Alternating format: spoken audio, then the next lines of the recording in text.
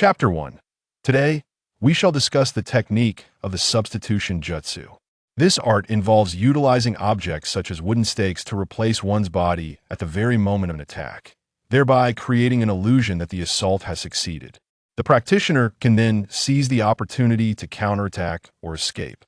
Irika stood at the podium, imparting knowledge about the substitution technique. Meanwhile, Naruto was engaged in hushed whispers with Shikamaru and Choji below. Naruto suggested, "This is so dull, how about we sneak out to have some fun?" Shikamaru, resting his chin on his hand, replied lethargically, "Forget it. I got caught by Iruka Sensei yesterday. If I get caught again today, it will certainly lead to trouble." Choji stealthily stuffed a handful of chips in his mouth. To avoid making noise while chewing, he dared only to hold the chips in his mouth, swallowing them once they had softened. After swallowing, Choji murmured, "You all decide." Nearby, an onlooker named Hoshino Nanami overheard the entire exchange. Hoshino bore a rather ordinary name and possessed a slight charm, though he could not compare to the dashing Sasuke. His academic performance was decent, yet he fell short of the top scholar, Sakura. Mediocrity could well be considered Hoshino Nanami's defining characteristic. However, he possessed a touch of uniqueness. At the tender age of 3, Hoshino Nanami had been struck by a mechanical voice resonating within his mind, leaving him bewildered in this world of shinobi, utterly unaware and of little use. Live broadcast has commenced. Qigong Hoshino initially believed he possessed some extraordinary ability, only to realize that after the voice concluded, nothing transpired. Thus, Qigong Hoshino arrived at a rather disheartening conclusion. He had experienced auditory hallucinations. With a resigned demeanor, Qigong Hoshino rested his head upon the table. An orphan, he had lost his parents a decade ago during a calamity. As for the nature of this disaster, Qigong Saka was somewhat unclear. It seemed a monstrous assault had besieged Konoha, leading to the demise of his parents as they valiantly defended against the threat. The villagers of Konoha spoke of it in hushed tones, each one too fearful to divulge details. Initially, Qigong Hoshino had harbored ambitions of showcasing his prowess in this new world, yet he found himself woefully ordinary, transitioning from lofty aspirations to a state of despondency. He cast a glance at Naruto, who was still attempting to persuade Shikamaru and Neji. Regarding Naruto, Qigong Hoshino felt an inexplicable sense of curiosity. Naruto, it seemed, was quite amiable. Yet, many harbored disdain for him, whispering behind his back, branding him a little monster or a mischievous fox. Perplexed, he sighed deeply, deciding not to dwell on it any longer and instead focus on the lesson at hand. He remained genuinely intrigued by ninjutsu. At that moment, within the recesses of his mind, the voice he had once mistaken for an auditory illusion resonated once more. Activate the toggle for the bullet chat feature. Enable or disable the live broadcast functionality simply by whispering on or off. Overcome with excitement, Qigong Hoshino sprang to his feet. The earlier declaration of live broadcast has commenced was indeed not a figment of his imagination. As Qigong Shinya abruptly stood up, all eyes turned towards him. Irika's forehead was marred by a prominent vein. "Go, stand by the door." Feeling somewhat embarrassed, Qigong Shinya obliged, as he was curious to test the functionality. Should his excitement lead him to exclaim, he would still be required to stand by the door. Thus, Qigong Shinya positioned himself at the entrance of the classroom. Irika's displeased gaze then shifted to Naruto. "Naruto, you too, stand by the door." Naruto looked at Irika in bewilderment, pointing to himself and asking, "Why me?" Irika asserted, "Shinya usually pays attention in class. It must be your influence on him." Naruto felt as if a pot had been placed atop his head, hastily arguing, "No, that's not true. I didn't do anything." Irika pointed towards the door. "Go. Stand there." Feeling unjustly accused, Naruto glanced at Shikamaru and Choji, who were watching the scene unfold. An idea struck him, and he shouted towards Irika, "Teacher Irika, I report." Shikamaru and Choji did it too. Shikamaru and Choji looked at Naruto in shock. "What did we do?" Irika's forehead tensed further with additional veins. "All of you, to the door." A triumphant smile spread across Naruto's face as Shikamaru reluctantly stood up, while Choji hurriedly grabbed some snacks from his drawer and followed him to the door. Curiously, Naruto inquired of the dazed Qigong Shinya. Shinya, what happened to you? You're usually not like this. At this moment, Nanami Hoshino found herself immersed in an endless sea of comments. In her line of sight, an overwhelming barrage of messages filled the screen. Finally, the opportunity to send comments had arrived, a feeling that had been pent up for far too long. She had been yearning to express her thoughts for a full 7 years. Can you imagine how those years had passed? Today, she could finally voice her opinions. Are you foolish? Utterly foolish. Why didn't you venture into the snow at the age of 3? Oh, Hinata, goddess? Throughout her years at the Ninja Academy, you neither sought solace in Naruto nor Sasuke. What have you been doing? Upon witnessing these comments, Nanami Hoshino was utterly taken aback. Why were all the remarks directed at her? And moreover, after 7 years of watching, was it truly this tedious? Hoshino! Naruto, noticing that Nanami Hoshino was ignoring him, reached out and nudged her. Snapped back to reality, she inquired, what is it, Naruto? Naruto asked, Shikamaru, Choji, and I are planning to go out and have some fun. Would you like to join us? Nanami Hoshino politely declined, saying, I think he'll pass. He'll just stand here. If Iruka Sensei asks, they'll provide cover for you. She wished to delve deeper into the comments. They seemed to hold a wealth of knowledge. All right, thanks a lot, Hoshino. With that, Naruto slipped away with Shikamaru and Choji. In that instant, the comments flooded the screen in unison. Foolishness. The prince invites you to play, and you choose to stay behind. I cannot endure this foolishness any longer. It is certain that I will be cannon fodder. The verdict is in. Qigong Shinya, with a furrowed brow, exclaimed, Why do you speak of me in such a manner? I am utterly bewildered. Who is this prince you speak of? Naruto, the son of the esteemed 4th Hokage and the revered male idol of the ninja world, Minato Namikaze. Is he anything less than a prince? Oh, you can see the comments we are posting? He has undoubtedly never watched Naruto otherwise. How could he have spent the last 7 years in utter ignorance? Qigong Shinya was utterly astonished to learn that Naruto was the son of Minato Namikaze, the 4th Hokage, who sacrificed himself to protect Konoha. Then, upon seeing someone call him foolish, he helplessly remarked, I have only just begun to see the comments, and I truly have no idea what is going on in this world. What should I do now? Is there a swift way to become stronger? Upon reading these comments, Qigong Shinya felt a surge of determination and inquired further, as it appeared that the comments possessed substantial knowledge about this world. Qigong Shinya sought advice from the comments on what he should do next, as he was completely at a loss and hoped for some sage recommendations that would allow him to become powerful in an instant. You still wish to grow stronger? Do you have any connections?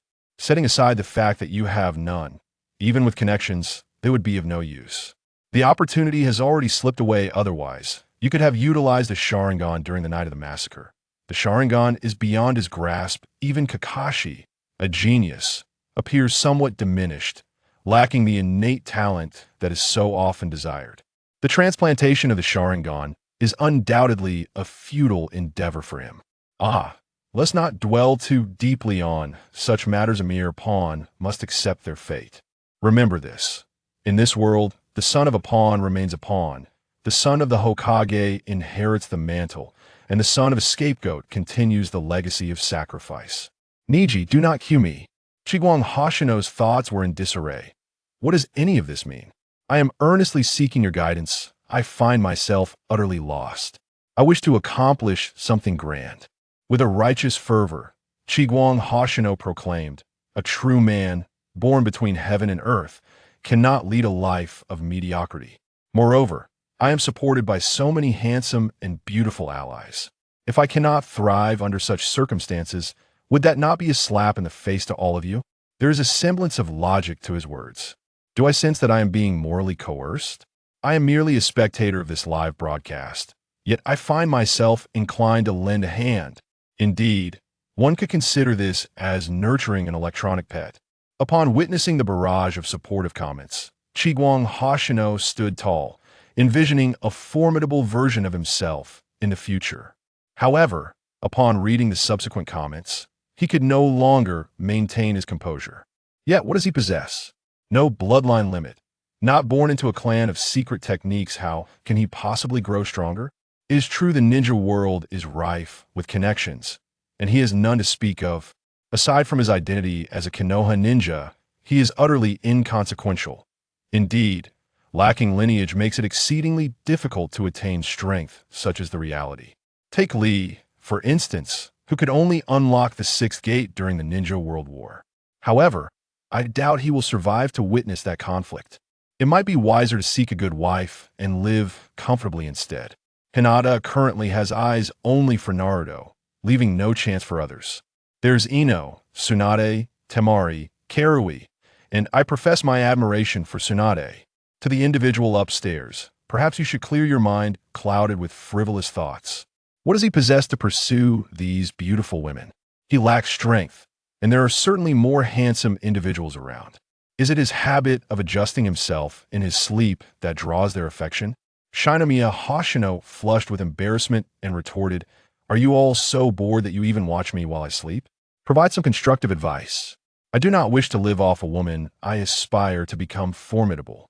Surely, you would prefer to see me transform into an exceptional ninja with your assistance.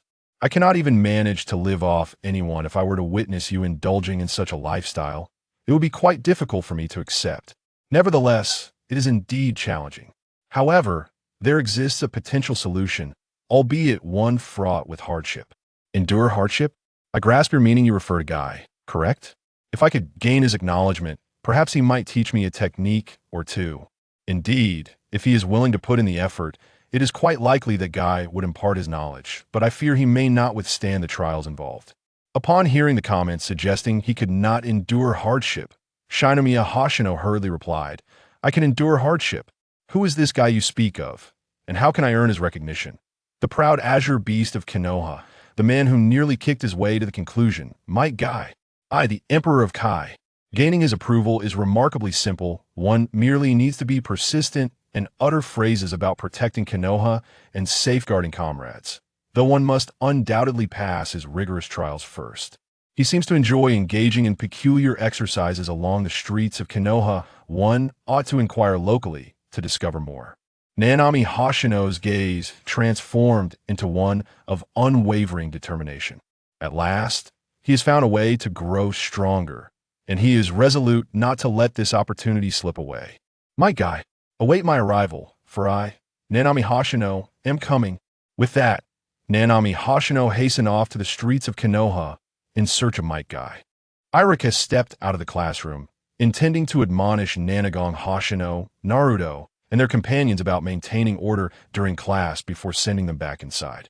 However, upon witnessing the empty classroom, for prominent veins bulged on his forehead as he grit his teeth and exclaimed, "Hoshino, Naruto, Shikamaru, Choji, you four are in serious trouble." "What? Naruto and Sasuke are the protagonists," someone mused. Indeed, it was essential to forge a good relationship with Naruto and Sasuke. Yet the comments from the audience soon turned sarcastic towards Nanagon Hoshino. "You want to befriend Sasuke? Dream on. Just hoping he won't stab you in the back would be a blessing." In his eyes, it's only Naruto and everyone else. With Itachi still alive, one must include him in the equation. And the audience needed to be more discerning. The emotionally intelligent Kakashi attempted to connect himself and Naruto to persuade Sasuke, only to be reprimanded by Sasuke himself. What a hilarious sight. Hoshino was quickly accustomed to the audience's jibes. Hearing their remarks about Sasuke, Hoshino immediately abandoned the idea of befriending him. Listening to counsel is wise. After all, the comments from the audience had become a beacon of hope for Hoshino. He searched the streets of Konoha for Guy's whereabouts. After inquiring with several individuals, none had seen him. Could it be that Guy was not in Konoha? Hoshino felt a pang of frustration. He still had to attend the Ninja Academy and couldn't skip classes every day just to find Guy. Suddenly, an elderly man carrying a basket of vegetables approached him. "Hey, Hoshino, are you looking for Guy? I just saw him heading towards the woods to the west." This elder was a resident of Hoshino's neighborhood, a testament to his parents' reputation as well-liked individuals in Konoha. Thanks to the kindness of their neighbors, Hoshino had grown up without hardship. Fortunately, his parents had a habit of saving money and owned their home, receiving a monthly allowance that kept him from living in an orphanage. "Thank you, Granny Manzi." With the location of Guy now known, Hoshino hurried towards the western woods. Upon entering the woods, Hoshino was met with the sound of counting. 1089, 1090, 1091. Following the voice, he discovered a man with a buzz cut, clad in a tight green outfit and an elite ninja vest, vigorously kicking a tree that required at least 3 grown men to encircle. Each strike sent tremors through the massive trunk. Hoshino stood in awe, witnessing Guy's intense training. He was utterly astonished. He imagined that if he attempted such training, he would likely fracture his leg without even managing to budge the tree. Truly, Guy was magnificent. So cool. He asked the man who almost kicked his way to the finale. Even that buzz cut looks incredibly stylish. I need to get his autograph. That's my idol. Hoshino couldn't help but scoff. Somehow, he felt that Guy's appearance did not quite align with the notions of coolness and charm. He seemed rather silly. As Guy trained, he noticed Hoshino from a distance. Before Hoshino could blink, Guy appeared right before him, flashing a toothy grin. "Young man, what brings you here? Are you lost?" Hoshino was nearly blinded by the gleam of Guy's teeth. Why are his teeth shining like light bulbs? This defies logic. After a moment of blinking in disbelief, Hoshino composed himself and earnestly declared, "Mr. Guy, I have admired you for a long time, and I wish to become your disciple." Guy looked taken aback. "Oh, you've admired me for a long time?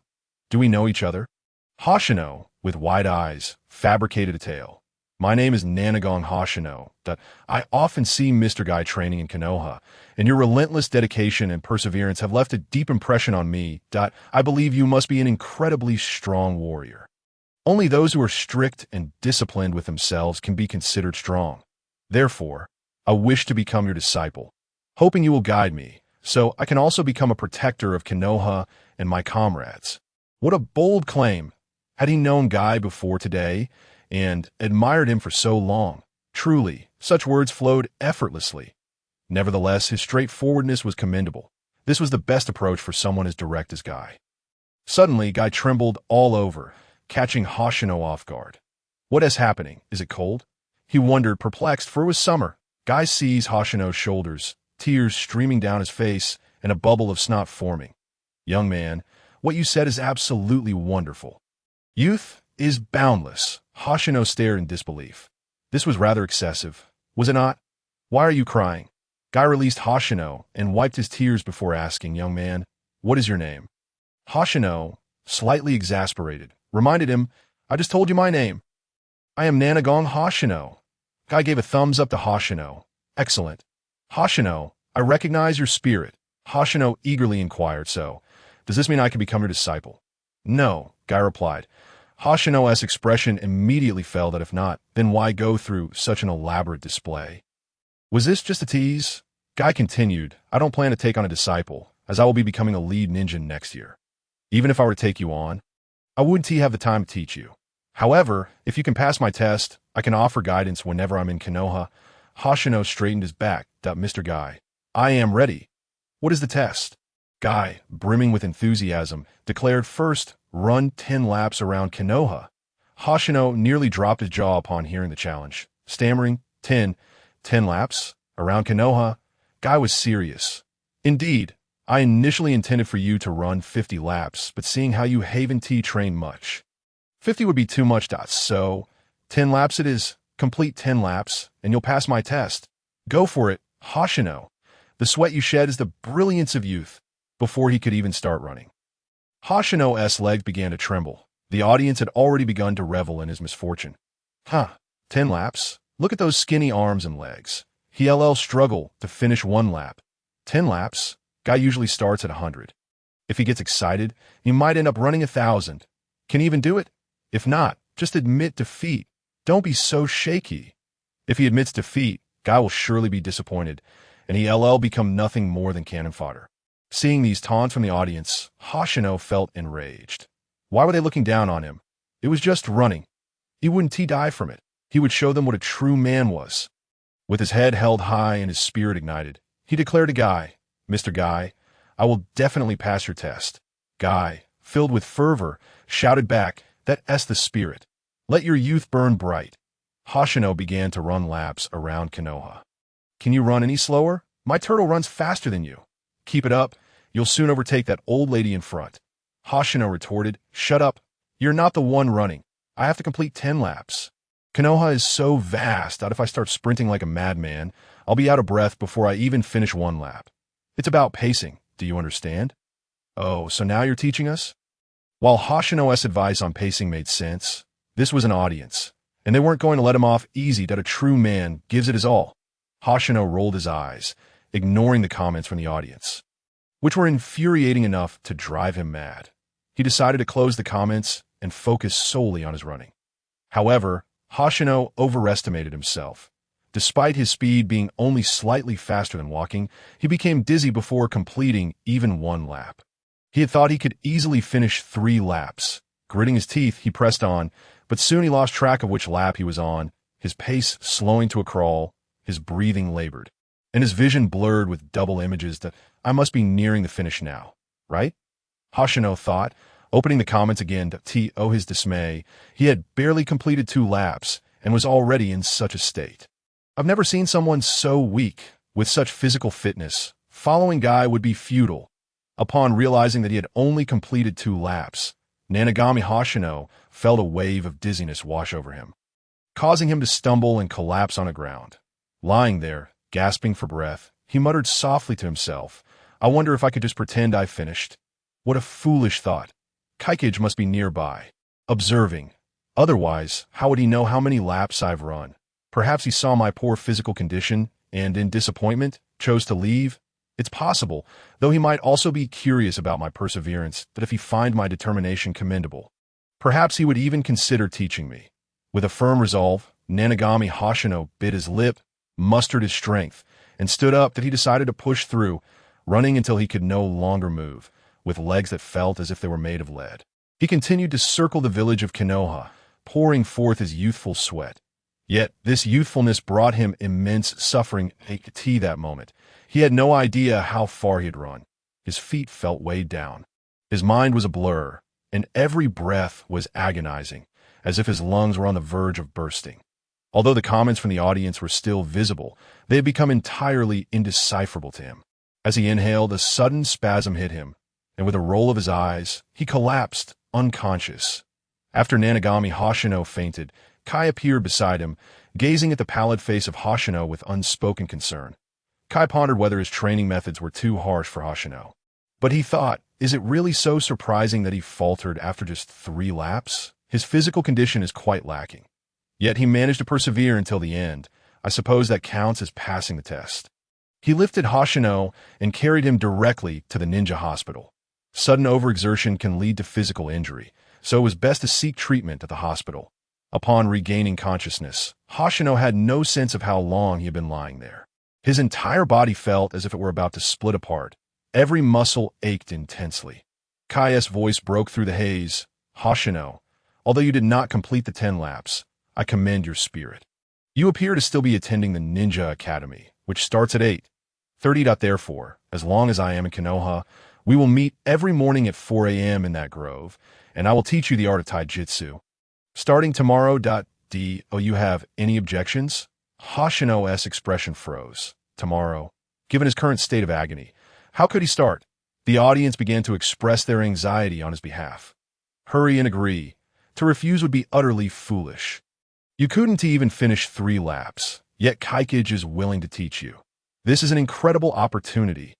Hoshino thought he must be grappling with the pain now, knowing he has to rise at 4 a.m. tomorrow. Upon reading this comment, Hoshino's eyes widened in disbelief. Was this commentator somehow reading his mind? However, he understood that it was already a stroke of luck for Kai to offer to teach him. If it meant waking at 4 a.m., then so be it. With a strained smile, he replied, his voice trembling with emotion. Thank you, Teacher Kai. Kai clapped Hoshino on the shoulder, speaking fervently. Keep pushing forward, Hoshino. Just believe in the path you walk. And stride ahead with confidence. You will surely reap the rewards. I have my own matters to attend to, so I must take my leave. See you tomorrow morning in the grove. Goodbye, Teacher Kai, Hoshino called as Kai exited the hospital room, suddenly shouting, Kakashi, my eternal rival, I have arrived. In the hospital, Hoshino felt a sting in his nose. The pain was overwhelming. He had never felt so tortured before. Just a small trial had been so grueling, and he had yet to complete it. Tomorrow, he would officially start training with Kai, and the intensity would surely be even greater than the trial he had just endured. Hoshino's heart raced with a blend of fear and anticipation. As for the comments, he had decided to turn them off. They were far too excessive, each one brimming with amusement at his plight. The next day, having gone to bed early, Hoshino woke up quite early as well. He made his way to the spot where he had encountered Kai the day before. Kai was already there, fully engaged in his training, radiating energy to in stark contrast. Hoshino's legs were still trembling, his muscles aching painfully. Noticing Hoshino's arrival, Kai paused his exercises and appeared before him in a flash. Hoshino, you're here. Let us get started immediately. Hoshino felt his legs weaken at the abruptness of it all. Couldn't they at least have a brief conversation to build rapport first? But soon, he relaxed a little. Kai spoke earnestly. From observing your running technique yesterday, it's clear that you have no experience in training. Therefore, I will outline a few key points. First, let us discuss your breathing method. Your way of breathing is entirely incorrect. It puts your body in a state of oxygen deprivation, exacerbating fatigue, and potentially leading to situations like your fainting spell yesterday. My approach is to inhale deeply to maintain a baseline oxygen level in the blood, then exhale slowly, repeating this process to avoid oxygen deficiency and rapid fatigue.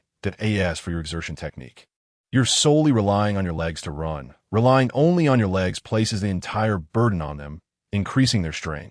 You must learn to utilize your entire body to generate power, thereby enhancing efficiency, building muscular endurance, and improving coordination among various muscle groups. Additionally, my training regimen is incredibly rigorous. As long as I haven't commanded you to stop, you must continue, even if it means getting back up after falling. Since you're now training under my guidance, I must take responsibility for you. Finally, Kai produced a green bodysuit and handed it to Hoshino. Were this during training? Hoshino accepted the bodysuit, wrinkling his nose in confusion. Teacher Kai, does this bodysuit have some special significance? Perhaps it aids in my training. Kai gave a thumbs up. Not at all. It offers no special benefits. It simply appears to be the color of youth. Doesn't it? Feeling somewhat embarrassed, Hoshino replied, Can I not wear this? It feels a bit shameful. Kai flashed a toothy grin. Absolutely not. You must wear it.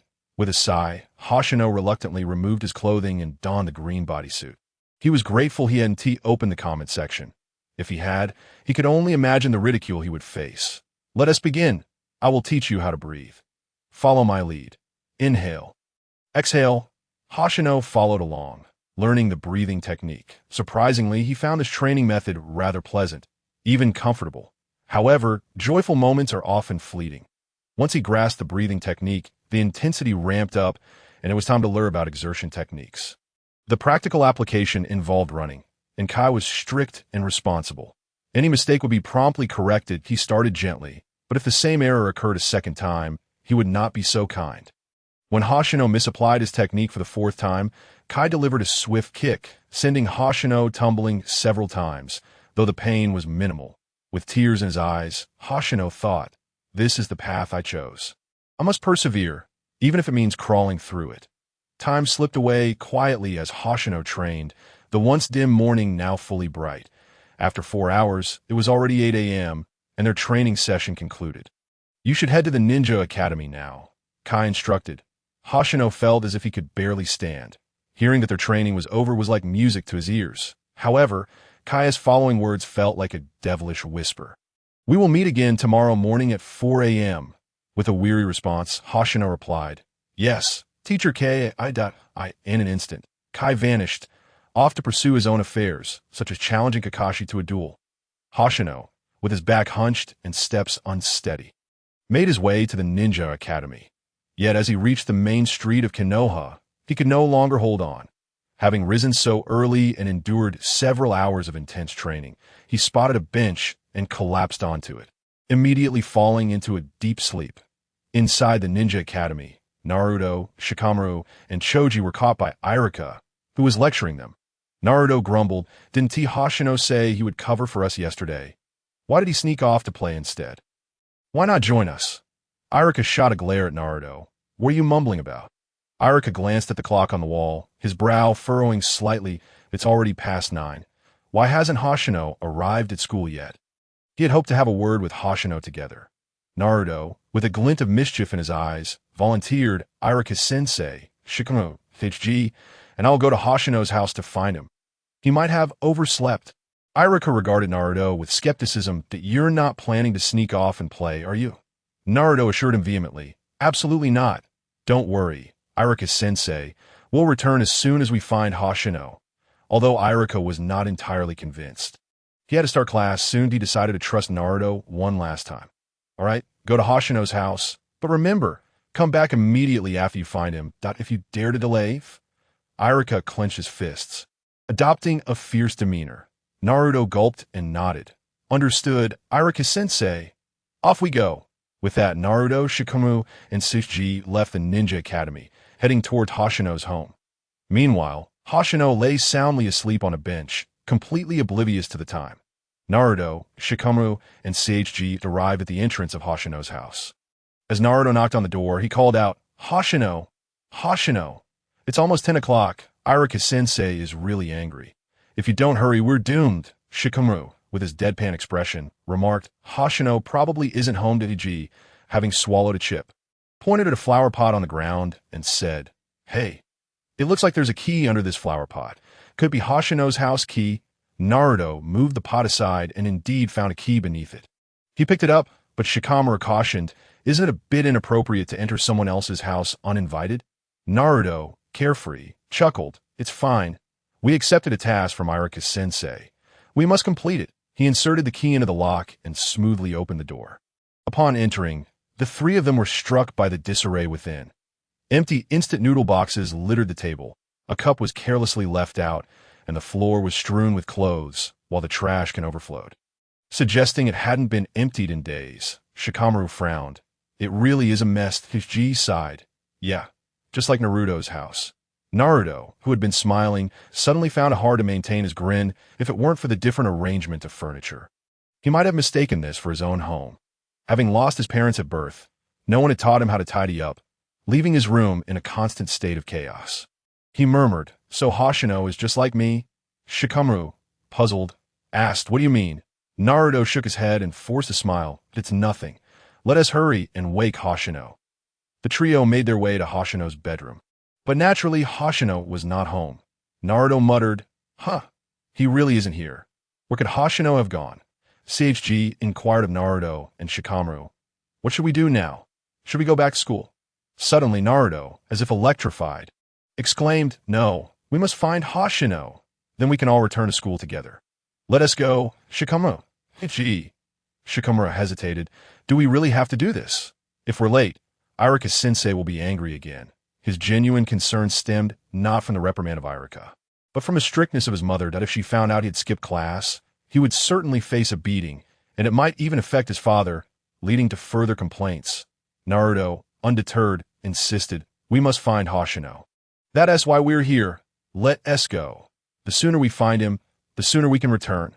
Thus, Naruto, Shikamaru, and Shichiji ventured into the streets of Konoha in search of Hoshino. 2 hours later, Irika at the Ninja Academy felt his blood pressure rising. He shouldn't have trusted Naruto. Those three had completed their morning classes, but still hadn't returned.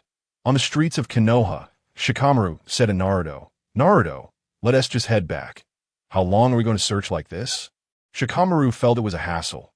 He should have been napping in class, not roasting under the sun searching for someone. HG agreed. Yeah, let us go back. Hoshino might have already returned to school. CHG wanted to return purely because he was out of snacks. Most of his treats were in the drawer at the academy. Naruto, suddenly noticing something, grinned. I found him. Shikamaru, puzzled, asked, Found him? Where? Naruto pointed towards a bench where Hoshino was sleeping soundly. Looking quite peaceful, Naruto, Shikamaru, and Shichiji stood beside Hoshino. Shikamaru remarked, We've been searching under the hot sun for him, and he has been comfortably napping here. Naruto nudged Hoshino. Hoshino, wake up! As Naruto shook him. Hoshino gradually stirred, startled to see 3 pairs of eyes staring at him, causing him to spring up from the bench. Recognizing Naruto, Shikamaru, and CHG, Hoshino asked in confusion, What are you guys doing here? Hoshino, puzzled, had merely intended to take a quick nap, believing he had only dozed for 5 minutes. Shikamaru grumbled, We've been looking for you for 2 hours. How can you sleep so soundly here? Hoshino's body stiffened. 2 hours. What time is it? ISNT, it's still past 8. Shikamaru smirked. You must be confused. It's already past 11. Irika-sensei sent us to find you that we checked your house, but didn't find you. So we can't look for you on the streets. Hoshino jumped up, alarmed. Oh no. I thought I'd only nap for a few minutes. Is Irika-sensei very angry?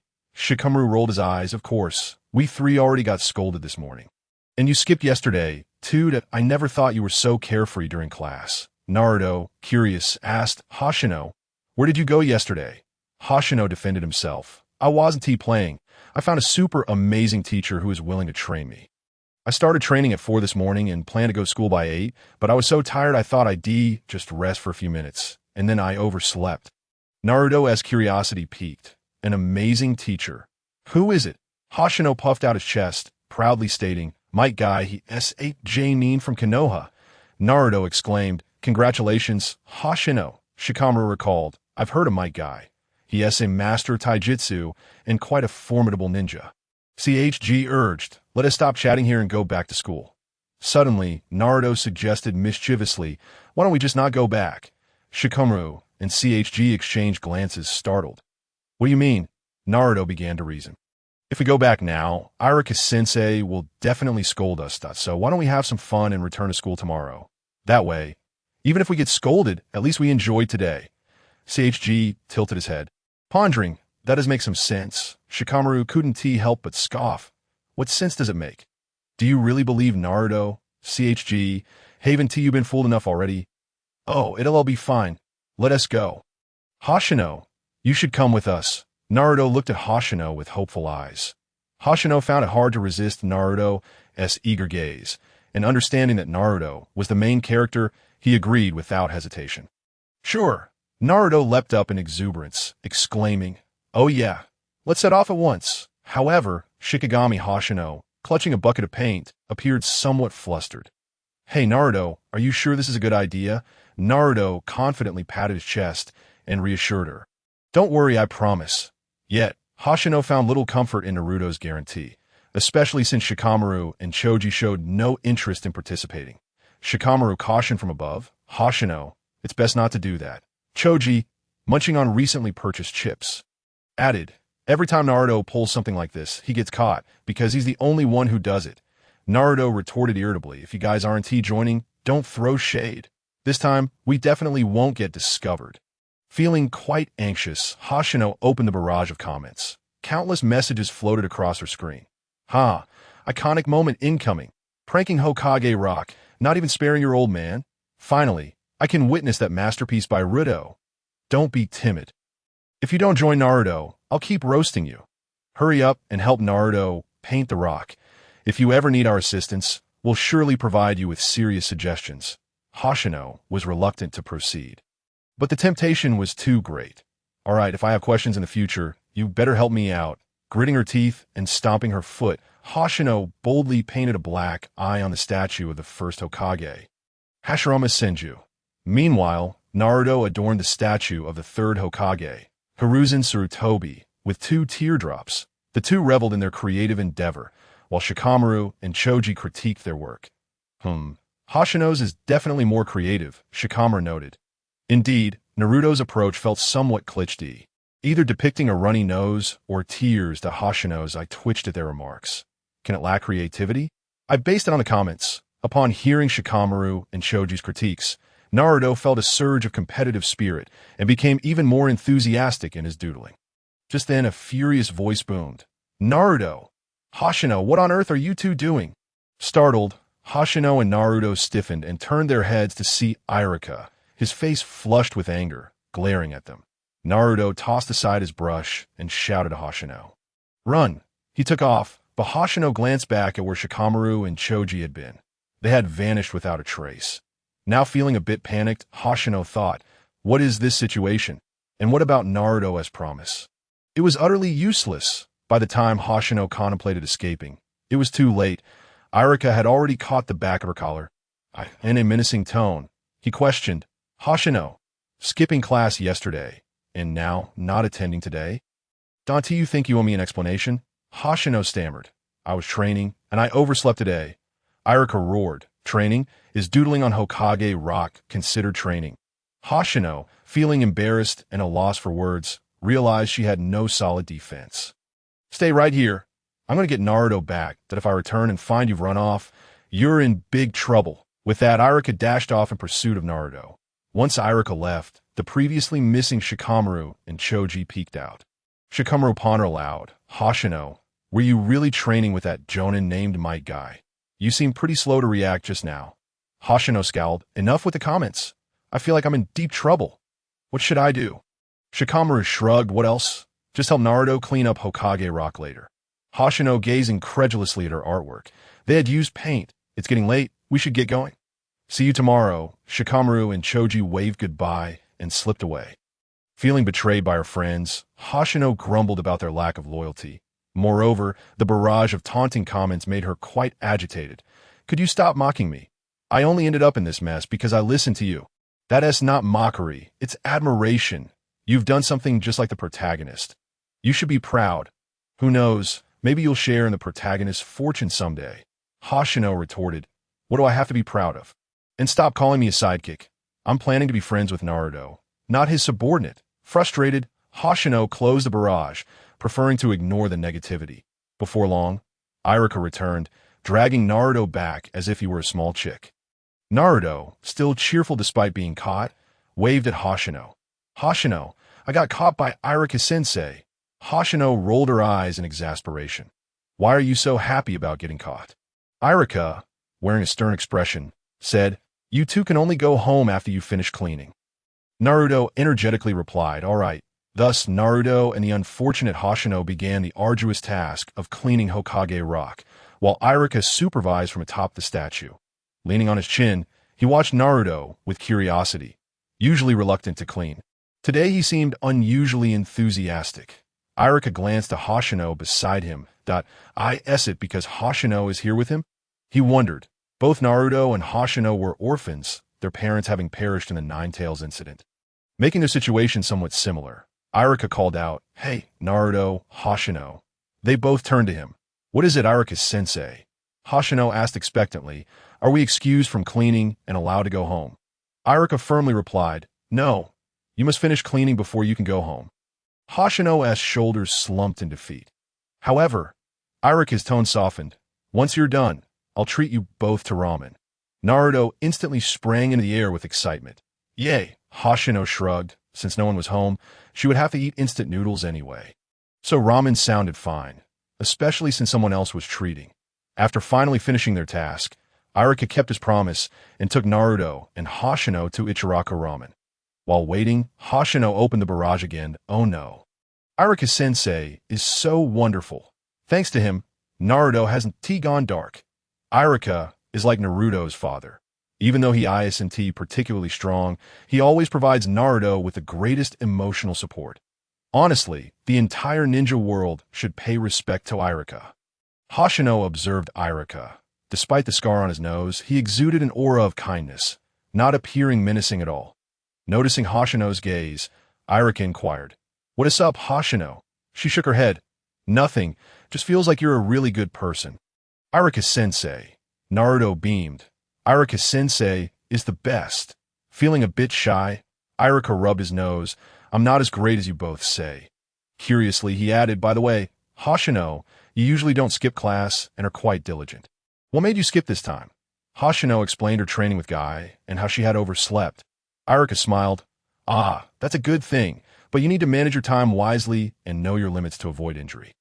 Hoshino felt warmth in her heart at Irika's words, smiling brightly as she responded, Yes, I understand, Irika-sensei. Soon, the ramen arrived. Naruto eagerly picked up his chopsticks and started eating. For Hoshino, opportunities to enjoy ramen were rare. Although he had some savings and relief funds, it was barely enough for a living, and without an income, he couldn't afford to spend frivolously. Thus, Ichiraka Ramen is indeed a luxury for Nanami Hoshino. Upon seeing the delectable ramen, Hoshino swallowed hard and began to indulge heartily. It is truly delicious. Both Naruto and Nanami Hoshino exclaimed in unison. Before long, their bowls were emptied. Yes, they prepared to part ways. Irika instructed, make sure not to be late tomorrow. Can you manage that? Having just enjoyed a satisfying meal, Naruto and Nanami Hoshino confidently assured him, we can. Very well then, let us head home. Be safe on your way. Goodbye, Irika-sensei.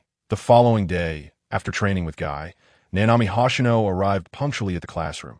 However, she appeared utterly exhausted, resembling a weary dog, barely managing to prop herself up on her desk. Naruto poked her arm and inquired, Hoshino, why do you look like you're about to collapse? With a weak voice, she replied, what do you mean about a collapse? I'm just really tired, and I haven't eaten breakfast that I woke up too early. And there was nowhere to buy breakfast on the street. Preparing instant noodles requires boiling water, which is a hassle, so I skipped it. I definitely need to eat something tomorrow. Choji glanced at Hoshino, who looked like a lifeless creature, then at his drawer overflowing with snacks, and with a pained expression, he handed her a pack of treats. Hoshino, surprised, asked, is this for me? Choji, known for his possessiveness over his snacks, had previously been infuriated when someone had dared to touch his food. Nodding, he replied, going hungry is the most agonizing experience in the world. Being well-fed is the greatest happiness. Hoshino gratefully accepted the snacks, exclaiming, thank you so much, Choji, as she tore open the bag and began to eat. Sakura shyly stood beside Sasuke, inviting him, Sasuke, the weather is lovely today. Would you like to go for a walk with me?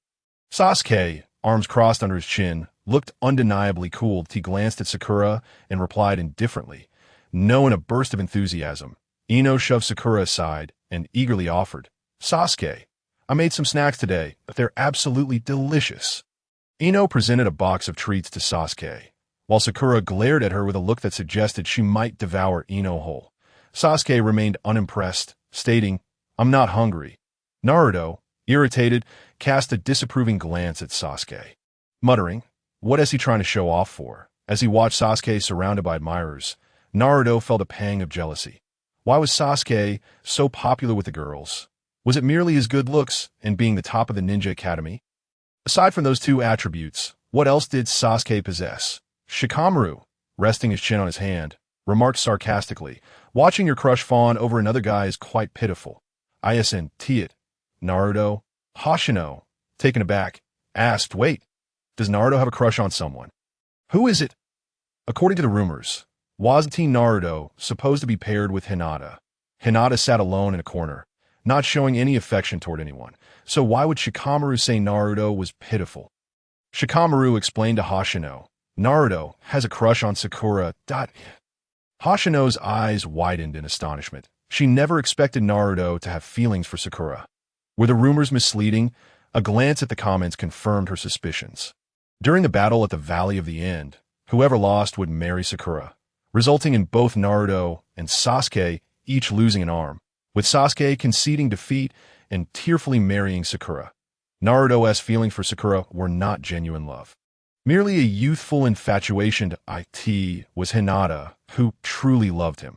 Naruto was notoriously dense, and it would take years for him to realize his bond with Hinata. It felt akin to watching a long-running anime, waiting for the next episode to drop. Hey, could someone help speed up the process?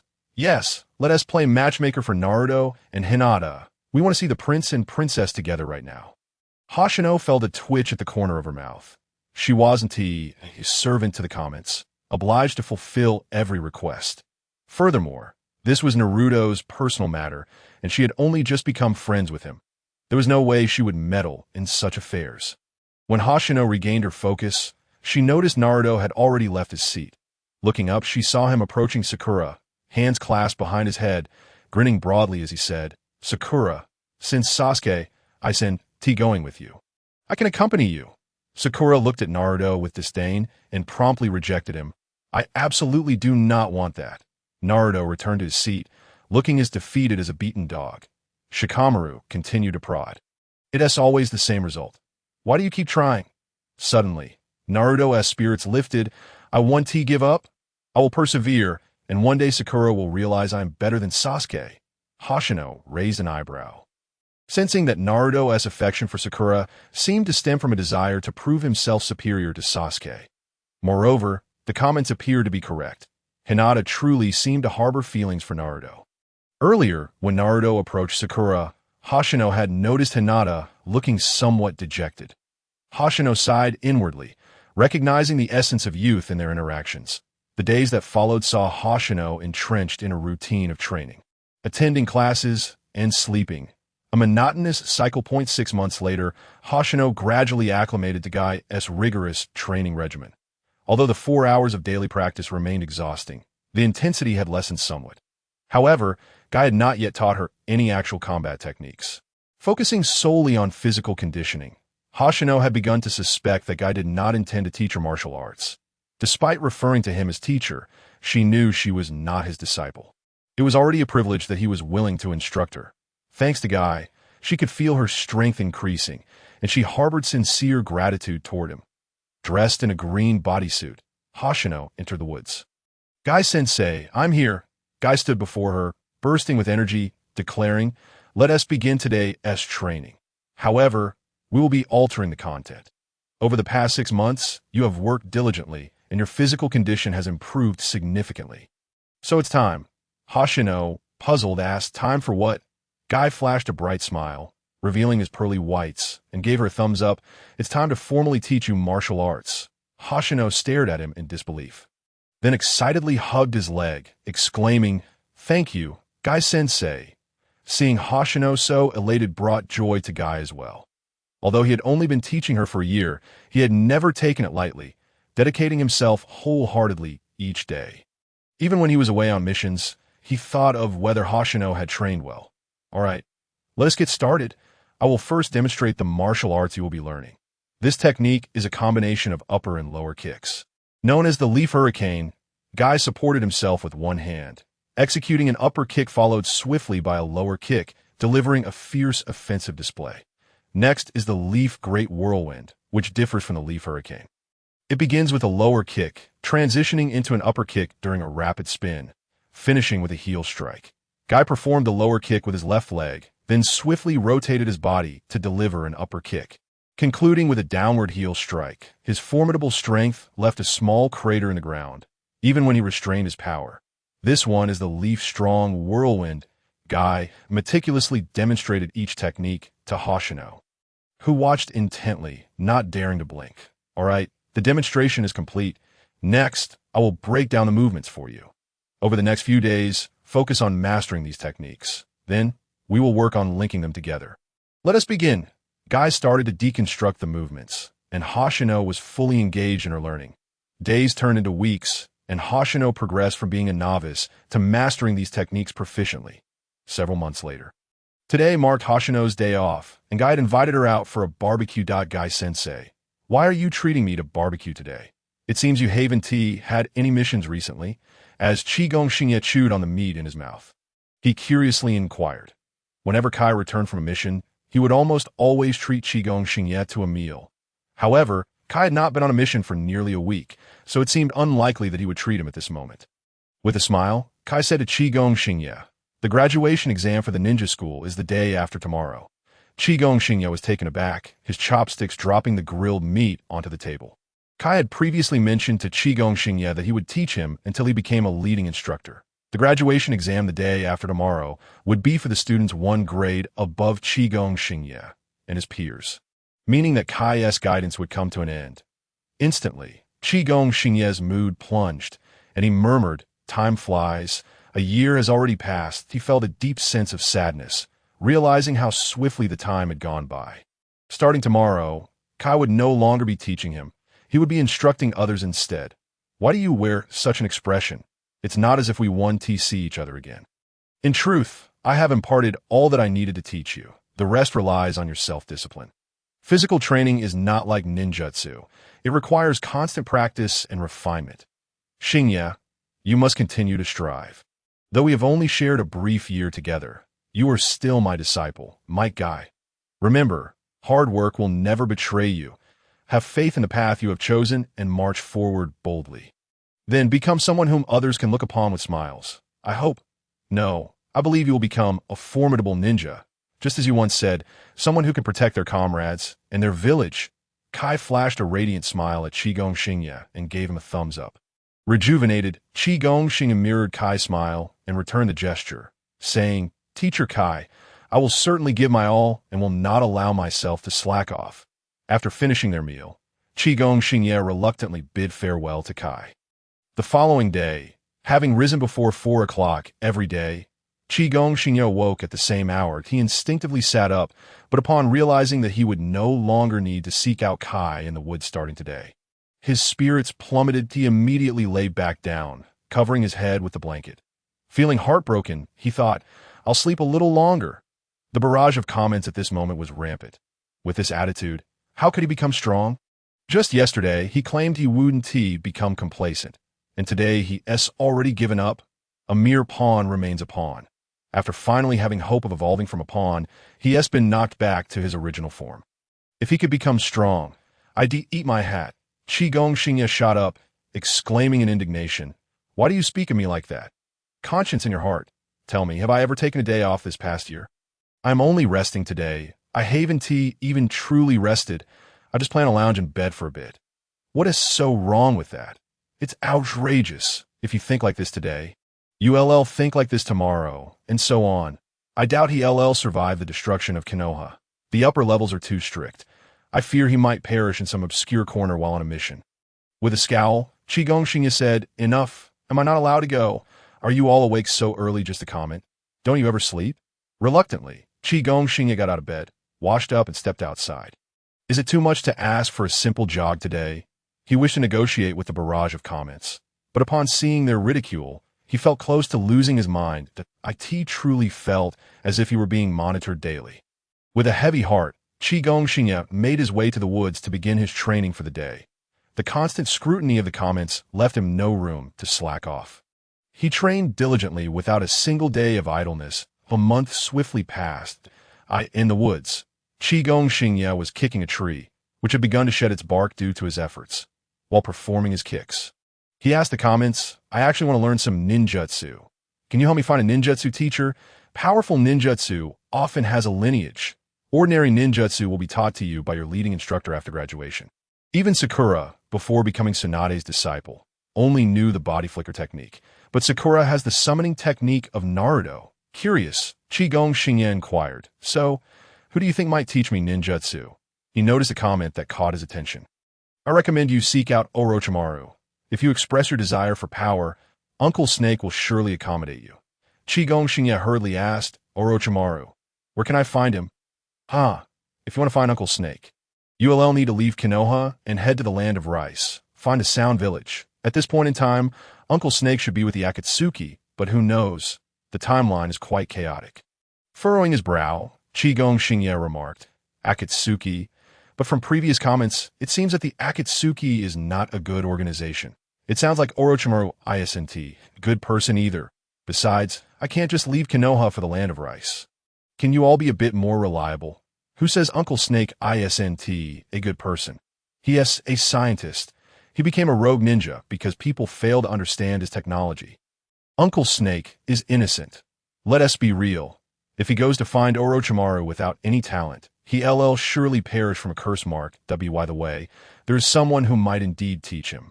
Do you remember that perennial Nin? Of course, having lived through the eras of the second, third, and fourth Hokage, he will also experience the era of the fifth Hokage, and he's a master of forbidden techniques and water-release ninjutsu. Not to mention, he possesses formidable swordsmanship. Maruxing Gujia, right? Indeed, Maruxing Gujia might very well teach him. That old man is somewhat similar to Kai and should be quite approachable.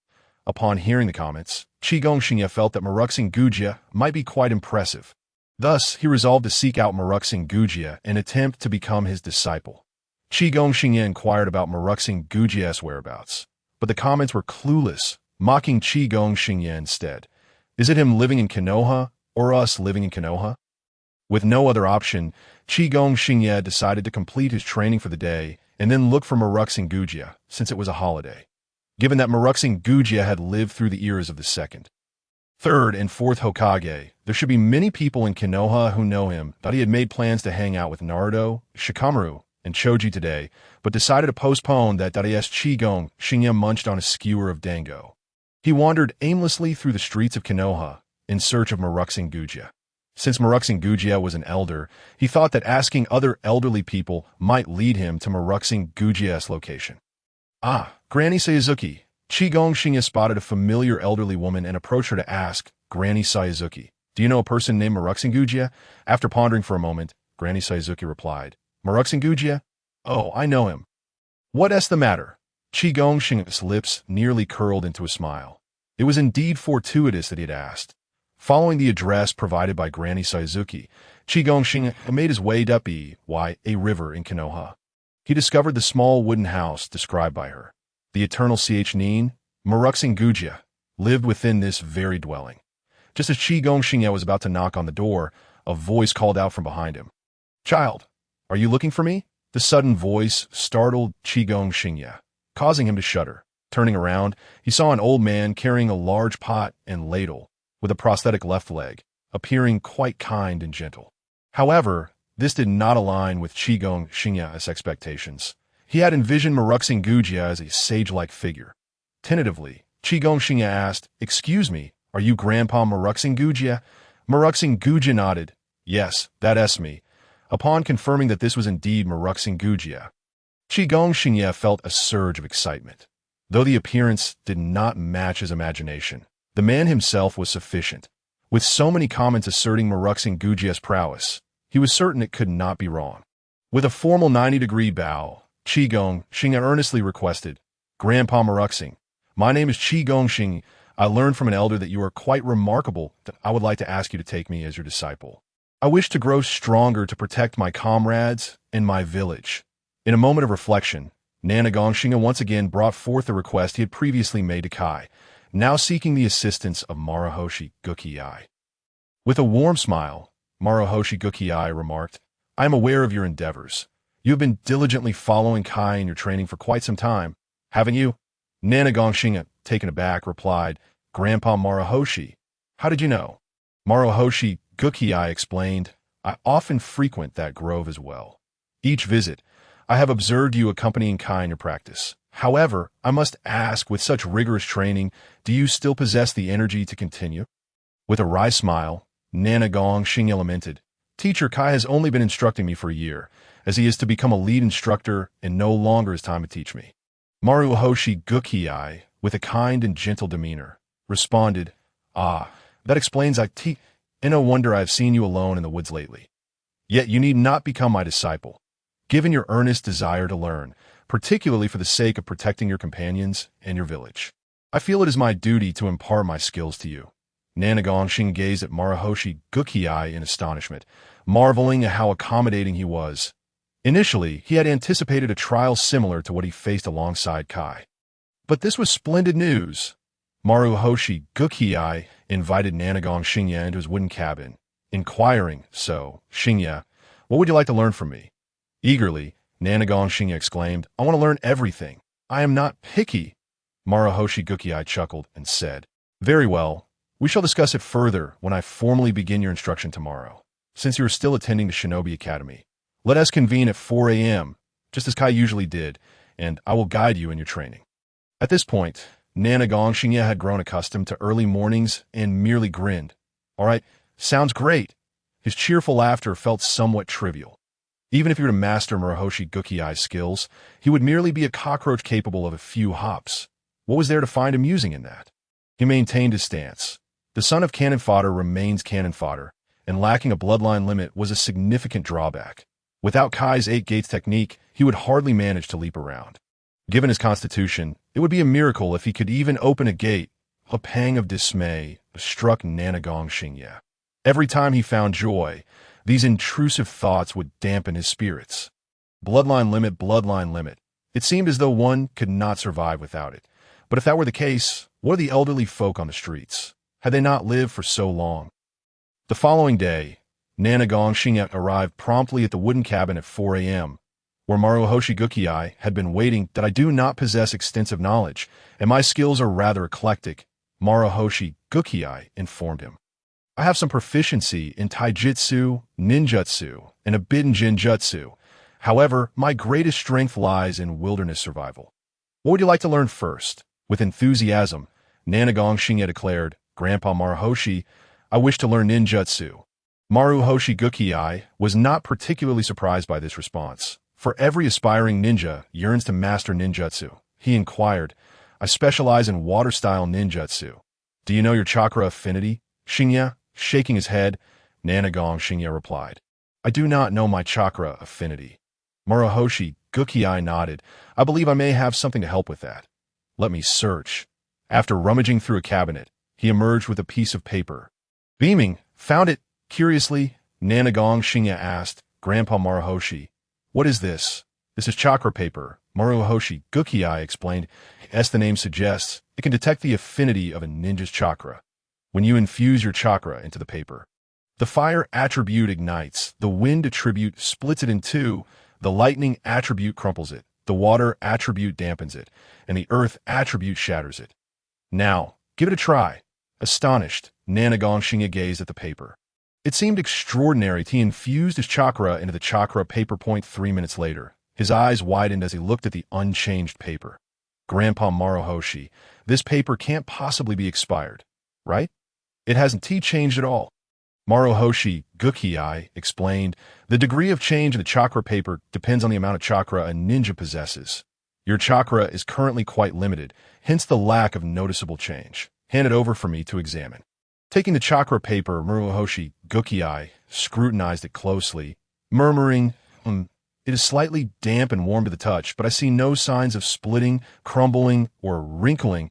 Ecstatic, Nanagong Shinya asked, so, does this mean my chakra is water or fire?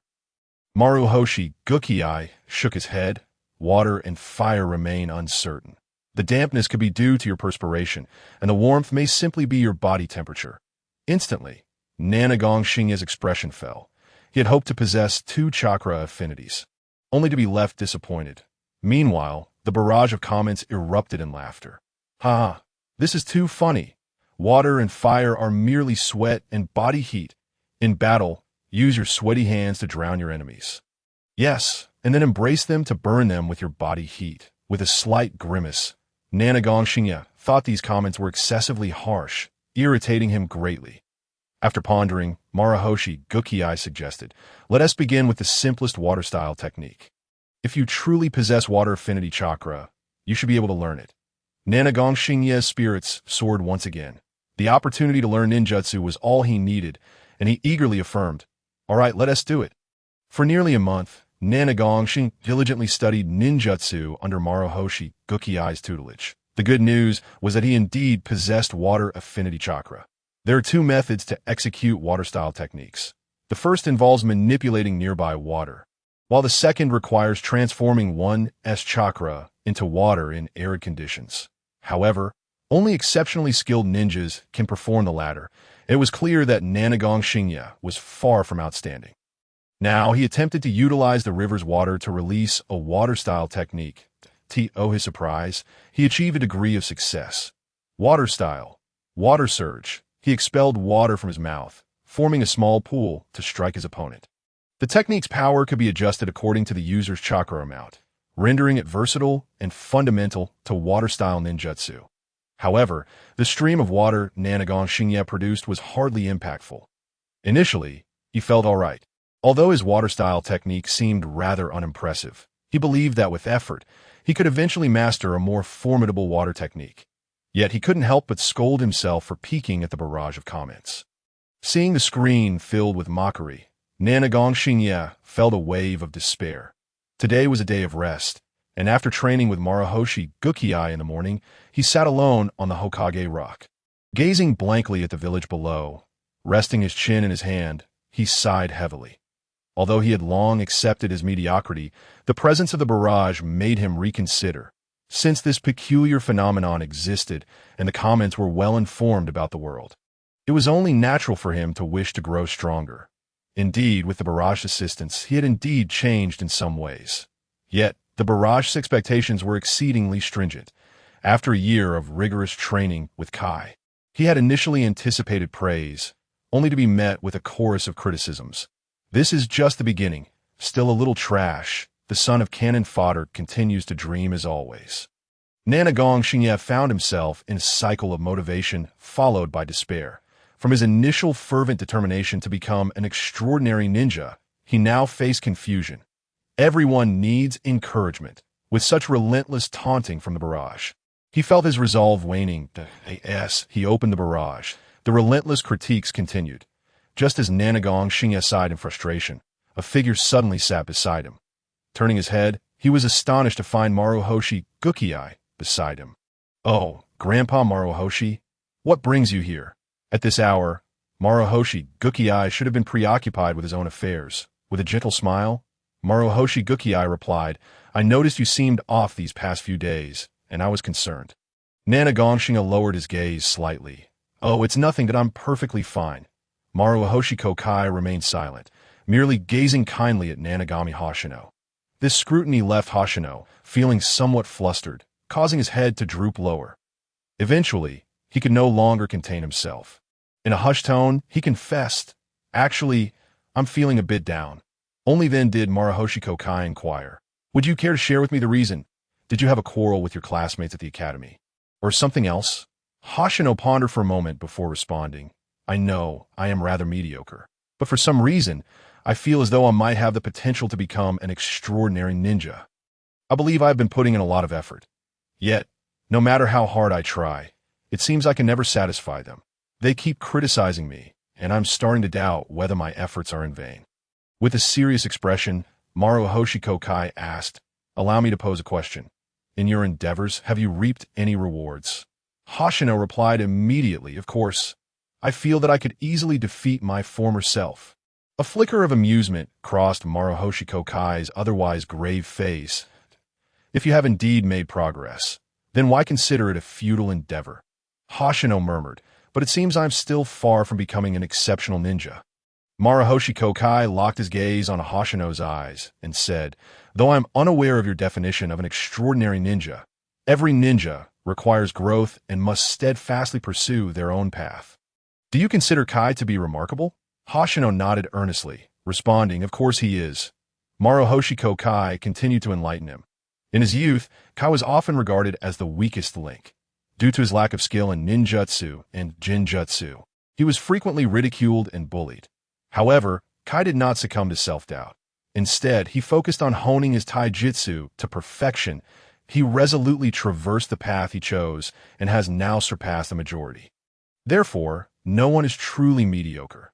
Even ordinary individuals, if they live life earnestly, can be strong. The prerequisite for becoming strong is to believe in oneself. If you do not have faith in your own success, how can you expect to grow? Upon hearing Maruboshi Kosuke's words, Hoshino's spirits were considerably lifted. Indeed, if he could not believe in himself, how could he ever achieve success? Maruboshi Kosuke affectionately ruffled Hoshino's hair, saying, "Hoshino, do not rush. Growth is a journey, not a destination. Being overly impatient may lead to harm, not only to yourself but also to those around you." As Hoshino gazed at Maruboshi Kosuke, he sensed a hint of guilt in the elder's expression. Compelled by curiosity, he asked, "Grandpa Maruboshi, your strength is formidable. Why are you a genin?" Maruboshi Kosuke paused momentarily, then let out a heavy sigh, looking up at the sky as he began to recount, "When I was a child, I believed I was strong enough to be an independent ninja, eager to prove myself. During a mission with 2 companions, my impatience and reckless commands led to their demise." A glimmer of moisture appeared in Maruboshi Kosuke's eyes as he took a deep breath and continued, "I vowed to the second Hokage that I would remain a genin forever, as a way to atone for the loss of my comrades, a burden I have yet to forget." Hoshino felt an urge to slap himself. Why had he brought up such a painful topic? Now he understood why Maruboshi Kosuke had remained a genin for so long, and perhaps it was better not to know, as it would spare the elder further sorrow. Hoshino hastily apologized. "I'm sorry, Grandpa Maruboshi. I shouldn't have asked that." Maruboshi Kosuke shook his head with a smile. "It's all right. Hoshino, remember that great power is meant to protect, just as you said at the beginning. Becoming stronger is to safeguard your companions and your village. Oh, you remember?" With a firm voice, Hoshino affirmed, "I remember, Grandpa Maruboshi." "Ah, Hoshino, there you are. We've been looking for you everywhere. Naruto, Shikamaru, and CHG approached. Maruboshi Kosuke gently patted Hoshino's head, saying, "Your friends have come for you. Go and have fun." "Okay. See you tomorrow, Grandpa Maruboshi," Hoshino exclaimed as he sprang to his feet and dashed towards Naruto and the others. Maruboshi Kosuke watched with a warm smile as Hoshino joined his friends. Days turned into weeks, and Hoshino diligently trained with Maruboshi Kosuke without fail. One day, after successfully mastering several basic water-style techniques, Maruboshi Kosuke began to teach him more advanced skills. The second Hokage, Senju Tobirama, had personally imparted water-style techniques to Maruboshi Kosuke. One such technique was the water release, water barrier, which, unlike others who required numerous hand seals, could be executed by Maruboshi Kosuke with just two. Another was the water release, water dragon bullet technique, which conjured a water dragon behind him that surged forward to strike enemies. While Maruboshi Kosuke had learned many water-style techniques from Senju Tobirama, he had not mastered them all. In addition to water-style techniques, Maruboshi Kosuke also taught Hoshino a ninjutsu passed down from the third Hokage, Sarutobi Hiruzen, the Shuriken Shadow Clone technique. 1 month before Hoshino was set to graduate from the academy. As he was nearing the end of his training session, Maruboshi Kosuke interrupted him and beckoned him inside. "Grandpa Maruboshi, what is the matter?" Hoshino inquired. Instead of responding directly, Maruboshi Kosuke smiled and asked, "In a month, you will graduate from the academy, correct?" "Yes," Hoshino replied. "Irika-sensei has already mentioned it. The graduation examination will be held in a month. However, the content of the exam remains a mystery until that day." Maruboshi Kosuke produced a scroll and handed it to Hoshino. Curiously, Hoshino asked, "What is this, Grandpa Maruboshi?" "This is the water-style ninjutsu of the second Hokage," Maruboshi Kosuke explained. He was a genius of water-style techniques and created numerous powerful jutsus. "Unfortunately, my talent was lacking, and I could only master 2 of them. Apart from those, they have largely been lost. However, Hoshino, your talent surpasses mine. You might be able to learn them, given your strong will of fire. If it is you, then the second Hokage's water-style techniques can be passed on." Hoshino stared at the scroll in his hands, momentarily lost in thought. Meanwhile, the comments exploded in the chat. Wow, he actually got an epic piece of equipment. What incredible luck. This is the water-style ninjutsu of the legendary Senju Tobirama. You reset for life. If any questionable forbidden techniques appear, just attribute them to Senju Tobirama's legacy. He would surely believe he created them. That is how reputation works. Hoshino's eyes brimmed with tears of gratitude. Maruboshi Kosuke's gesture signified that he regarded him as his true successor. Despite having known each other for less than a year, Maruboshi Kosuke placed such immense trust in him. Hoshino carefully stored the scroll and promised, "Grandpa Maruboshi, I will definitely work hard to master the water-style techniques of the second Hokage." With a twinkle in his eye, Maruboshi Kosuke replied, "I believe in you, Hoshino. Additionally, there is one more thing I wish to teach you. A sword technique I created called Kanohari Yanagi. It is a combination of genjutsu and swordsmanship. Would you like to learn it?" Hoshino, brimming with enthusiasm, exclaimed, "Grandpa Maruboshi, I want to learn." Maruboshi Kosuke presented him with a ninja blade, saying, "I anticipated your eagerness to learn. This blade was prepared for you as a graduation gift from the academy. I'm giving it to you now, so you can practice Kanohari Yanagi with it." Hoshino gazed at the blade in his hands and suddenly embraced Maruboshi Kosuke tightly, exclaiming, "Grandpa Maruboshi, you are so good to me." Maruboshi Kosuke gently patted Hoshino's back, his expression radiating warmth and pride. Living a solitary life had become mundane for him, but Hoshino's entry into his world breathed new life into his monotonous existence. Thus, Maruboshi Kosuke truly regarded Hoshino as his own grandson. After Hoshino concluded his training and departed, an elder entered Maruboshi Kosuke's abode. Maruboshi Kosuke respectfully expressed his gratitude. "Lord Hokage, thank you.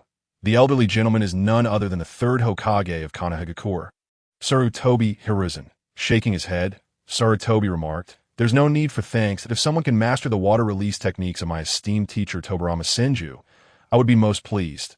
The water release techniques of Senju Tobarama are not merely something that Maruboshi Kosuke could pass on to Nanagami Hoshino. It was only after Maruboshi sought permission from Sarutobi at the Hokage Tower that he proceeded to do so. With a pipe that he produced from somewhere, Sarutobi took a puff and sighed. This child shows great promise. Kosuke, your judgment is commendable. As we grow older, it is essential to let go of the past and step into the future. During Maruboshi Kosuke's middle age, he had unfortunately sustained an injury to his left eye while on a mission alongside Sarutobi. Sarutobi intended to promote Maruboshi to Jonin, but Kosuke, unable to overcome the shadow of his companion's death, politely declined the third's offer. Moreover, during the Third Great Ninja War, Kosuke suffered a disability to his left leg while on a mission with the fourth Hokage, Namake's Minato, who personally bandaged his wounds. Subsequently, Minato expressed his hope for Kosuke to become a Jonin, yet Kosuke once again refused. Based on his merits, Kosuke was entirely qualified to hold a high-ranking position within Konoha, rather than remain a genin. Falling into silence, Maruboshi eventually managed a bitter smile and said, "Very well, I shall continue as a genin. Besides, I have Hoshino now. I will impart all my skills to him, and he shall carry on in my stead." Sarutobi let out a resigned sigh. "All right then, I understand. I shall take care to look after that child." Maruboshi expressed his gratitude once more. "Thank you, Hokage-sama," in the blink of an eye. The day of the graduation examination at the Ninja Academy had arrived. Maruboshi advised, "Hoshino, do not be anxious. Maintain a calm demeanor. The graduation assessment at the academy is merely a choice between 3 body techniques, which should pose no difficulty for you." Nanagami Hoshino nodded vigorously. "Grandpa Maruboshi, I am off." At this moment, Hoshino was filled with excitement. Finally, he was to become a ninja as he walked toward the ninja school.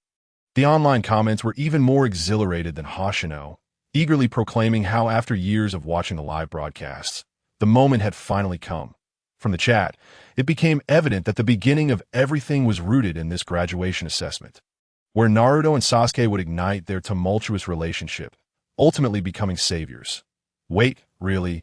Teacher Mizuki seems so gentle. Could he truly be so villainous? Of course, he has a bad seed. In this assessment, Naruto is bound to fail. And then that scoundrel Mizuki will trick him into stealing the forbidden scroll. This is your chance to shine. Don't mess it up. After a moment of contemplation, Hoshino proposed, "What if I intervened beforehand? For instance, I could stop Naruto from stealing the scroll." "Absolutely not. A prince who cannot perform the shadow clone technique. Does he still qualify as a prince? Hinata would be the first to take you down." "Believe it." Hoshino's expression turned quizzical. "What does Hinata have to do with this? But if what you say is true, then stealing the scroll might actually be an opportunity for Naruto, right?" "Precisely, you can interpret it that way. The shadow clone technique is crucial for Naruto. It is a super important technique that runs throughout the story, so don't let it slip away. Your expression tells me you're having dubious thoughts about the forbidden scroll. Don't even consider it. Naruto can obtain it solely because he is the prince. What do you think you are? You dare look? Tomorrow, Konoha might very well find an extra corpse in the sewers." Hoshino was so frightened by the comments that he shivered. Is it really that terrifying? If that is the case, I might as well just not get involved, right? After all, Naruto will be fine. You fool. We wanted you to build a relationship with Naruto. Did you think we sent you for what? Just a watch. Are you that dense? Hoshino smirked. All right, I'll just go visit Naruto tonight. Irika announced from the podium. Let us commence the graduation exam. Those called should proceed to the adjacent classroom. This time, the subject is the clone technique. Naruto instantly displayed a look of distress, as the clone technique was his weakest skill. Hoshino discreetly glanced at Naruto, who was anxiously tugging at his hair, confirming what the comments had said. Naruto would indeed fail the graduation assessment. After a brief wait, Hoshino was called and headed to the neighboring classroom. In the adjacent room, Irika and Mizuki sat together, a plethora of Konoha headbands laid out on the table.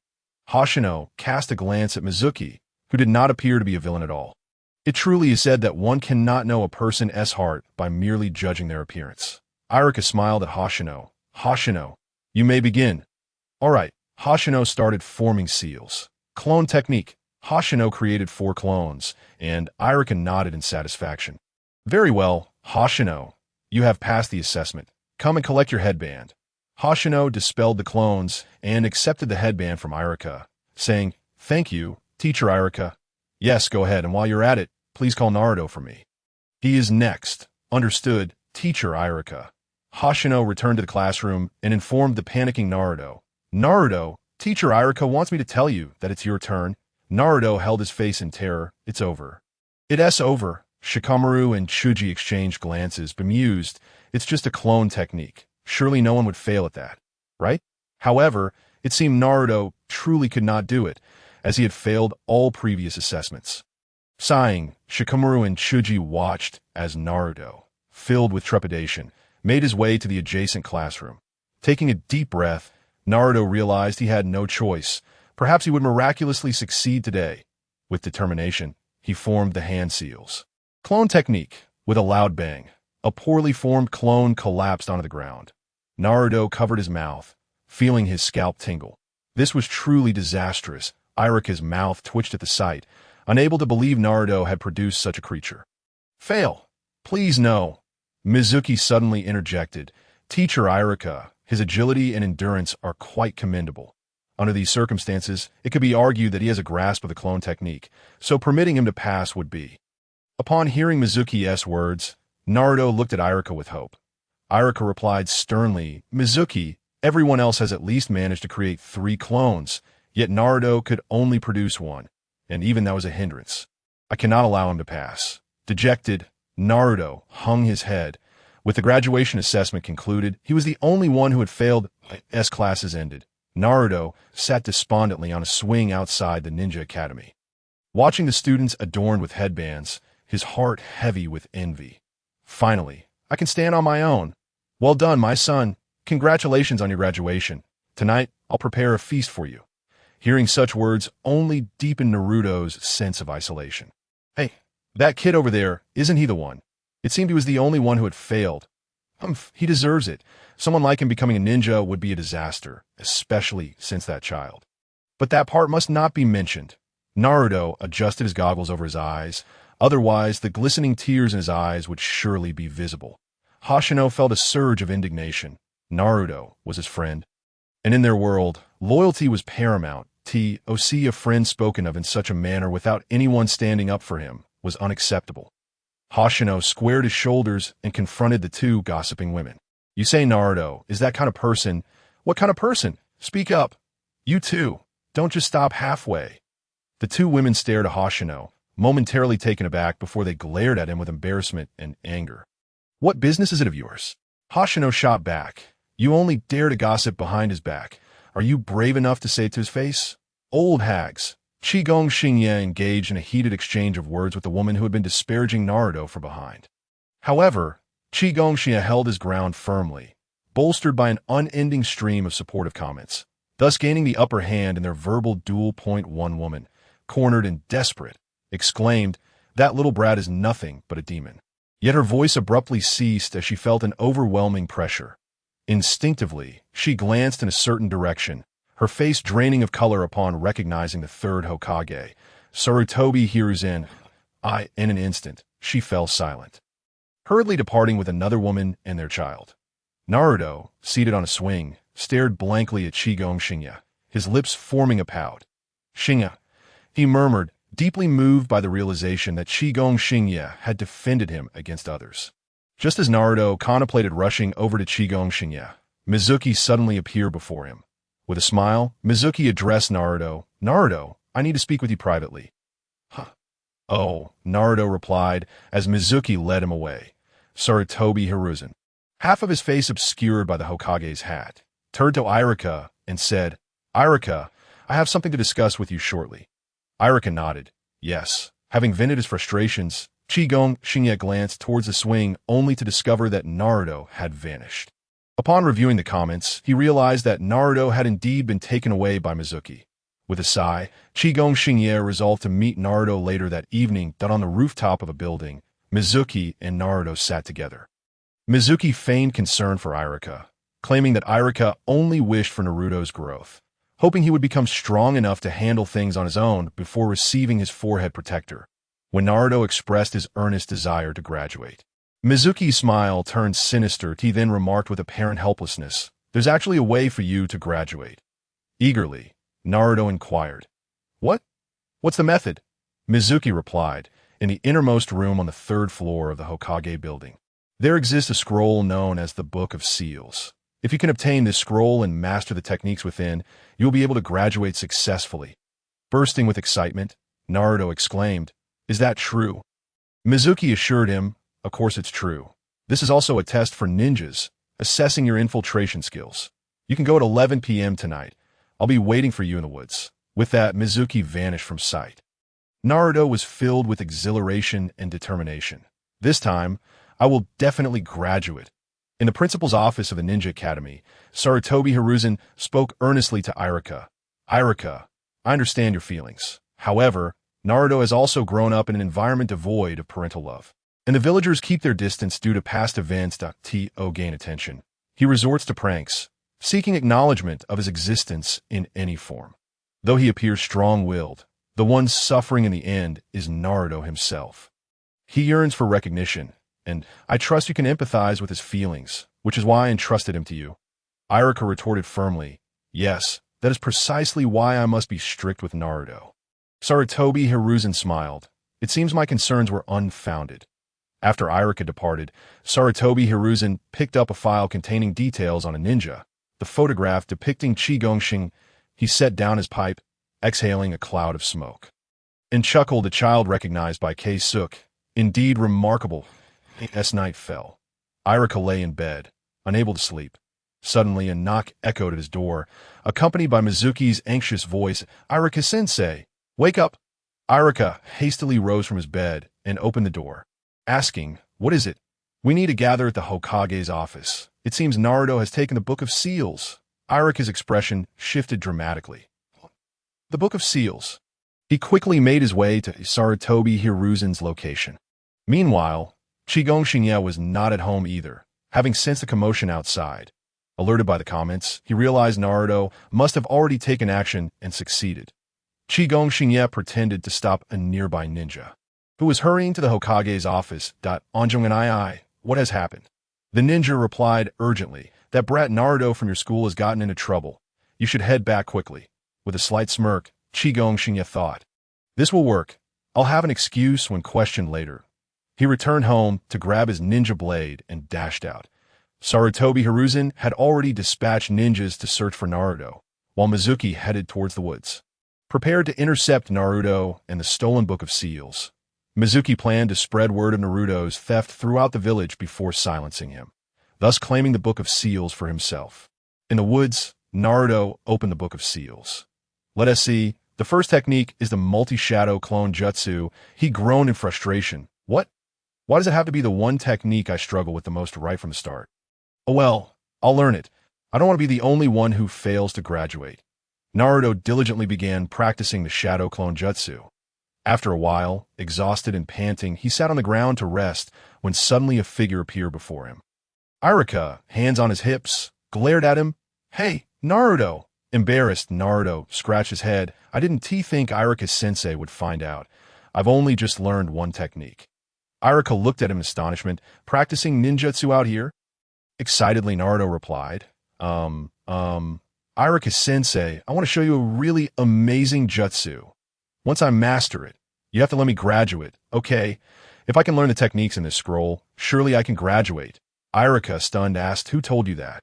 "Of course, it was Mizuki-sensei. He told me about the scroll in this place," Naruto responded. Iruka froze, realizing that it was Mizuki who had deceived Naruto. Just then, a flurry of shuriken flew towards Iruka and Naruto. Iruka instinctively pushed Naruto aside, taking several shuriken hits himself. That Mizuki's voice echoed from a distance. "Iruka, I didn't expect you to find your way here." Understanding dawned upon Iruka as he pieced together the situation. Realizing Mizuki had orchestrated Naruto's access to the Book of Seals, Mizuki turned his gaze to Naruto, greed evident in his eyes. "Naruto, hand over the scroll." Naruto, still bewildered, stammered, what's going on?" Iruka, pulling out the shuriken lodged in him, urgently warned, "Naruto, never give up the scroll. It contains dangerous forbidden techniques. Mizuki is using you to get it." Naruto glared at Mizuki, while Mizuki insidiously whispered, "Naruto, Irika is afraid you'll gain that power." Irika shouted, "What are you saying, Mizuki? Don't be fooled, Naruto." Qigong Shinya, en route, continued to converse with the comments. What? Was it intentional for Naruto to obtain the Book of Seals? Why? Because he is Naruto Uzumaki, the prince. The scroll contains forbidden techniques. Does he truly believe the security of Konoha is a mere fade? If it weren't for the intention of allowing Naruto to acquire the scroll with his intellect, even infiltrating the Hokage building, he would struggle to locate it. Qigong Shinya mused, recalling their encounters over the past 2 years. Indeed, Naruto was not particularly astute and had caused him trouble on numerous occasions, just as the standoff between Naruto, Irika, and Mizuki reached a critical point. Qigong Shinya dashed forward, sliding to a stop in front of Naruto. Phew, I finally made it. Naruto and Irika gazed in astonishment at Nanagumi Hoshino. Hoshino, what brings you here? Hoshino's gaze fell upon Mizuki, perched upon a tree trunk. As she spoke, I heard a commotion outside my home, so I inquired with a ninja brother I know. He informed me that something had happened to you. Naruto, I couldn't simply ignore it, so I came. However, it appears that the one in trouble is not Naruto, but rather you, Teacher Mizuki. Am I correct? Irika, in a state of urgency, exclaimed, Hoshino, you and Naruto need to flee immediately. Mizuki let out a sinister chuckle, declaring, none of you will escape. Hoshino, you still do not know who it was that murdered your parents, do you? And Naruto, you've been kept in the dark as well. Allow me to reveal the truth. Irika, realizing Mizuki's intentions, furiously interrupted, fool! Be silent. Yet Mizuki continued unabated. Following the incident 12 years ago, the village established a certain rule. It was imperative that you, Uzumaki Naruto, never learn a particular secret. Naruto's eyes widened in confusion as he asked, is it only me? What is this rule? Irika shouted in desperation. Silence. Mizuki, wearing a wicked grin, persisted. The rule is that it must never be revealed that your true identity. Naruto is that of a nine-tails fox. In other words, the one who killed Irika and Hoshino's parents and wreaked havoc in the village is you. You've been deceived by the villagers. Do you not find it strange why you are so detested? No one will ever accept you. Even Irika harbors hatred towards you. And now that Hoshino knows the truth, she will surely loathe you as well. Naruto, his emotions teetering on the brink of collapse, realized that he was the cause of Irika and Nanagumi Hoshino becoming orphans. How despicable! Hoshino asserted, that is not true. Naruto is not some nine-tails fox. He is my friend, Uzumaki Naruto, nothing more. Drawing her ninja blade, Hoshino aimed it at Mizuki atop the tree trunk, exclaiming, if you wish to harm my friend, I will end you. Irika stared at Hoshino in astonishment, while Naruto, who had been raging, suddenly fell silent, both transfixed by Hoshino's defiance. Mizuki appeared to find the situation amusing, laughing heartily. What can you, a mere child freshly graduated from the Ninja Academy, possibly do? I am a Chunin. The barrage of comments ignited a fiery determination.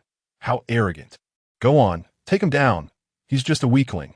Let Naruto deal with him using shadow clone technique. If you cannot defeat him, you might as well find a piece of tofu to knock yourself out. Make sure to give him a good thrashing for daring to bully our prince. Initially, upon hearing Mizuki claim to be a Chunin, Hoshino felt a flicker of fear. However, bolstered by the comments, she began to believe in her own capabilities. Mizuki must be weaker than he appeared. After all, she had trained under Guy and Maru Hashin for 2 years, and today was her first real battle. She could not afford to embarrass herself. Wait. Irika attempted to stop Hoshino, but she had already charged forward. Mizuki hurled several shuriken toward her. Hoshino focused intently that I can see them. She dodged what she could and deflected those she could not with her blade. Hoshino successfully closed the distance to Mizuki. Konoha Whirlwind! She initiated with an upward kick, but Mizuki sidestepped. Immediately following, Hoshino delivered a low kick. Mizuki raised his arm to block, then retaliated with a kick of his own. Hoshino arched her back instinctively, avoiding Mizuki's foot, which barely missed her abdomen. However, Mizuki abruptly changed tactics, not withdrawing his foot, but instead delivering a knee strike that caught Hoshino squarely on the chin, sending her flying. How humiliating! I cannot believe I was bested by this weakling. Truly, the life of a mere pawn cannot be changed. Hoshino, clutching her aching jaw, rose to her feet, her face flushed with embarrassment. No, according to the comments, Mizuki should be incredibly weak. Yet this is far from the truth. What a bunch of liars. Determined, Hoshino silenced the barrage of comments, refusing to let them sway her. Even if Mizuki was weak, he was still a chunin, and relative strength mattered to that moment. Mizuki disregarded Hoshino entirely, unfastening a large windmill shuriken from his back, intent on killing Naruto. You will perish first. Mizuki hurled the windmill shuriken toward Naruto. Hoshino's heart skipped a beat as she shouted, "Naruto, get down!" In a panic, Naruto stumbled and fell to the ground. Just then, Iruka shouted, "Naruto, get down!" The sound of the windmill shuriken piercing flesh resounded as Iruka shielded Naruto with his own back. Hoshino stared in shock at Iruka, who had taken the windmill shuriken for Naruto, while Naruto gazed at Iruka, bewildered by his actions. Iruka had sacrificed himself to protect him. How infuriating! Hoshino retaliated, drawing a shuriken and launching it at Mizuki. Swiftly forming hand seals, shuriken shadow clone technique. A barrage of shuriken clones surged toward Mizuki. He retreated to evade, landing on the ground. Hoshino glanced to her right, spotting a small river. Determined, she formed another seal. Water release. Water dragon bullet technique. Hoshino, unable to perform water release in a dry area, utilized the river's water to conjure a water dragon that surged toward Mizuki. Mizuki, while dodging, gazed at Hoshino with astonishment. Water release, water dragon bullet, and shuriken shadow clone technique. These are advanced ninjutsu. Where could this orphan have learned such techniques? Despite his surprise, Mizuki felt confident in his advantage, recognizing Hoshino's lack of combat experience compared to his own. Hoshino pressed forward, relying on her taijutsu. She was running low on chakra after casting 2 ninjutsu. Meanwhile, Iruka and Naruto were caught in an emotional exchange. Naruto, incredulous, asked, "Why?" Iruka, his gaze filled with remorse, replied, "Because we are the same. After my parents died, no one praised me. No one acknowledged me that I lacked talent and often acted foolishly to gain attention. Even when I excelled, no one noticed me that it was truly painful to always act out." Tears streamed down Iruka's face. "Isn't that right? Naruto, you must feel so lonely, so tormented. I am sorry, Naruto, but if I had been more reliable, you would not have to bear such memories." Mizuki, while battling Hoshino, seized the moment to mock. How laughable! Iruka has always harbored deep hatred for the one who killed his parents. Everything he says is merely to retrieve the scroll from you. "Shut up, you scoundrel!" Hoshino retaliated with a powerful elbow strike aimed at Mizuki's head. Although Mizuki raised his arm just in time to block, he was still sent reeling from the impact. Rising once more, he wiped the blood from his lip and sneered, "What do you think you will achieve by defending that wretch? Naruto and I are alike. With the techniques from that scroll, we can wield power at will. That fox cannot operate without the scroll's might." Iruka stood tall, positioning himself protectively in front of Naruto. "Naruto is different. He is my esteemed student. He has always worked hard and remained focused. Though he may lack cunning and no one acknowledges him, Naruto understands the pain within others. He is not a fox. He is Uzumaki Naruto of Konohagakure." Hoshino winced in pain, but spoke with unwavering conviction. "Indeed, and not just Iruka-sensei, but Shikamaru and Choji all recognize Naruto, but he is our friend, our comrade. No matter what, we will stand by Naruto's side." Naruto covered his eyes with his hands, tears streaming down his face, accompanied by a bubble of snot. Mizuki gritted his teeth and said, "I initially intended to deal with this demon fox first. But since it has come to this, I shall first eliminate the 2 of you before slaying the demon fox." Wiping away his tears, Naruto stood up and confronted Iruka-sensei, declaring, "You shall not lay a hand on Iruka-sensei or Hoshino." "I will take you down," Mizuki scoffed. "Do not be so arrogant. A little brat like you. Just watch me take you out with a single move." Naruto formed hand seals, eyes blazing with fury as he glared at Mizuki.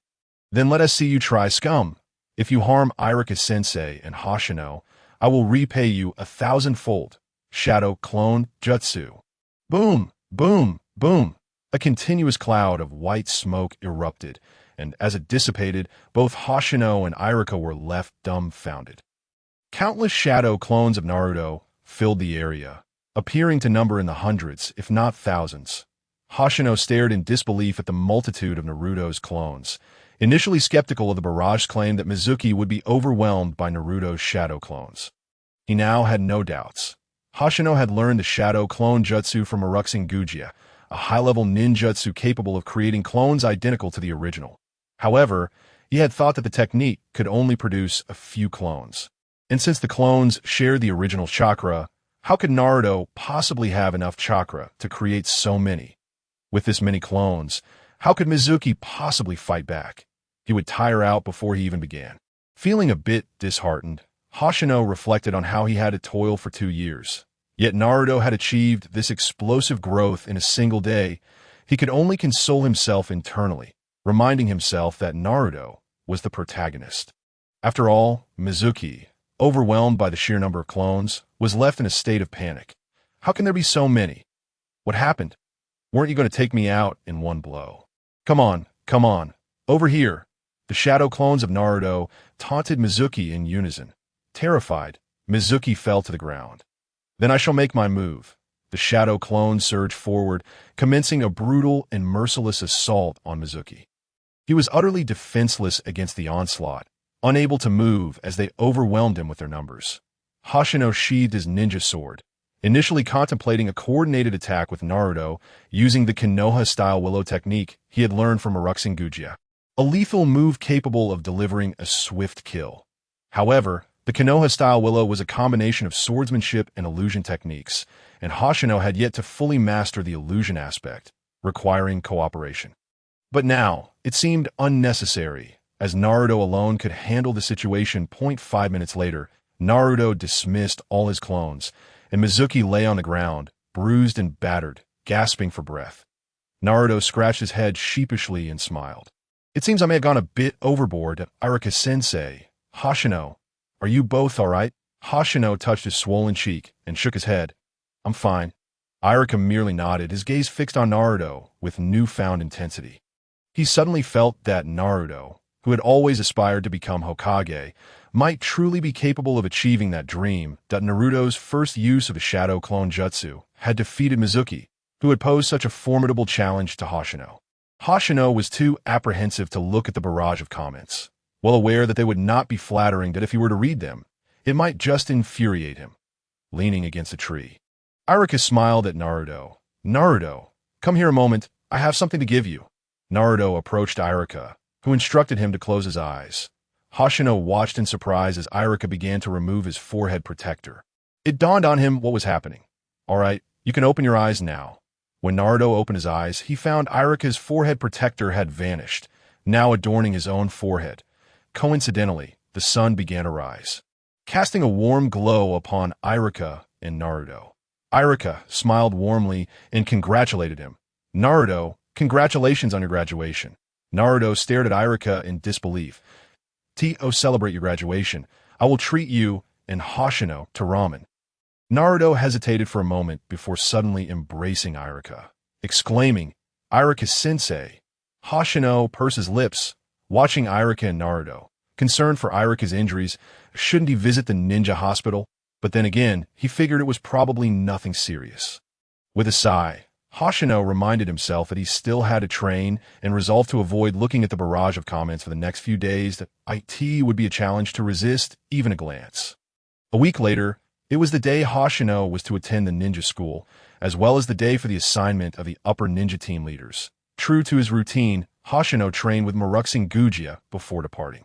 He believed that his immediate priority was not to learn new ninjutsu, but to increase his chakra reserves. With insufficient chakra, he could hardly use ninjutsu even a few times. Furthermore, having enough chakra was crucial for releasing water-style techniques in a waterless environment.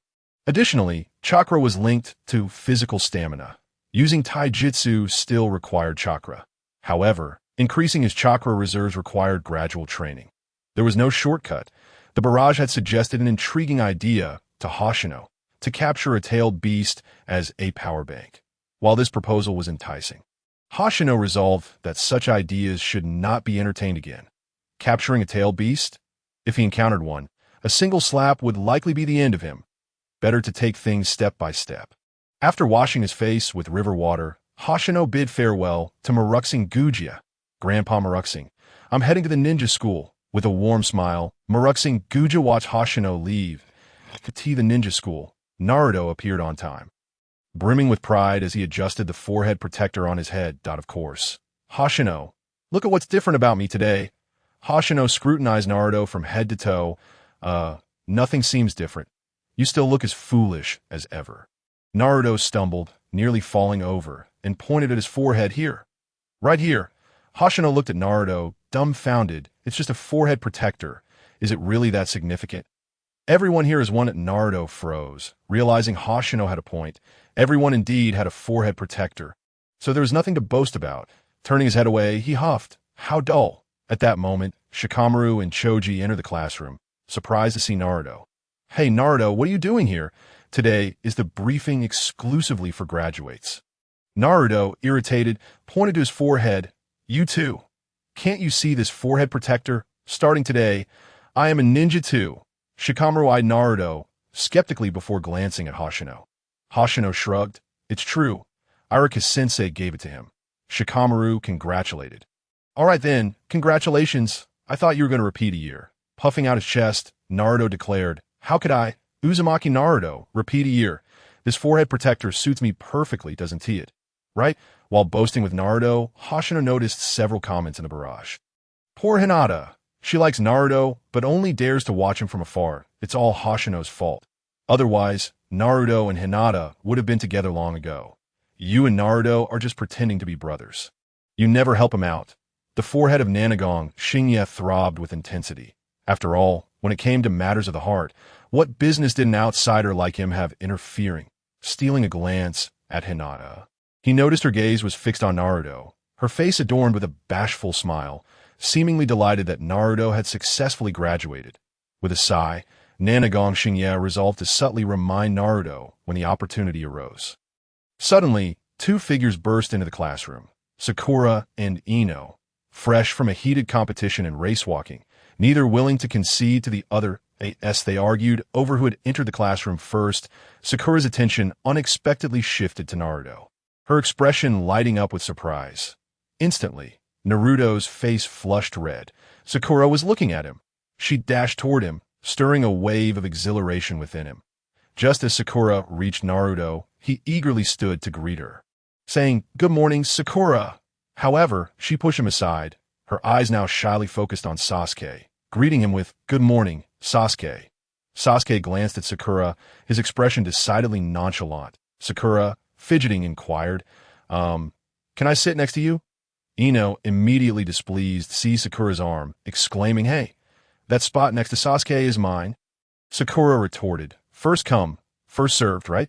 This sparked yet another argument between Ino and Sakura over who would claim the coveted seat next to Sasuke.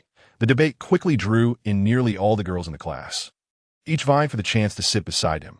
Nanagong Shinya sighed. Sasuke is indeed quite popular.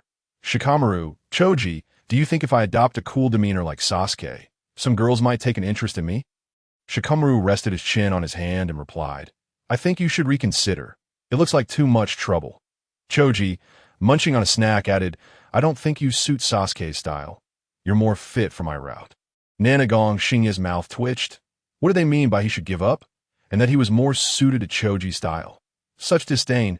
After all, he considered himself rather handsome. The cool act should work well for him.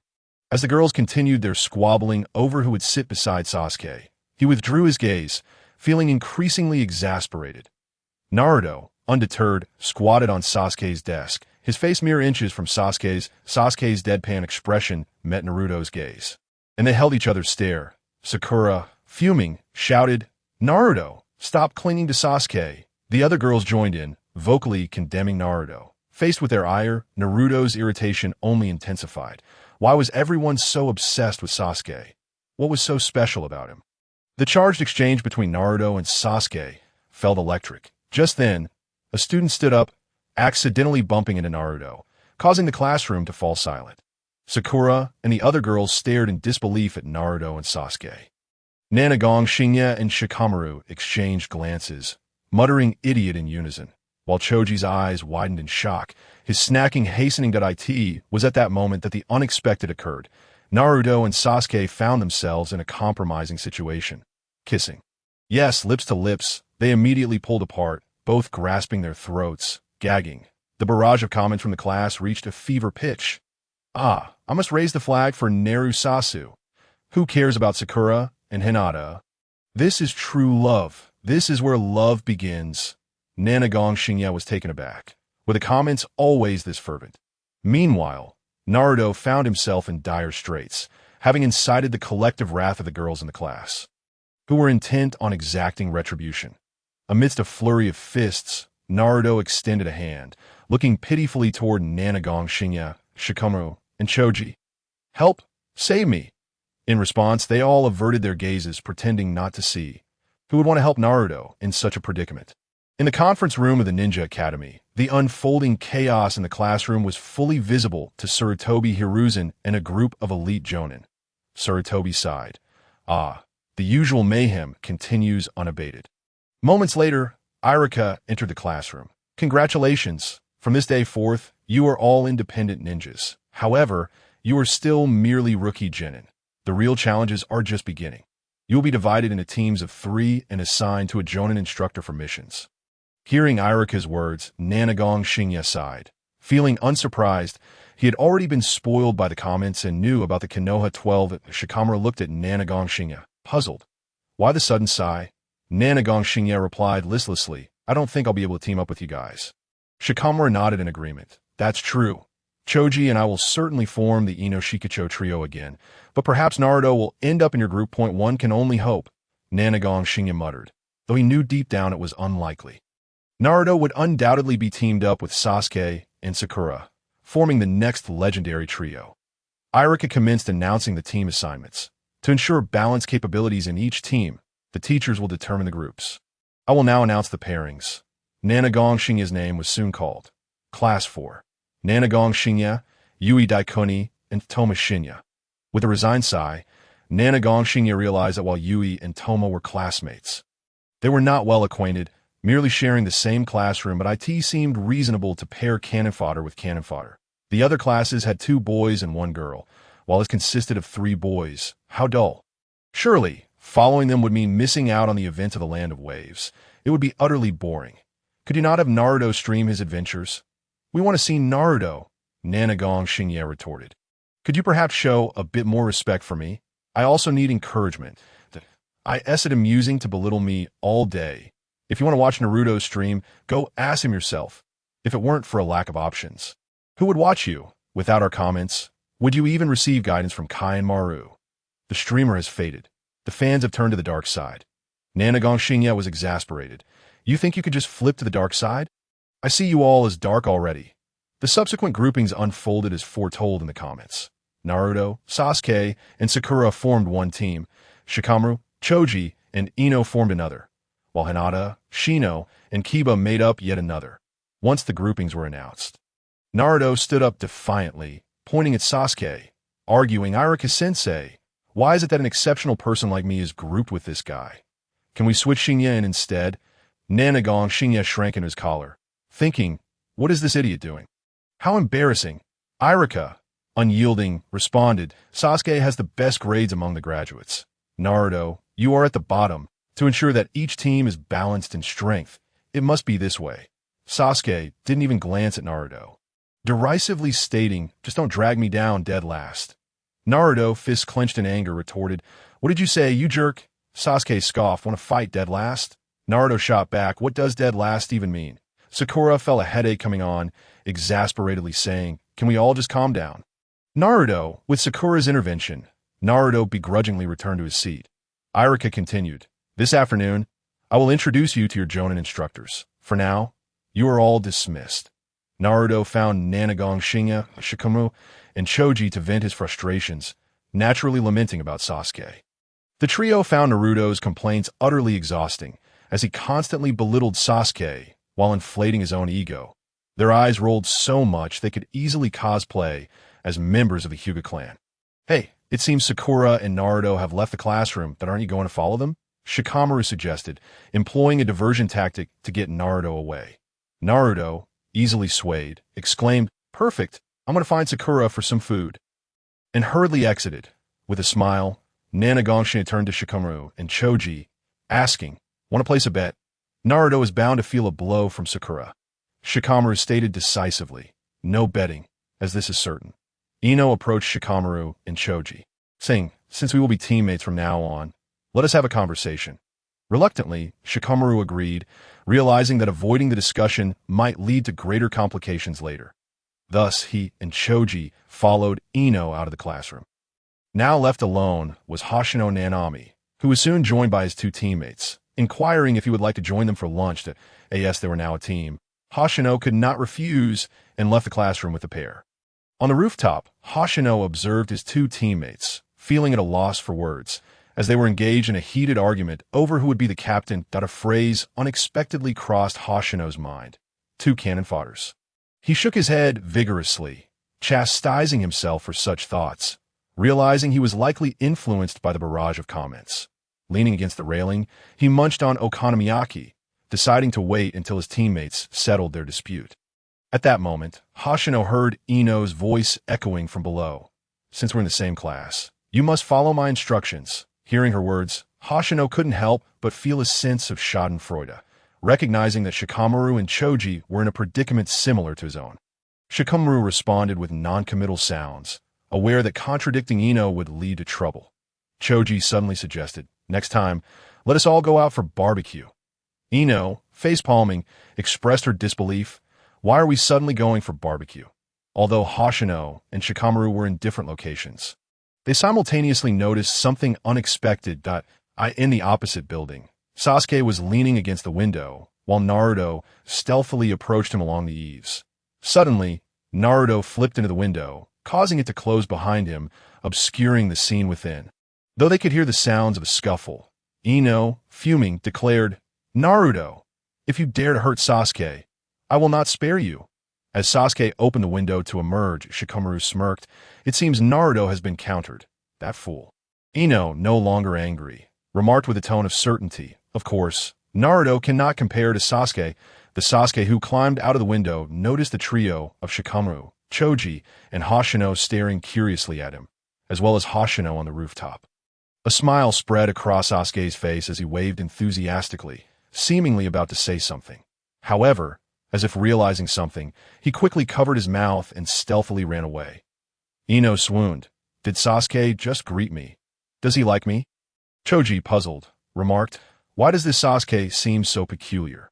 Hoshino and Shikamaru exchanged knowing glances. This Sasuke was undoubtedly Naruto. It was evident what Naruto intended to do. Woo Sakura. What a foolish endeavor. Who would impersonate another to pursue a romantic interest? If he succeeded, would it be considered Naruto's achievement or Sasuke's? If Naruto were to revert from his transformation, he would surely be beaten. No, he would absolutely be beaten, as Hoshino envisioned the consequences awaiting Naruto.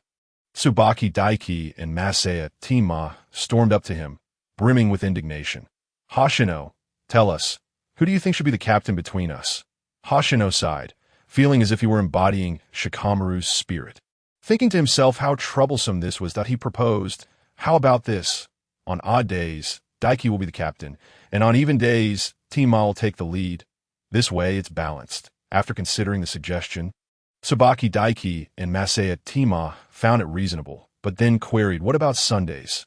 Hoshino rolled his eyes. "On Sundays, you both take a day off. Is that acceptable?" Hoshino had no desire to take on the burdensome role of captain. Daiki and Tima agreed to Hoshino's proposal. In the afternoon, upon returning to the classroom, Hoshino was astonished to find Naruto and scathed. "Tito Hoshino, it seemed inevitable that he would be beaten." Shikamaru shared Hoshino's shock. Meanwhile, Naruto was glaring at Sasuke with an irritated expression. Soon, the teachers assigned to each team began to gather their students. The leader of Hoshino's team was an elite shinobi named Satoyu. Hoshino had intended to inquire about Satoyu's prowess through the barrage of comments. but it became evident from the comments flooding in that he was deemed merely mediocre. Sato led Hoshino and his teammates to a training ground, where there were no trials or survival exercises. It was simply a matter of introductions, with formal tasks commencing the following day. The ensuing days passed smoothly, as newly graduated genin like Hoshino could only undertake the most basic D-rank missions, which did not involve combat or serious threats to life. Tasks such as locating lost pets, weeding, or babysitting. These missions were relatively easy, posed minimal risk, and naturally offered low rewards, ranging from 5,000 to 50,000 ryo. Hoshino found himself enjoying a leisurely pace, typically completing a mission every 2 to 3 days before dispersing for free time. During these intervals, under the guidance of the barrage of comments, Hoshino diligently pursued his training. After 2 months of relentless effort, he finally mastered the swordsmanship technique Kanohari Yanagi. Created by Maruboshi Kosuke, Hoshino's team received a D-rank mission, which entailed traveling to a small village in the Land of Fire to eliminate a beast that was destroying crops. Upon arriving at the village chief lamented the situation. For 7 consecutive nights, an unidentified beast had ravaged their fields, and despite their attempts to capture or kill it, the creature, resembling a large boar, was too formidable for them to confront directly. Thus, they had appealed to Konoha for assistance. Masaya Tima, puffing out his chest, declared, "Today, I am the captain. Listen to me. We will lay an ambush in the fields tonight and strike when the beast appears." Tsubaki Daiki interjected, "I think setting some traps would be a better idea." Hoshino agreed with Daiki's suggestion. Not only would it conserve energy, but it was also safer, as he had learned a great deal about wilderness survival from Maruboshi Kosuke and was adept at setting traps. However, since Tima was the captain today, his word was final that he waved dismissively. "It's just a beast. There's no need for caution, that we are ninjas. Why be so careful when dealing with a mere beast?" It's settled. Hoshino and Daiki exchanged glances, resigned to following Tima's lead as the supervising teacher. Sato refrained from intervening, responsible for ensuring their safety without acting as a caretaker. Thus, during all their missions, he merely observed, stepping in only during the final assessment. However, he was quite pleased to see his team face challenges, believing that people learn best through hardship. That night, Hoshino, Tsubaki Daiki, and Masaya Tima concealed themselves in the fields, waiting for the beast to appear. They waited until midnight when they finally heard rustling sounds. The crops were tall, obscuring their view of the creature. Tima, brimming with excitement, exclaimed, "It's here! Hoshino, Daiki, get ready!" As the sounds drew closer, Tima commanded, "Hoshino, Daiki, go!" The trio sprang into action, rushing toward the source of the noise. However, upon sighting the beast, their pupils dilated in shock, and goosebumps covered their skin as they abruptly halted. The wild boar was indeed a wild boar, but its size was utterly colossal, comparable to that of a rhinoceros. The village chief had certainly not been forthright. This was merely a slightly larger beast. The wild boar noticed Hoshino and his companions, letting out a fierce roar before charging at them, its tusks gleaming menacingly in the moonlight. Hoshino shouted in alarm, "This is bad. Run!" The wild boar, with its formidable size, sprinted with astonishing speed. Should it collide with anyone, the resulting bruises would be merely a light consequence. Yet, the courage displayed by Shinya Tima was baffling, as he seemed utterly unperturbed, forming hand seals with determination. "Behold, my newly learned Earth Release ninjutsu." Earth Release! Earth Flow Wall. A wall of soil rose before him, an attempt to thwart the boar's charge. However, in the next instant, the earthen barrier crumbled as if made of mere paper, and the boar continued its relentless advance, targeting none other than the frozen Shinya Tima. Stunned into immobility, Shinya Tima stood aghast. Meanwhile, Nanami Hoshino frantically scanned the surroundings in search of Sato, but he was nowhere to be found. Turning to Kwanwei Daikichi was futile as well. Suddenly, Nanami Hoshino spotted an irrigation ditch near the fields and hastily performed the necessary seals. Water release, water dragon bullet technique. He summoned the water from the ditch, forming a water dragon to strike at the boar. Hidden in the shadows, Sato was astonished. Although he was unfamiliar with the water release ninjutsu, he knew that the seals for the water dragon bullet technique typically involved a complex series of 44 hand signs. Yet, Nanami Hoshino had executed only 5. The version taught to him by Maruboshi Kai was derived from Senju Tobarama's teachings, which could simplify the technique to 3 seals. The water dragon surged toward the boar. But the creature's momentum proved stronger. It shattered the water dragon into droplets with a powerful headbutt. Nonetheless, the boar's charge came to a halt. Seizing the opportunity, Nanami Hoshino grabbed the dazed Shichimiya and hurled him aside.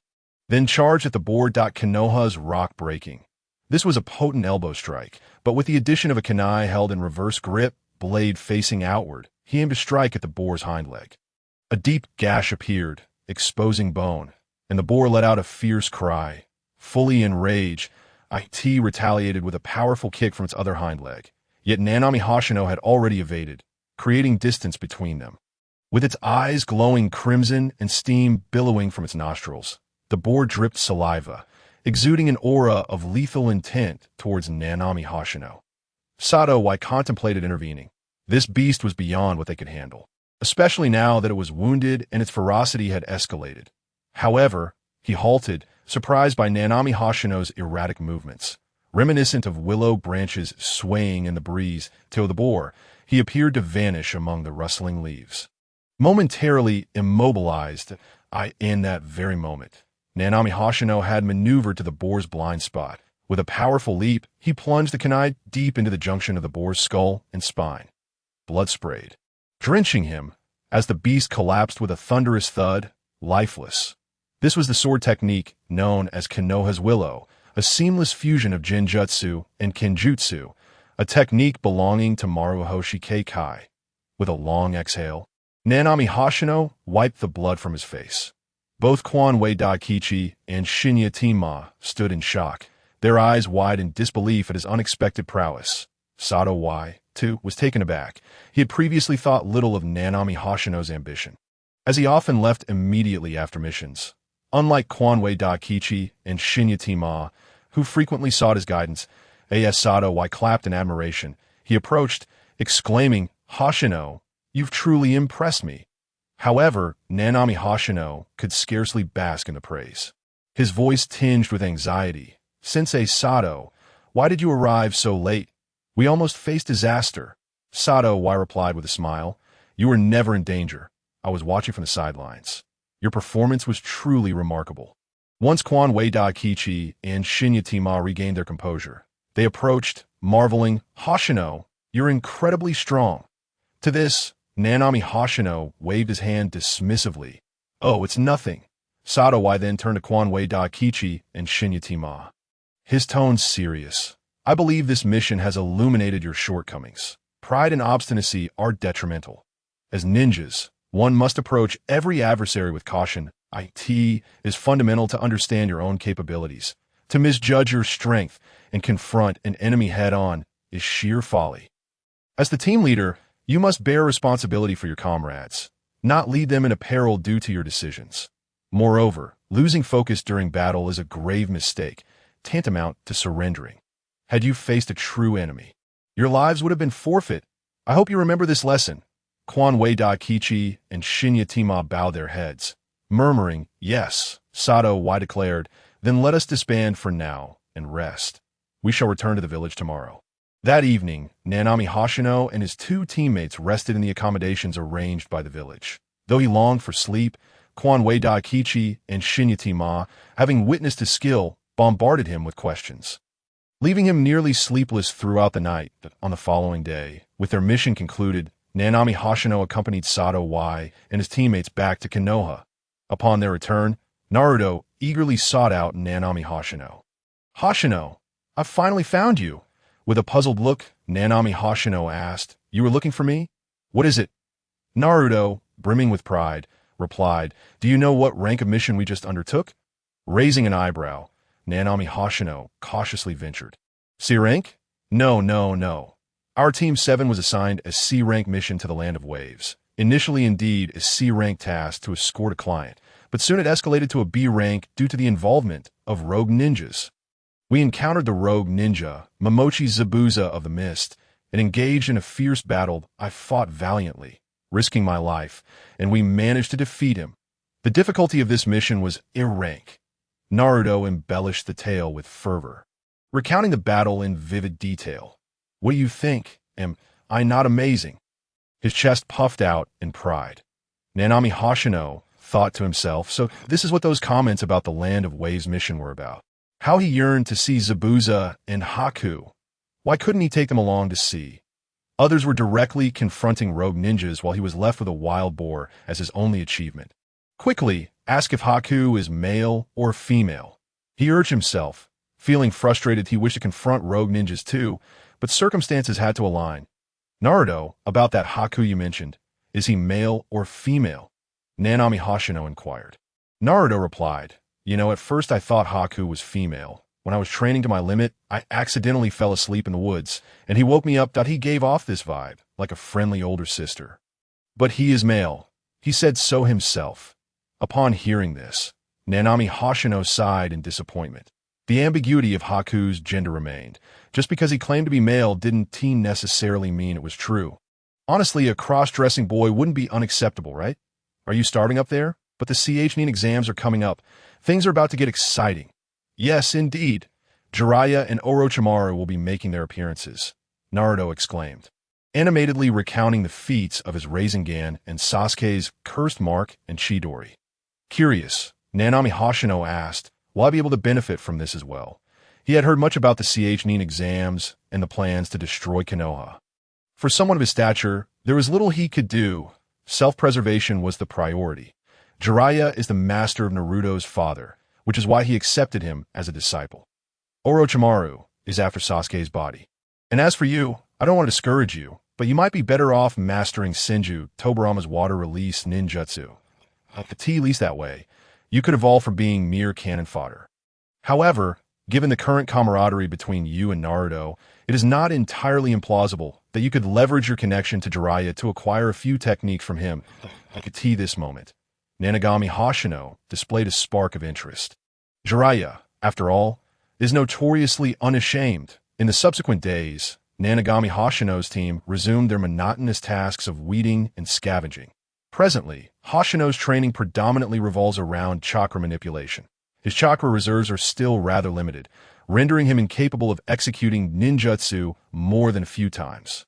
Hoshino's aspiration is to master the water release technique even in arid environments. Within the Hokage Tower, Sarutobi Hiruzen summoned the leading Jonin. He proclaimed, as the Chunin selection exam approaches, I would first like to invite those responsible for the new genin to step forward. Kakashi Hitaki, Yuhi Kurenai, Asuma Sarutobi, Sato Yu, and several other leading Jonin advanced a step forward.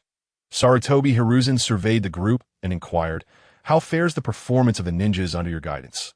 Are there any genin you wish to recommend for the upcoming exam? Formally, any genin who has completed 8 or more missions may be nominated at your discretion.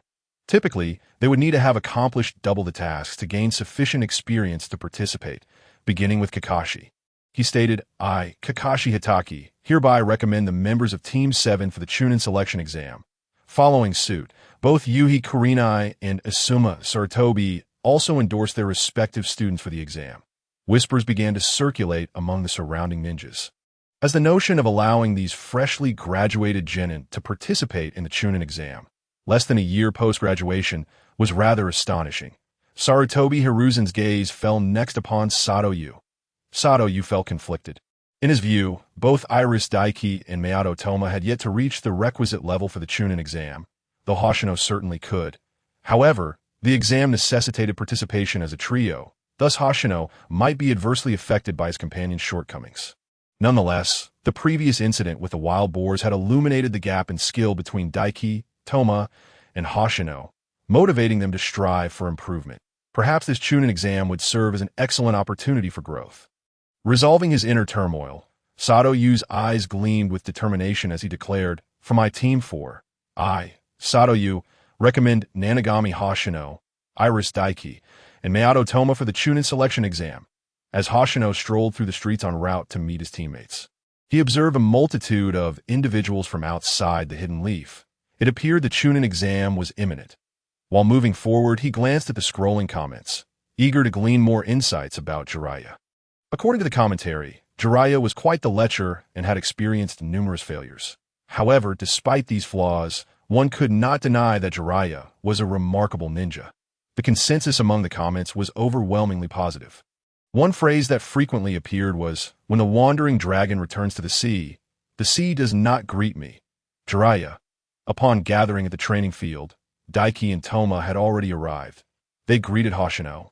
"Hey, Hoshino, you made it." Hoshino replied, "You two came quite early. I wonder what today's task will entail." Daiki complained, "Let us just hope it's not another weeding or garbage collection task. I nearly lost my mind last time we had to babysit those kids." Upon hearing Daiki mention babysitting, both Hoshino and Toma's expressions turned grim. They too had nearly reached their breaking point during that ordeal. Satoyu appeared at the training field, smiling as he announced, "Don't worry, there are no tasks today. I have something to discuss with you." Satoyu approached Hoshino and the others, informing them that there were no assignments, but rather an important matter to address. Toma, curious, inquired, "What is it, sensei?" Satoyu replied, "I believe you've noticed the influx of foreign ninjas in the Hidden Leaf. Soon, we will be hosting a joint Chunin selection exam, with several ninja villages participating, and I have recommended you all for the exam. Here are the application forms." Satoyu produced 3 application forms and distributed them to Hoshino and his companions. As Hoshino gazed at the form in his hands, a smile of excitement spread across his face. The comments had suggested he might not be able to participate, but here was the opportunity. He had longed to take part.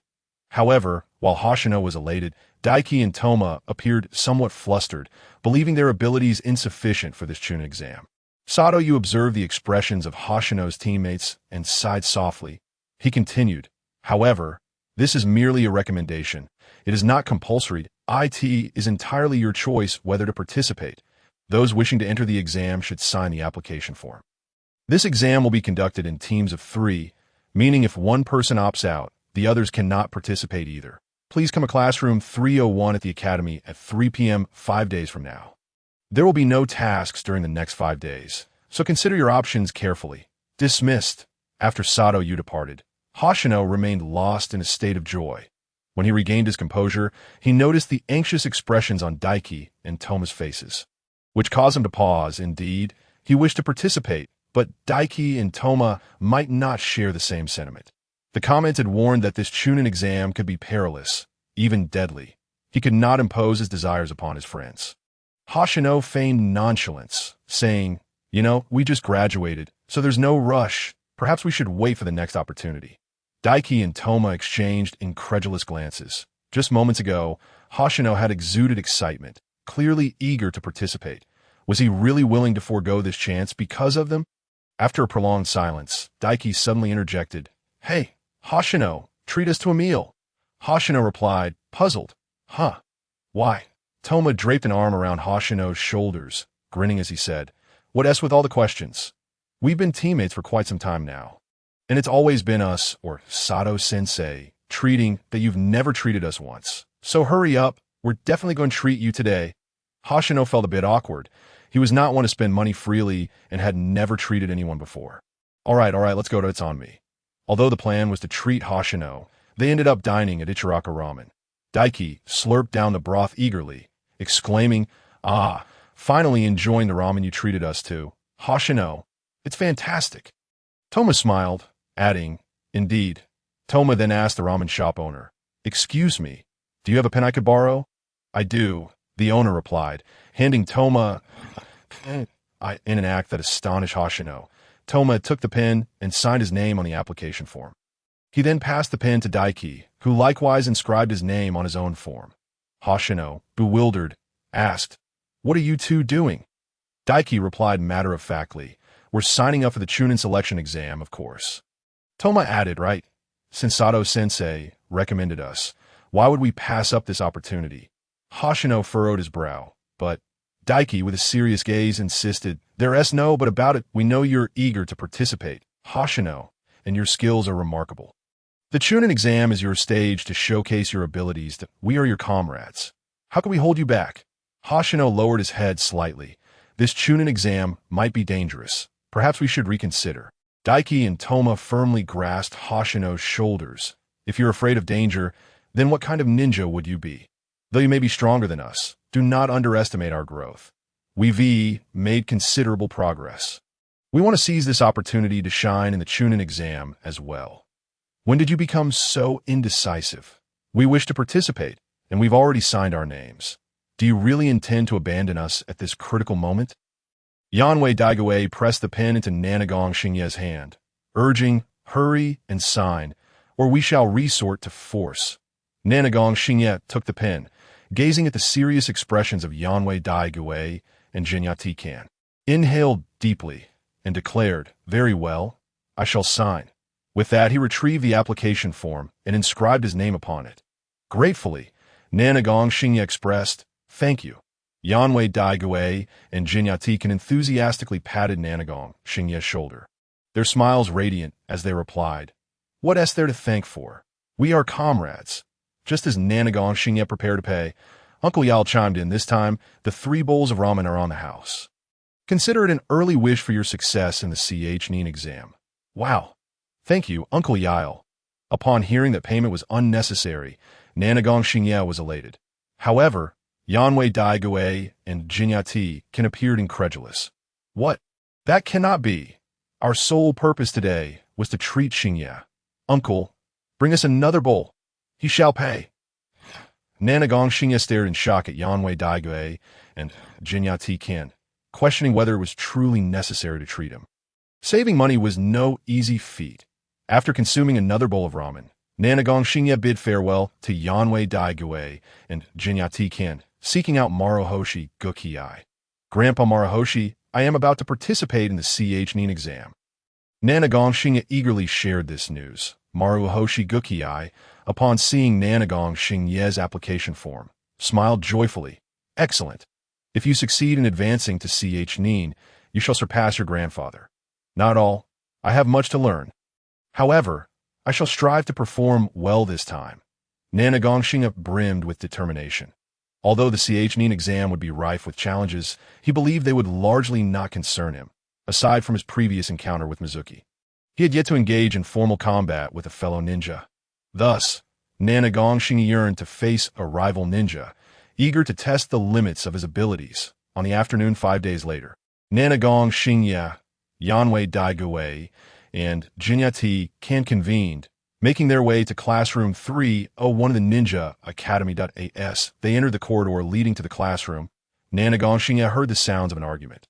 At the classroom entrance stood 2 individuals, while before them were Naruto, Sasuke, Sakura, as well as Lee, Niji, and Tenten. Lee was seated on the ground, supported by Tenten, appearing as though a conflict had just occurred. The 2 individuals at the entrance were exchanging heated words. The CH-NEAN exam is a formidable hurdle. We've seen many who abandoned their ninja aspirations due to it, along with those who remain despondent and unable to recover. Moreover, CH-NEAN are akin to squad leaders. When missions fail and subordinates perish, the blame falls squarely on their shoulders. Can you little ones bear such responsibilities? They continue to deny entry to those who might not pass. Nanagong Xingye glanced at the barrage of comments. Effortlessly discerning the identities of these 2 individuals with their assistants, and understanding their intention to block entry, he murmured, What? This is the 2nd floor, not the 3rd, Konoha's gatekeepers. A transformation technique? Is this a test? Indeed, the 2 individuals spouting bravado were the elite Jonin Kamizuki Izumo and Kanzen Tetsu. Upon overhearing Nanagong Xingye's murmurs, Kamizuki Izumo, Kanzen Tetsu, and Sasuke turned their gazes towards him, surprise evident in their eyes. Naruto, spotting Nanagong Xingye, cheerfully waved and called out, Xingye, you're here. He rushed over to Nanagong Xingye, venting, these 2 are blocking our way into the classroom. It's utterly outrageous, feeling the weight of several gazes upon him. Nanagong Xingye awkwardly chuckled. Ah, is that so? Sasuke withdrew his gaze, hands shoved into his pockets as he approached Kamizuki Izumo and Kanzen Tetsu, stating in a nonchalant manner, what you say holds some truth, but I still intend to proceed. Now, please dissolve this illusionary barrier. I need to access the 3rd floor.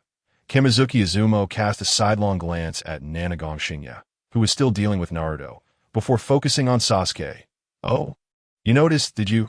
Sasuke turned to Sakura. "Sakura, what about you? You were likely the first to notice, weren't you?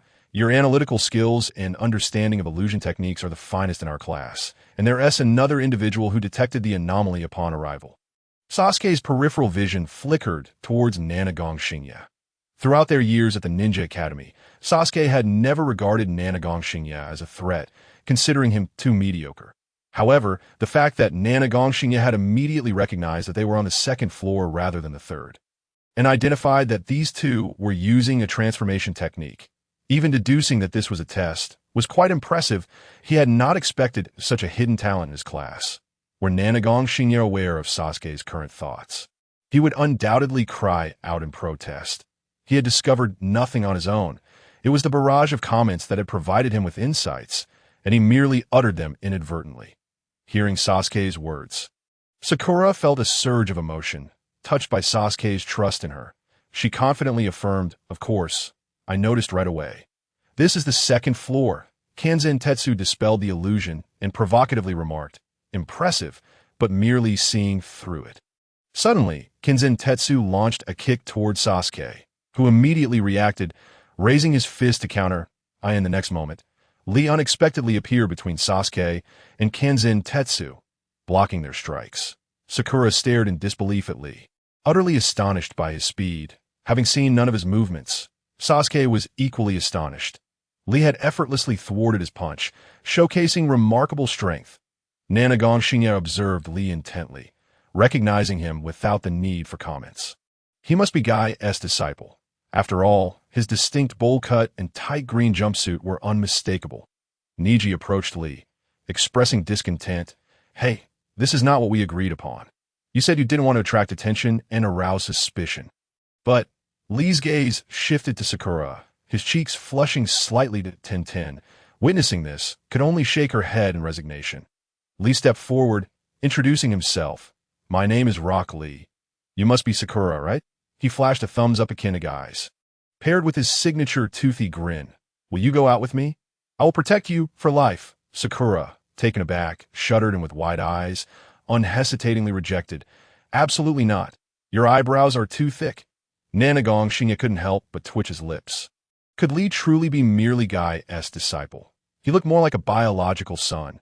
Hearing Sakura's rejection, Lee was visibly crushed. Neji turned to Sasuke. "Hey, you over there, state your name." Naruto, instantly displeased, interjected. He would go again, always asking Sasuke, "Hey, Shinya, isn't it unfair? I'm clearly stronger than Sasuke, yet no one asked for my name."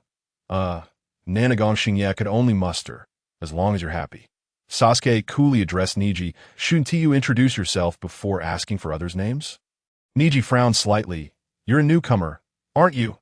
How old are you?" Sasuke remained silent. "I'm under no obligation to answer you." "What?" Neji found Sasuke's attitude somewhat irksome. Nevertheless, Sasuke's demeanor seemed to charm the girls, as Sakura, increasingly enamored, called out, "Sasuke, Naruto, let us go." With that, Naruto, Sasuke, and Sakura headed towards the third floor. Meanwhile, in a dim corner, Kamizuki Izumo and Kanzen Tetsu quietly observed the crowd. Those are the little ones Kakashi and Guy have been hiding. Quite impressive. Yet, what is surprising is the unexpected talent that has emerged. Indeed, it seemed they had successfully passed the application submission phase. This year's candidates appear to be somewhat playful. As examiners, we might enjoy ourselves a bit. However, I am rather curious about what the Konoha gatekeepers signify. Who knows? Neji and Tintin proceeded to the third floor.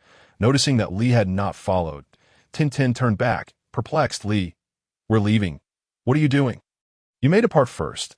I still have matters to confirm." Xiaoli left alone. Nanami Hoshino turned to Yui Daiki and Shinya, saying, "Daiki, Tima, let's be on our way as well." After walking for a while, Nanami Hoshino suddenly halted, a joyful smile illuminating his face. "Daiki, Tima, please wait for me here. I shall return shortly." Observing Nanami Hoshino's enthusiastic departure, Yui, Daiki, and Shinya exchanged glances, perplexed by the suddenness of it all. What has come over him? Nanami Hoshino left with such eagerness. According to the murmurs, Xiaoli had gone to confront Sasuke, and at that moment, Kai would appear. It had been quite some time since Nanami Hoshino last saw Kai. He was truly eager to reunite. However, he was unaware of Xiao Li's whereabouts or the trouble he was stirring with Sasuke and could only search in vain. When Nanami Hoshino finally located them, he found Sasuke, his Sharingan activated, being mercilessly pummeled by Xiao Li, utterly incapable of defending himself. Nanami Hoshino stood there, astounded. Xiao Li's speed was astonishingly swift. Even though Sasuke's Sharingan could perceive Xiao Li's taijutsu, his body could not keep pace. Moreover, the taijutsu Xiao Li employed was far more fluid and powerful than that of Nanami Hoshino. Imagining himself in Sasuke's position, Nanami Hoshino realized he too would be at the mercy of Xiao Li.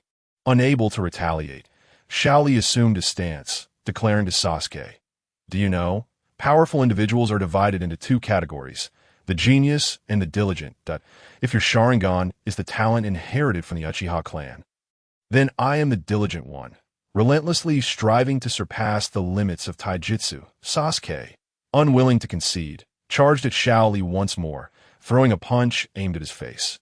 Yet, Xiao Li effortlessly evaded by taking a step back. "If you ask me, your Sharingan and my ultimate taijutsu are the least compatible."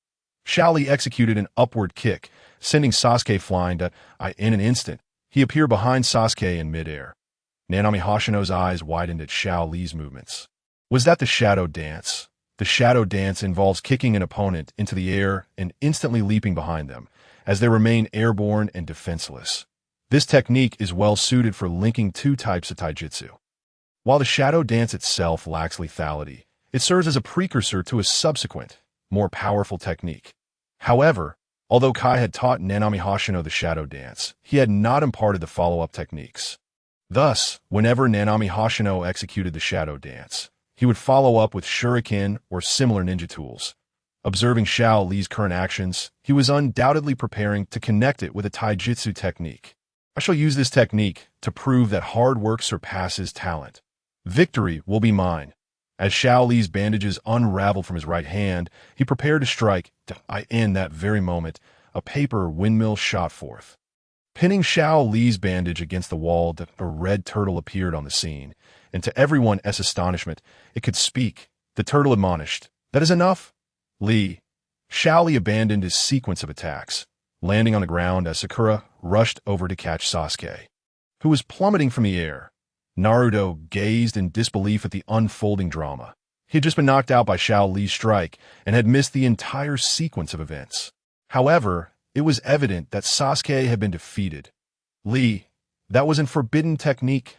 Xiao Li attempted to protest, but upon meeting the turtle's stern gaze, he panicked and hurriedly explained. The turtle scolded, "Fool! Do you think such excuses will work on me? You should understand what it means for a ninja to reveal their techniques." Standing upright, Xiao Li lowered his head and replied, "Yes." Sasuke gazed at Xiao Li's back, filled with resentment. He couldn't believe he had lost to someone like him. Naruto pondered why Xiao Li's teacher was a turtle. The turtle inquired sternly, "Have you prepared yourself for the consequences?" "Yes." "Then Kai-sensei, I leave it to you." A cloud of smoke enveloped the turtle, and when it dissipated, Kai stood atop its shell.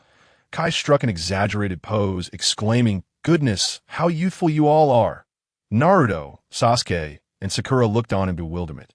Naruto and Sakura quipped, "Ah, another guy with even bushier eyebrows has arrived. Those eyebrows are so thick. His hairstyle resembles a watermelon. I've never seen such thick eyebrows before." Xiao Li retorted angrily, "Hey, don't mock Kai-sensei." Nanami Hoshino, upon seeing Kai, excitedly waved and greeted, "Kai-sensei." Everyone turned to the source of the voice. Naruto, puzzled, asked, "Hoshino, what are you doing here?" "I came to see Kai-sensei." Nanami Hoshino dashed to Kai's side, exclaiming, "Kai-sensei, it's been so long." Xiao Li stared at Nanami Hoshino in astonishment. Kai-sensei. Kai, equally delighted to see Nanami Hoshino, responded, "Ah, it's Hoshino. It's been a while. You seem even more dependable now." Kai introduced Nanami Hoshino to Xiao Li, saying, "In the year before I became your team instructor, I taught Hoshino for a year." Naruto suddenly recalled, "Oh right, Hoshino once mentioned studying taijutsu under an incredibly skilled genin." Xiao Li extended his hand to Nanami Hoshino, saying, "So that's how it is. It's a pleasure to meet you. I am Rock Lee." Nanami Hoshino shook Xiao Li's hand and replied, I am Nanami Hoshino. Kai jumped down from the turtle shell and remarked, Hoshino, let us catch up later. We have some matters to attend to first. As Kai approached Xiao Li, he raised his right hand in front of his face and suddenly clenched it into a fist, delivering a punch to Xiao Li's face. Fool! Xiao Li was sent flying, crashing to the ground. Naruto, Sasuke, and Sakura watched in horror, bewildered by the scene. What on earth is happening? Though Nanami Hoshino had anticipated this, he was still taken aback. Kai approached Xiao Li, tears streaming down his face, saying, Li, you rascal. Xiao Li raised his head, also in tears, looking back at Kai-sensei. Kai shook his head, his eyes filled with emotion. Enough, Li, do not say anything further. Xiao Li suddenly threw himself into Kai's embrace, calling out, Sensei. Kai held Xiao Li tightly, responding, Li. Naruto, Sakura, and Nanami Hoshino felt a chill run down their spines. The atmosphere had turned quite ambiguous. Sasuke's resentment grew. He couldn't believe he had lost to such an insufferable individual. Naruto pointed at Xiao Li and Kai, saying, I suddenly feel that this atmosphere isn't so bad after all. Sasuke shuddered, staring incredulously at Naruto. Sakura, sensing an inexplicable urgency, quickly exclaimed, Fool! This is dangerous. Too dangerous. Kai released Xiao Li, placing a hand on his shoulder, reassuring him, It's all right, Li. It's a part of youth to make mistakes. Don't dwell on it. Xiao Li choked out, You're too gentle, Sensei.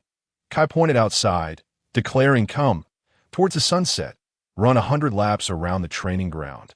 Xiao Li passionately shouted, Yes, Sensei, let us go. Kai and Xiao Li truly prepared to run laps, leaving Nanami Hoshino with a twitching smile. They must have forgotten about him. With a sigh of resignation, Nanami Hoshino said, Kai-sensei, the Genin exams are fast approaching. We won't have time. Kai paused. Oh, is that so? Ahem, Li, you got in a fight and nearly broke the rules as a punishment. We will set that aside for now. After the Genin exams, you will run 500 laps with the vigor of youth. Xiao Li, filled with enthusiasm, responded, Yes. Kai turned to Nanami Hoshino, saying, Hoshino, let us postpone our catch-up until after the exam. I won't disturb you during the competition. Kai flashed a thumbs up at Nanami Hoshino. He decided to wait until after the exams to reconnect with Nanami Hoshino, given the time, place, and the number of people around. It was indeed not suitable for reminiscing. Nanami Hoshino nodded. He had come primarily to see Kai after a long absence, and his two teammates were still waiting for him, so he couldn't linger. Kai's gaze shifted to Naruto and the others, inquiring, How is Kakashi doing? Sasuke, surprised, asked, You know Kakashi? Kai, inexplicably pleased, chuckled. Others refer to us as eternal rivals. You must be joking. Naruto and Sakura appeared visibly incredulous. Nanami Hoshino asserted that it was indeed true, and it had nothing to do with the barrage teacher in the past. After Guy had finished training him, if Kakashi was also in the Hidden Leaf Village, Guy would seek Kakashi for a duel. Although Nanami Hoshino had never witnessed such a confrontation, Lee exclaimed in exasperation, What are you talking about? Teacher Guy is the real deal. Guy waved his hand nonchalantly. All right, enough of that. It is better to prove oneself through action rather than mere words.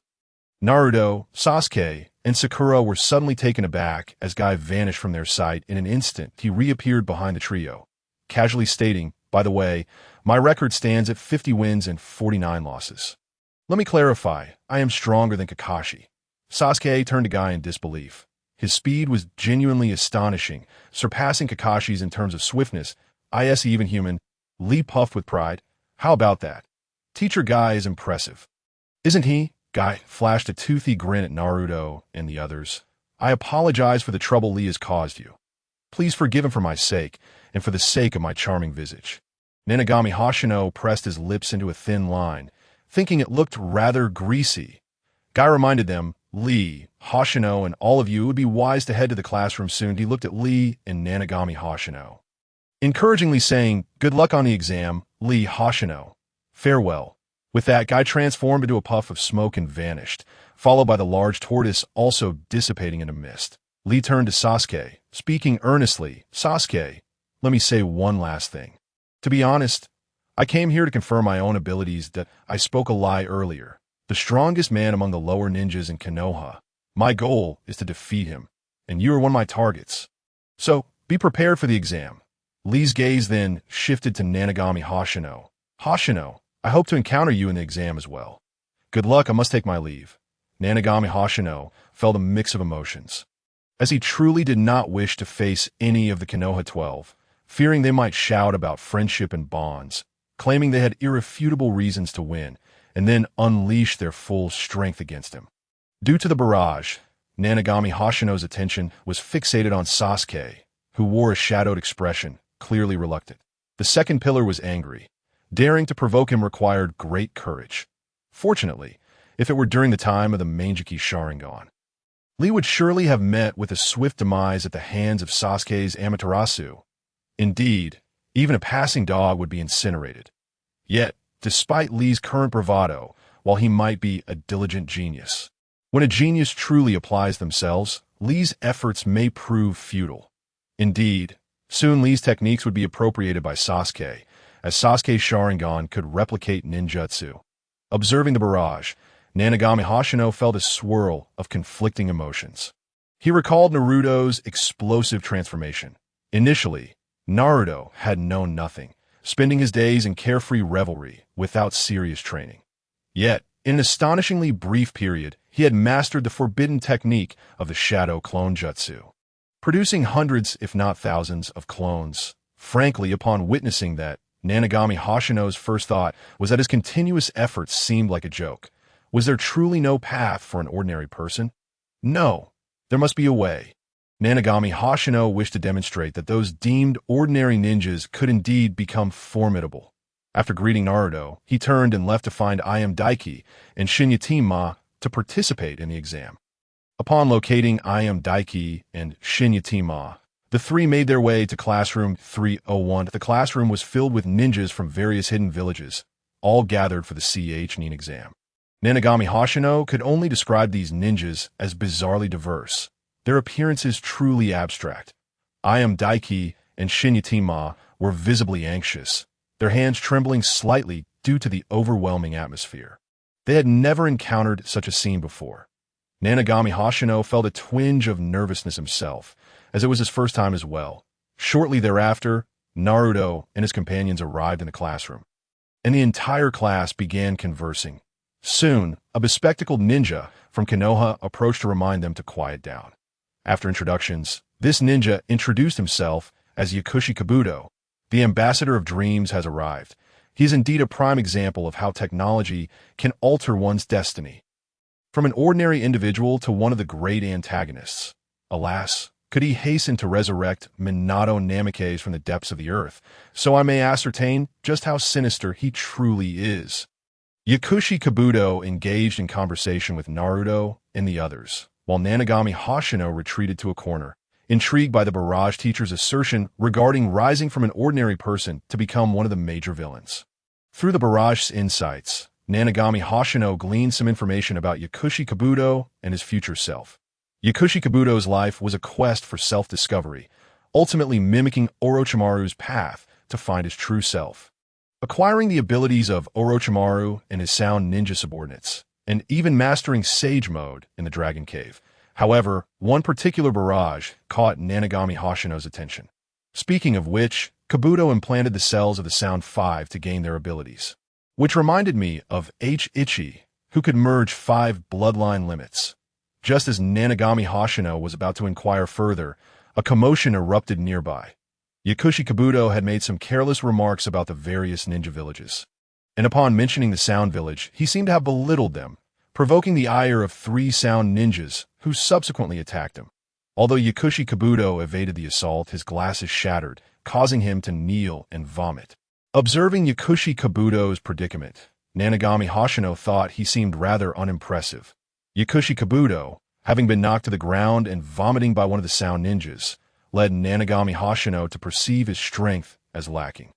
Contrary to what the barrage had suggested, could it be that Yakushi Kabuto was still weak at this stage? Perhaps he was merely hiding his true abilities. At this moment, Kabuto certainly possessed the prowess of a genin. Kabuto was there to gather intelligence. Did they truly believe he came to participate in the Genin exam? Among those present, only Naruto's third wife, Gaara, might stand a chance against Yakushi Kabuto, Nanagami Hoshino exclaimed in surprise. Why the third wife? The first wife is Sasuke, the second is Hinata, and the third is Gaara. After the battle for the Kazekage, Gaara became Naruto's third wife. At that point, it would be all about Naruto.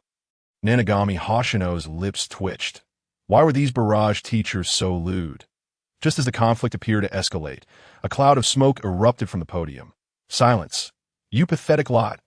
A man with scars, exuding an intimidating aura, made his entrance, flanked by a dozen Konoha ninjas. Thank you for your patience. I am Marino Ibiki, the examiner for the first round of the genin selection. Marino Ibiki pointed at the three sound ninjas. You lot from the sound village. Do not cause trouble before the exam. Do you wish to be eliminated immediately? The three sound ninjas quickly backed down. We apologize. We were just overly excited due to the first exam. And got a bit carried away. Marino Ibiki scoffed. This is a good opportunity. Let me make it clear. No fighting without the examiner's permission. Even with permission, lethal actions are strictly forbidden. If any of you foolish pigs dare to defy me, you will be eliminated on the spot. Marino Ibiki's formidable presence quickened Nanagami Hoshino's heartbeat. He continued, Now, let us commence the first exam of the genin selection. Submit your application forms and receive these number tags. Take your seats in order according to your numbers, after which I will distribute the written exam. Upon seeing the exam papers in the hands of a high-ranking official, Naruto was taken aback. His eyes nearly popping out of his head. A written exam. Nanagami Hoshino pulled Ayam Daiki and Shichimiya aside, earnestly advising, Daiki, Tima, no matter what happens during this exam, even if you write nothing, you must not forfeit, understood? Ayam Daiki and Shichimiya looked puzzled, asking why. If we write nothing, won't we be eliminated anyway? Nanagami Hoshino replied seriously, Trust me, regardless of what the examiner says during the exam. Do not listen, ignore it, and do not cheat, as it is unnecessary. All we need to do is last until the end. The atmosphere between Yuantai Daiki and Masaya Token was fraught with confusion. Although their performance at the Ninja Academy was respectable, they did not excel. After all, it was merely a written examination. Was such anxiety truly warranted? It was as if they were incapable of responding at all. All the candidates submitted their applications and received their identification numbers. Taking their seats in accordance with the assigned order, Nanagami Hoshino occupied a corner seat, isolated from familiar faces. Now he could only hope that Yuantai Daiki and Masaya Token could withstand the pressure. Thanks to the spoilers from the barrage teacher, Hoshino was already aware of the true nature of the examination. Cheating was indeed an option, yet could not be executed in a conventional manner. Ultimately, candidates would face a psychological test, having to choose between being permanently barred from the Chunin exams or relinquishing their chance. Marino Ibiki began to elucidate the rules. A total of 10 points were available, with a point deducted for each incorrect answer. Qualification was determined by the cumulative scores of the three team members. Upon hearing this regulation, Sakura and Sasuke's expression soured, as Naruto was rather foolish. Naruto was nearly shrinking beneath his desk in distress. The final rule stated that any instance of cheating detected by the invigilator would result in a 2-point deduction, should a candidate lose all 10 points. They, along with their teammates, would be disqualified from the examination. That Naruto's face turned pale, acutely aware of the murderous glares directed at him, unmistakably from Sasuke and Sakura. The last question would be revealed 45 minutes after the examination commenced. With the total duration set at 1 hour, Hoshino glanced at the test paper, realizing indeed he could not answer a single question. His grades at the ninja school had always been above average, yet this exam's content was entirely beyond the syllabus, far beyond. Hoshino noticed a ninja seated to his front left, effortlessly writing down answers. It was evident that this ninja was likely masquerading as a participant in the exam, one of the Chunin who knew the answers and was providing assistance. Hoshino made an attempt to write, but abandoned it after one question, resorting to random scribbles, deeming it unnecessary to continue with the remaining questions in the examination room. Yuantai Daiki and Masa Token stared blankly at the questions, recognizing the characters yet utterly bewildered by what the questions demanded. Abandoning their attempts, Hoshino observed the surroundings, where each candidate was employing their unique strategies. Sasuke utilized a Sharingan to replicate the movements of other candidates' pencils to complete the exam. Meanwhile, Hinata and Niji employed their Byakugan to blatantly cheat.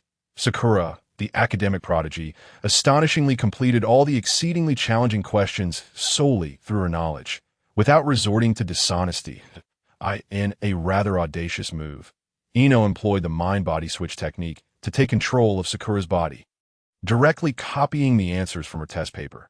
After reviewing the answers, she released the technique, completed her own paper, and then used it again to manipulate Shikamaru and Choji to inscribe answers on their papers. Kiba and Shino utilized their ninja dogs and insects to aid in their cheating endeavors. 1010, a specialist in ninja tools, leveraged her equipment to reveal the answers of others, assisting Lee in completing his exam.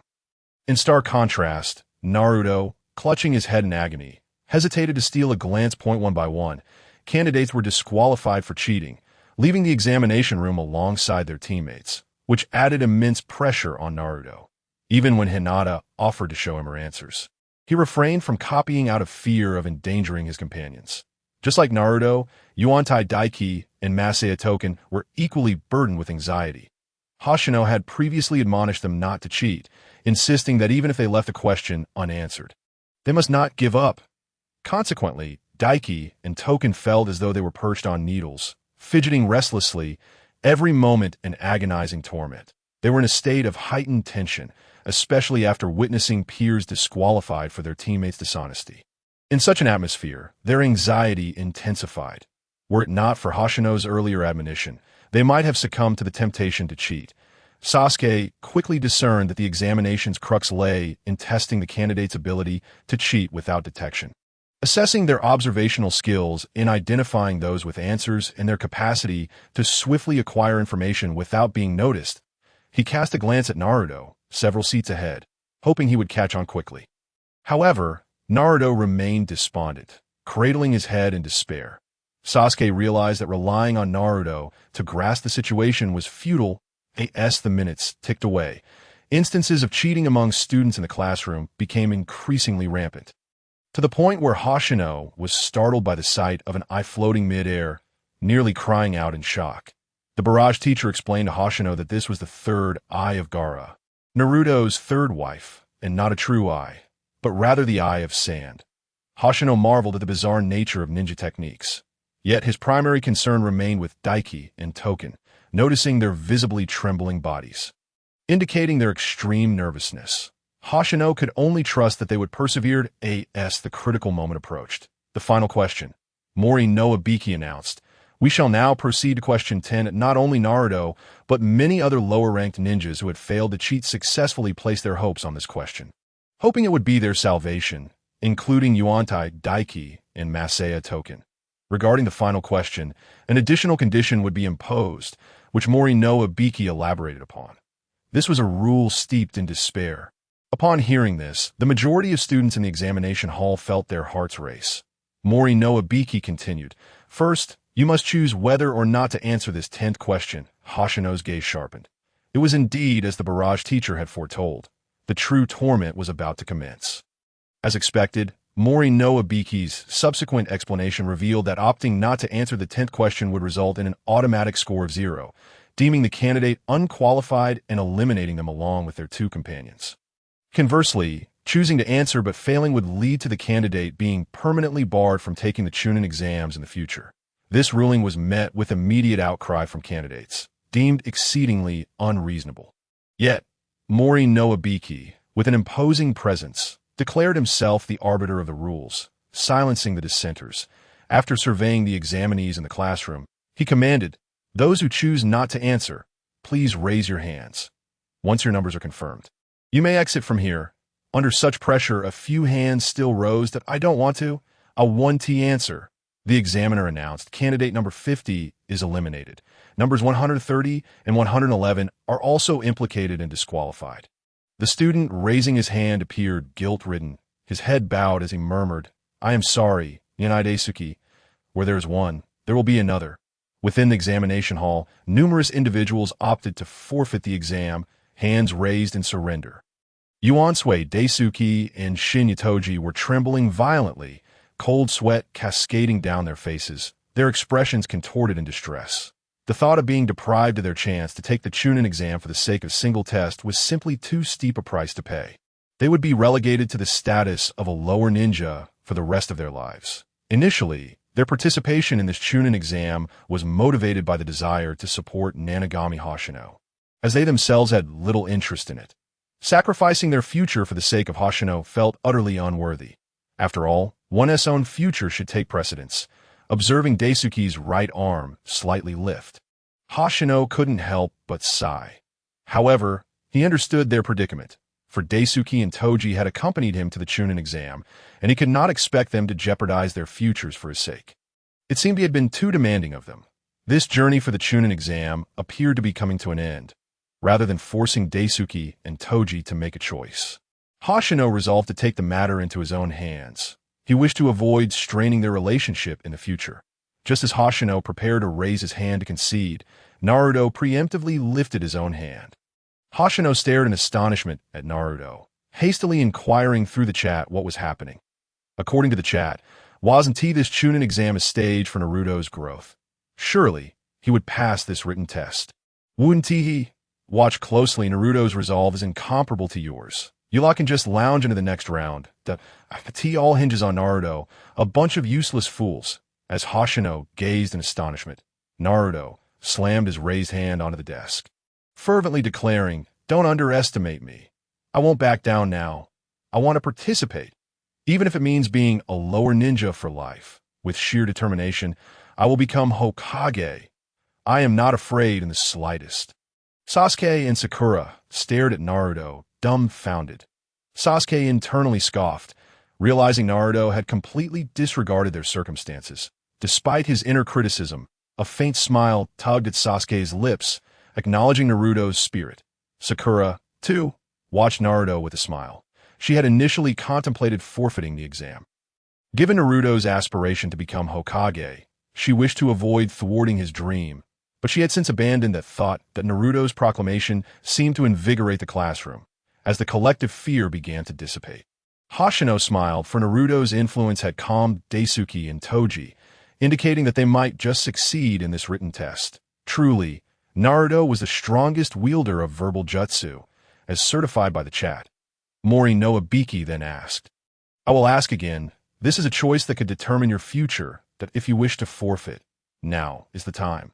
With unwavering determination, Naruto replied to Mori no Ibiki, "To uphold my words, this is my ninja way." Mori no Ibiki observed the candidates in the classroom, their gazes having shifted. With Naruto's declaration, their anxieties were alleviated.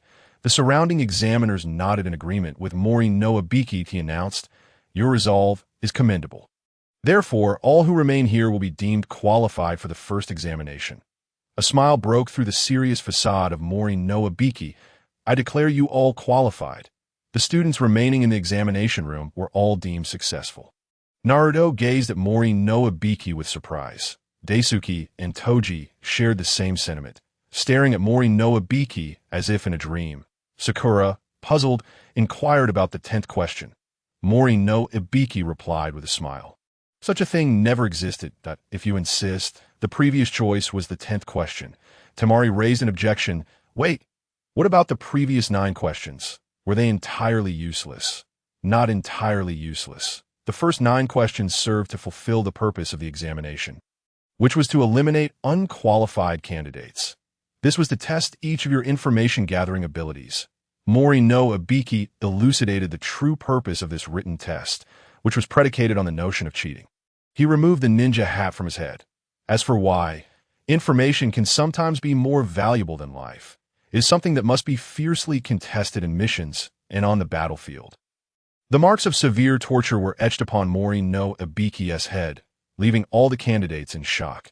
Hoshino felt numb, as the sight of Mori no Ibiki's head was terrifyingly gruesome.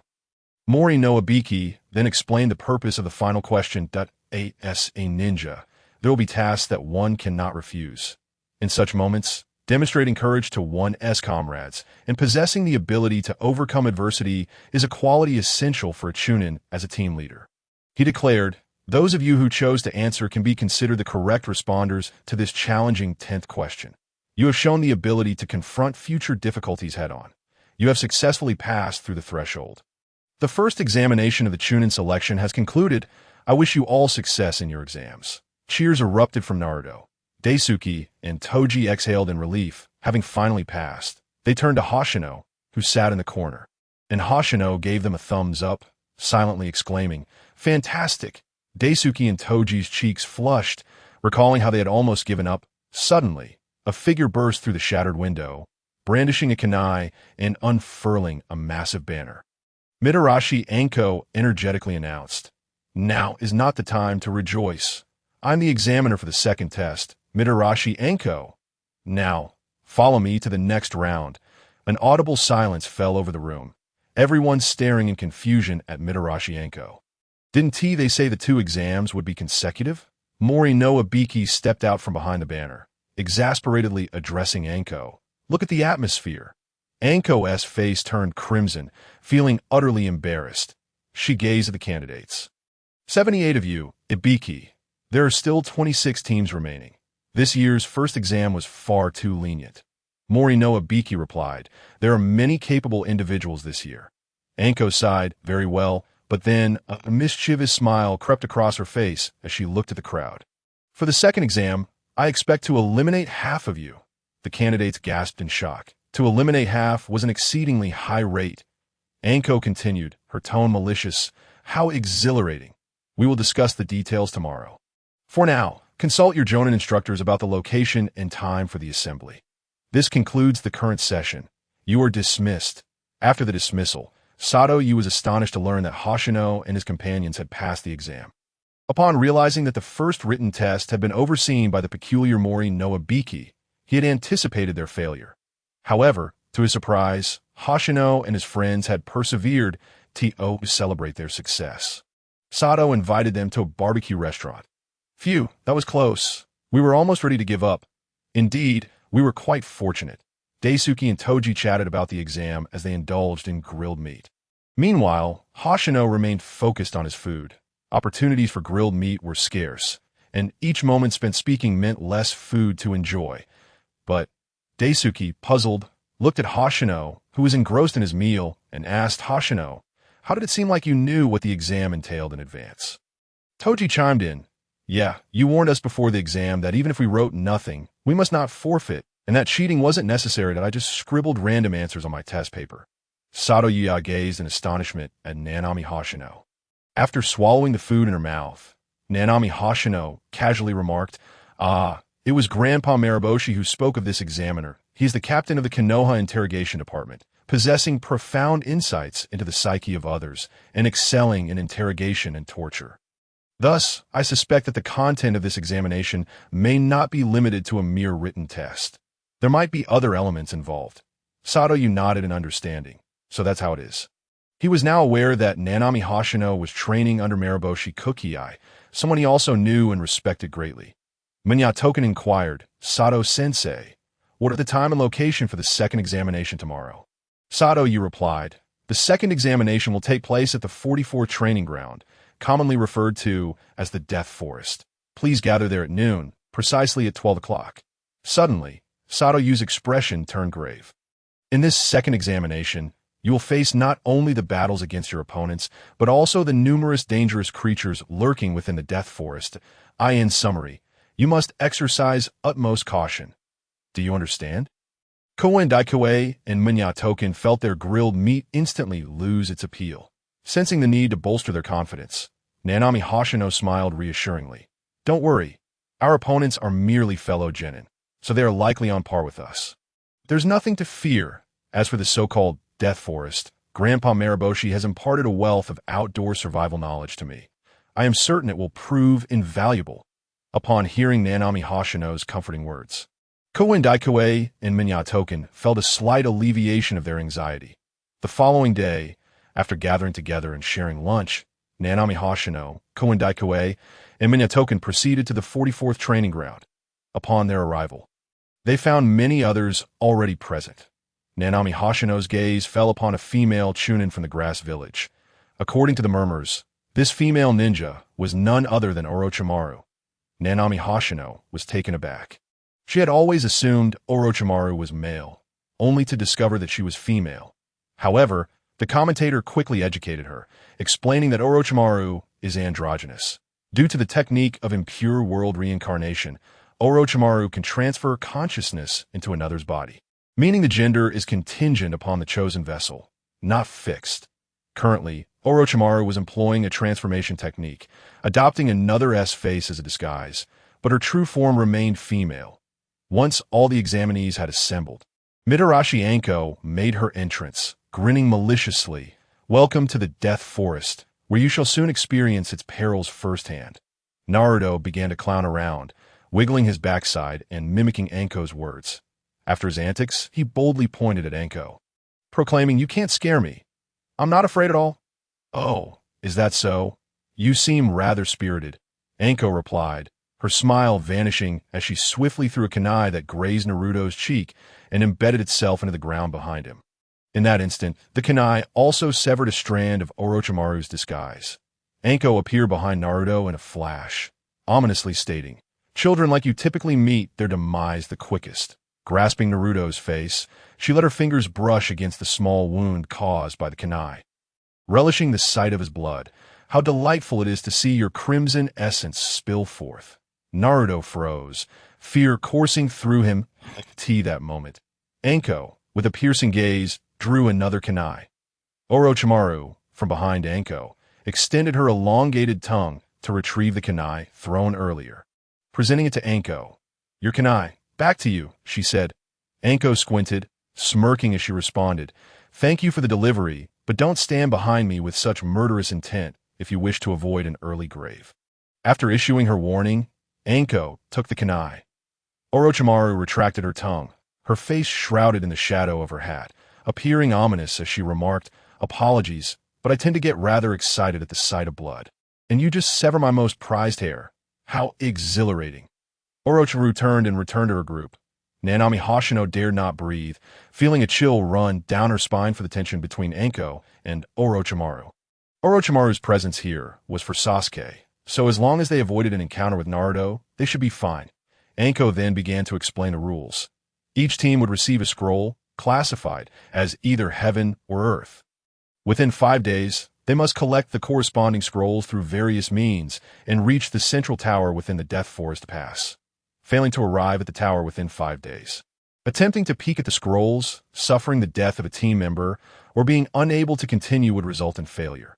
After signing the agreement, Nanami Hoshino, Koen Daikue, and Minya Token obtained the Heaven Scroll. Anko glanced at the time before announcing, "Teams that have received their scrolls should now proceed with their leaders to their respective entrances. We will set off together in 30 minutes. The trio arrived at entrance 10. Waiting, Koen Daikue and Minya Token were visibly anxious, fully aware that this examination would involve genuine combat.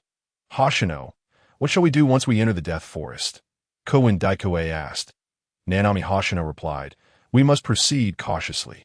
All creatures, including humans, are drawn to water sources. The competition for the scrolls will undoubtedly be fierce at the beginning, as many will rush to secure their scrolls and head straight for the tower.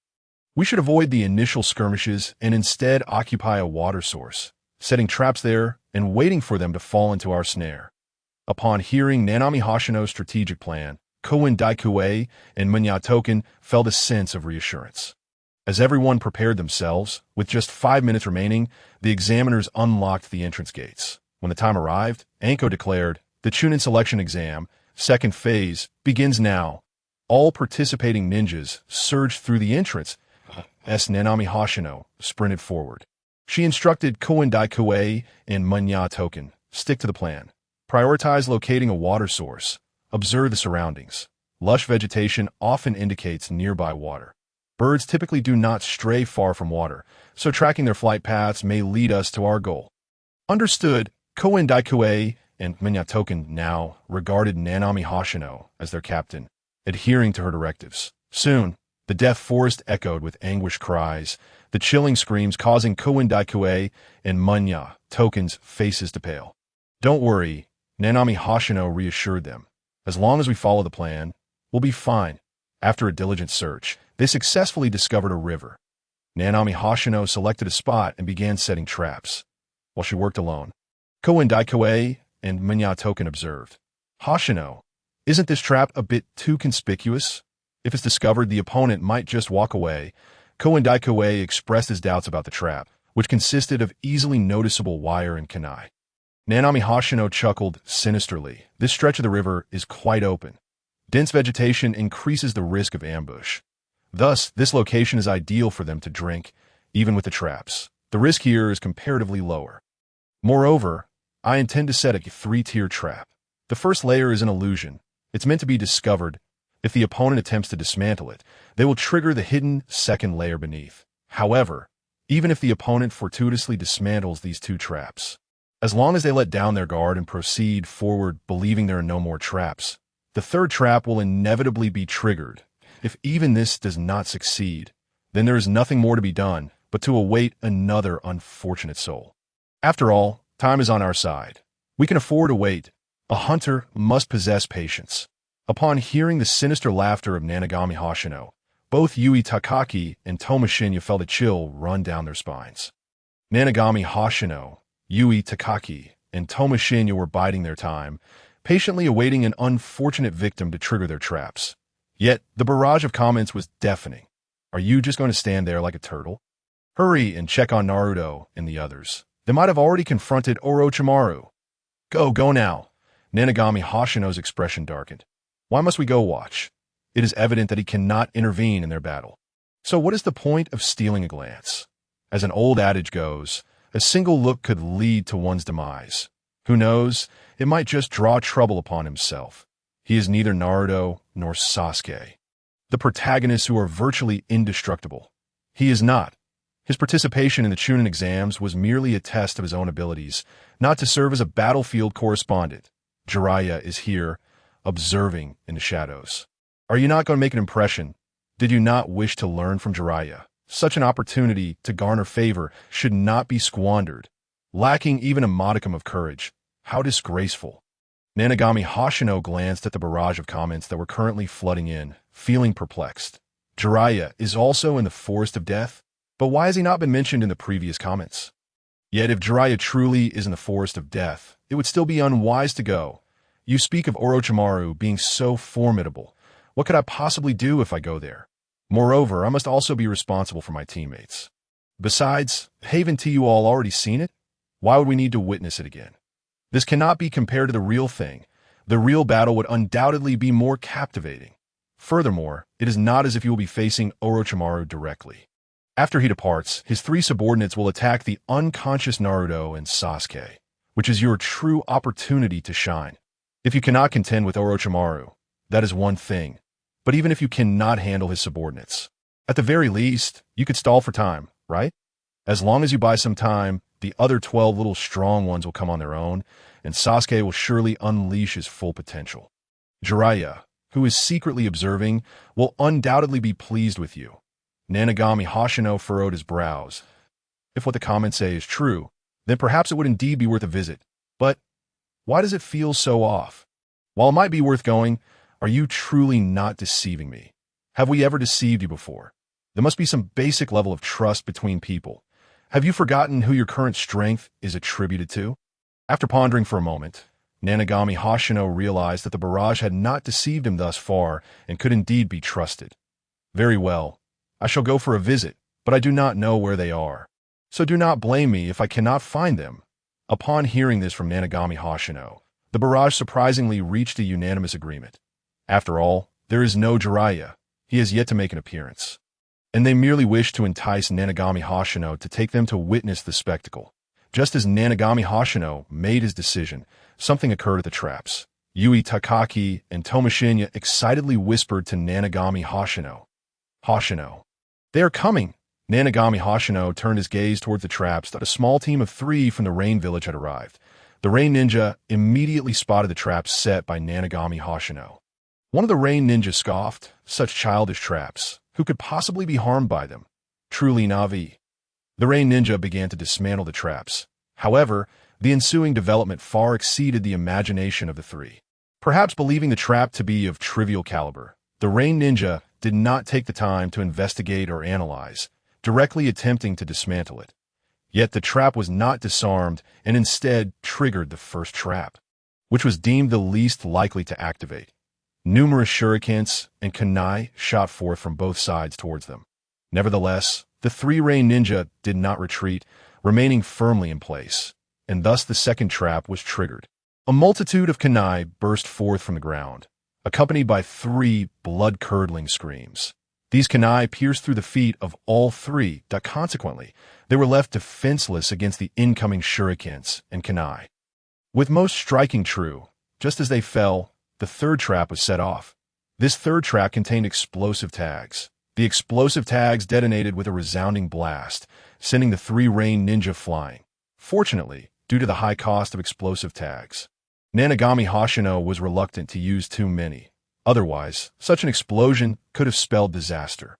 Nanagami Hoshino, Yui Takaki, and Tomoshinya twitched at the corners of their mouths. This was simply too absurd. How could they not show some respect for traps? To trigger all three traps in succession is truly a stroke of talent. The three soon found the rain ninja, who had been blasted away, all of whom lay unconscious. Yui Takaki discovered scroll on one of the rain ninja, that a smile of delight unconsciously spread across Yui Takaki's face. What luck! It is precisely the earth scroll we were missing. Tomoshinya was equally pleased. Then I can head directly to the tower. Nanagami Hoshino still needed to search for Naruto and the others, yet he could not allow Yui Takaki and Tomoshinya to venture off alone. So he said, "There is still ample time. Let us check on the situation of the others and gather some intelligence on our opponents for the upcoming exam." "Sounds good." Yui Takaki and Tomoshinya, now brimming with confidence, readily agreed. The trio departed to seek out Naruto and the others. Meanwhile, Sasuke had already encountered Orochimaru. Naruto was engaged in battle with a giant snake. Sasuke and Sakura were paralyzed with fear under Orochimaru's murderous intent. After Orochimaru hurled kunai at Sasuke and Sakura, Sasuke stabbed the kunai into his own thigh, using the pain to regain his mobility. Sasuke shielded Sakura from the incoming kunai. Shortly thereafter, a giant snake lunged at Sasuke and Sakura with its gaping maw. Sasuke swiftly dispatched the snake with shurikens, from which Orochimaru emerged, slithering toward Sasuke like a serpent. Naruto, having dealt with the snake, threw kunai at Orochimaru to halt his advance. However, Sasuke understood that even Naruto's arrival could not alter the situation. He contemplated using his scroll to negotiate their escape. Yet, Naruto could not comprehend Sasuke's intentions and prevented him from relinquishing the scroll, believing that even if the scroll was surrendered, escape was not guaranteed. Orochimaru grinned wickedly, stating that killing them would also yield the scroll. That a fierce battle erupted between the two sides. As Nanagami Hoshino and his companions searched for Naruto, they heard the sounds of combat and followed the noise. However, they did not find Naruto, but instead came across a confrontation between the Sand and Rain Village genin. Nanagami Hoshino immediately recognized the red-haired boy from the Sand Village, the one referred to as Naruto's three wives in the comments, Gaara. Nanagami Hoshino, Yui Takaki, and Tomoshinya quickly concealed themselves in the bushes, observing quietly. Instead of finding Naruto, they stumbled upon Gaara's team, who was facing off against a team from the Rain Village. The Rain Ninja sneered, "A little brat from the Sand Village dares to challenge us? How foolish." Yui Takaki felt a wave of anxiety. Those three from the Rain Village seemed quite formidable. Tomoshinya whispered, "Keep your voice down. It would be bad if we were discovered." Tomoshinya was equally tense, sensing that the trio from the Rain Village exuded a powerful aura. Were it not for the presence of Nanagami Hoshino and Yui Takaki, he would have surely fled. Nanagami Hoshino, however, curiously watched Gaara, as the comment suggested that Gaara would soon annihilate these three Rain Ninjas, prompting his desire to witness how it would unfold. The leading Rain Ninja grinned menacingly. "Hey, kid, you should choose your opponents wisely. You're going to die." Kankuro was observing the three Rain Ninjas, speculating on who possessed the scroll and what type it was. Gaara, expressionless, replied to the Rain Ninja, "Enough with the chatter. Let us begin the fight." Kankuro interjected, "Hey, Gaara, shouldn't we track them to discover where the scroll is before we engage? If the scrolls are identical, there is no need to fight for them, right?" Gaara unhesitatingly responded, "What does it matter? I intend to kill everyone I see." Upon hearing Gaara's words, everyone present fell momentarily rigid, particularly Yuanshi, Daiguei, and Jinyasuji. As Gaara proclaimed his intention to eliminate everyone he laid eyes upon, were relentlessly urged by an inner voice to flee. Kankuro watched Gaara's silhouette with trepidation, muttering his disdain for being in Gaara's presence. The Rain Ninja scoffed coldly, then let the battle commence. With that, he hurled 4 umbrellas into the air and began forming hand seals. Die! Ninja art! 1,000 needles of rain. The 4 umbrellas in the sky spun incessantly, unleashing a barrage of needles like raindrops. Unaware of the gravity of the situation, the Rain Ninja gleefully remarked to Gaara, "There's no escape from this attack. It covers all angles. Moreover, the needles are controlled by chakra, ensuring they hit their target." As he manipulated the needles to converge upon Gaara, a cloud of dust erupted, enveloping him. When the dust settled, Nanagami Seiya wore a look of astonishment. Gaara was shielded by a protective wall of sand resembling eggshells, and not a single needle had found its mark. Gaara maintained his usual stoic expression, his tone unchanged, yet his words dripped with mockery. "Is that all you've got?" The Rain Ninja stared in disbelief, his eyes wide with shock. How is it possible that not a single one hit? This can't be. Struggling to accept this reality, he hastily formed seals once again, directing the needles toward Gaara. Yet Gaara remained motionless, the sand shield automatically deflecting the incoming needles. Within the confines of the sand shield, Gaara spoke in a chilling tone, "1,000 needles of rain, is it? Then allow me to summon a blood rain." The Rain Ninja, flustered, gazed at Gaara's sand shield, exclaiming, "A barrier of sand has formed." Kankuro, hands in pockets, had no intention of intervening, yet kindly explained, "Indeed, it's a form of absolute defense created from sand, manipulating the sand within the gourd and using formidable chakra to protect his surroundings, an ability unique to Gaara. Moreover, this is not tied to his consciousness. It activates automatically that in essence, all attacks against Gaara are futile." Yuanshi Daiguei was utterly astonished. "If what he says is true, then isn't he invincible?" Jinyasuji concurred. "Yes, how can we possibly fight against that?" Both Yuanshi Daiguei and Jinyasuji felt a sinking dread. If these individuals were indeed mere genin, what did that make them? Nanagami Seiya was intently watching the battle and the barrage of comments. Through the comments, he learned that Gaara's sand could autonomously defend him due to the chakra of his mother Karura, infused within it. How enviable it was that he had nothing of the sort. But there was one comment that almost daily berated him. Kankuro disdainfully remarked to the Rain Ninja, "With your capabilities, you stand no chance against Gaara. Don't underestimate us." The irate Rain Ninja charged toward Gaara. Gaara formed a seal, his palm aimed at the oncoming threat. Sand binding coffin. A mass of sand ensnared the Rain Ninja tightly, rendering him completely immobile. The umbrellas fell to the ground. Gaara stepped forward, picked up an umbrella, opened it, and menacingly gazed at the bound Rain Ninja. "Though I could silence your incessant chatter before ending your life, that would be rather too merciful." Under Gaara's control, the ensnared Rain Ninja began to levitate slowly into the air. Sand waterfall funeral. As Gaara clenched his fist, the Rain Ninja was crushed, his body bursting apart, with flesh and blood raining down like a deluge. Gaara, sheltered by the umbrella, remained untainted by the carnage. Not only Yuanshi Daiguei and Jinyasuji, but even Nanagami Seiya froze in shock. The scene was horrifyingly gruesome, but Gaara's gaze shifted to the remaining 2 Rain Ninja. "There is no suffering for him. My strength has reached a point where inflicting pain is unnecessary. The blood of the deceased mingles with the flowing sands, granting the Shura even greater power. Here, take the scroll. I beg you, spare us." The Rain Ninja placed the scroll on the ground, pleading for Gaara's mercy. However, Gaara unleashed another sand-binding coffin, followed by sand waterfall funeral, reducing the last 2 Rain Ninja to mere remnants of flesh and blood. Kankuro picked up the scroll, discovering it to be the Heaven Scroll, a counterpart to theirs. Hiding, Yuanshi Daiguei's voice quivered with desperation. "Seiya, we must flee at once." Jinyasuji trembled. "Indeed, if we're discovered, it will be disastrous." Nanagami Seiya forced himself to regain composure. Nodding yes, "Let us retreat swiftly." As the trio prepared to escape, Gaara's piercing gaze fell upon them. Not enough yet? Instantly, Nanagami Seiya and his companions were paralyzed with fear. Kankuro urged, "Enough, Gaara." Gaara shot a displeased glare at Kankuro. "Are you afraid?"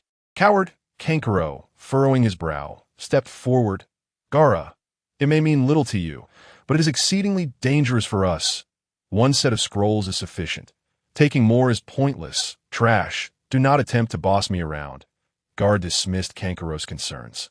Raising his hand as if to strike, Kankuro, incensed, seized Gaara by the collar, admonishing, "You need to rein it in. Sometimes you should heed your brother's words." Gaara, icy and resolute, glared at Kankuro. "I do not consider you my brothers. If you dare obstruct me, I will not hesitate to kill." Gaara brushed Kankuro's hand aside, preparing to act again. Nanagami Seiya contemplated his next move, while he could unleash water release techniques in a dry area. Their effectiveness would be severely diminished, and he needed to find a location with water to fight. Yet, Gaara would undoubtedly pursue him, and Yuanshi, Degawei, and Jinyasuji would be of no assistance in buying him time.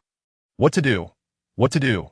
Panic gripped Nanagami Seiya as he urgently consulted the comments for guidance. However, the comments informed him that another group faced a similar predicament.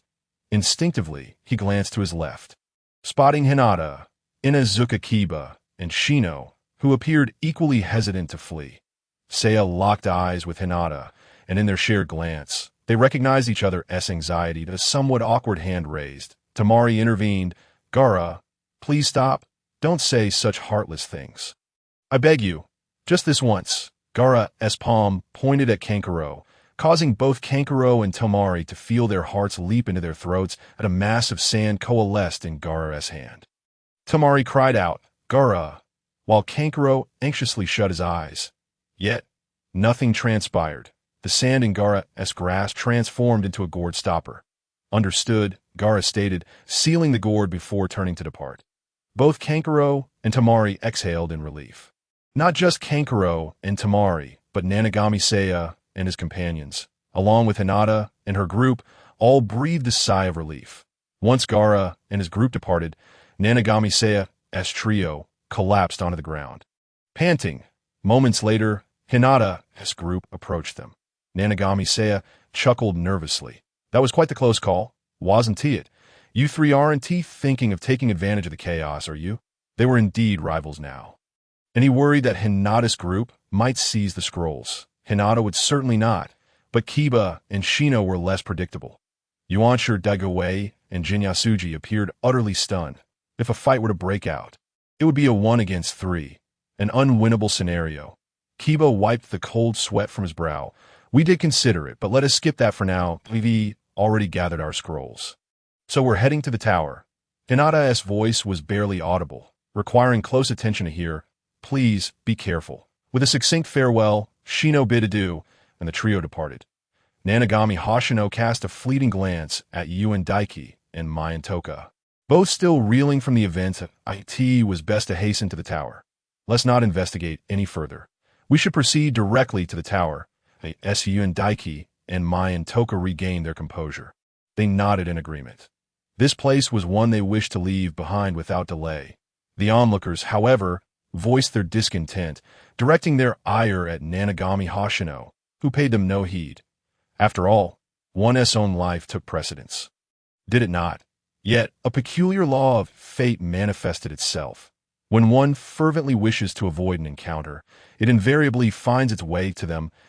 As Nanagami Hoshino led Yuen Daiki and Mayantoka towards the tower, a familiar voice reached their ears. It was Sakura's voice. After much inner turmoil, Nanagami Hoshino muttered a curse and instructed Yuen Daiki and Mayantoka, "Stay hidden here. Do not reveal yourselves under any circumstances." Ensuring their concealment and setting traps around them, Nanagami Hoshino made his way toward the source of Sakura's voice. Arriving at the scene, he discovered it was too late. Naruto and Sasuke had already concluded their battle with Orochimaru, and the outcome was nothing short of disastrous. In his rage, Naruto had momentarily tapped into the power of the Nine Tails during his confrontation with Orochimaru, but against such a formidable foe, it was insufficient for any tangible change. Orochimaru had sealed Naruto's overflowing chakra with his five-element seal. After Naruto fell unconscious, Sasuke, in a fit of desperation, attempted to retaliate, but was ultimately marked with a cursed seal before Orochimaru departed. Sakura, sheltering the unconscious Naruto and Sasuke in a tree hollow, now stood resolutely against the sound ninja trio. The voice Nanagami Hoshino had heard was indeed Sakura confronting them, demanding, "What are your true intentions? I know that Orochimaru is pulling the strings from behind the scenes. What is the purpose of that strange mark on Sasuke's neck? You dare challenge him after reducing him to this state?" The sound ninja trio appeared taken aback by Sakura's words. "Truly, you are a hindrance rather than a help. If only you had arrived sooner, perhaps I could have seen Gaara." Nanagami Hoshino interjected, somewhat irked. "Indeed, what use is your presence now that we missed the thrilling fight between Naruto, Sasuke, and Orochimaru? Disappointing." He continued, "Must you be so loud? When we were watching Gaara, I didn't see you remain silent either. Weren't their comments claiming I was fortunate to witness Gaara's battle? You even fabricated comments? Count me out." Nanagami Hoshino rolled his eyes in exasperation at the incessant chatter of the onlookers. "All right, enough of this nonsense. But why do those three sound ninja appear so astonished? What else could it be? They've each been used by Orochimaru, merely cannon fodder with the exception of that bandaged figure. Rokudo Tours. The others have become living sacrifices for Hashirama and Tobirama." Rokudo Tours piqued Nanagami Hoshino's interest. "Have they been used? Regardless of the situation, it's clear these three are Orochimaru's subordinates." Sack smirked menacingly at Tours, declaring, "That woman must die, and Sasuke is mine to take." Just as Sack prepared to act, Tours halted him, having spotted the traps laid on the ground, approaching a patch of grass that seemed out of place. Tours pressed his hand against it, stating, "Too obvious. The color of the turned earth and the grass doesn't belong here to the trap, if not flawless, is meaningless." With a cold glare directed at Sakura, Tours ordered, "Eliminate her immediately." Without hesitation, Tours, Sack, and Kin lunged at Sakura, launching their assault. Nanagami Hoshino was poised to intervene, but he noticed that Sakura displayed no signs of fear. With a swift motion, she severed the ropes binding her and propelled a massive wooden stake towards Tours and his companions. "Are there traps as well? This is bad." "Just kidding." Tours, equipped with his multi-hold arm guard, pressed against the stake, forming a seal that caused it to explode upon impact. "Honestly, you lack talent. Someone like you should try much harder." Nanagami Hoshino contemplated intervening again, but hesitated as more figures emerged. Leaf Hurricane. Rock Lee burst forth from the woods, executing a series of spinning kicks that sent Tours and his companions sprawling. Positioning himself protectively in front of Sakura, striking a pose, he glared at Tours, Sack, and Kin, tauntingly challenging, "Then you should put in more effort." Tours inquired, "Who are you?" "The beautiful azure beast of Konoha, Rock Lee." Sakura stared at Lee in disbelief. "Why are you here?"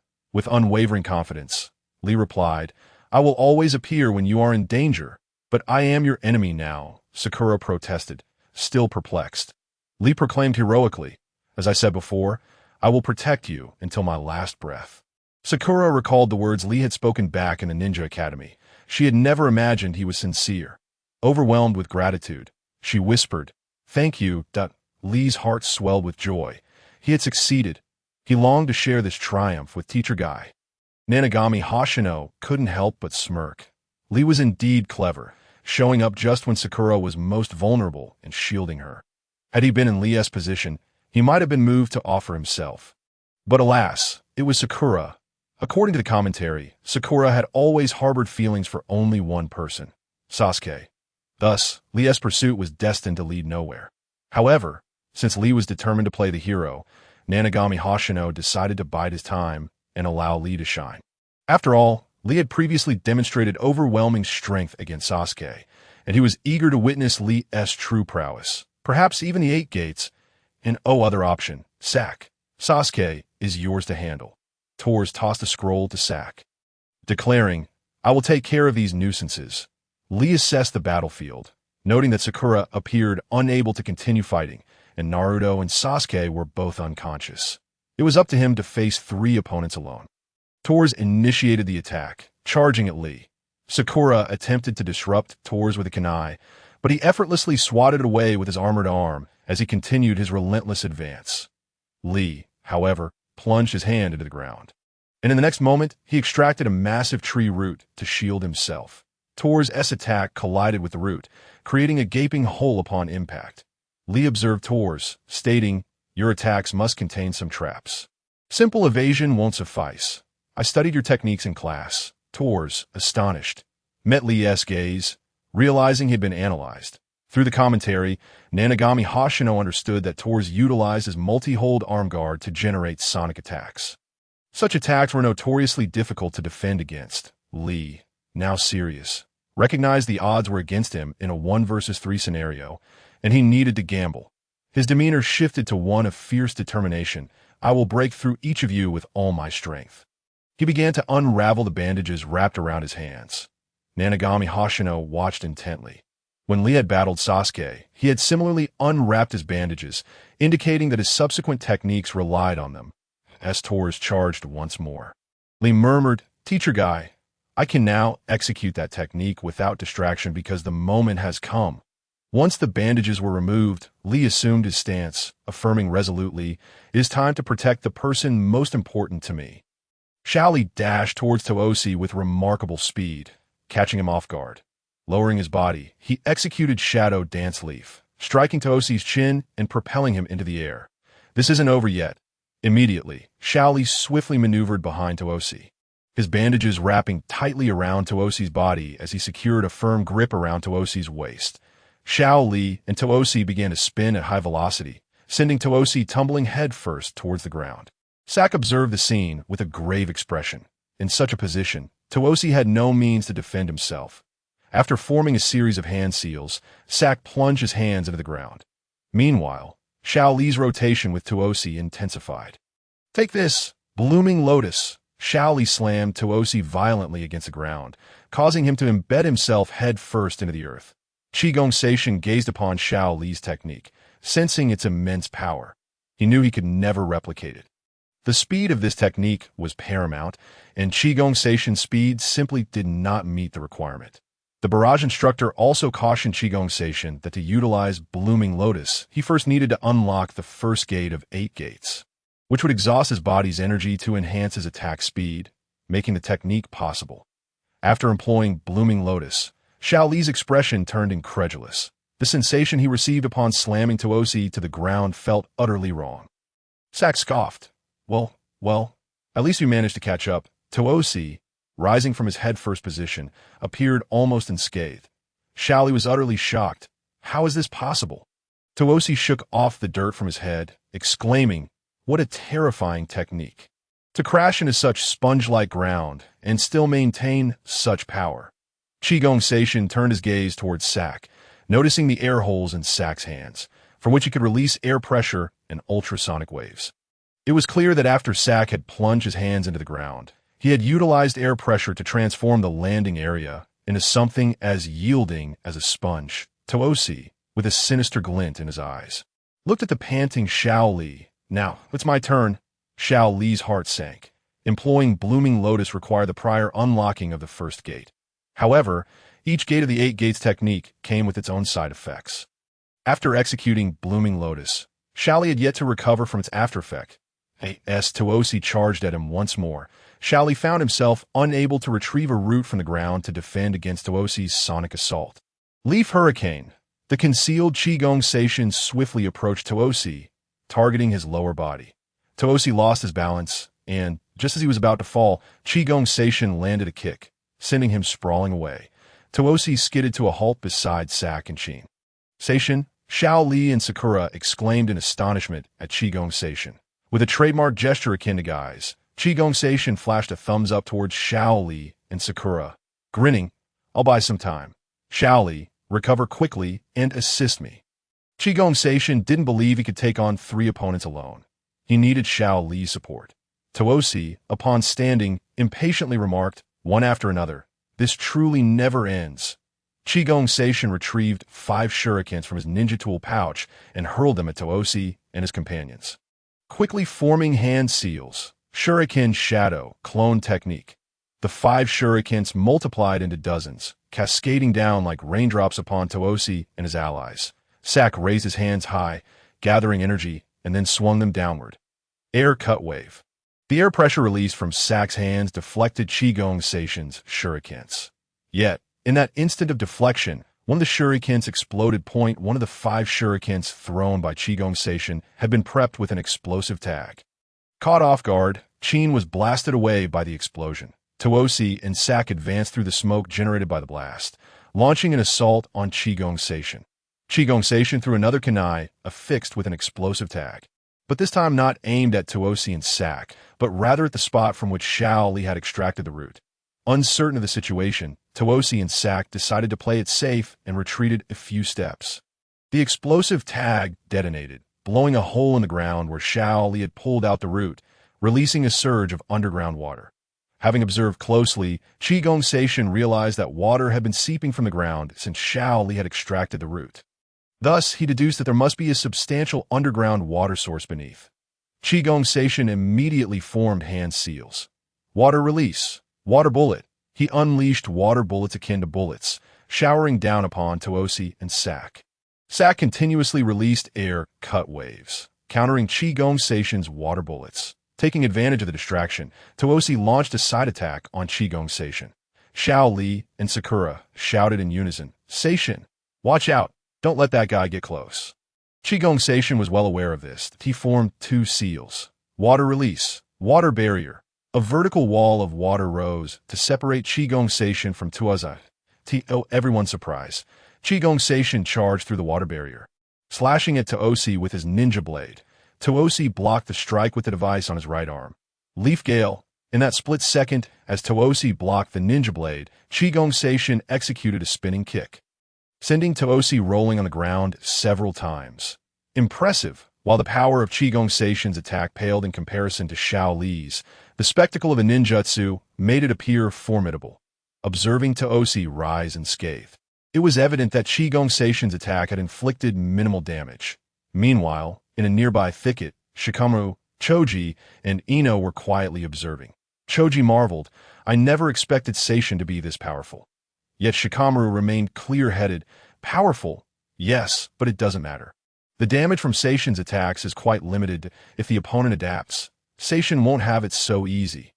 Qigong Seishin called out to Xiao Li, "Li, how are you holding up?" Xiao Li stood once more. Although the aftereffects still lingered, he was ready for battle. "I'm fine now. Seishin, let's go together." Together, Qigong Seishin and Xiao Li charged toward Sack, who had aimed his hands at them, preparing to unleash an air cut wave. However, Qigong Seishin swiftly employed water release, water barrier to block Sack's air pressure attack. Following this, both Qigong Seishin and Xiao Li burst forth from the water wall. Leaf Double Gale. The duo executed a powerful spinning kick in unison. Sack hurriedly raised his arms to block, but the sheer force of their kick knocked him over, just as Qigong Seishin and Xiao Li prepared to press their advantage and eliminate one opponent. The sound of a bell suddenly rang out. The previously blasted Qin, shaking the bell, cast the Jinjutsu bell, sound 1,000 shuriken. Numerous illusions of Qin appeared before Qigong Seishin and Xiao Li, each hurling a multitude of shurikens at them. Qigong Seishin and Xiao Li quickly dodged and disrupted their chakra flow, breaking the Jinjutsu. However, in the chaos, several shurikens inevitably struck them. The moment they dispelled the illusion, Sack and Toosi were already upon them. Sack unleashed an air cut wave at near point-blank range towards Qigong Seishin and Xiao Li. The overwhelming air pressure felt as though they had been struck by a heavy fist, sending them hurtling away. Qigong Seishin was fortunate, but Xiao Li was not as lucky. He was sent flying directly towards Toosi. Toosi swung a punch at Xiao Li. Xiao Li managed to block Toosi's punch. Yet it was as though he had not blocked it at all. From the device on Toosi's right arm, a powerful sonic wave erupted, injuring Xiao Li's ears and causing him to scream in agony before he fainted. His eyes rolling back. "This is bad."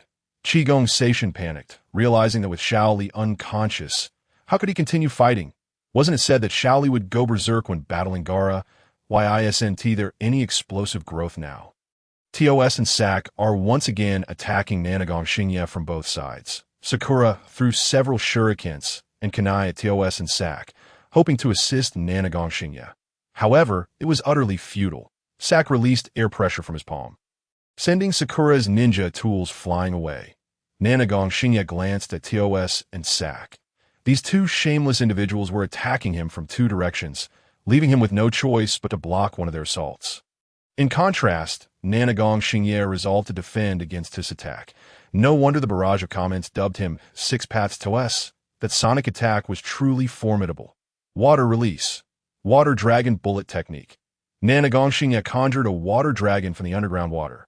Charging towards TOS used the device on his arm to shatter the water dragon, but it successfully halted his advance. However, Sack was unimpeded. Void/wave. Nanagon Shinya was sent flying, his back violently colliding with a tree. Due to Nanagon Shinya and Xiao Li's oversight of the sounding trio from the Sound Village, they inadvertently fell victim to an illusion technique. What was initially an advantage had swiftly turned into a dire situation.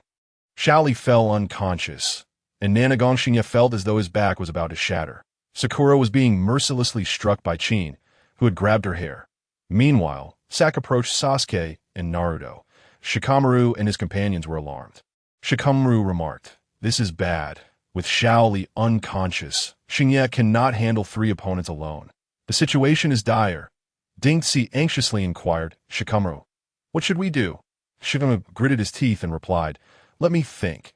Just then, an astonishing scene unfolded before Ino's eyes. In a desperate bid to free herself from Chin's grasp, Sakura severed her long hair, breaking free from Chin's hold. Shikamaru and Dingxi remained unfazed, as their straightforward minds failed to comprehend the significance of hair to a woman. But Ino understood, staring at Sakura in disbelief. Sakura's forehead protector fell to the ground alongside her severed hair. Reflecting on her past experiences, Sakura realized she had always believed herself to be a capable ninja. Yet, she had merely been a spectator, always watching Sasuke and Naruto fight valiantly to protect her. Xiao Li professed his affection for her, vowing to protect her until death, fighting fiercely with his back turned to her. Even Nanagon Shinya, whom she had always regarded as unremarkable, fought for his friend Naruto. Sakura felt she had learned something. She too wished to stand in front like Sasuke, Naruto, Xiao Li, and Nanagon Shinya, so that everyone could see her back. Nanagon Shinya looked at Sakura with anticipation. Did her resolute gaze signal an impending transformation? Although the barrage of comments incessantly claimed Sakura was exceedingly weak before meeting Tsunade, Nanagon Shinya believed otherwise. After all, Sakura was one of the protagonists. Just then, Nanagon Shinya's thoughts took a turn. While Sakura indeed seemed to have gained some strength, it was not particularly effective. She continuously utilized the substitution technique in conjunction with her ninja tools to evade Chin's attacks before charging at Sack. However, her lack of offensive techniques left her unable to defeat Sack. Overestimating Sakura, Sack believed that when he used the void/wave to send her kunai flying back at her, she would once again employ the substitution technique to avoid it. This time, however, Sakura did not use the substitution technique. Instead, she took the kunai head-on, embedding several in her body, before launching a surprise attack on Sack. Sakura overwhelmed Sack, stabbing him in the right arm with a kunai and then biting down fiercely on his left hand.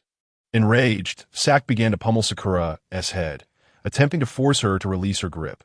Ino stood frozen, watching Sakura endure the blows, memories of their childhood friendship flooding her mind. Sack managed to break free from Sakura's grasp and prepared to finish her off. Ino's expression hardened with determination as she rushed forward, pulling Shikamaru and Dingxi with her to shield Sakura. Shikamaru and the distant Nanagon Shinya were taken aback. Moments ago, Shikamaru had used a shadow to alert Nanagon Shinya of their presence. He had devised a strategy for Nanagon Shinya to draw Sack's attention, allowing them to launch a surprise attack. But now, with Ino charging out, their plan was rendered useless. They were forced into a direct confrontation with the enemy. Losing the advantages they had carefully concealed, bloodied and dirted, Sakura looked at Ino in astonishment. Ino coolly replied, "Sakura, didn't we agree that I would never let you outshine me in front of Sasuke? I want to allow you to steal the spotlight alone." Hess glared menacingly at Ino and her companions. It's lively again. It seems the ants of Konoha have lost their way. Dingxi panicked. "Ino, what are you doing?" didn't we agree to ambush with Shinya? These guys are really formidable. Can we handle a frontal assault? Ino momentarily froze. Huh. You all plan to ambush with Shinya. When did that happen? Shikamaru sighed. I used my shadow to alert Shinya, and I just reiterated the plan, but it seems you didn't pay attention at all and dragged us out here instead. This is troublesome. However, with Ino already charging forward, there was no way for the three men to retreat now. Ino stood dazed, as she had been too engrossed in her thoughts to hear Shikamaru's words. Ino chuckled awkwardly. Well, we are a trio, so we're in this together. Shikamaru sighed. We'll find a way. Let us take it step by step. Sack derisively addressed a terrified Dinksy. If you're so scared, just go away, fat pig. Dinksy's expression darkened, and he ominously asked, what did that person just say? I didn't catch it. Shikamaru and Nanagon Shinya exchanged subtle glances. For Dinksy, that phrase was taboo, and if it were uttered again once. Naruto had crossed that line and was promptly pummeled into a pig's head by Dinksy. But Sack was oblivious. He repeated, if you're scared, then go away, you fat pig. Dinksy erupted, seething with rage as he roared at Sack. I am not a fat pig, just pleasantly plump. Long live plumpness. Seeing Dinksy like this, Sakura felt a sense of unexplainable awe. Dinksy pointed at Shikamaru and Ino, his enthusiasm surging as he began issuing orders. All right. You all understand, right? This is a battle between Konoha and the Sound. Ino was overjoyed to see Dinksy like this. After all, the angrier Dinksy got, the stronger his fighting spirit became. That multi-size technique. Dinksy employed the multi-size technique, enlarging his body before retracting his limbs and head, ultimately transforming into a ball. Meatball tank. Dinksy rolled towards Sack. Sack scoffed, what kind of move is this? Just a fat pig rolling around. Void/wave. Sack unleashed powerful air pressure with both hands, clashing with Dinksy's meatball tank. It appeared that both sides were evenly matched, but Dinksy was suddenly sent flying, crashing down towards Sack from above. TOS charged towards Sack, intent on assisting him. Ninja technique, shadow imitation technique. Shikamaru's shadow connected with TOS's, halting his movements. Shinya. Nanagon Shinya appeared behind TOS, his right-hand ninja blade slashing fiercely at TOS's back. With a sickening sound, the blade pierced through, leaving a deep gash on TOS's back. Pain contorted TOS's face into a grimace. Damn it! With TOS wounded, Nanagon Shinya prepared to finish him off when a wave of air pressure repelled him. Sack unleashed a void/wave at Nanagon Shinya before rolling aside, narrowly avoiding Dinksy's meatball tank.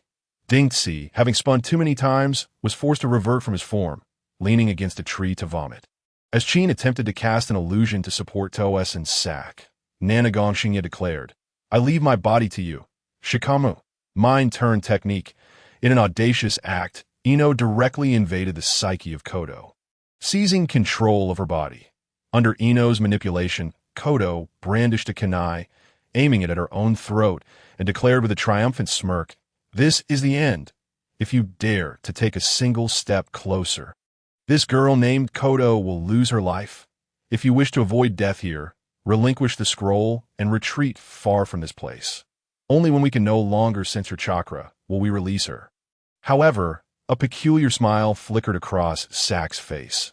Noticing this strange expression, Ino was perplexed, unable to comprehend what was amusing. Oh no! Both Shikamaru and Ino exclaimed, their faces paling as Sakura deduced their nefarious intentions to attack their comrades.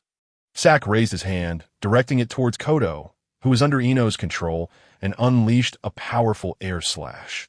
Though Kodo was being controlled by Ino, the technique of mind transfer would also inflict harm on her own body if the target was struck. If Kodo were to be hit, it would spell disaster.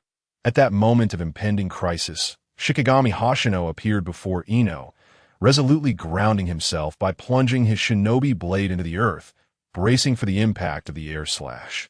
Cough! Shichimiya Hoshino spat out blood, the force of the attack causing excruciating pain to his insides. Ino gazed blankly at Shichimiya Hoshino's silhouette. He took a deep breath, aware that with so many eyes upon him, he could not afford to lose face. As per the words of his sensei, Jiraiya, he was being observed from the shadows. Shichimiya Hoshino continued to face away from Ino, asking, Are you all right? You need to dispel your jutsu quickly. It seems they have no concept of camaraderie. Ino's cheeks flushed slightly. Ah, Just then, under Sack's intervention, Torres extricated himself from the shadow imitation technique, regaining his freedom. Feeling the pain in his back, Torres seethed with anger. His gaze dark as he addressed Shichimiya Hoshino and the others. Our goal is neither to seize those trivial scrolls nor to complete the exam as per the rules, but to save Sasuke. Yet you troublesome individuals have persistently obstructed us. Therefore, our objective will now extend beyond Sasuke. We shall eliminate all of you here. Shichimiya Hoshino raised a shinobi blade, assuming a combat stance. Then let us see what you can do. He thought smugly to himself. Surely Jiraiya must be quite pleased with him now. Stealing a glance at the commentary, he sought his sensei's evaluation. You damn fool. Who told you to be so ostentatious? I want to kill him. Shichimiya Hoshino pondered, confused as to why he had provoked such ire from the commentators. He had done nothing but fight. Just as Shichimiya Hoshino prepared to continue the battle, a voice echoed from the trees. How utterly displeasing. All eyes turned towards the trunk, revealing Lee's teammates, Neji and Tenten. Neji, arms crossed, disdainfully regarded Torres and Sack, taunting, "Is this the best you ninjas from the sound can do? Bully a few weaker ones, and think you've won." Torres and Sack were thoroughly vexed. Another two had arrived, and it seemed never-ending. Shichimiya Hoshino frowned. Was he to be lumped in with the weak? Nevertheless, the commentary had labeled these three sound ninjas as mere fodder, and he had yet to engage them, so he was indeed being categorized among the weaker ones. Neji activated his Byakugan, looking down his nose at them, declaring, "If you wish to continue this, I shall give it my all." As Neji's words resonated, his gaze fixated on a particular direction. Tenten, puzzled, asked, "Neji, what's wrong?" Neji remained silent, his expression grave as he observed the unconscious Sasuke. Through his Byakugan, he had detected an overwhelming chakra enveloping Sasuke's form. Torres coldly remarked, "If you find this so displeasing, then stop posturing and come down here." Neji closed his eyes, deactivating his Byakugan, and chuckled softly. "No, it seems there is no need for that." Torres glanced in Sasuke's direction, his eyes widening in shock. The dark purple chakra swirling around Sasuke was intensifying, appearing almost corporeal, causing the surrounding debris to levitate. Shichimiya Hoshino sheathed his blade, realizing that it was finally Sasuke's turn to unleash his power. However, the malevolent pressure emanating from him, akin to a cursed seal, suggested it was anything but benign. The commentary indeed revealed a villainous presence. Compelling him towards the cursed seal, Sakura, hearing the commotion behind her, turned in surprise toward Sasuke. "Sasuke, are you awake?" Yet, her smile vanished in an instant. Sasuke had awakened, even rising to his feet, half of his body marked with black patterns. His voice, cold and sinister, echoed, "Sakura, who did this to you?" Worried, Sakura responded, "Sasuke, your body." Sasuke, fixated on his hand with his double Tomo Sharingan activated, replied, "Do not fret. Not only that, but power is surging within me, and I feel invigorated. It is a gift from that man. I finally understand. I am a harbinger of vengeance. Even if it means selling my body to a demon, I must tread the path to power. Sakura, tell me, who was responsible for your injuries?" Sack, oblivious to the gravity of the situation, provocatively retorted, "It was me." Ino, realizing the danger, urged, "Ino, your current state will affect you too. Hurry and return to your body. Hoshino, come here and hide." Shikamaru and Choji had taken refuge in the grass, with Shikamaru calling out to Shichimiya Hoshino and Ino. Ino hastily dispelled her mind transfer jutsu, and Shichimiya Hoshino followed suit, hiding alongside Shikamaru. Choji, panicking, asked Shikamaru, "What should we do next?" Shikamaru replied irritably, "How should I know?" Shichimiya Hoshino fixed his gaze on the distant Sasuke, reassuring, "Do not worry. It appears Sasuke has not lost his senses, and he likely will not attack us that I in this state. He seems capable of overpowering anyone who dares approach. Let us observe for now." Shikamaru, Choji, and Ino nodded in agreement, acknowledging that Sasuke's current demeanor indeed exuded an aura of dominance. Sasuke's crimson Sharingan locked on his sack, his body now fully adorned with black markings that appeared to amplify his strength. All eyes in the arena were drawn to Sasuke, the most radiant presence among them.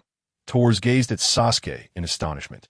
Perceiving the shadow of Orochimaru within him, and the chakra radiating from Sasuke, felt formidable. Shichimiya Hoshino, watching enviously, felt a pang of longing. If only he could harness such chakra, it would elevate his life to unprecedented heights. Though Shichimiya Hoshino's chakra had been steadily growing through diligent training, the rate of increase was akin to that of a typical ninja. Sasuke's sudden surge in chakra, however, seemed to reach at least the level of a chunin. While Shichimiya Hoshino diligently trained, gaining a small increment each day, Sasuke's concede had propelled him far beyond their reach. It was disheartening to see such disparity. Were it not for the inherent dangers posed by Orochimaru and the concede, he might have sought out Orochimaru for one of those seals himself. Torres was on the verge of retreating, yet Sak remained oblivious to the peril. With hands clasped together, he prepared to launch an attack on Sasuke, simultaneously declaring to Torres, this weakling poses no threat. Torres, alarmed, shouted, "Stop! Sak, do you not understand?" Sak, dismissing all caution, insisted, "I will capture all of them in one fell swoop." He directed both hands at Sasuke, Sakura, and the unconscious Naruto. Exclaiming, "Air/extreme wave," Sak unleashed a wide-ranging shockwave, propelled by air pressure and ultrasonic vibrations, sweeping towards Sasuke, Naruto, and Sakura. Even those observing from a distance, including Shichimiya Hoshino and his companions, were caught in the wake of the shockwave. As the shockwave subsided, Sak, panting, sneered, "Humph, scatter to the winds." "Who are you referring to?" Sasuke suddenly appeared behind Sak, delivering a powerful elbow strike that sent Sak flying. Meanwhile, Naruto and Sakura remained unharmed at Sasuke's side. Torres widened his eyes in astonishment. Sasuke's speed was astonishing, effortlessly carrying two individuals while teleporting. Sasuke swiftly formed hand seals. Fire release. Phoenix fire technique. Sasuke unleashed flames from his mouth that resembled the seeds of the touch-me-not flower, skillfully directing their trajectory towards Sak. Infuriated, Sak retorted, "Don't get too cocky. Watch me extinguish it." He attempted to snuff out the flames with his void slash. Although the flames were indeed extinguished, concealed within them were shurikens. Hidden within the fiery onslaught, Sasuke's technique was not merely the basic fire release, touch-me-not technique. Rather, it was the advanced fire release, touch-me-not claw red, a more potent iteration that incorporated shurikens within the flames for an offensive strike. Caught off guard, Sak was struck by the shurikens. Torres anxiously warned, "Sak, look out below." Sasuke had already teleported behind Sak, seizing his arms with both hands while his right foot pressed firmly against Sak's back. A violent grin spread across Sasuke's face. Sakura gazed at Sasuke with an utterly unfamiliar expression. Ino mirrored her shock. Sasuke's chakra had transformed entirely, leaving them to question whether this was truly Sasuke. They were baffled by the inexplicable changes that had occurred within him. Hoshino Nanami's understanding of Sasuke was limited to the teachings of the barrage instructor. He had little personal interaction with him. Thus, he found Sasuke's violent demeanor somewhat justifiable. After all, it was only natural to be enraged when one's comrades were bullied. However, the thrill of this overwhelming display was exhilarating, and Hoshino felt an adrenaline rush just by witnessing it. Sasuke forcefully wrenched Sak's arms, sneering, "It seems you take pride in your hands, don't you?" Sak, terror-stricken, turned to Sasuke, pleading, "Stop, please." In response, Sasuke ruthlessly snapped Sak's arms as if discarding refuse, sending him sprawling aside, with his crimson Sharingan now fixed upon Torres. Sasuke proclaimed, "You're the last one left. Let me have some fun with you." He advanced towards Torres, who now exuded no fighting spirit, only sheer fear. "Stop!" Sakura rushed forward, embracing Sasuke from behind, pleading, "Please, Sasuke, stop." Sasuke's intimidating gaze fell upon Sakura, and their eyes locked, tears streaming down her cheeks. The cursed marks on Sasuke began to fade gradually. Hoshino Nanami watched in confusion, perplexed by Sakura's sudden intervention. Why was Sasuke being stopped when he was targeting an enemy, and not a comrade? His lack of understanding prompted him to consult the barrage, assuming that Sasuke had lost control. Honestly, couldn't they have waited for Sasuke to deal with Torres before intervening? Alas, the familiar trope of a heartfelt embrace. Tears and a name called out, which restored the protagonist from chaos, felt all too Shichimiya Hoshino sighed, realizing that the barrage seemed to share his sentiments. Once Sasuke exited the cursed mark state, he collapsed onto the ground. Panting heavily, the fierce Sasuke of moments ago now appeared vulnerable. Taurus exhaled in relief. Having been spared, he produced a scroll, stating, "You are indeed formidable, Sasuke. As you are now, we stand no chance of defeating you. This is compensation. Please allow us to leave." Taurus set down the scroll and assisted the unconscious Sak and kin to their feet. Just before departing, Taurus addressed Sasuke, though he may have been presumptuous. "There is something we must confirm that in return, we promise that if the opportunity arises during this exam, we will not hide or flee from you." Taurus turned to leave with Sak and kin. Sakura, noticing the 3 tomo marks on Sasuke's neck, exclaimed, "Wait, who exactly is Orochimaru? What has he done to Sasuke? Why did he choose Sasuke?" Taurus halted, responding, "We were merely ordered to eliminate Sasuke." Taurus felt anger brewing within him. For while Orochimaru commanded them to kill Sasuke, he had intervened himself, leaving them perplexed as to why he would do such a thing and not finish the job. After Taurus and his companions departed, Hoshino, Nanami, and Shikamaru reappeared. Hoshino approached Rock Lee. Helping him to his feet, Shikamaru and his companions gazed in silence at the unconscious Naruto. In his slumber, Naruto muttered, "It's all right, Sakura. I will protect you. Sasuke, step aside." Shikamaru, with his signature deadpan expression, asked, "What will we do about this guy? Should we kick him awake?" Choji volunteered, "Can I try?" Perched on a branch, Niji observed Sasuke with a furrowed brow. Sasuke's chakra clearly exhibited anomalies, though Niji attributed this to the Uchiha clan's bloodline limit, astonished at their prowess. Naruto awakened abruptly. Having been roused by Choji poking him with a stick, he shot up, clutching his head and yelping in pain. "Hey, Shikamaru, Choji, Hoshino's here too? Wait, everyone hide." "No, get down." Realizing Orochimaru's presence, Naruto urged his comrades to conceal themselves. He crouched down, searching. "Where's that guy?" Ino glared at Naruto, exasperated. "This fool finally wakes up." Choji poked at the swelling on Naruto's head caused by his earlier antics. Shikamaru, hands in pockets, sighed in resignation. "You really have no situational awareness at all." Naruto shot a glare at Shikamaru and Choji, about to speak when he noticed Sakura's hair had been cut short. "Sakura, your hair!" Naruto rushed to Sakura's side, his eyes fixed on her new hairstyle. Sakura, touching her hair, smiled and explained, "Oh, this? Just a change in image.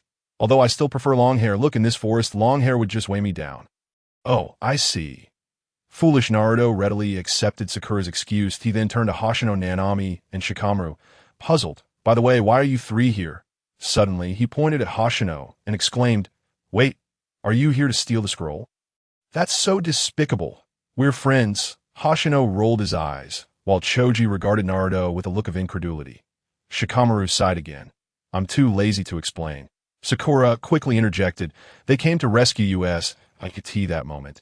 Tenten appeared before Hoshino Nanami, declaring, "I'll take care of him from here."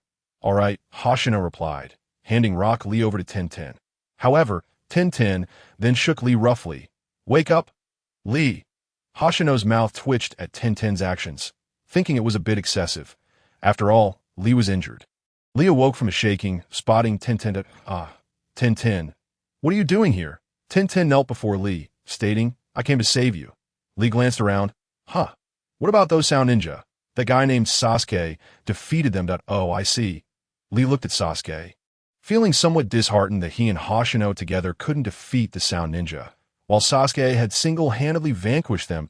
Tenten scolded, "Why did you rush off to act alone? And look how messy it turned out." Lee quietly explained, "It was because Sakura was in danger, and as a man." Tenten pursed her lips, realizing she had never noticed Lee's romantic inclinations before. "You're such a fool." Lee shrank back slightly, meekly admitting, "I have no rebuttal." Naruto rushed to Lee's side, pointing at him and laughing. "Huh, aren't you the one with the bushy eyebrows?" Sakura immediately exploded. "Naruto, don't talk to Lee like that." With a punch, she sent Naruto flying. Lying on the ground, Naruto writhed in confusion, pondering what had transpired during his slumber. that caused Sakura to completely reverse her attitude toward Lee. Subsequently, Sakura expressed her gratitude to Lee, and upon hearing that Lee and Hoshino had been defeated, Sasuke was taken aback. Lee and Hoshino together couldn't win. Those three sound ninja were truly that formidable. Lee solemnly declared to Sakura, "Sakura, the lotus of Konoha will bloom again when we meet next time. I swear I will become a stronger man." Sakura smiled and nodded, saying, Naruto cast a displeased glance at Sakura and Lee, feeling a pang of jealousy. Shikamaru, observing Naruto from a distance, remarked, "That guy Naruto is completely left out." Choji chimed in, "He must be the type who can never become the protagonist of a story."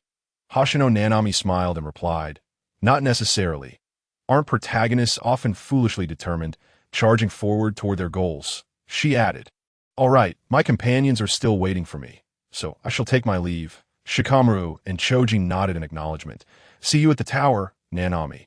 Ino also bid farewell to Hoshino Nanami, saying, "See you later, Nanami." Hoshino Nanami waved her hand. "Yes, see you at the tower." She then turned and departed, seeking out Tsubaki Daiki and Mayumi Token. Shikamaru noticed Ino's gaze lingering on the direction where Hoshino Nanami had left and inquired, "Ino, what are you looking at?" "Ah, it's nothing," Ino replied, calling out to Sakura. "Sakura, let me help you fix your hair." Sakura responded eagerly, "Please do." Upon hearing that Hoshino Nanami had already left, Sakura expressed her surprise. "Oh, Nanami is already gone. I wanted to thank her." Ino's movements grew suddenly tense, and she gritted her teeth. "You're truly despicable for taking advantage of the chaos to hug Sasuke. You big-headed fool." Sakura defiantly retorted, "That's called striking first. Ino pig." While Sakura and Ino were embroiled in their verbal sparring, Niji, still perched on a tree branch, kept a watchful eye on Sasuke, believing him to be a formidable rival. Meanwhile, Hoshino Nanami, filled with excitement, began querying the barrage of comments. "Although I haven't faced those three, I did buy some time for others to come to my aid. How did I perform? Will Jiraiya take notice of me?" The responses were lukewarm. "Your performance was mediocre, while Jiraiya may not particularly notice you. At least you've made an impression that if I were Jiraiya, I'd leave it to the others to comment. Just keep pushing forward. Don't dwell too much on this matter, as some things depend on fate." Unaware that she was being misled by the barrage, Hoshino Nanami felt something was amiss. Why does this barrage seem strange? Yet she dismissed her concerns and successfully located the hiding Tsubaki Daiki and Mayumi Token. "What happened to you two?" she asked. Tsubaki Daiki and Mayumi Token looked as though they were on the verge of tears. "Nanami, you have finally returned." With Hoshino Nanami's arrival, they regained a sense of security in this perilous forest. Hoshino Nanami chuckled. "All right, let's make haste to the tower." Their subsequent actions went smoothly, as Hoshino Nanami and her companions had already gathered the Heaven and Earth scrolls. Upon reaching the tower and handing over the scrolls, they successfully passed the exam. However, they still needed to wait inside the tower for the examination time to conclude.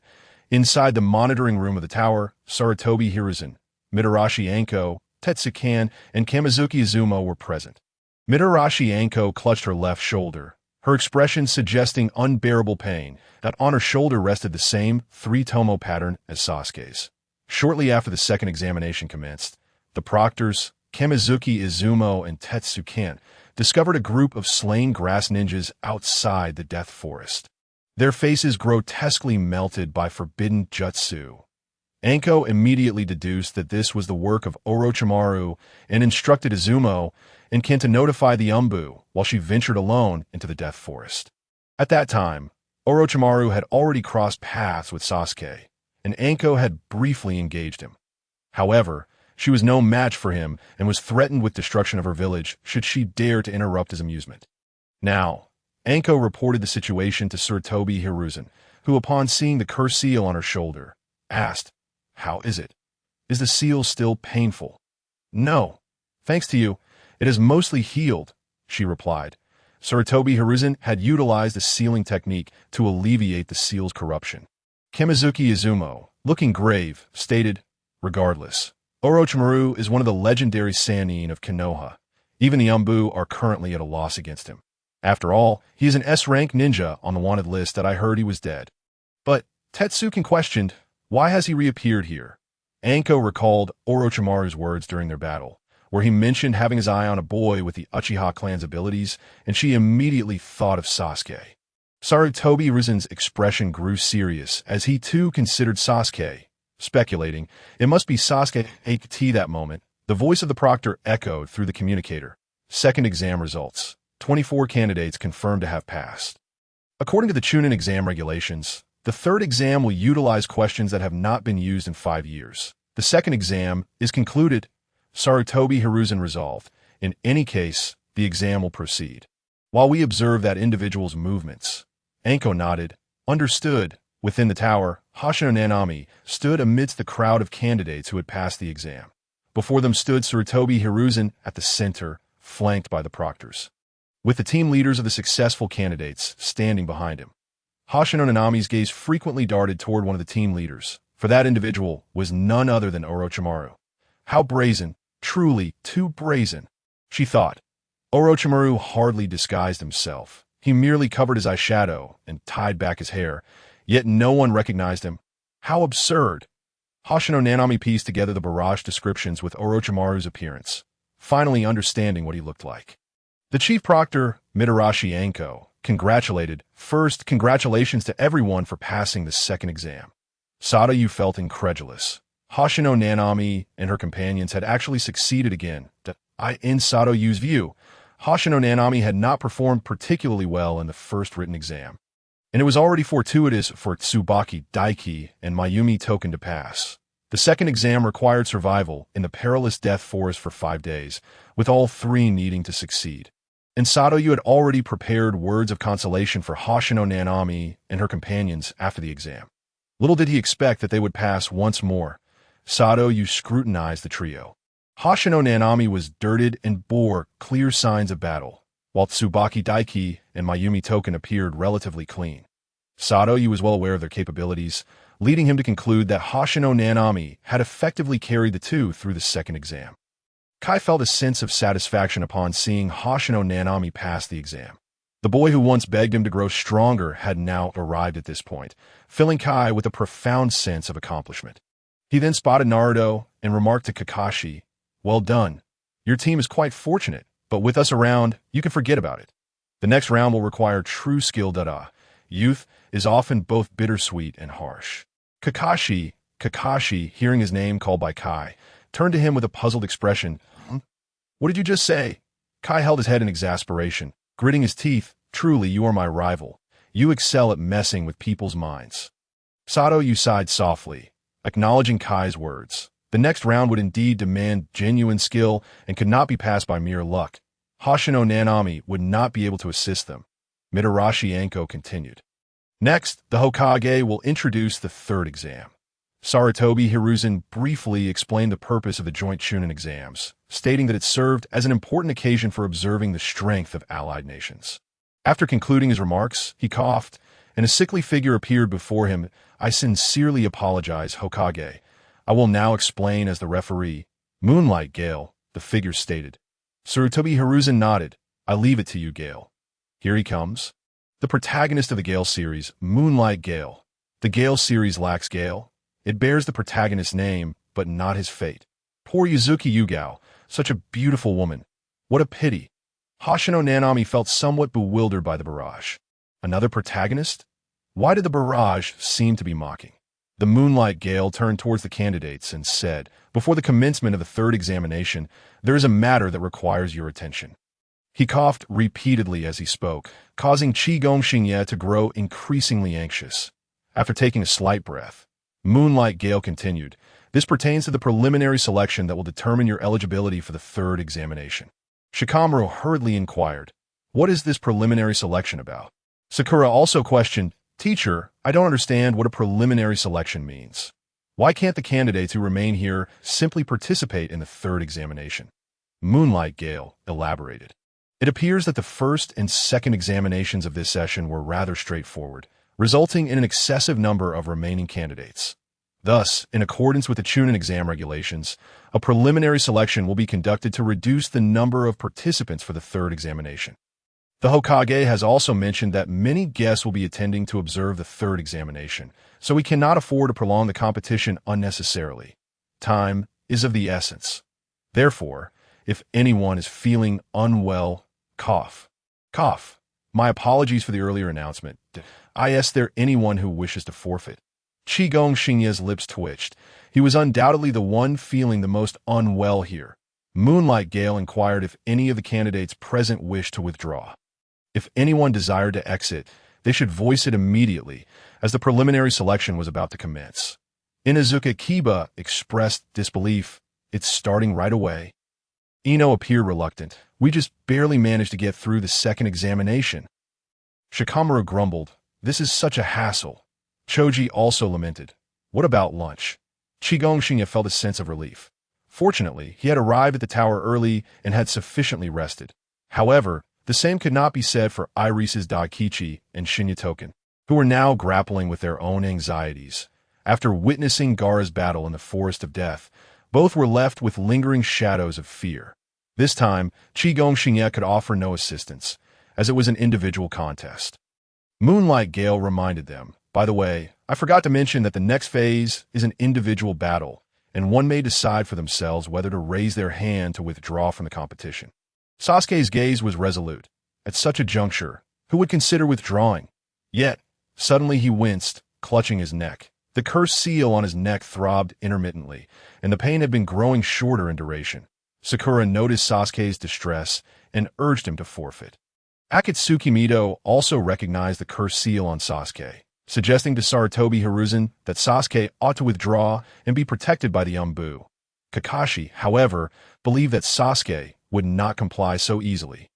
Given his Uchiha lineage, Mido and Kakashi debated. A hand was raised. It belonged to Yakushi Kabuto. That I forfeit. Naruto looked at Kabuto in disbelief.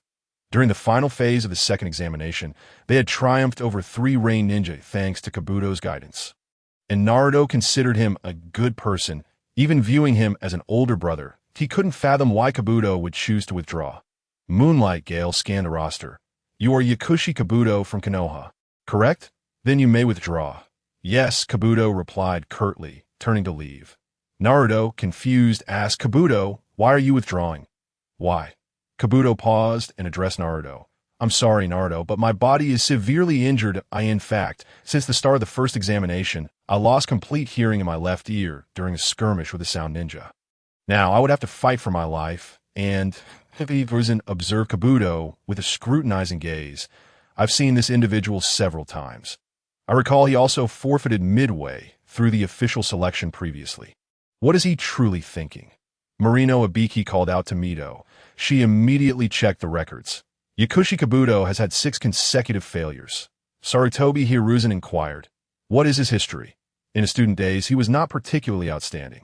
His grades were quite average. It took him 3 attempts to barely pass his graduation exam. His completed missions include 2 C-rank and 14 D-rank tasks, with no notable combat experiences.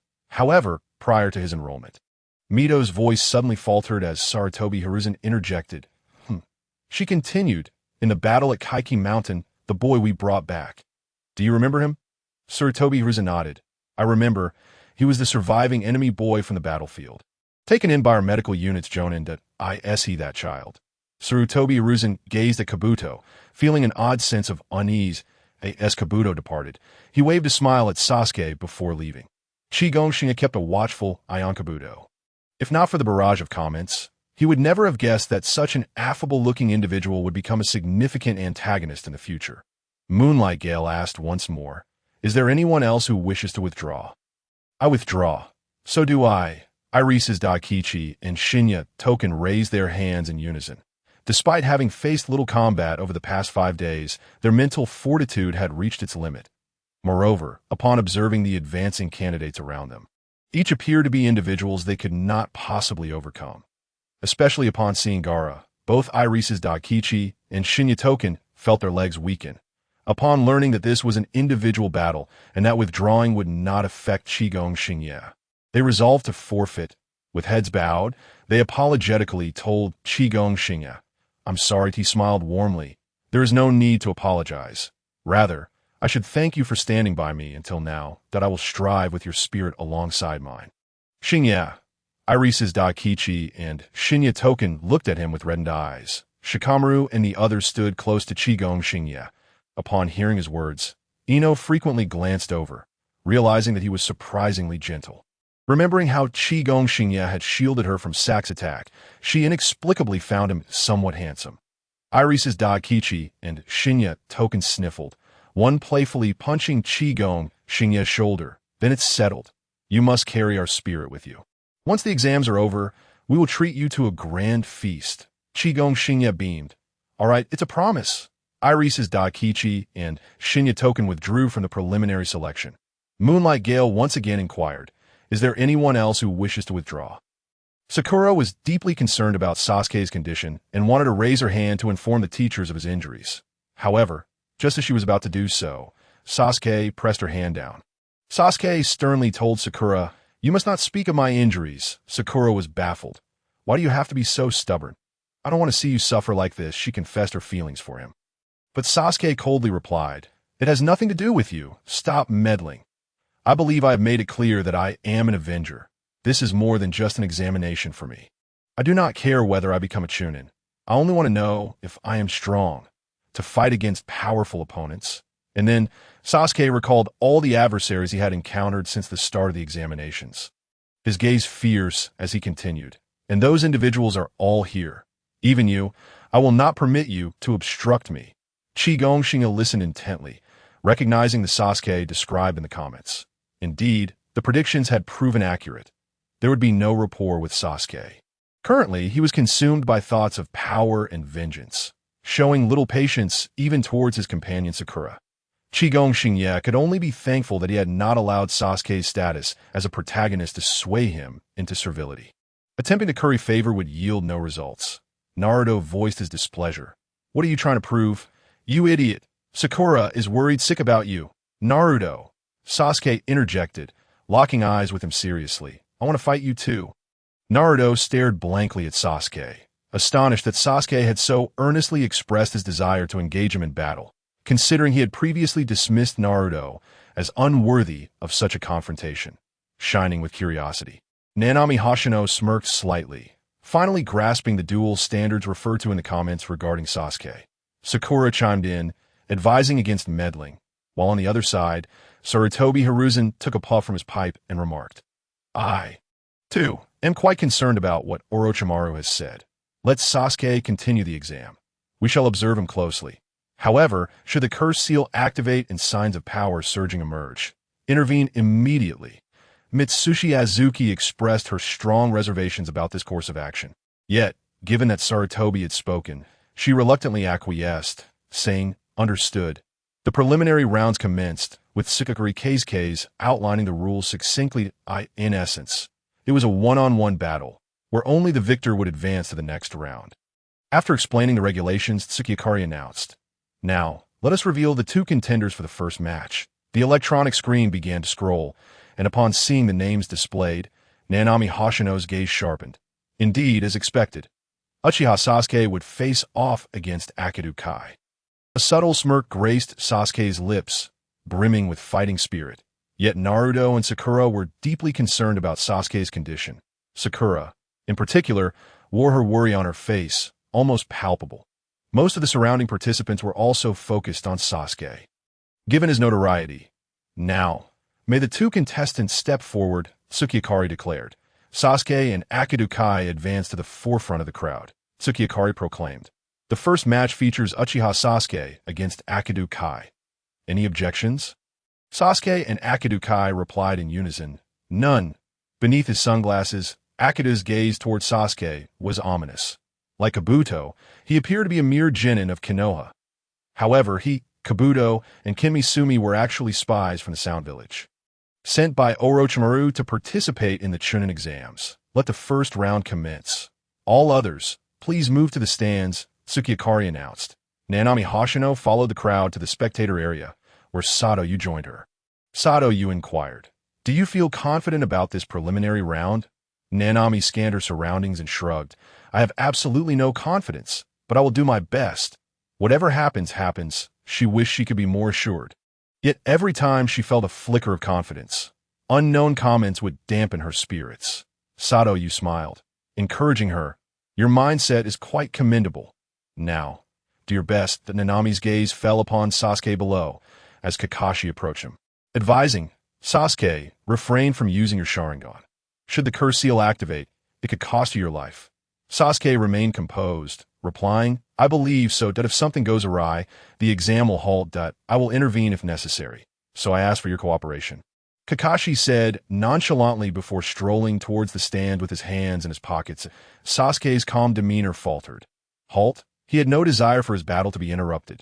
Yet, he grappled with the predicament, as the curse seal would react to his chakra, rendering not only the Sharingan, but also ordinary ninjutsu unusable. With Tsukikari's announcement, the battle between Sasuke and Akido Kai began. That Akido's unique ability was chakra absorption, allowing him to siphon chakra from others through physical contact, rendering them unable to fight. That he initiated the confrontation with 3 shurikens as a feint, but Sasuke skillfully deflected them with kunai. After dodging the shurikens, Akido sought to strike, but the cursed seal side effects manifested, causing Sasuke to stumble. Seizing the opportunity, Akido attacked Sasuke, only to be evaded as Sasuke countered, locking Akido's body and arm.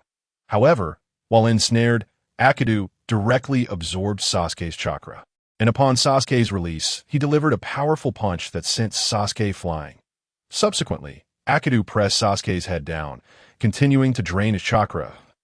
In the midst of his struggle, Sasuke broke free, understanding that another touch from Akido would spell the end of the battle. Thus he could only evade. From the stands, Naruto shouted in desperation, Sasuke, is this really how you, Uchiha Sasuke, want to be remembered? Don't embarrass yourself. Naruto's call stirred Sasuke's attention towards Lee, sparking a sudden realization. Akido charged forward. Sasuke executed a taijutsu technique synchronized with Lee, the shadow dance leaf, sending Akido into the air while he positioned himself behind him. Both Nanami and Lee widened their eyes in astonishment. However, at this moment, the curse seal was acting up, yet Sasuke harnessed his will to suppress its effects. Having not witnessed Lee's subsequent moves, he created his own technique, delivering a kick towards Akido.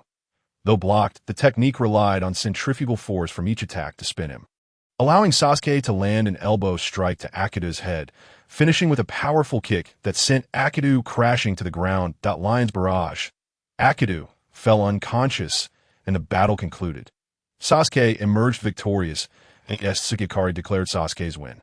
Naruto erupted in jubilant cheers for him. Yet, Nanami Hoshino and Lee wore serious expressions. Sasuke had merely observed once and replicated Lee's technique with the Sharingan. Nanami felt a pang of frustration after enduring countless days of rigorous training in taijutsu. To have Sasuke effortlessly copy their efforts with the Sharingan, was this the mark of a genius, with both background and bloodline in his favor? As the protagonist, Nanami couldn't help but recall that night when Naruto unleashed countless shadow clones. Sato, you noticed Nanami's hand trembling slightly and asked, Hoshino, what's wrong? With a deep sigh, she replied, it's nothing, just a bit of resentment. Sato Yu's gaze shifted to Sasuke, clearly noting that his condition was far from optimal. However, as a member of the Uchiha clan, Sasuke refrained from utilizing the Sharingan or ninjutsu, defeating his opponents solely through taijutsu. Yoshido Sato had often heard of Sasuke's prodigious talents during their time at the Ninja Academy, and witnessing it firsthand today left him in awe, affirming that Uchiha Sasuke truly deserved the title of genius. Initially, a medical ninja intended to take Sasuke for treatment, but Kakashi declined, insisting he would handle Sasuke's care himself. The subsequent battle featured Shino pitted against Saku. Saku, with both hands bound in bandages, faced the aftermath of having his hands broken by Sasuke in the Forest of Death. However, his left hand remained functional.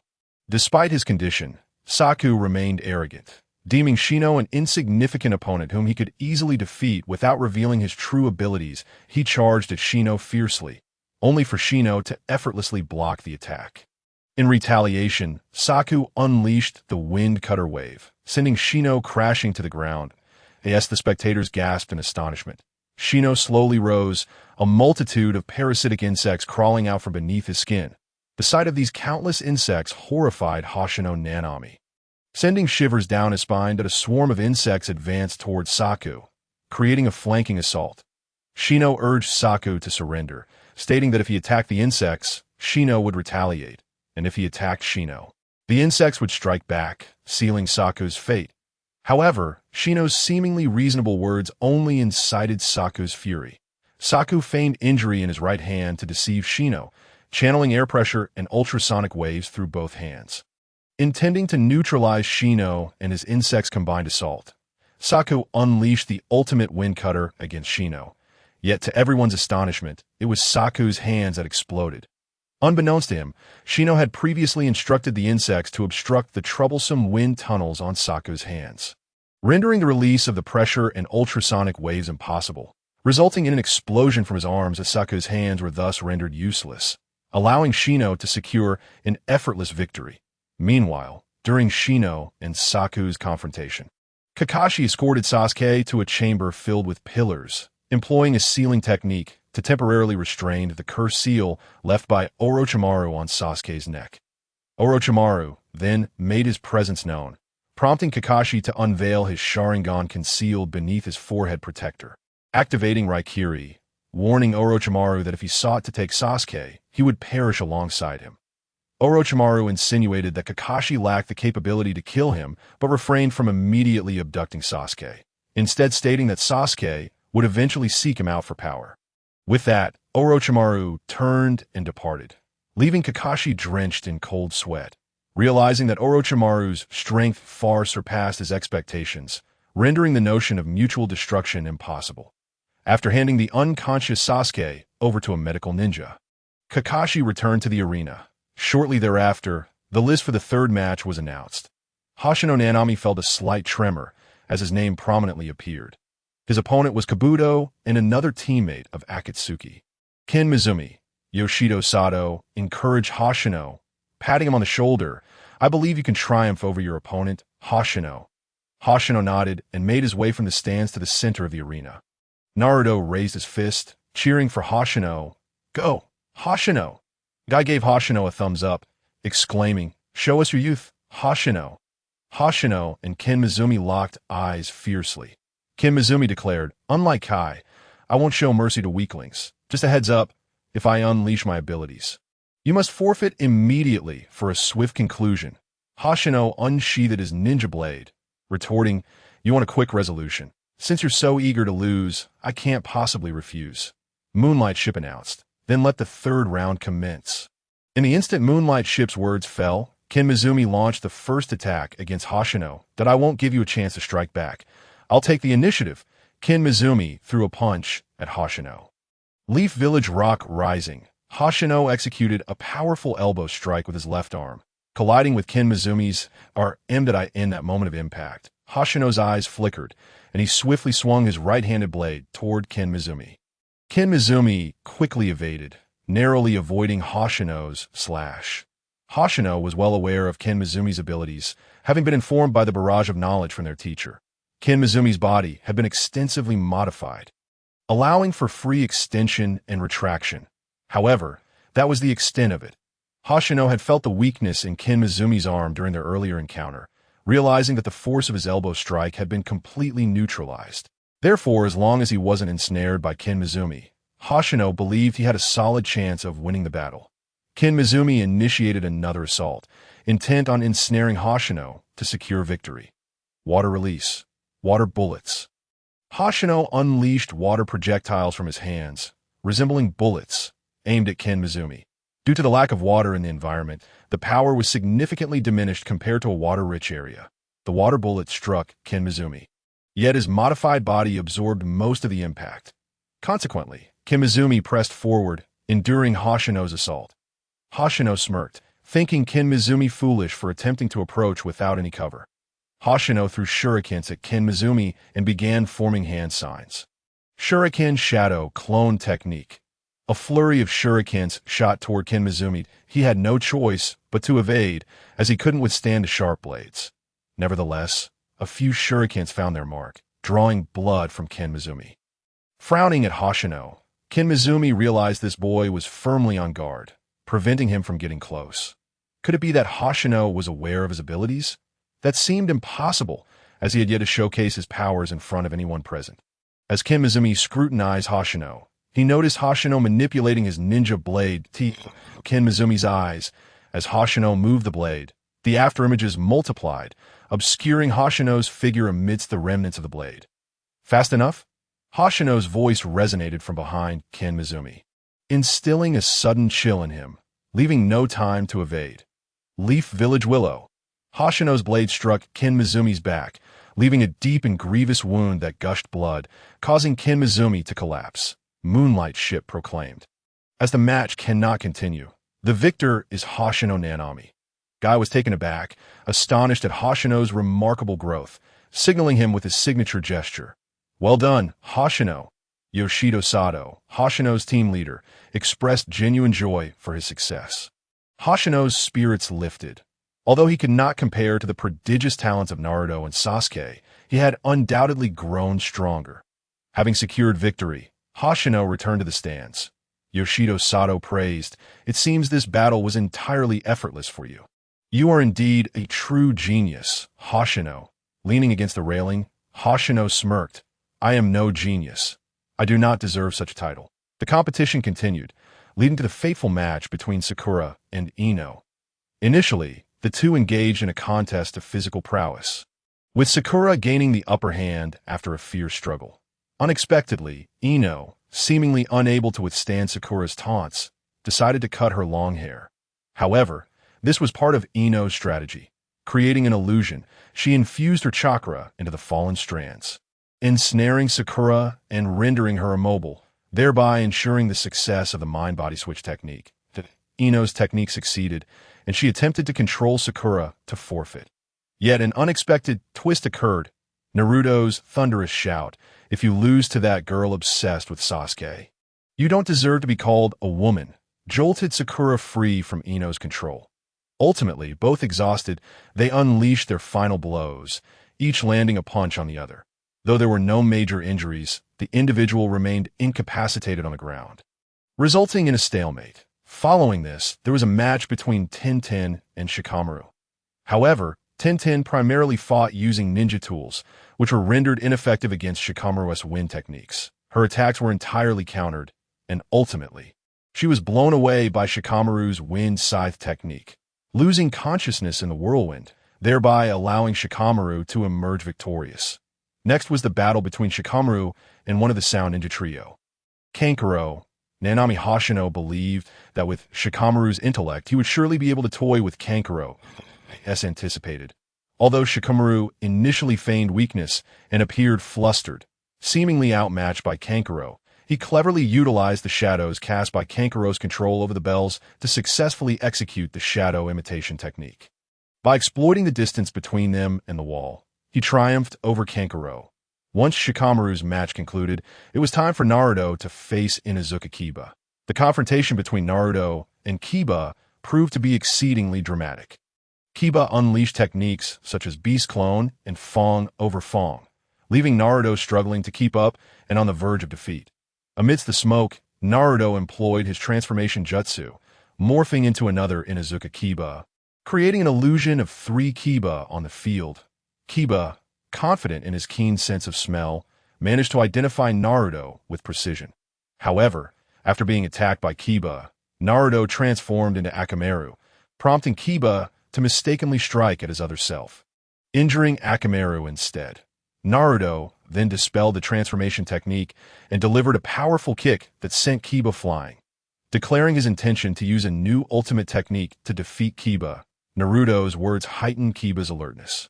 Kiba swiftly interrupted Naruto's hand seals with shuriken, closing in to unleash a barrage of taijutsu attacks. Despite Naruto's inferior strength, he found himself in dire straits once more. Yet, as Kiba maneuvered behind him, Naruto, exerting too much effort, accidentally let out a loud fart, incapacitating the sensitive-nosed Kiba. Seizing the opportunity, Naruto unleashed the Shadow Clone technique, executing what he dubbed his ultimate move. This technique was inspired by Sasuke's Lion's Barrage, which Naruto adapted by initiating with a Shadow Dance Leaf to launch Kiba into the air, followed by a spinning kick from Shadow Clone, while his original body delivered the final blow. Kiba was defeated by Naruto's self-created Vortex Naruto barrage. Nanami Hoshino, watching in awe, remarked on how effortlessly Naruto had adapted Sasuke's technique. "That's so easy. Too easy," cheered Naruto as he dashed toward the stands.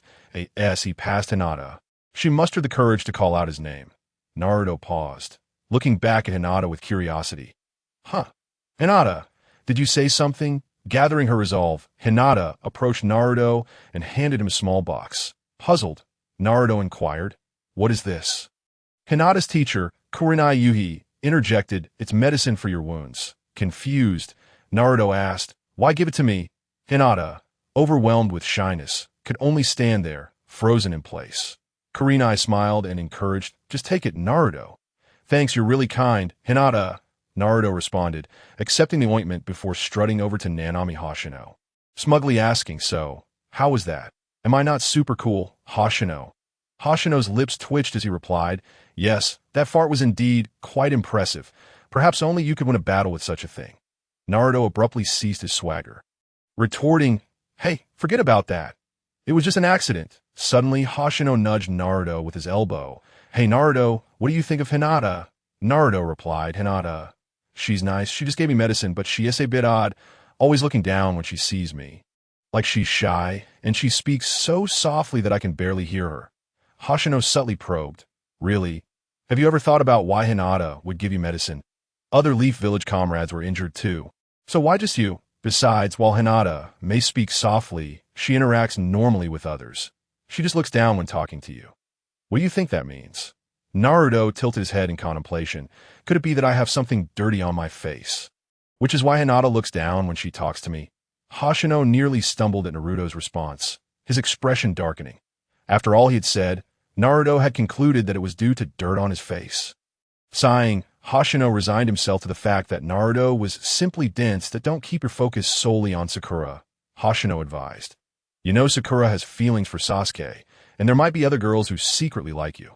Naruto, inexplicably fired up, declared, "I will show Sakura my worth and make her forget about that Sasuke guy." Hoshino rolled his eyes in exasperation. If this continues, he might give himself a heart attack. The next round of matches was announced, with Hinata set to face Neji. Upon hearing this, panic flooded Hinata's eyes. Kurenai, aware of the Hyuga clan's circumstances, shared her concern for Hinata.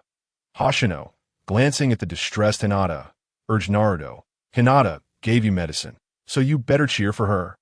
Naruto, oblivious, grinned broadly, of course. Hoshino gazed at Naruto, suddenly feeling a sense of helplessness. "Sorry, commentary teacher, I can't do it." The battle between Hinata and Neji was about to commence. Hoshino looked at the forehead protector on Neji's head, silently reflecting. A bird in a cage. He also recalled what the commentary teacher had referred to as the son of the scapegoat, having learned about the internal strife within the Hyuga clan and Neji's hatred toward the main family. Hoshino regarded the entire situation as quite unfortunate. What kind of system was this, where members of a family were divided into main and branch houses, and the branch members were further bound by cursed seals? It was outrageous that they were not allowed to learn the family's secret techniques, and were expected to risk their lives to protect the main family members.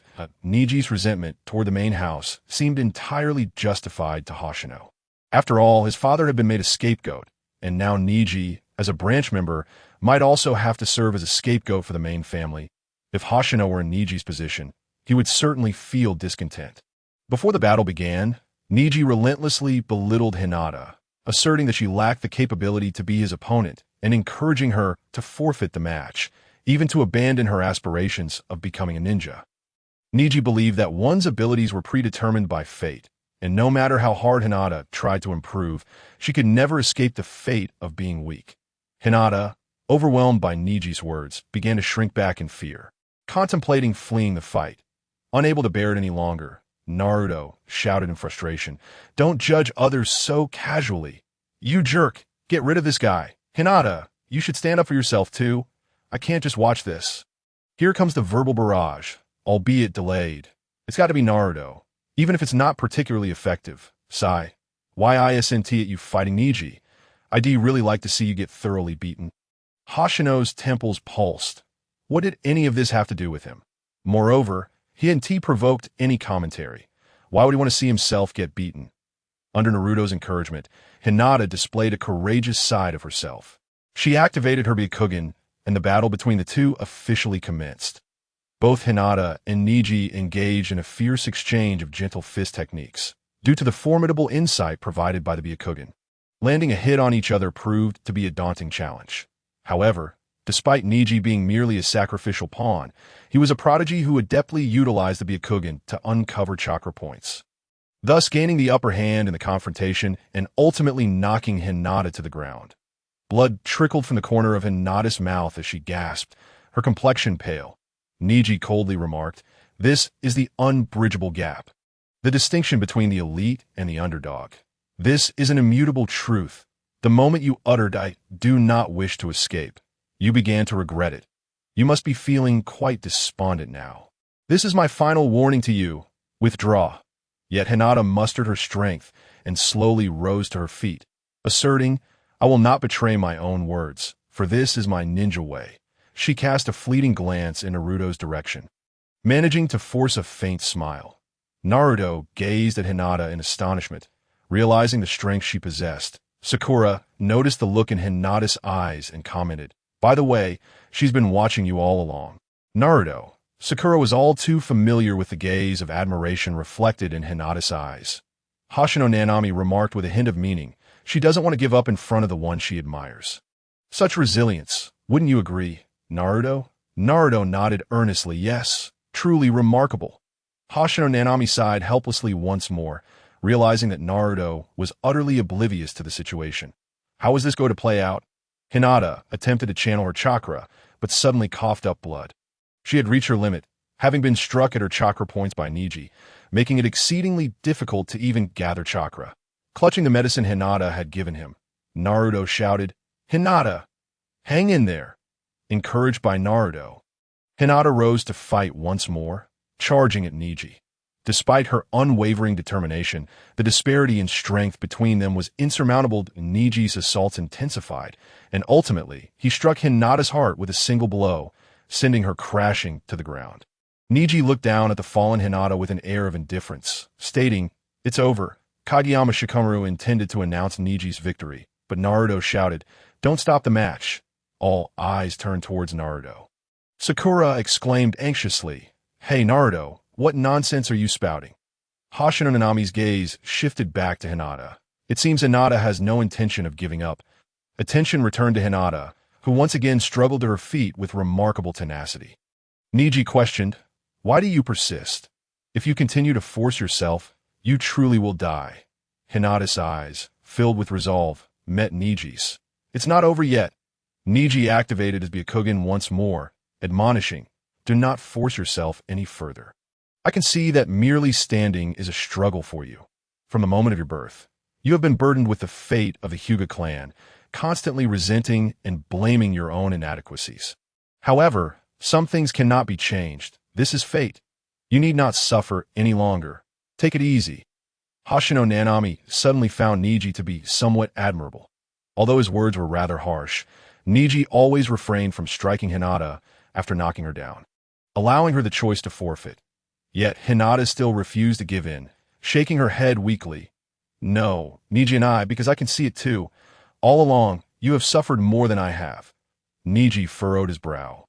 "What?" Hinata replied earnestly. "In the fate of the main and branch families, it is you who is lost," and in pain that Hinata's words struck a deep chord within Neji, igniting a fierce killing intent as he charged at her, intent on delivering a fatal blow. However, in that instant, Kakashi, Guy, Kurenai, and Kageyama intervened to stop Neji. Guy stated firmly, "Neji, enough! Did we not agree that you would no longer clash with others over the clan's matters?"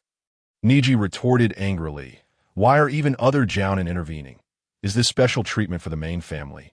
Suddenly, Hinata felt a sharp pain in her heart and collapsed to the ground, coughing violently. Kurenai rushed to support her. "Hinata!" Naruto, Sakura, and Lee hurried towards Hinata. Naruto, filled with concern, inquired, "Hinata, are you all right?" Hinata gazed at Naruto, her voice barely audible as she called his name. Naruto nodded vigorously, yes. I'm here, speak. Yet Hinata was unable to express her thoughts and fell unconscious. In truth, she wished to ask Naruto, have I changed even a little? Hoshino Nanami, still in the stand, sighed, this is the bittersweetness of youth. Shikamaru approached Hoshino Nanami, puzzled. What are you talking about? Hoshino Nanami shook her head. Oh, just reflecting on the trials of harboring a crush on someone so oblivious. Shikamaru curiously asked him, who do you have a crush on? Hoshino Nanami retorted, it's not me. Shikamaru suddenly realized whom Hoshino was referring to, his gaze shifting to Naruto and Hinata below. Hinata had already been taken away by medical ninjas. Niji gradually calmed from his fury and looked towards Naruto. Hey, you over there, underdog, I have 2 pieces of advice for you. As a ninja, do not engage in foolish acts of cheering for others. Furthermore, an underdog will always remain an underdog. That will never change. Upon hearing Niji's words, an underdog will always remain an underdog. Hoshino Nanami felt a strange discomfort. Considering Niji himself was merely a sacrificial pawn's son, Naruto retorted coldly. Want to test that? Niji merely scoffed in disdain. Naruto exploded with anger, charging towards Niji. However, Lee stepped in front of Naruto, seriously stating, I completely understand how you feel, Naruto, but victories and defeats should be determined in a proper match. Whether an underdog can defeat a genius through sheer effort. Lee's eyes gleamed with fighting spirit as he continued. Isn't that the kind of match everyone looks forward to? Moreover, I might very well be your opponent. If it ultimately comes down to you, Naruto, I will also give my all to battle you. Reluctantly, Naruto unclenched his fists. Muttering, I understand, he crouched down, dipping his right hand into the blood Hinata had shed on the ground, then raised his fist towards Niji, his gaze resolute as he declared, I will defeat you. Hoshino Nanami clicked her tongue. Target acquired. Niji is in for it. According to the commentary, after the final exam concluded and Niji reconciled with his resentment towards the main family, he would officially embark on the path of the sacrificial pawn. The upcoming match was the one Hoshino Nanami had been eagerly anticipating. Lee was set to face Gaara, who possessed the one-tail Shikaku and was known as the Sand Tsunami, Lee passed by Hoshino Nanami. She earnestly warned him, Lee, I hope you overexert yourself. Lee looked at Hoshino Nanami quizzically, then gave her a thumbs up. I will give it my all. Hoshino Nanami's eyelids twitched. It seemed he hadn't taken her words to heart. After Kageyama announced the start of the battle, Lee launched the first attack, executing a leaf hurricane kick towards Gaara, only to be effortlessly blocked by the sand. Subsequently, Lee unleashed a series of taijutsu attacks, all thwarted by the sand, and he even found one of his legs ensnared by the sand, flung against the wall. Lee could only evade Gaara's sand attacks, leaping onto the statue representing the opposing clan in the arena. With Guy's permission, Lee removed the heavy iron rings he had been training with, inscribed with the word grit, causing a cloud of dust to rise as they fell to the ground, shocking the entire audience. Hoshino Nanami's eyes nearly bulged out. Initially, she thought the commentary about Lee being in a weighted state was exaggerated. After all, he had fought the Sound Ninja Trio before. Even with weights, it shouldn't have been too significant. Yet Lee's burden was astonishingly heavy. Hoshino Nanami gazed at Lee with a complex expression, pondering whether this was truly the most proud disciple of Gai-sensei. Such efforts are incomparable to his, once freed from his burdens. Lee's speed surged dramatically, leaving Gaara's sand unable to keep pace with his onslaught. With a powerful punch, Lee struck Gaara on the head, marking the first time Gaara had ever been hit. Following this, with Guy's permission, Lee unraveled the bandages around his arms and unleashed the technique known as primary lotus. With a single kick, he propelled Gaara skyward, subsequently delivering a flurry of vigorous strikes, ultimately slamming Gaara down to the ground. Witnessing Gaara crash to the earth, nearly everyone believed the outcome was decided. However, Shikigami Hoshino sighed, observing that while Lee seemed to hold the advantage, the entire sequence mirrored the predictions of the barrage teacher. Indeed, Lee's primary lotus had merely struck air, as it had only impacted the sand shell that Gaara had discarded, granting Gaara an opportunity to retaliate with his sand. Exhausted from the exertion, Lee began to struggle against Gaara's sand attacks. gradually finding himself at a disadvantage in a desperate bid for victory and spurred on by Guy's encouragement, Lee gambled everything and opened the fifth gate, the Dumen, turning his body crimson and executing his ultimate technique. Secondary Lotus. This technique unleashed a barrage of supersonic blows upon the opponent, culminating in a powerful strike to the abdomen that would send them plummeting with devastating force. Gaara could not evade, but at the last moment, transformed his gourd into sand, mitigating the impact of the fall. Thus, the attack from Secondary Lotus did not defeat Gaara. The tremendous energy expenditure from both the technique and the opening of the fifth gate left Lee utterly drained, collapsing to the ground, unable to rise again. Conversely, while Gaara also lay on the ground, his sand defense had shielded him from severe harm. At this moment, Gaara, seemingly cornered, began to harbor murderous intent, using sand-bind coffin to crush Lee's left arm and leg. Upon hearing Lee's agonized screams, Shichimiya Hoshino instinctively clenched his fists. Despite Lee's impressive prowess, he was unable to vanquish Gaara. Alas, after today's fleeting brilliance, Lee's potential seemed all but extinguished. The early burden was too great. With 8 gates in total, Lee could only access 5, foretelling a limited growth potential. Individual effort can never rival the advantages of innate resources. Some individuals are born upon a well-paved path, yet they persist in proclaiming their own merit. Indeed, this world often values lineage and background.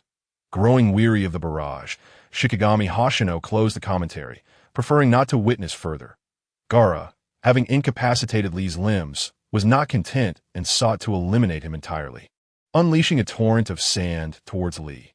Shichimiya Hoshino, having drawn his kunai and formed seals, leapt from the stands, with Sadayu unable to intervene in time. Water release. Water blade slash. Shichimiya Hoshino infused chakra into his kunai and struck down towards the sand that surged towards Lee. However, before he could make contact, he found himself restrained. Looking up, he saw Guy. Guy had pinned Shichimiya Hoshino, standing before Lee, and with a swift motion of his right hand, shattered the advancing sand assault. Guy gazed at Gaara with an indifferent expression. Gaara, shocked, rose to a sitting position, seemingly unable to comprehend Guy and Shichimiya Hoshino's intent to save Lee, clutching his head in apparent agony. Why?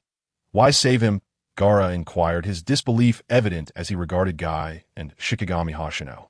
Guy's voice was low and resolute. Because this guy is my cherished subordinate. Shichimiya Hoshino, also filled with fury, declared, Lee is my comrade, and I will not stand idly by while you kill him. Gaara's superior, Maki, observed from the stands, sighing softly, knowing that Gaara could not comprehend the words of Guy and Shichimiya Hoshino. Rising, Gaara turned toward the stands, stating decisively, I will not fight any longer. Sakura gasped in astonishment at Gaara's retreat. He said he won't fight anymore. Kakashi elucidated. The moment Guy and Hoshino charged in, Lee had already lost. The announcer, Moonlight Breeze, began to declare, the victor is Gaara, but his voice was abruptly cut off as everyone turned to Lee. Lee rose once more, blood streaming from his left hand and leg, yet he still raised his right hand in a fighting stance. Guy released Shichimiya Hoshino and hurried to Lee, urging, enough, it's over. Your body can no longer support you standing. Suddenly, Guy's expression turned to shock as tears streamed down his face. Lee, you fool. Though Lee's eyes remained open, they were clouded and devoid of life, indicating he had lost consciousness, even in this state. Did he still wish to prove his ninja way? Lee, you have already become an exceptional ninja. Guy embraced Lee, whose eyelids gradually fell shut as he succumbed to unconsciousness. Shichimiya Hoshino watched Lee, feeling as though a heavy stone lodged in his heart. Figures like Naruto, Sasuke, and Gaara seemed to remind Shichimiya Hoshino of the insurmountable gap between geniuses and individuals like himself. He suddenly recalled a phrase. Your efforts merely meet my threshold. That IT was indeed frustrating. Moonlight Breeze announced. The victor is Gaara. Naruto rushed down, his heart heavy upon witnessing Lee's tragic state, calling out, Brow. Medical ninjas immediately arrived to assess Lee's condition, and during their examination, one ninja sternly requested that Guy accompany him. In a secluded corner, the medical ninja spoke to Guy. While we managed to stabilize his breathing, he suffers from severe fractures and muscle tears throughout his body. Recovery will take an extensive amount of time. If it were just that, it would be manageable. The medical ninja's eyes softened. His left limbs are gravely injured, and the damage is so extensive that, regrettably, he can no longer continue living as a ninja. Guy and Naruto were incredulous. Shichimiya Hoshino, aware that Naruto would seek Tsunade's help for Lee's recovery, felt little concern. Meanwhile, Guy was engulfed in guilt, whispering, "Lee, forgive me for not stopping you." Naruto trembled slightly. This can't be true. Can it? What would Brow do if he knew? This individual once claimed that those at the bottom could defeat geniuses through sheer effort. Was there truly no other way? Kakashi appeared behind Naruto and covered his mouth. "Calm down." Naruto shook Kakashi's hand away. But Kakashi-sensei, he clearly wanted to fight against Sasuke and Neji. Kakashi observed the stretcher carrying Lee away, addressing Naruto. "You could say that he is the root of this calamity.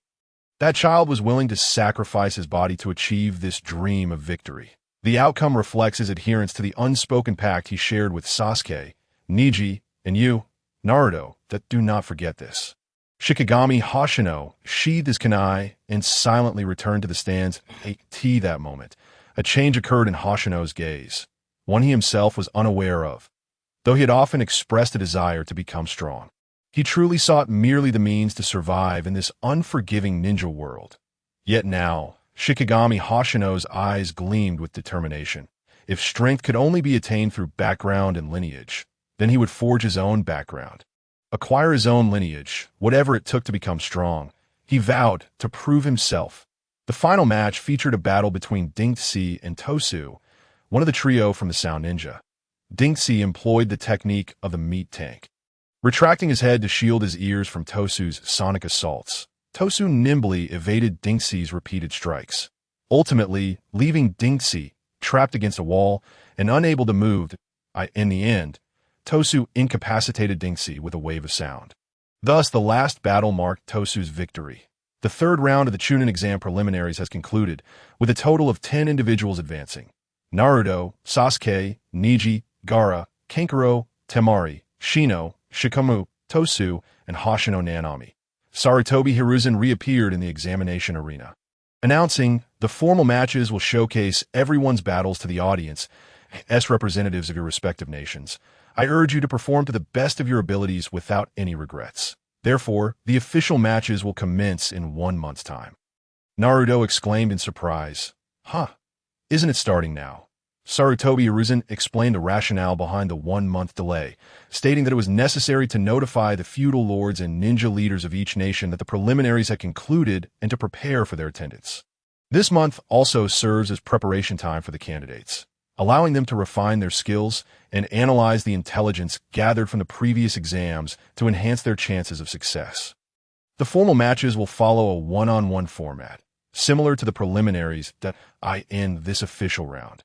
Even a loss might still lead to becoming a Chunin, though it is also possible that no one will emerge as a Chunin at all. The drawing of lots then commenced. Hoshino Nanami initially believed he would be matched against Tosu, as the rumors suggested that Tosu had perished before the Chunin exam, and thus he, as an unexpected contender, would face Tosu. However, Hoshino drew number 3, while his opponent, number 4, was absent due to being treated at the ninja hospital. Uchiha Sasuke. Hoshino was astonished to discover that his opponent would be Sasuke. What's going on? Wasn't Sasuke supposed to fight Gaara with 9 original lots? The addition of 1 altered the probabilities, leading to some unfortunate outcomes for certain individuals that I won't name names, but it seems the second pillar might have a slight chance. Though he needs to learn the Chidori. Hoshino clenched his fists tightly. This time, Uchiha Sasuke would need to be fully prepared. After all the draws were completed, the matchups were confirmed. Naruto would face Neji. Hoshino would battle Sasuke. Gaara would confront Kankuro. Temari would take on Shikomu, and Tosu would go against Shino. After leaving the Forest of Death, Sato Yu, Kwanwei Gue, and Shinyutima treated Hoshino to a celebratory meal. Rejoicing in his successful advancement to the final official matches, they feasted on Hoshino's favorite, grilled meat, which he usually refrained from indulging in. Shinyutima, noticing Hoshino's distracted demeanor, asked, Hoshino, you seem to have lost your appetite." Sato Yu added, It's normal to feel pressure when your next opponent is Sasuke. What? Quan Wada-Gue and Shichimiya were taken aback, realizing that Hoshino's opponent would be the top contender of their year. If Hoshino were to face someone like Naruto, they believed he would have a solid chance. But facing Sasuke was another matter entirely. Hoshino smiled, stating, "I'll still give it my all. After all, I'll see where I end up." Though he spoke confidently, Hoshino was preoccupied with other thoughts. Jiraiya, he would seek out Naruto soon, and he himself intended to request guidance from Jiraiya. If he could secure Jiraiya as a mentor, it would significantly bolster his standing. In the following days, he planned to keep a close watch on Naruto. Despite facing one of the protagonists designated by the narrative, Uchiha Sasuke, he was determined not to lose. He yearned for victory. Moreover, he believed his performance in the Forest of Death had been commendable, and Jiraiya's impression of him should be favorable. After finishing the barbecue, Hoshino sought out Maru Hoshikage to share the good news of his advancement to the official matches scheduled in a month. Maru was overjoyed and insisted on preparing a special meal for Hoshino. Hoshino felt a bead of cold sweat trickle down his forehead. He had just gorged himself at the barbecue. However, seeing Maru's delighted expression, Hoshino couldn't bear to dampen his spirits, forcing down the discomfort of overindulgence and finishing every last bite. The sight of Maru's beaming face was worth it. The next day, Hoshino awoke early, planning to buy a bouquet before visiting Rock Lee at the ninja hospital. Upon arriving at the flower shop, he was greeted by Ino Oh, Hoshino. To buy flowers? Hoshino replied, "Yes, I'm not well versed in flowers. I'm going to visit Rock Lee, and I'm unsure what would be appropriate." Ino presented a bouquet of green lisianthus, saying lisianthus symbolizes health and vitality, with the language of flowers representing strength and confidence. "How about this one? That sounds perfect. I'll take it. Thank you." After paying, Hoshino prepared to leave when Ino suddenly called out. "Wait." Confused, Hoshino wondered if he had mistakenly given the wrong amount. Ino, while selecting more flowers, explained, "Actually, I was thinking of visiting the hospital too." Hoshino tilted his head in realization. "You want to see Sasuke, right?" Ino chuckled awkwardly. Yes, initially, Ino had intended to accompany Hoshino to see Rock Lee, as they had aided each other during the Forest of Death. Now that Hoshino mentioned Sasuke, Ino remembered he was also in the ninja hospital. She picked up 2 bouquets of carnations and left with Hoshino as they strolled towards the hospital. Hoshino remained silent, as he and Ino were not particularly familiar with each other. Ino walked beside him, occasionally glancing at Hoshino, who seemed disinclined to converse. Taking the initiative, Ino remarked, "So, Hoshino, you seem to have a good relationship with Shikamaru and Dingtse." Hoshino smiled. "Yes, Shikamaru and Dingtse are my good friends." "How did you become friends?" Hoshino recounted, "Well, I was late one morning, and Naruto brought Shikamaru and Dingtse to find me, and we just hit it off from there. They're both wonderful people." Reflecting on Hoshino's praise of Naruto, Shikamaru, and Dingtse, Ino pondered her impressions of the trio. Naruto was rather foolish, Shikamaru always seemed bothered, and Dingtse was preoccupied with food, causing Ino to involuntarily twitch her lips. Curiously, she asked, "By the way, Hoshino, during the Forest of Death, you fought alongside Rock Lee against those sound ninjas to help Sakura, right? It seemed like Rock Lee really liked her. Do you feel the same way?" Hoshino scratched his cheek. "Not really. I was primarily helping Naruto. After all, Naruto and I are good friends." Hoshino worried that Ino might misunderstand, thinking he had feelings for Naruto, which would be quite unfortunate. He was perfectly normal. Ino's smile brightened. "You and Naruto have such a great bond." She then thanked Hoshino. "By the way, Hoshino, thank you for what you did last time." "Last time?" Hoshino was puzzled by her gratitude. Ino clarified, "During the Forest of Death, when I used the mind-body switch technique to control that female sound ninja. If you hadn't shielded me from the attack, I would have been hurt." Hoshino recalled the incident. "Oh, that? No need to thank me. We're comrades, and it's natural to help each other." He truly hadn't thought much of blocking the attack for Ino. They were comrades, and it was only right to lend a hand when possible. Hoshino was now somewhat perplexed. What had caused the narrative to suddenly go awry? He needed to devise a plan. How could he eliminate this obstacle? How infuriating! This guy had no right to be so fortunate. Everyone, wait a moment. This fellow seems quite dull, similar to Naruto. He chuckled to himself. Ha, there's still plenty of time. With us around, he He won't have it so easy. Shichimiya felt inexplicably bewildered. However, he had grown accustomed to the sporadic outbursts of the barrage. Upon arriving at the ninja hospital and inquiring about the ward number for Shaoli, Shichimiya turned to Ino and said, "Ino, you should go see Sasuke first, so I will visit Shaoli. Farewell." Ino stared at Shichimiya in astonishment. When had she expressed a desire to see Sasuke? Shichimiya entered Xiao Li's hospital room. Although Xiao Li's injuries had been treated, the prognosis was grim. After all, the medical ninjas at the time had already declared that Xiao Li might not be able to live as a ninja anymore. Xiao Li remained in a state of unconsciousness, while Guy sat by his bedside. Upon seeing Shichimiya, he forced a smile and said, "Shinya, you've come." Shichimiya nodded, refraining from asking, "How is Xiao Li?" It was evident that if Xiao Li's condition were stable, Guy would not wear such a troubled expression. Shichimiya placed a bellflower into the vase, silently observing the unconscious Xiao L. To be honest, Xiao Li's strength had surpassed Shichimiya's imagination. Yet even such a formidable Xiao Li had ultimately been defeated, utterly vanquished. The barrage commented that in the final official match, Sasuke would battle Gaara, and Sasuke was expected to injure Gaara. Thus, one could surmise that Sasuke's performance would exceed that of Xiao Li. Consequently, Shichimiya realized he would need to perform even better than Xiao Li had in the preliminary rounds to hope to defeat Sasuke. Frankly, Shichimiya felt that this challenge was rather daunting. Guy addressed Shichimiya, saying, "Shinya, I haven't officially congratulated you yet on advancing to the final rounds." Shichimiya replied earnestly, "Sasuke is the opponent Xiao Li wishes to defeat. And now he is the same opponent I aspire to overcome. I will give it my all." Guy patted Shichimiya on the shoulder and declared, "I believe in you. Shinya, forge ahead on your path with unwavering determination." Shichimiya seemingly vowed, "Yes, I certainly will." At that moment, a knock sounded at the door, and Ino entered with a bouquet of carnations. Ino inquired, "How is Li?" Guy looked at Xiao Li and replied, "His vital signs are stable. Although he remains unconscious, the doctor said he should wake up by tomorrow at the latest." Guy could only confirm Xiao Li's stable condition, his heart aching as he gazed at Xiao Li's bandaged limbs. Ino placed the carnations into the vase. After their visit, Shichimiya and Ino left the ninja hospital. Outside the hospital, Shichimiya asked Ino, "How is Sasuke?"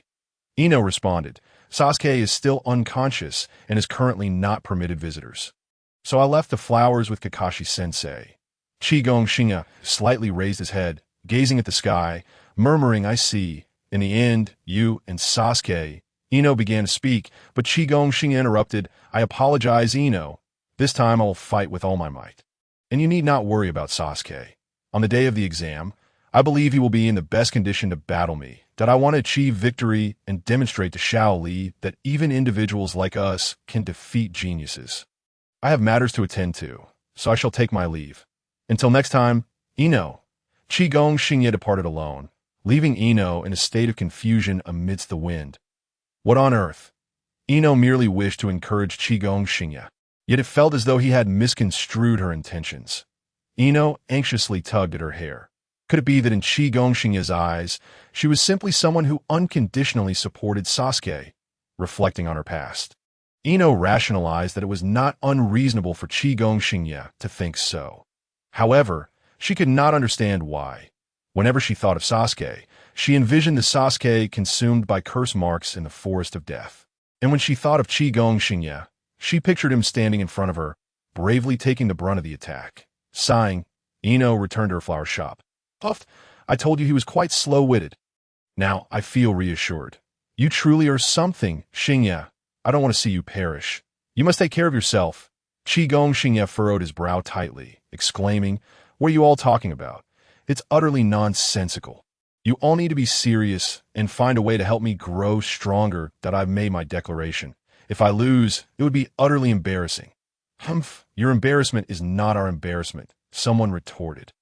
"Defeating Sasuke is an exceedingly high hurdle that if Sasuke unleashes his full potential even slightly, you would be finished." Shichimiya huffed, "I don't care. It's not just my face on the line. But yours too. If none of you can teach me anything useful, then that's your problem. Hey, with that temper of yours, Are you trying to moralize me? If Jiraiya could teach you, your chances of winning would improve slightly. If not, then you'll have to fend for yourself.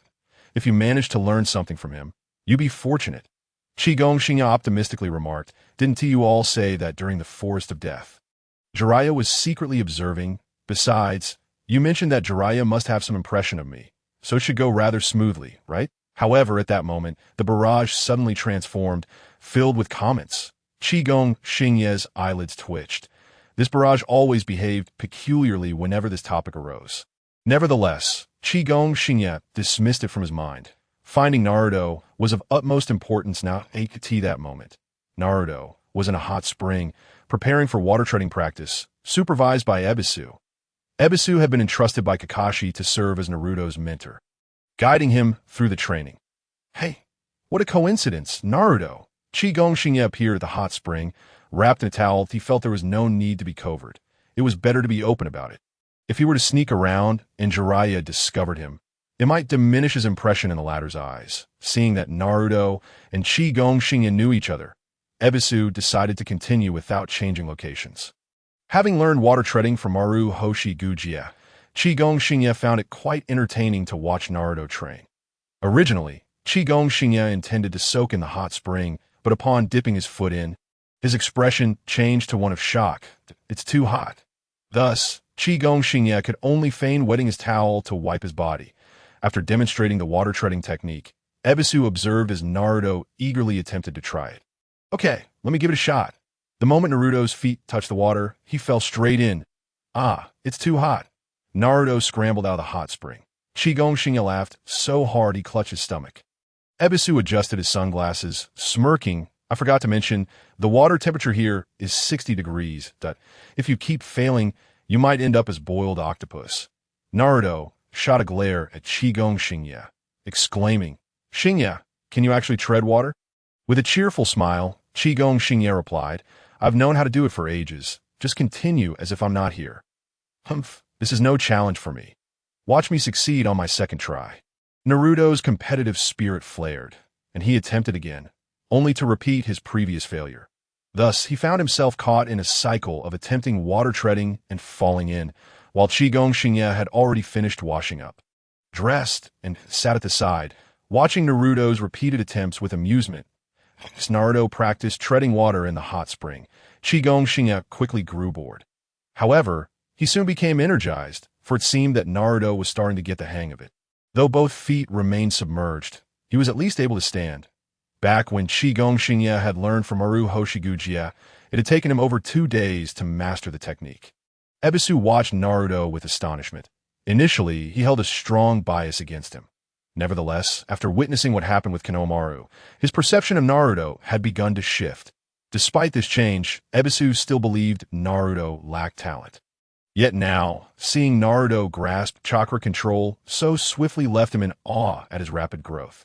Suddenly, Naruto noticed someone behind Ebisu, pointed ahead, and exclaimed, causing him to stumble into the hot spring. Shichimiya and Ebisu turned to see a figure with long white hair, clad in a red coat, with a large scroll hanging behind him. Shichimiya's heart skipped a beat. He had finally arrived, the legendary Jiraiya, one of the legendary 3 of Konoha. Upon witnessing the scene, Ebisu adjusted his glasses and let out a scoff, proclaiming, though I am unaware of your esteemed identity, I shall not permit such shameless behavior. Ebisu erroneously assumed that Jiraiya was spying on the women in the adjacent bathhouse. However, Jiraiya was indeed engaged in such voyeuristic antics. Without hesitation, Ebisu charged towards Jiraiya, evidently intent on administering a lesson. Kagami Hoshino opened her mouth to warn Ebisu, but before she could utter a word, Jiraiya had already turned around. Following a series of hand seals, he summoned a toad, upon which he perched himself. The toad then opened its mouth, extending its long tongue to ensnare Ebisu, lifting him high into the air before slamming him back to the ground. Ebisu collapsed instantly, rendered incapacitated. Jiraiya coolly remarked, Silence. Honestly, what if we get caught? Kagami Hoshino watched in exhilaration, thinking how impressive he was, if only he weren't a peeping Tom. Naruto gazed at Jiraiya in shock, astonished that this lecherous pervert, whom he had once defeated with his seductive jutsu, could so easily be subdued. What was the meaning of this notorious voyeur? Jiraiya, noticing Naruto's gaze, smirked slightly. Seeing that smile, Kagami Hoshino was convinced that Jiraiya had come specifically for Naruto. Naruto approached Ebisu's fallen form, calling out, "Hey, you lecherous pervert!" Ebisu lay on the ground, utterly unresponsive to Naruto's call. Naruto squatted down and performed a hand seal, Konoha's secret taijutsu. Oni no Shida. He poked Ebisu in the rear. Yet there was still no reaction. Naruto expressed his disdain. No reaction whatsoever. This lecherous pervert is truly pathetic. Kagami Hoshino's lips twitched. Ebisu was unconscious, yet Naruto continued to torment him. Naruto then turned to Jiraiya and the large toad beneath him, demanding, "What is that giant frog doing? Who are you really?" Jiraiya struck an exaggerated pose, declaring, "Excellent question. I'm the sage of Mount Maruboshi, known as the Toad Sage." Naruto frowned. "Sage? Hoshino. Have you ever heard of that?" Kagami Hoshino pressed her lips together and replied, "If it's that long string of nonsensical titles, then no, I haven't. But I do know him. He is the legendary Sannin of Konoha, Lord Jiraiya." Kagami Hoshino gazed at Jiraiya with stars in her eyes, causing him to shiver slightly. Such looks were typically reserved for beautiful women. Why was this girl regarding him in such a manner? Jiraiya cleared his throat. "I didn't expect a young one to possess such discerning eyes." "Quite impressive." Naruto scrutinized Jiraiya, scoffing, "Super strong? Konoha's Sannin? I haven't heard of you, and you certainly don't look the part that a super strong ninja wouldn't be peeping on women in the bathhouse, would they? Now that the lecherous pervert is unconscious, who will teach me to train?" Naruto shouted angrily at Jiraiya. "Hey, you perverted sage, what now? The one who was supposed to teach me is in this state because of you." Jiraiya shrugged. "That's because he was obstructing my research." Naruto queried, "Research? I am a writer, and I need material for my novels." Jiraiya exclaimed, pulling out a book titled Ica Paradise.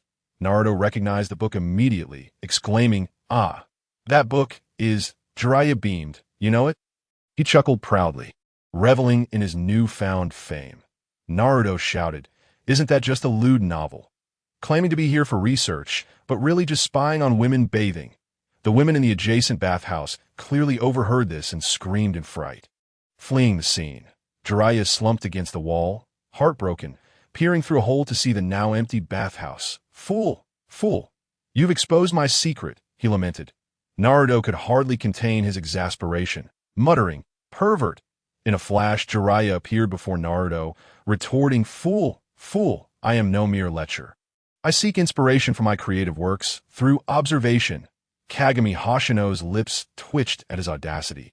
"Please, do not speak of voyeurism in such a grandiose manner," she thought, yet she found it strange that Jiraiya seemed to not recognize her at all. Naruto pointed at Jiraiya, accusing, "You're lying. Don't make excuses. What about my training?" Jiraiya inquired, "Are you referring to your training in walking on water?" Naruto replied confidently, "You know, then you shall be responsible for accompanying me in my training." "Umph. I have no interest in you," Jiraiya declared, attempting to leave. "Hey, wait, perverted sage, accompany me in my training." Jiraiya responded impatiently, "Enough with the chatter. I despise rude people, and I do not favor men." Naruto shifted his approach, suddenly flattering him. "That book Ica Paradise is incredibly engaging and interesting." Jiraiya scoffed. "That book is restricted for those under 18. Don't try to deceive me." Undeterred, Naruto continued his flattery. "It's received widespread acclaim." Jiraiya retorted, "Flattery won't work. I am a sage. I cannot be deceived by a mere child." Jiraiya then executed a backflip onto the railing, performing hand seals that summoned a gust of wind, forcing Naruto and Kagami Hoshino to stumble backward. Utilizing his ninjutsu, Jiraiya created a whirlwind that propelled Naruto and Kagami back several steps before he leapt onto the rooftop. "Farewell, youngsters." Jiraiya departed with flair and charisma. Naruto's eyes lit up, exclaiming, "So impressive. Even if he is a pervert, he is undeniably cool." Kagami Hoshino excitedly said to Naruto, "Naruto, let's go find Lord Jiraiya. I also wish to train under him." Kagami Hoshino believed that if she accompanied Naruto in seeking Jiraiya's tutelage, the chances of him agreeing to teach them would significantly increase. Naruto raised his fist triumphantly. "All right, let us go."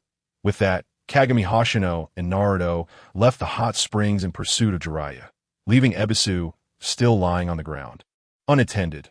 "Hey, perverted sage, Lord Jiraiya!" Kagami Hoshino and Naruto called out as they scoured the streets for him. Kagami Hoshino suggested to Naruto, "Once we find Lord Jiraiya, perhaps you could employ your seductive jutsu." Naruto, puzzled, inquired, "Seductive jutsu?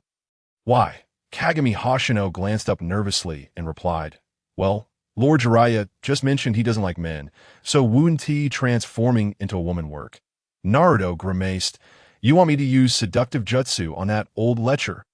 I'm not keen on that. Besides, Hoshino, don't you also wish to train under him? You'd have to use seductive jutsu as well." Kagami Hoshino froze, realizing the predicament. "But I don't know how to perform seductive jutsu." "How about this, Naruto? You can make a sacrifice. Use your shadow clone technique to create two beautiful women, and one could represent me." Naruto pouted defiantly. "No way. If we're doing that, you have to come along too." Seductive jutsu is simple. It's just a variation of the transformation technique. The proportions of the transformed body and the surrounding mist are crucial. After numerous practical experiences, I've discovered that the mist effect is the most effective. Naruto proceeded to explain the intricacies of seductive jutsu, leaving Kagami Hoshino blushing furiously. After a thorough explanation, he asked, "Hoshino, do you understand?" Kagami Hoshino sighed, "I understand. Sometimes sacrifices are necessary for one's own benefit." "Huh, I'm starting to feel excited. Jiraiya's resistance to seductive jutsu is nearly zero, that if we truly use it together, it will surely work." Kagami Hoshino smirked, pondering, "I still have one more question. Was Jiraiya truly in the forest of death? Why does it feel like he has no recollection of me at all?" However, the barrage began anew, a uniform wave of comments flooding the screen. Yet this time, the keen-eyed Nanagami Hoshino discerned a particular message amidst the dense stream. "Fool, I'm just teasing you. How could Jiraiya be in the forest of death? It's merely a ruse to lure you into watching the show. Jiraiya has just returned, and you're still gullible enough to fall for it." Hoshino's face instantly flushed crimson, then shifted to a deep shade of blue, before finally turning an ominous black. With a roar, Nanagami Hoshino exclaimed, "You've gone too far." His outburst startled Naruto, who was nearby. Naruto, clutching his chest, gasped, "Hoshino, what do you mean by gone too far? Your sudden shout nearly gave me a heart attack." With a scowl, Hoshino replied, "I just realized I might have been deceived. And no matter, let us continue our search."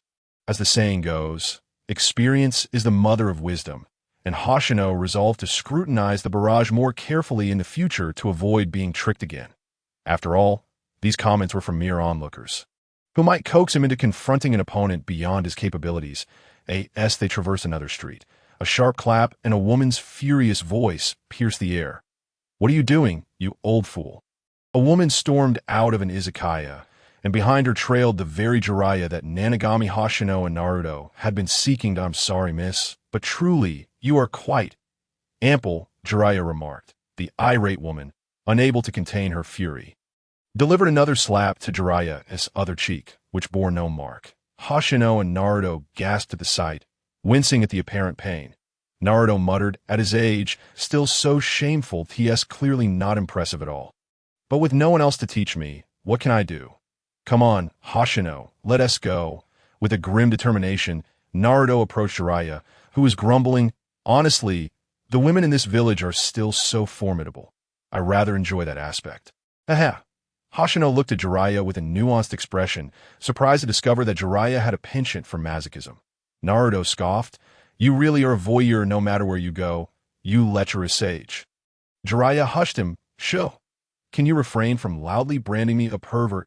Naruto's voice grew louder. "Quit whining. Was your victory over that brooding lecher merely a stroke of luck? Hoshino said you're strong. Thus, you must take responsibility for ruining my training. And you must bring Hoshino along too. He wishes to train with you." Hoshino gazed at Naruto with heartfelt gratitude. Truly, what a good brother. However, Jiraiya abruptly seized Naruto and unceremoniously stuffed him into a barrel, placing a heavy stone atop it. "You shall remain quiet here for a while," Jiraiya declared, dusting off his hands. He then turned to Hoshino, threateningly warning, "Kid, don't you dare move the stone, or else." Hoshino pressed his lips into a thin line. And just as Jiraiya prepared to leave, he suddenly shouted, "Help! This white-haired fellow has killed my friend and stuffed him into a barrel." Jiraiya froze. Disbelief etched across his face as he stammered, "Hey, don't say such nonsense." Hoshino squeezed out a few tears. "Help! Someone please save us! I just saw this lecherous old man stuff a child into a barrel. Such a vile fiend. Capture him! Don't let him escape!" The villagers had witnessed Jiraiya's actions, and the truth of Naruto's safety did little to quell their rising anger. For the fact remained that Jiraiya had indeed imprisoned Naruto. Surrounded by villagers, Jiraiya rubbed his hands together, chuckling awkwardly. "That little brat is just lying.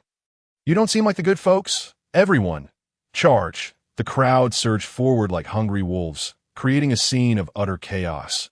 Moments later, a figure crawled on the ground, emerging from the throng. Hoshino could hardly contain his laughter at Jiraiya's disheveled state.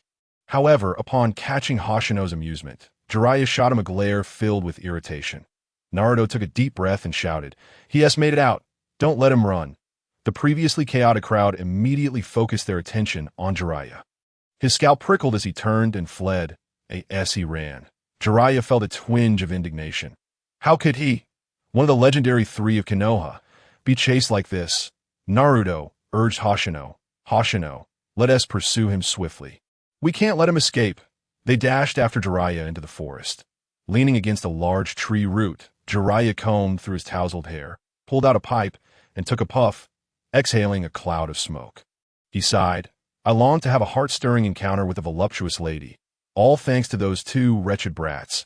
My plans are in ruins. I should be been in that izakaya, surrounded by beauties." Looking up at the sky, Jiraiya fancied the clouds resembled ample ladies. He chuckled to himself, reveling in his fantasies. Just as he was lost in thought, a flurry of shuriken whizzed toward him. Startled, Jiraiya dove to the other side of the route, the shuriken embedding themselves into it. Hoshino chided, "Hey Naruto, that is too dangerous. He is not that formidable. He should easily dodge such shuriken." Naruto sprinted toward the route. "You just treated me like that." He halted abruptly, realizing the ground bore only a large doll, with no trace of Jiraiya, the substitution technique. "That old man is no ordinary fellow, is he, Hoshino?" Naruto winked at Hoshino, who instantly understood. The substitution technique involves swiftly replacing oneself with an object in the immediate vicinity. Clearly, there hadn't been such a large doll nearby moments ago. Thus, it was not a substitution technique, but a transformation technique. Hoshino thought, while Naruto may seem foolish at times, he could be surprisingly clever in critical moments. Naruto grinned mischievously. "Hoshino, I suddenly feel the urge to relieve myself. How about you?" Hoshino stared at him, exasperated by the ludicrous idea. Naruto had already begun to unfasten his trousers, transformed into a large doll. Jiraiya could no longer hold it in and quickly reverted back to his original form, lest he be doused. Clearing his throat, Jiraiya admitted, "Cough, I didn't expect you to see through me. You both have some sharp eyes." Naruto hastily pulled up his trousers, excitedly asking, "Will you teach us how to train now?" Hoshino looked at Jiraiya with eager anticipation. Jiraiya replied, "In exchange, if you agree to my terms, I will consider your request." Naruto protested, "So will you or won't you?" Jiraiya stood before them, gesturing with his hand in an arc. "Listen carefully like this, and like this. If you can bring me such curvaceous, mature fruits, I will teach you how to train." "Really? The toad sage never lies. Bring them to me when you find them." Jiraiya pretended to depart. Hoshino called out, "Lord Jiraiya, wait." Jiraiya halted, looking back at Hoshino with curiosity. "What is it?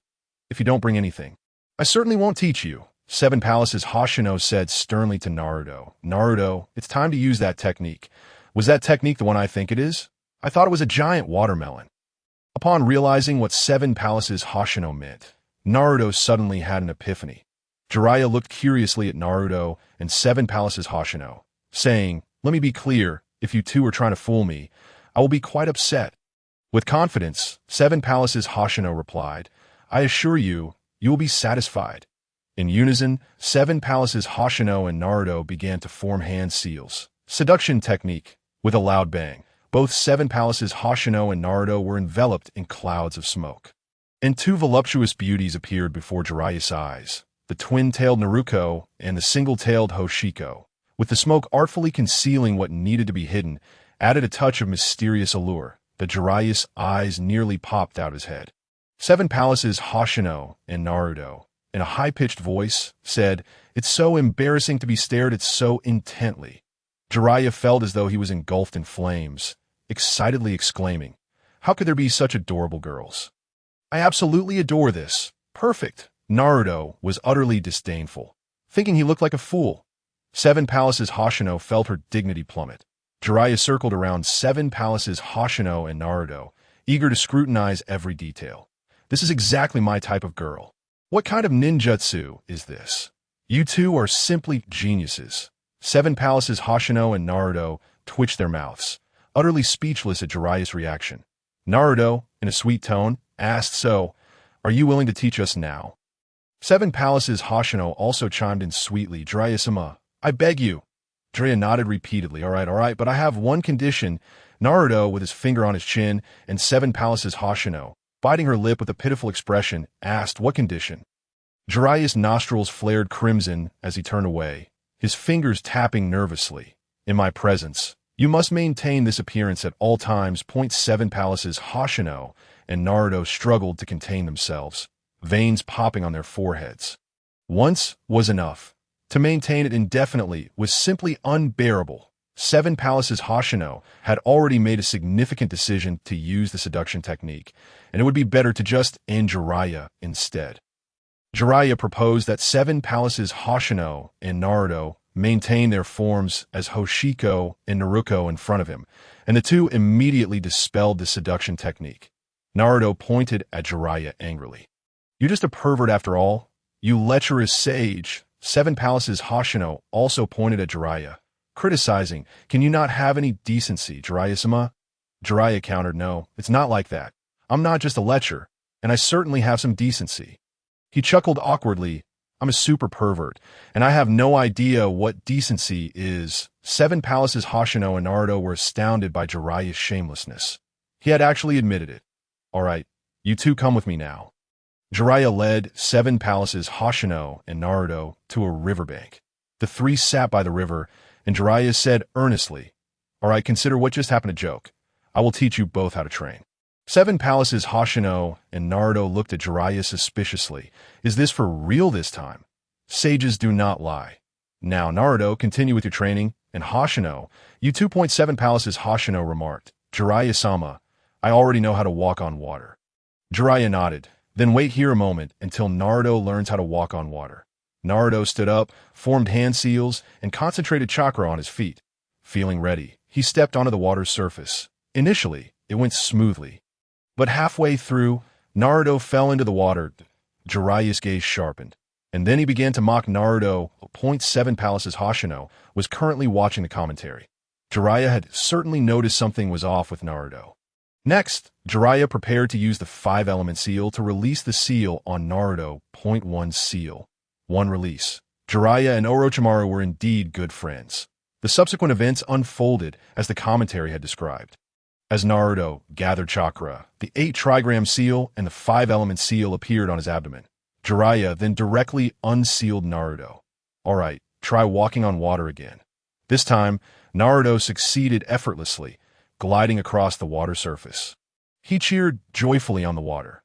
Jiraiya looked at Naruto with a tender expression. He noticed Seven Palaces Hoshino gazing at him and asked curiously, "Why are you staring at me? Is there something on my face?" Seven Palaces Hoshino snapped back to reality and shook her head. "No, I just think your gaze toward Naruto is very gentle. You must have known him for quite a while." In truth, Seven Palaces Hoshino had not thought too deeply. She was simply curious to observe Jiraiya, a powerful figure in the ninja world, up close. Jiraiya smiled. "Is that so? You are not wrong." However, he began to feel troubled, as he had originally intended to focus solely on teaching Naruto how to control the 9 Tails chakra. And now he had an additional 7 Palaces Hoshino to consider. Jiraiya addressed 7 Palaces Hoshino. "Actually, Hoshino, I'm uncertain about what to teach you." 7 Palaces Hoshino trembled slightly, her expression visibly crestfallen. Was it not possible after all? The commentary had mentioned that Jiraiya returned to Konoha for Naruto. So it was understandable that he only wished to teach Naruto. If Jiraiya was unwilling to teach her, it would be pointless to continue pressing. It's all right, Jiraiya-sama, I understand. Then I will leave Naruto in your capable hands. Point Seven Palaces Hoshino began to rise, but Jiraiya gently pressed her back down. I just said that sages do not lie, since I promised to teach you. I will keep my word. I don't know you well, so let this be an opportunity for me to understand you better. Why do you wish to become a ninja? What drives you to grow stronger? After a moment of contemplation, Seven Palaces Hoshino responded, I am an orphan. Life has been decent but monotonous. However, being alone leaves one feeling insecure. Becoming a ninja not only allows me to protect myself, but also seems really cool. Moreover, once I grow stronger, I can protect those around me that I know I'm quite average and lack the talent of Naruto and the others. Yet, I still want to prove that even someone with mediocre talent can become an incredibly powerful ninja. I believe Naruto will become a strong warrior in the future. As his friend, I do not want to watch him grow strong, while I remain a weakling who needs protection. Upon hearing Seven Palaces Hoshino's answer, Jiraiya was reminded of his own past as a child.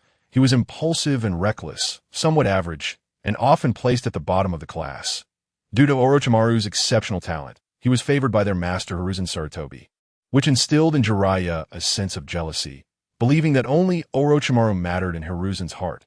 Back then, Jiraiya aspired to grow stronger and surpass Orochimaru, wanted to show everyone that even the underdog could become formidable, even more so than the genius Orochimaru. Subsequently, Jiraiya, through a twist of fate, traveled to Mayaboka Mountain and met the great sage Toad, beginning his training there. Through relentless effort, Jiraiya mastered a series of jutsu and became a powerful ninja. Jiraiya ruffled Seven Palaces Hoshino's hair. Perhaps this is fate. Your long hair suits you well. Oh, you know your chakra affinities? Seven Palaces Hoshino answered, Yes, I have water and fire chakra affinities. Jiraiya smiled. Now I know what to teach you. From today onward, you shall call me teacher. Seven Palaces Hoshino gazed at Jiraiya in astonishment, then broke into an excited, radiant smile. Thank you, Jiraiya-sensei. At that moment, Naruto jogged over, curiously asking, Hoshino, lecherous sage, what are you two talking about? Nothing much. Now, I will teach you both my secret techniques. Hearing the mention of secret techniques, Naruto perked up. What secret techniques? Are they ultimate moves? Qigong Shinya was also eagerly anticipating what remarkable techniques Jiraiya would impart to him. Jiraiya turned to Naruto and said, Naruto, you are rather unique. Before I teach you any secret techniques, you must first comprehend your own circumstances. Perhaps you have yet to realize that you possess two types of chakra. Up to this point, have you experienced any particularly unusual chakra? Naruto recalled the mission in the Land of Waves, where he had felt a surge of chakra that had endowed him with unprecedented strength. However, the details of that incident eluded him, though he sensed it was different from the chakra he usually gathered. For instance, his regular chakra was blue, while this special one was red. Qigong Shinya understood that Jiraiya was inquiring about the Nine-Tails chakra within Naruto. As he had now become Jiraiya's disciple, Jiraiya felt no need for discretion and openly questioned Naruto in front of Qigong Shinya. After discussing Naruto's Nine-Tails chakra, Jiraiya declared that today's training would conclude. Naruto clung to Jiraiya, exclaiming, What? What about the secret techniques? I haven't learned anything yet.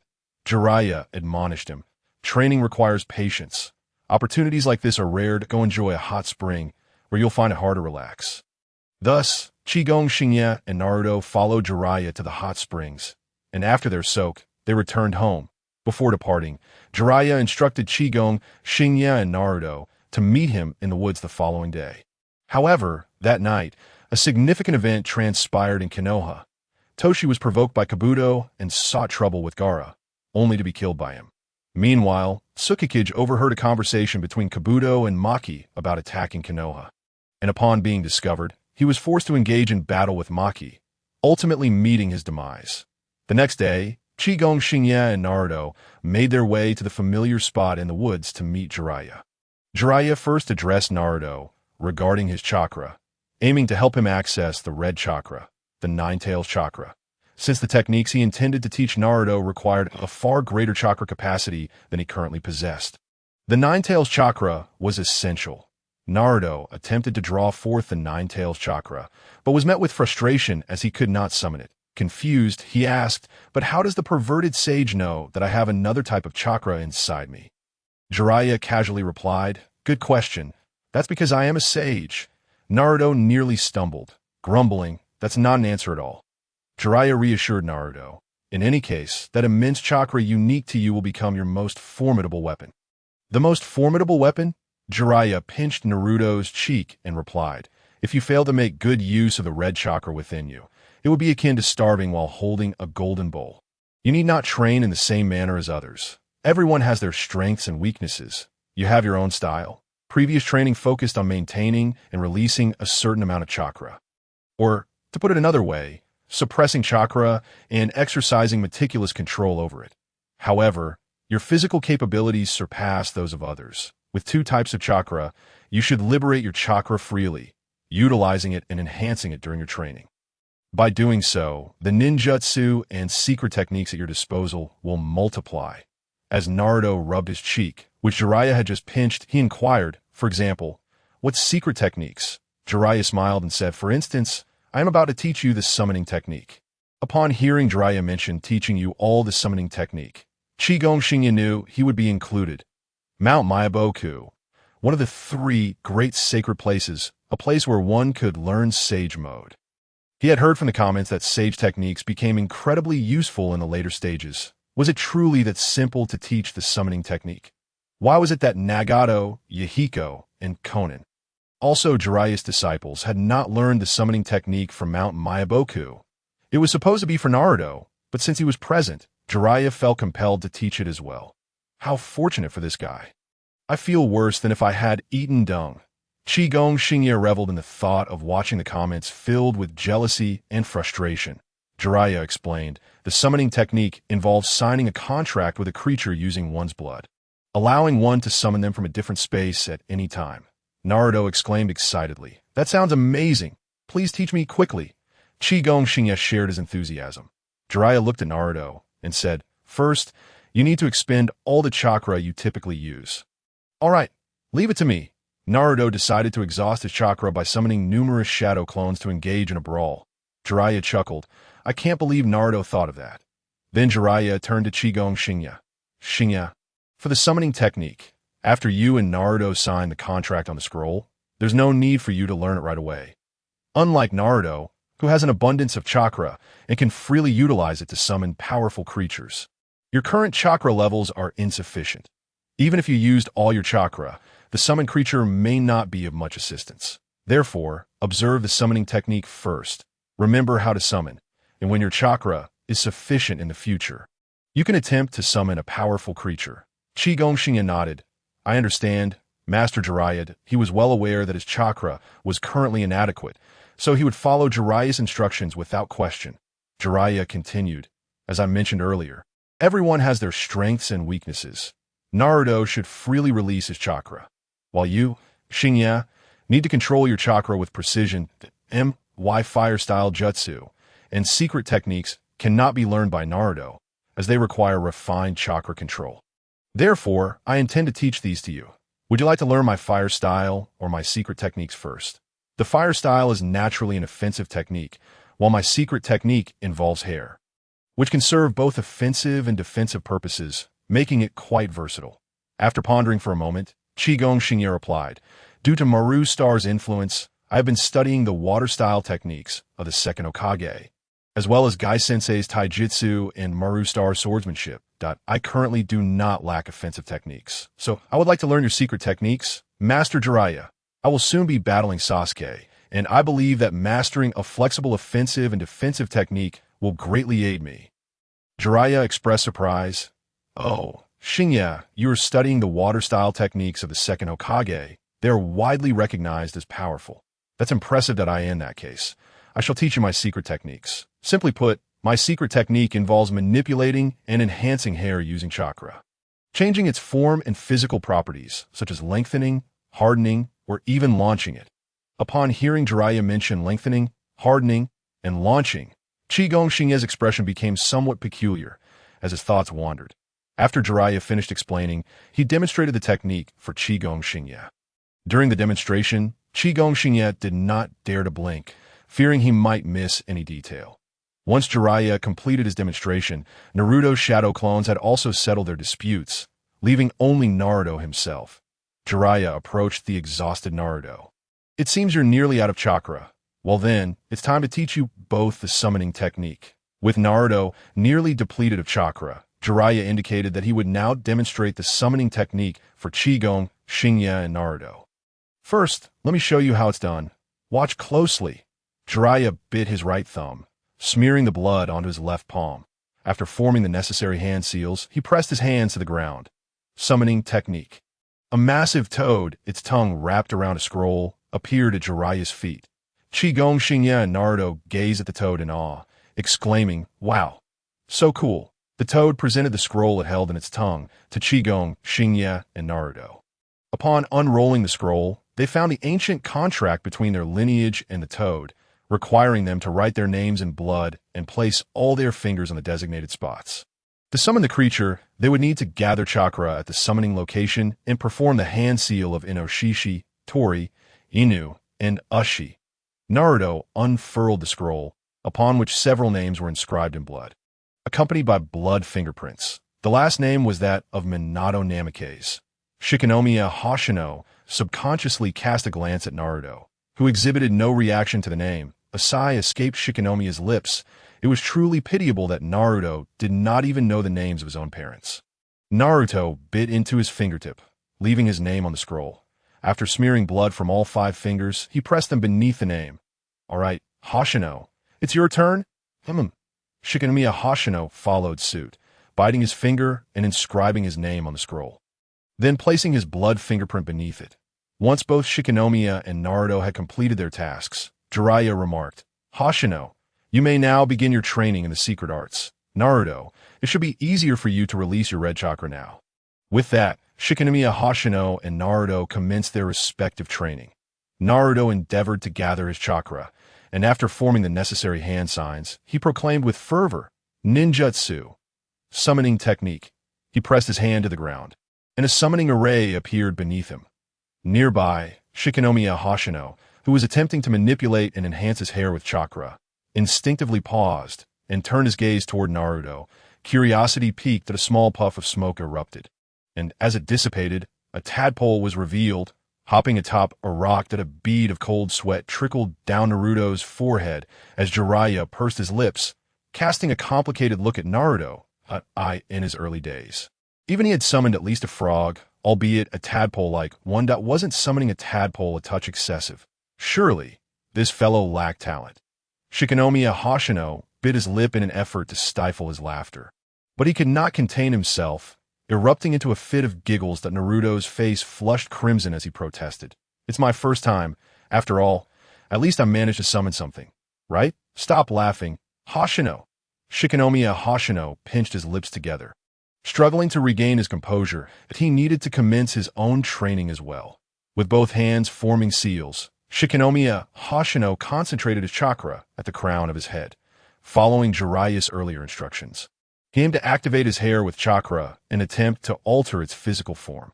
With his eyes shut, he felt a tingling sensation on his scalp. Suddenly, he opened his eyes wide, sensing success. Ninjutsu, Lion's main technique. Both Naruto and Jiraiya turned their gazes toward Shichimiya Hoshino. Yet Hoshino sensed something was amiss. His hair didn't seem to have lengthened. What was that floating in the air? Why was the top of his head feeling so chilly? Naruto collapsed onto the ground, clutching his stomach as laughter rolled through him. Hoshino, you look ridiculous. Why are you bald?"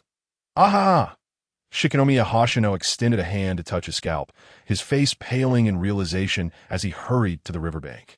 Upon catching sight of his reflection, revealing his bald head, Shichimiya Hoshino felt a wave of darkness wash over him, nearly fainting.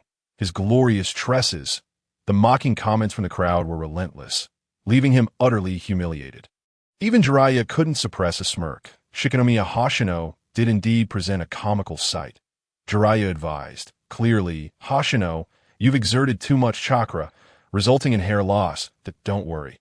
By stimulating the hair follicles with chakra, you can promote rapid hair growth." Shichimiya Hoshino promptly followed suit, unable to bear the thought of being bald. Thus, both Shichimiya Hoshino and Naruto diligently pursued their training, though progress was slow. Naruto continued to summon tadpoles, and Shichimiya Hoshino's meager remaining hair was entirely lost, leaving him completely bald. Meanwhile, as Shichimiya Hoshino and Naruto trained, the Konoha Umbu discovered the body of Tsukikage Shippu atop a rooftop. In the Hokage building, Sarutobi Hiruzen convened a meeting with the ninjas. With a grave tone, he announced, "As some of you may have heard, the corpse of Tsukikage Shippu was discovered near Kaiki City." Many ninjas were incredulous, and Mitarashi Anko speculated, could it have been Orochimaru's doing? Kakashi interjected, "Not necessarily. We cannot leap to conclusions.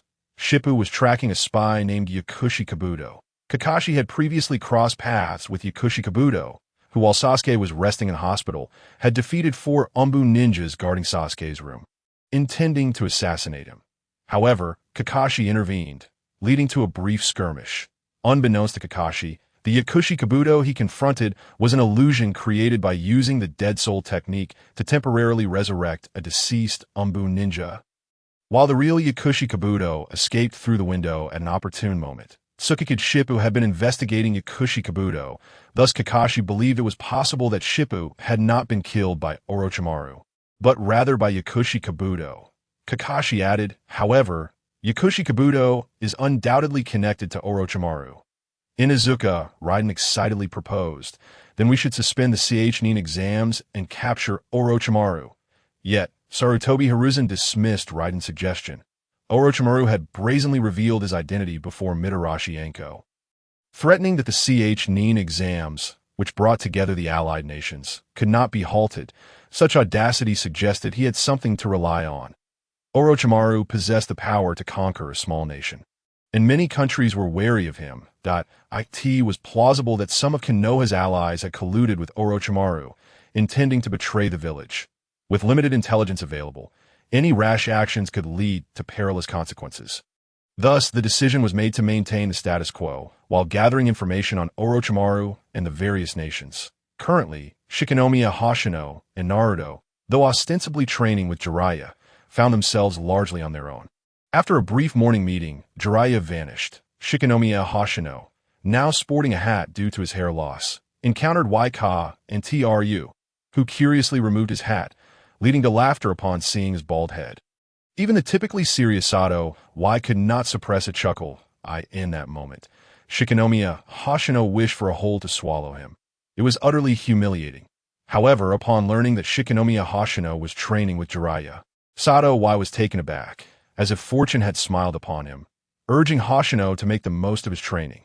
Now, Shichimiya Hoshino and Naruto found themselves by the river, each attempting their respective ninjutsu. Sakura, intending to visit Sasuke in the hospital, had been denied entry during her last attempt.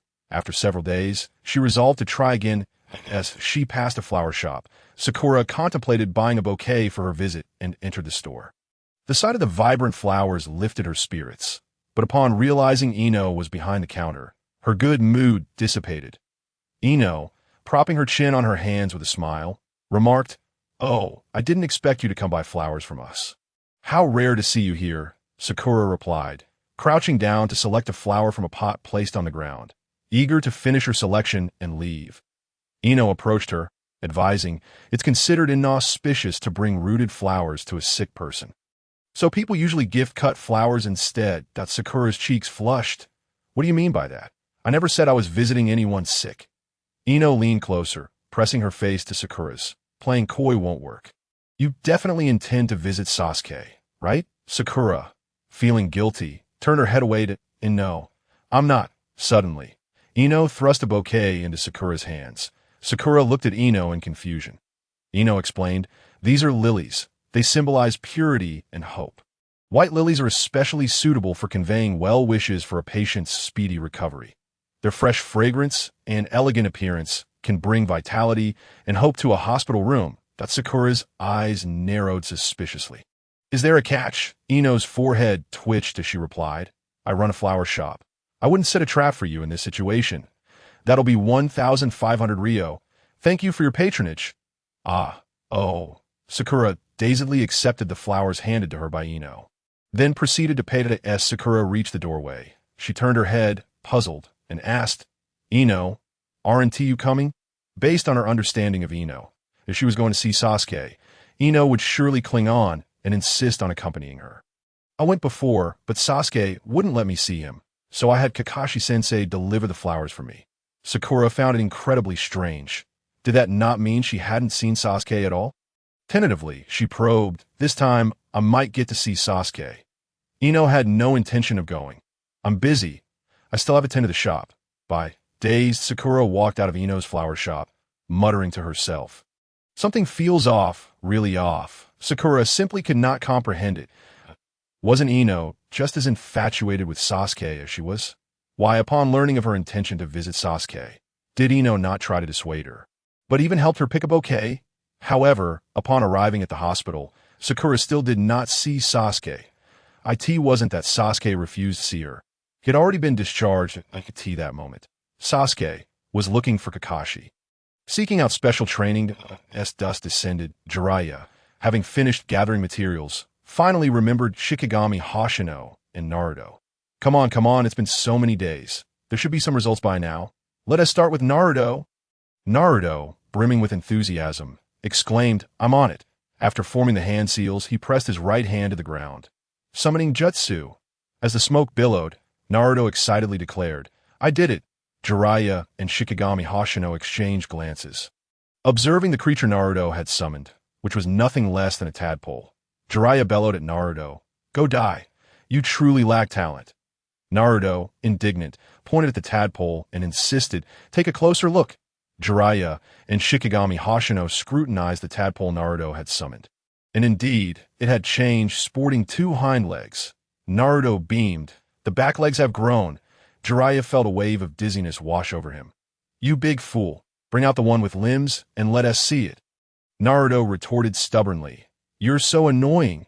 Just growing legs is already an improvement over before. Jiraiya rubbed his temples and, after a prolonged pause, turned to Shichimiya Hoshino. Hoshino, it's your turn. Hoshino removed his hat, stimulating his hair follicles with chakra to activate their vitality, and his hair began to grow. However, he still kept his hat on, as using the technique could potentially lead to hair loss. Taking a deep breath, Hoshino began forming hand seals, wild mane lion technique. With chakra, he activated his hair, altering its physical form as it exploded outward, resembling a lion's mane. Jiraiya nodded approvingly. Finally, someone had performed normally. Otherwise, he might have doubted his teaching abilities. Naruto gazed at Hoshino's voluminous hair, eyes shining. So cool. Can I learn this from you, perverted sage? Jiraiya shook his head. You cannot, as this technique demands rigorous chakra control, which you aren't suited for. If you insist on learning it, you might end up like Hoshino at the beginning. Moreover, it could very well lead to follicle death, resulting in you becoming bald. Remembering Hoshino's baldness, Naruto quickly covered his head. I want to learn it. I want to. Hoshino was in fact quite curious to see what Naruto would look like bald, especially since Naruto had laughed at him during his own bald phase. 3 weeks passed, and only 1 week remained until the official matches. Hoshino made considerable progress. His talent for chakra control was commendable. Jiraiya had even begun attempting to teach him fire release ninjutsu, that AS for Naruto. Jiraiya sighed. Watching Naruto, who had made no progress whatsoever, it seemed that conventional methods were utterly unsuitable for him. Drastic measures were required. Exhausted from training, Naruto lay on the ground and fell asleep. Jiraiya took out a small wooden bucket and poured water over Naruto's head, waking him instantly. Dazed, Naruto asked, What just happened? Jiraiya sighed. To be frank, do you feel nothing at all? After 3 weeks of training, you're still at this level. It seems continuing is pointless. Naruto awkwardly retorted. That is not true. I've been practicing diligently. Jiraiya waved his hand dismissively. I know all that if you genuinely want to succeed in the summoning technique, you must approach it with a desperate mindset. Otherwise, you will never succeed. Naruto, filled with indignation, exclaimed, but that's exactly what I've been doing. Every day I'm pouring all my effort into gathering chakra. Instead of complaining, why not teach me some tricks? Jiraiya scratched his head in frustration. Tricks. Tricks are, seeing Jiraiya deep in thought, Naruto eagerly asked. What is the trick? Jiraiya replied solemnly. It's a matter of wagering your life. Naruto was puzzled. Wagering my life? Jiraiya nodded. This is no joke. Even so, are you still willing to practice?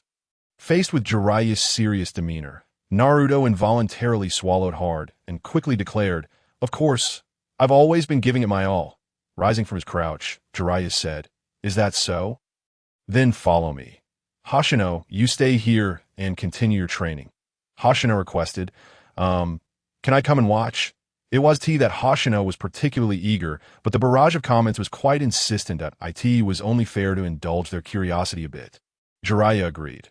All right, Hoshino, you can come along. Jiraiya took Hoshino and Naruto to enjoy some food and fun in Konoha. Were it not for the barrage of comments, Hoshino would have been at a loss as to why Jiraiya was doing this. Thanks to the barrage's reminders, Hoshino understood Jiraiya's intention. It was to treat Naruto to a last meal.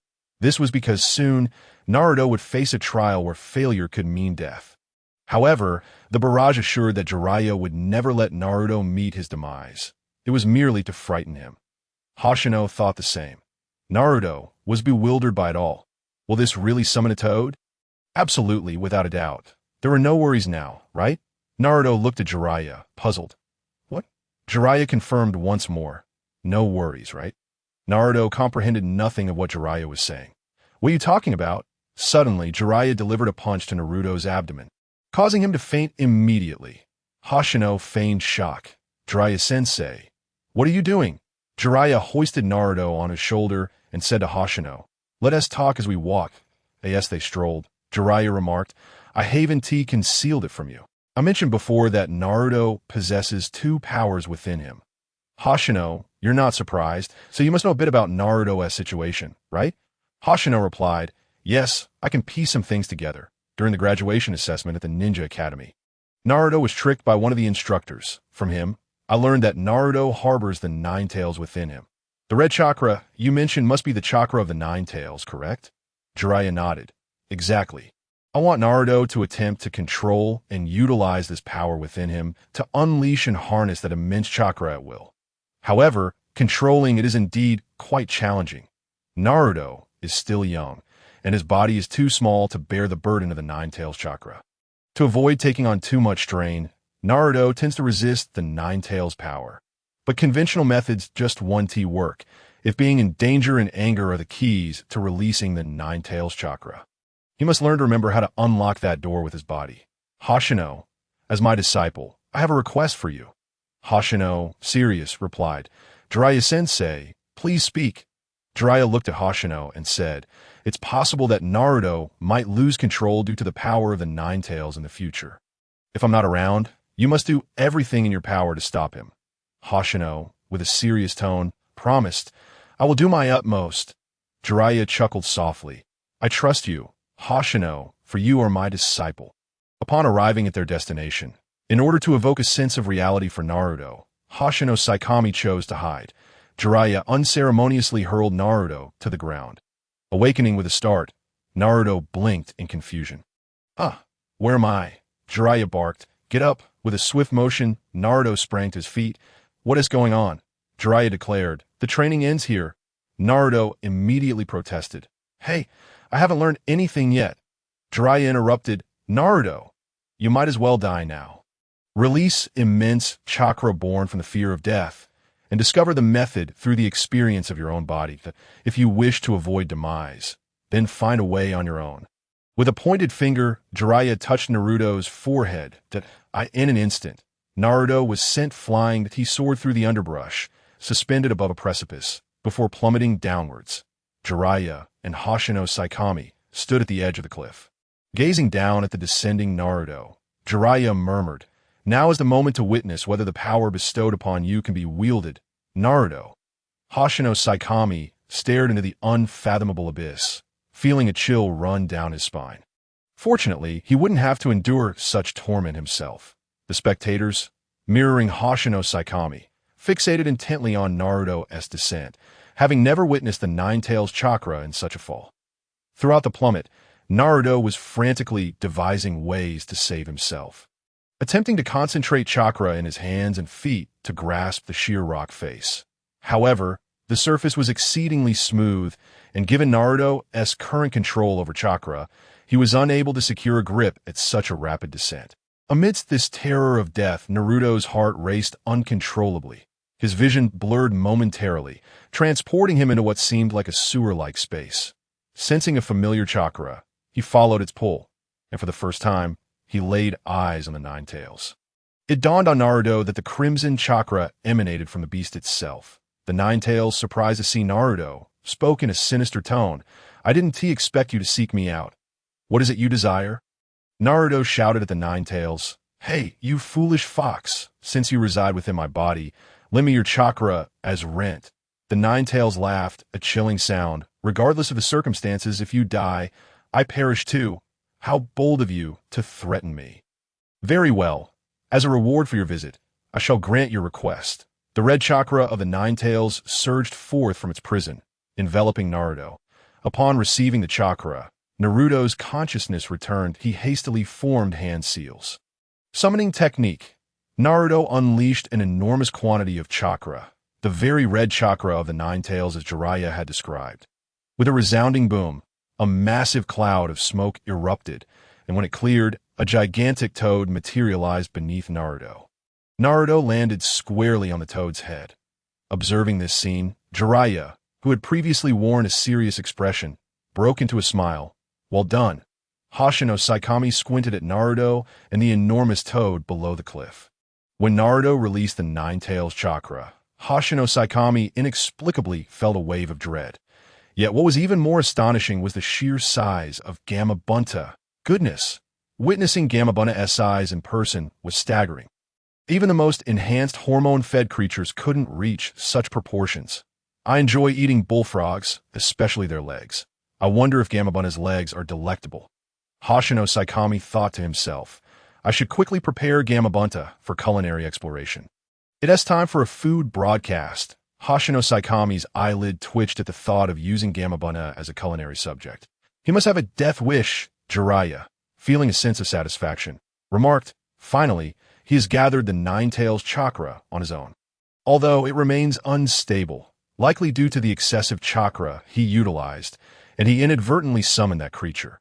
Naruto was now joyfully bouncing on Gamabunta's head, while the great toad exhibited noticeable impatience. Gamabunta, disbelieving that Naruto had summoned him, attempted to shake him off. Naruto clung tightly to Gamabunta's smoking pipe to avoid falling. Honestly, it had been ages since he had breathed the fresh air of this world, only to have this insufferable brat on his head. Gamabunta bellowed in anger. "Jiraiya! Where is Jiraiya? What is your intention in summoning me?" Hearing Gamabunta call for him, Jiraiya hurriedly took cover. Hoshino Saikami followed suit, inquiring, "Jiraiya-sensei, it seems the toad Naruto summoned is quite a temper." Jiraiya lamented, "Not just a temper. That creature is exceptionally irritable that we mustn't be discovered by him, or I'll be in serious trouble. This place is unsafe. We must hide quickly." With Jiraiya fleeing, Hoshino Saikami would be foolish not to follow, for he too would face dire consequences if caught in the chaos. Hoshino Saikami vowed that when he next attempted the summoning technique, he would certainly avoid summoning Gamabunta, as his temper was far too volatile. Naruto continued to assert that he was the one who summoned Gamabunta, but the great toad remained unconvinced. Upon landing on solid ground after tumbling from Gamabunta, Naruto fell off. Gamabunta mockingly addressed him. "Listen here, kid. Even if you summon me, falling off so easily does not entitle you to claim me as your master.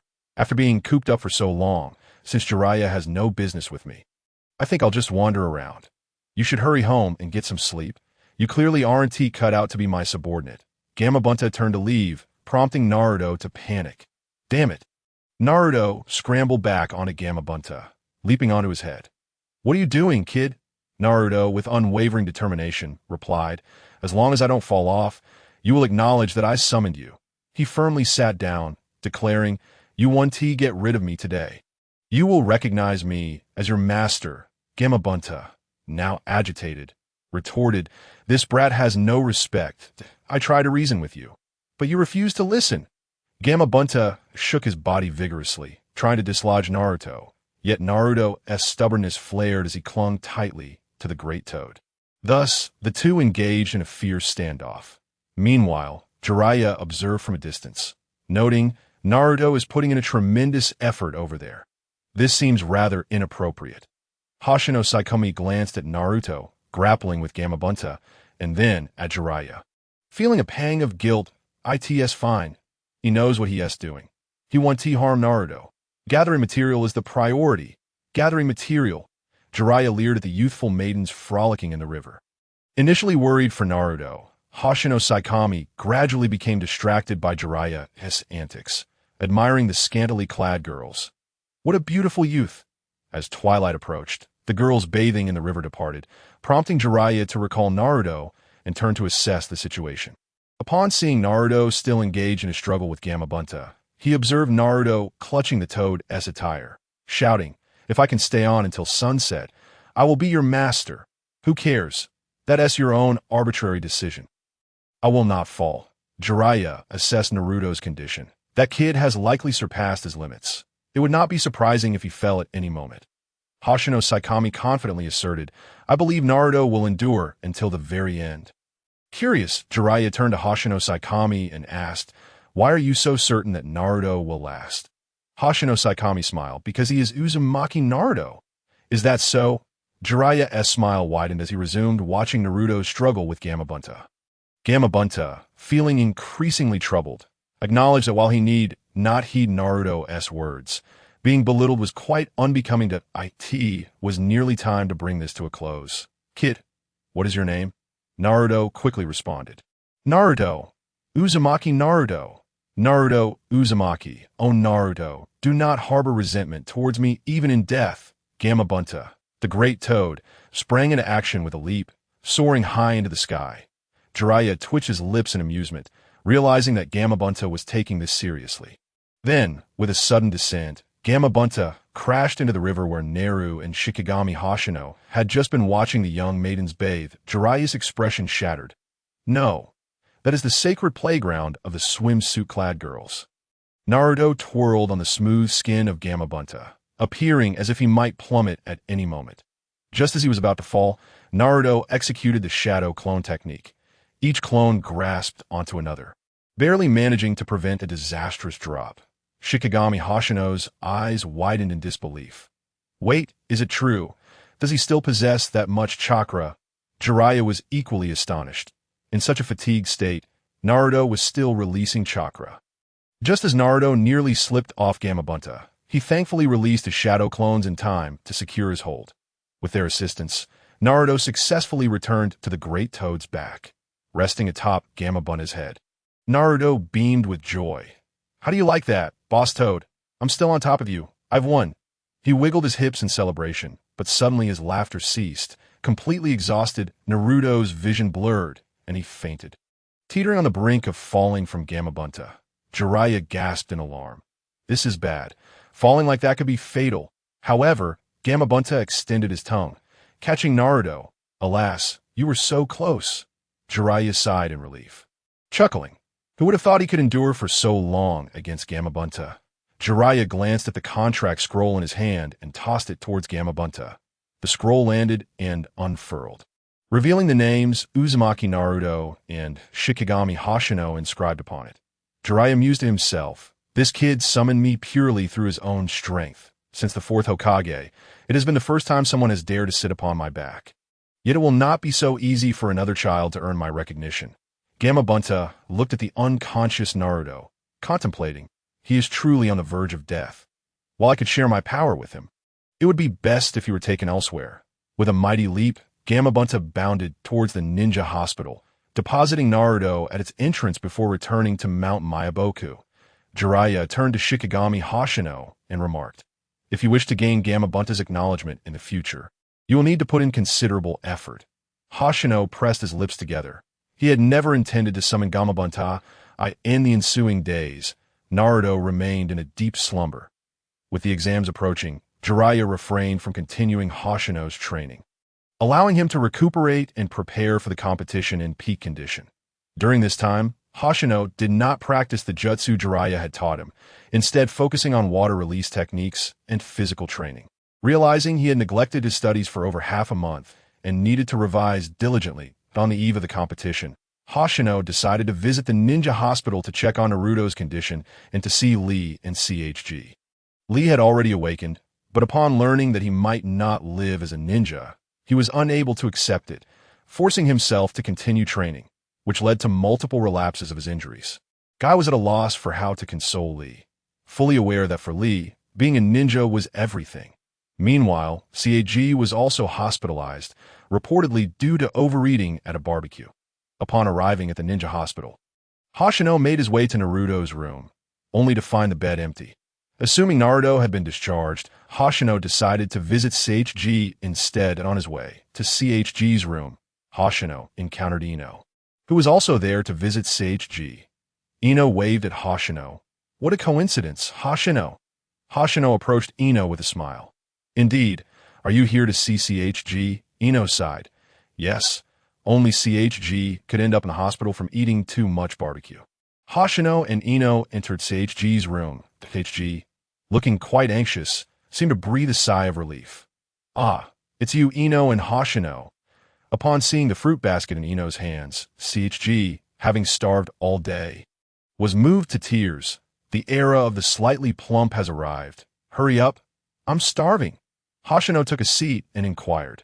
CHG, why did you seem so tense earlier? CHG paused as munching on an apple. Ah, I just saw someone with a gourd flash past my room. It must have been Gaara from Sunagakure, and I'm afraid he might be here for me. Ino replied with exasperation. He doesn't even know you. Why would he come looking for trouble? CHG took another bite of his apple. That guy is terrifying, isn't he? Just look at Hoshino. He's frozen in shock. Ino glanced at Hoshino and noticed he was lost in thought. Hoshino, Hoshino. After calling his name a few times, Hoshino snapped back to reality, his face paling drastically before he bolted from the room. Ino and CHG exchanged confused glances, unsure of Hoshino's sudden outburst. The reason for Hoshino's agitation was the news that Gaara was seeking to confront Lee, intending to kill him. Upon reaching Lee's hospital room, Hoshino overheard Gaara's voice. I will say this once more. If you try to stop me, I will kill you. Water release. Water blade slash. Hoshino infused his chakra into his ninja blade and swung it at Gaara. Gaara's sand instinctively formed a barrier, blocking Hoshino's attack. Gaara regarded Hoshino with cold indifference. Another one seeking death. I see. Inside the room, Naruto and Shikamaru were also present, with Gaara ensnared by Shikamaru's shadow imitation technique. Hoshino coldly declared, It is you who seeks death. This is not Sunagakure, not a place where you can act as you please, Gaara scoffed. And what of it? Killing will be a trivial matter for me. Naruto pointed at Gaara, fuming. Someone like you could never kill me. Shikamaru, anxious, interjected. Stop talking. Didn't I just say, this guy is as strong as a monster. You do realize that, right? Naruto proudly asserted. Within me resides a true monster. I will not be defeated by this guy. Gaara closed his eyes. If that is the case, then I too. Gaara opened his eyes, his gaze chilling. I was born from the death of a woman I should have called mother. To make me the strongest ninja, my father used jutsu to bind the embodiment of sand to me. I have been a monster since the moment of my birth, Shikamaru frowned. The embodiment of sand? Naruto stared at Gaara in shock. Hoshino understood Gaara was referring to Shikaku, the one-tailed bee-seal within the vessel of the old monk from Sunagakure. Shikamaru, seemingly familiar with the tale, gasped. Is that a binding technique performed before birth? How utterly insane! Naruto scrutinized Gaara, wondering if something else resided within him. Shikamaru taunted. Is that something a father should do? Such a twisted form of love, Gaara retorted. You speak of love? Do not measure me by your standards. Family, let me clarify the nature of my relationship with them. Gaara surveyed Hoshino, Naruto, and Shikamaru, enunciating each word. They are merely flesh bound together by hatred and a thirst for blood. Gaara viewed his family as nothing more than flesh connected by animosity and the desire to kill. Hoshino, Shikamaru, and Naruto were all profoundly shocked by Gaara's declaration. From Gaara, they sensed no trace of humanity. Hoshino pondered how Naruto managed to conquer someone like Gaara. Gaara's voice was icy as he proclaimed, I was created as the crowning masterpiece of my village. Built upon the sacrifice of my mother's life, as the child of the Kazekage, My father incessantly imparted the secrets of the ninja arts to me, that I was excessively sheltered and indulged. And I once believed that this was love. Prior to the incident in question, Shikamaru queried in a low voice, "What incident?" Gaara disregarded Shikamaru's inquiry. Naruto, intrigued, pressed on, asking, "What exactly happened?" It was only after Naruto repeated the question twice that Gaara revealed his morbidly twisted smile, stating, "Since the age of 6, over the past 6 years, I have been repeatedly attempted to be assassinated by my own father." Naruto and Shikamaru stared in shock at Gaara, being targeted for assassination by one's own father. Such a thing was unfathomable. Nana Miyoshi observed Gaara with a grave expression, piecing together from the information shared. The Kazekage, Raza, intended to assess Gaara's so-called worth, to observe whether he could suppress his emotions and control Shikaku. Thus, he dispatched Gaara's uncle, Yashimu, whom Gaara trusted implicitly, to carry out the assassination attempt. Moreover, as an uncle, Yashimu deceived Gaara, claiming he had never loved him, asserting that his actions were solely to avenge his sister, even going so far as to say that Gaara's mother despised him, thereby undermining Gaara's love and longing for her. When Gaara discovered that Yashimaru was the one sent to kill him, he was overcome with shock and sorrow, which ultimately led to Shikaku spiraling out of control. Raza, witnessing Gaara's loss of control, deemed him a failure. Consequently, he relentlessly sent assassins after Gaara, deepening his solitude, bloodlust, and disdain for the world. As Nana Miyoshi absorbed the commentary, she felt that Gaara's father must be suffering from a severe mental affliction to treat his own child in such a manner. Shikamaru raised a skeptical eyebrow and remarked, "Didn't you just say your father dotes on you?" Gaara's tone turned icy as he replied, "What is the matter? An overwhelmingly powerful presence can become a terrifying one. Born of jutsu, I am mentally unstable. It seems the villagers have finally recognized that my emotions are troubled. Oh, my father, the Kazekage, I am a trump card for the village, yet simultaneously a figure of tremendous danger. By the time I was 6, I was already deemed a threat. I was merely a dangerous tool for the village, cautiously utilized to owe them. I am now a remnant of a past they wish to erase. What then is my purpose? Whenever I ponder this, I find no answer. Yet as long as I live, I need a reason.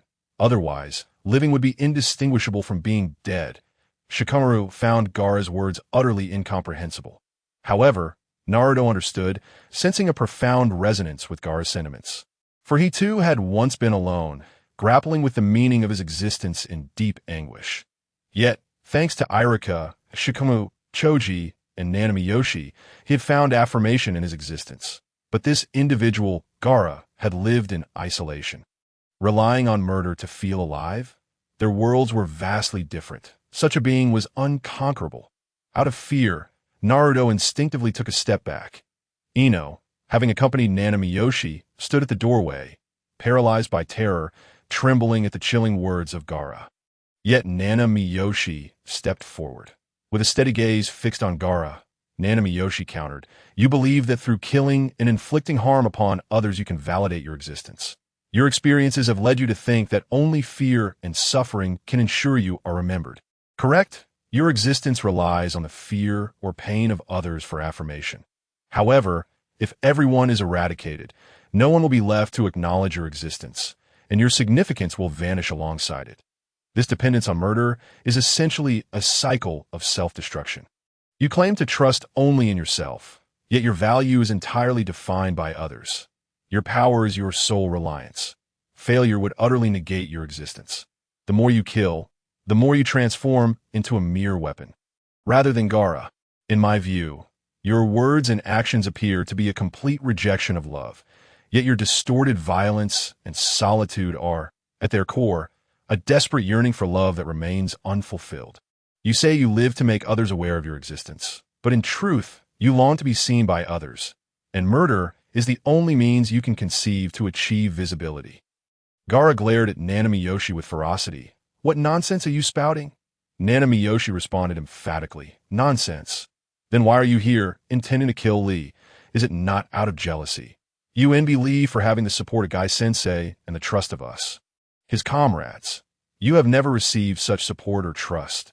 Thus, witnessing our camaraderie with Lee shakes your so-called meaning of existence. prompting you to attempt to destroy Lee to negate bonds that you cannot possess.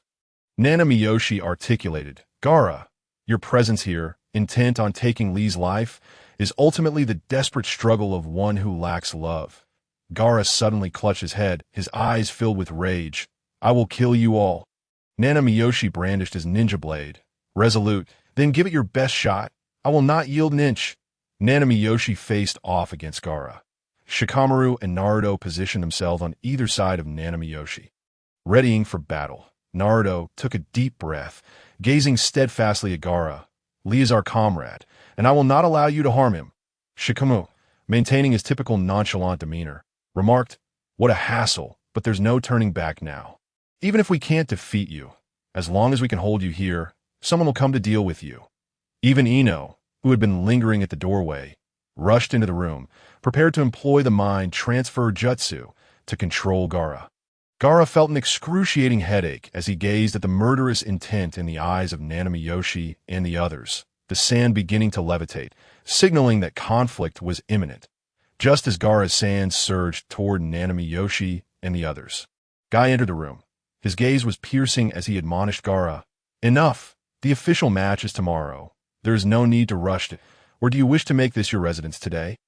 Gaara clutched his head tightly, painful memories flashing before him. His sand retreated into its gourd, and he exited the room silently, head down, without uttering a word. At the door, Gaara glared at Nana Miyoshi and the others with murderous intent, his gaze lingering longest on Nana Miyoshi, declaring, I will surely kill all of you, especially you. Just wait. Shikamaru and Ino exhaled a sigh of relief, the tension that had gripped them moments ago now dissipating. Nana Miyoshi relaxed, his back dampened with sweat. Naruto felt a swirl of emotions, his mind replaying the exchange between Gaara and Nana Miyoshi. The desperate struggle of one lacking love. Shikamaru cautioned, Miyoshi, it seems that Guy set his sights on you. Be careful. Nana Miyoshi sheathed his ninja blade. If he dares come for me, I will summon my allies. Shikamaru quipped, I thought you would say that if he dared approach you, you would take him down. I didn't expect you to just summon help. Ino, still shaken, pondered aloud. What on earth is wrong with that guy? His father tried to assassinate him. Is it true that he seeks to attain a sense of existence through killing? As you said, Shikamaru shrugged, probably. Did you not see the look on his face after Miyoshi countered him? He looked as if he wished to devour Miyoshi whole. It must have struck a nerve. Guy addressed Nana Miyoshi and the others. All right, you three have a match tomorrow. You should head back and rest. Okay, we'll come and check on Lee after the match. As Nana Miyoshi and the others prepared to leave, Guy called out to them. He made his signature gesture, giving a thumbs up, and smiled broadly. Thank you all for earlier. Lee is fortunate to have companions like you. I will also be present tomorrow to cheer for you during the exam. Nanagami Hoshino and a few others have left the ninja hospital. Shikamaru bid farewell, saying, All right, I'm heading back now. I still need to find my dad. My mom asked me to bring him home when I left today. It's such a hassle. See you tomorrow. Ino waved goodbye as well, remarking, I need to return to the flower shop too. Hoshino and Naruto, good luck on the exam tomorrow. Nanagami Hoshino and Naruto waved back, affirming, yes, we will. Goodbye, Shikamaru Ino. After walking a short distance together, Nanagami Hoshino and Naruto parted ways at a fork in the road. Once back home, Nanagami Hoshino lay on the bed, experiencing a touch of insomnia. Tomorrow, he would face Sasuke in battle. He felt quite uncertain, but he had already made the necessary preparations and efforts. Hopefully, everything would go smoothly in the fight tomorrow. The next day, after getting out of bed, Nanagami Hoshino tidied up his ninja tool pouch and checked to ensure nothing was forgotten. Once everything was in order, he patted his cheeks and encouraged himself, saying, Nanagami Hoshino, you must do your best. You can't let anyone underestimate you. With a deep breath, Nanagami Hoshino left his home and headed towards the exam venue. Upon arriving, he found a few familiar faces, Shikamaru, Ino, and himself. The audience seats were not yet filled, as spectators were entering gradually. After waiting for a while, Nanagami Hoshino felt a piercing gaze filled with malice. Turning to investigate, he discovered it was Gaara, accompanied by Kankuro and Temari. Following them was Niji Hyuga. However, Naruto, Sasuke, and TS were still nowhere to be seen. Shikamaru remarked that Naruto guy, could he have overslept, and it seems Sasuke and that sound ninja haven't arrived either. With a peculiar expression, Nanagami Hoshino noted that the individual humorously dubbed Six Paths TS by the audience, who seemed to have been seeking trouble with Gaara, had already been eliminated. After waiting a bit longer, the crowd heard a cacophony of shouts and turned towards the entrance, discovering Naruto and his shadow clones jostling at the doorway. In an unexpected turn, a cow charged at Naruto, sending him flying into the venue. Shikamaru looked at Naruto with a mix of disbelief and exasperation. What kind of entrance is that? Nanagami Hoshino helped Naruto to his feet, saying, "You really did arrive just in time," recovering from his dazed state. Naruto exclaimed, "Everyone run! The cows in the village have gone mad. A stampede is coming." Both Nanagami Hoshino and Shikamaru were bewildered, asking, "Huh? What are you talking about?" Naruto insisted, "It's true. There are so many." Realizing everyone was staring at him, he scanned the crowd and asked, "Hey, where's Sasuke?" Shikamaru glanced towards the entrance. "That sound ninja TS hasn't shown up either." Kakashi, the proctor, chimed in, "All right, stand tall and face the audience.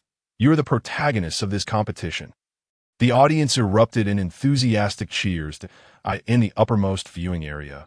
Hiruzen Sarutobi had taken a seat, with an empty spot beside him reserved for the Kazekage, Gaara, who was attending the event. Hiruzen inquired of his aide, "Has Sasuke not been found yet?"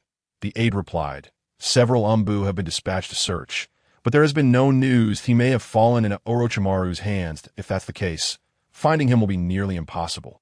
Hiruzen closed his eyes and murmured, "I understand." Footsteps approached. It was the Kazekage from in the venue. Nanagami Hoshino curiously glanced at the Kazekage.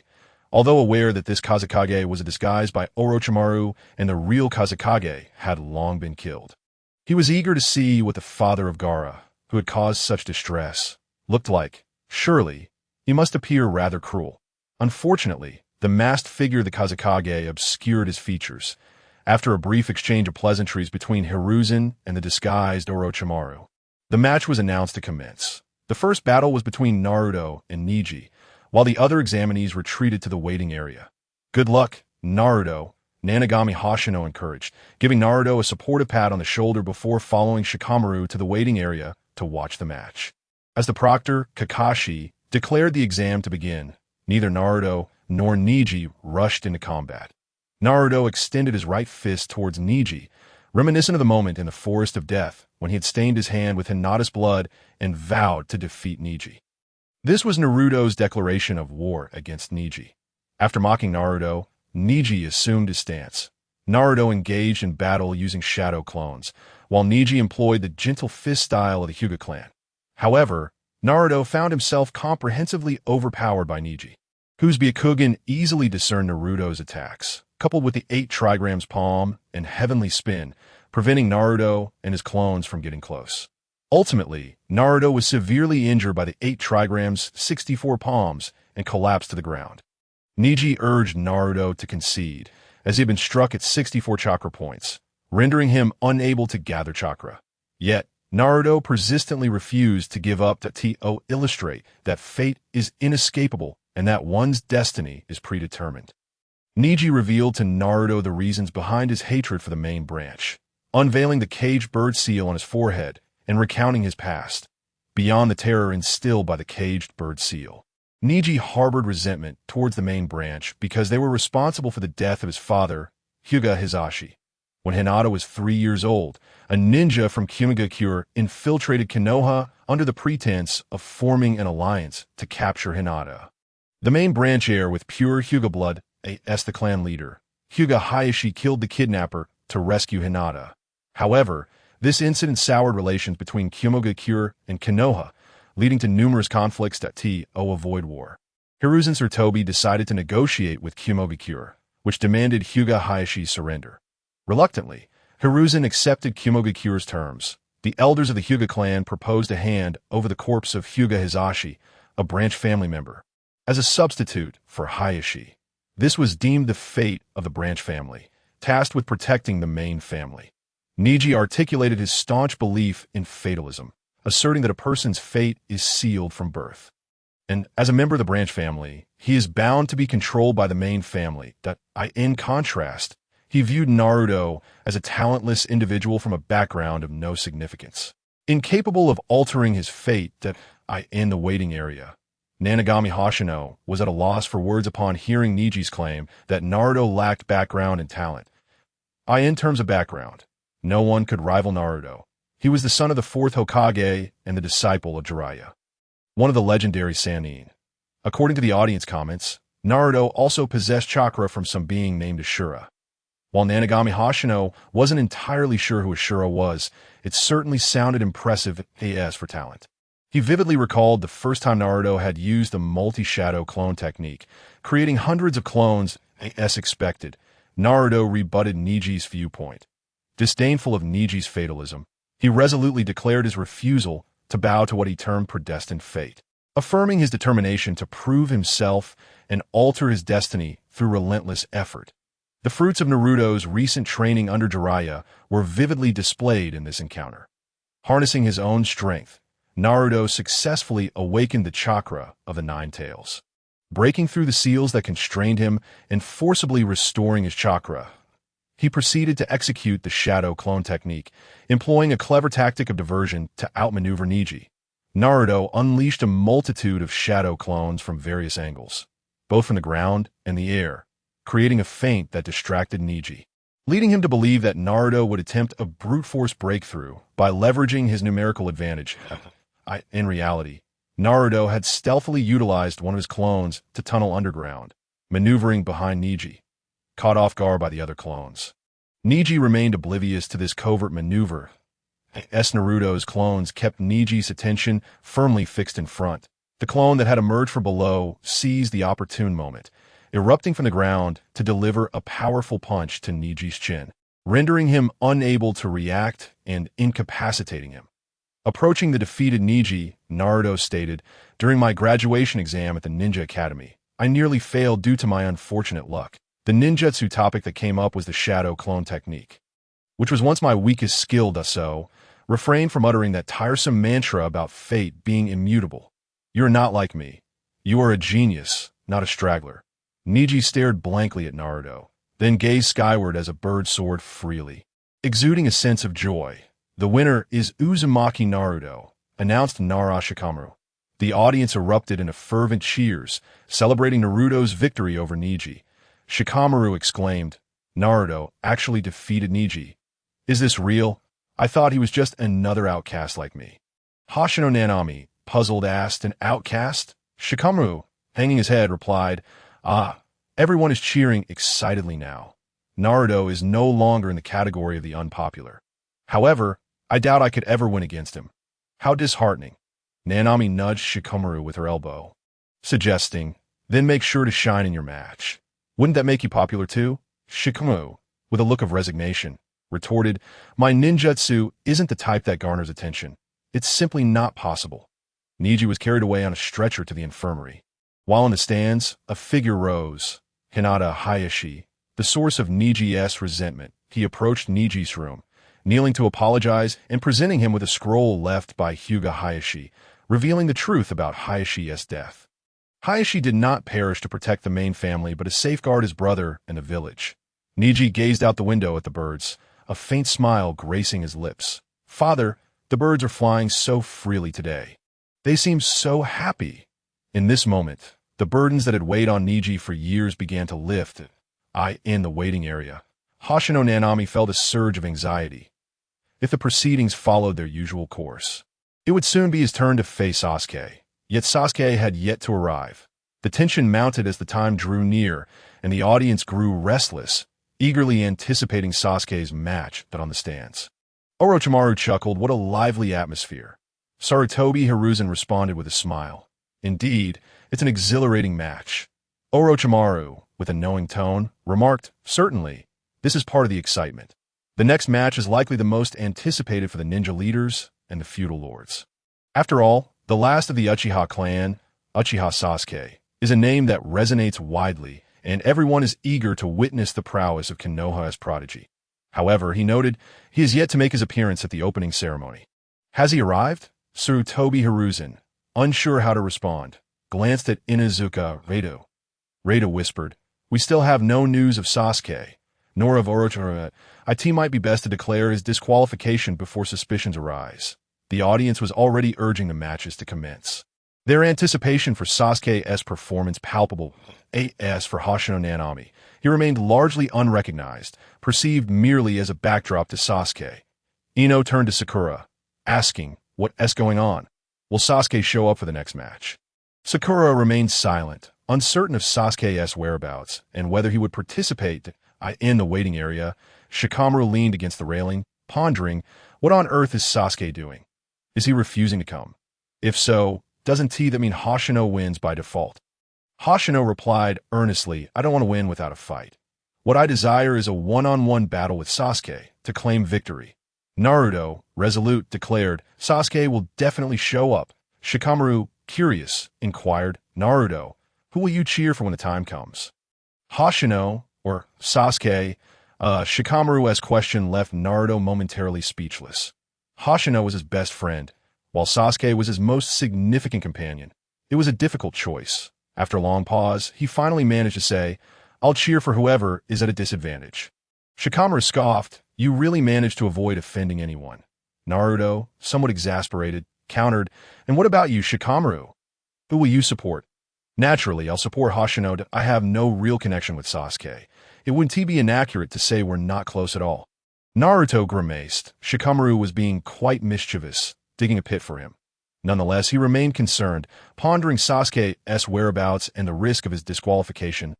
In the stands, Sarutobi sighed. "Since Sasuke has yet to arrive, we have no choice but to declare his disqualification."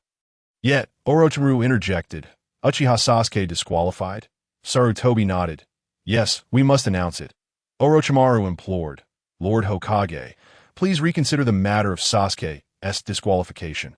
Sarutobi shot a sharp glance at Orochimaru, who was disguised as the Kazekage. Currently, Sasuke was the center of attention, someone coveted by Orochimaru.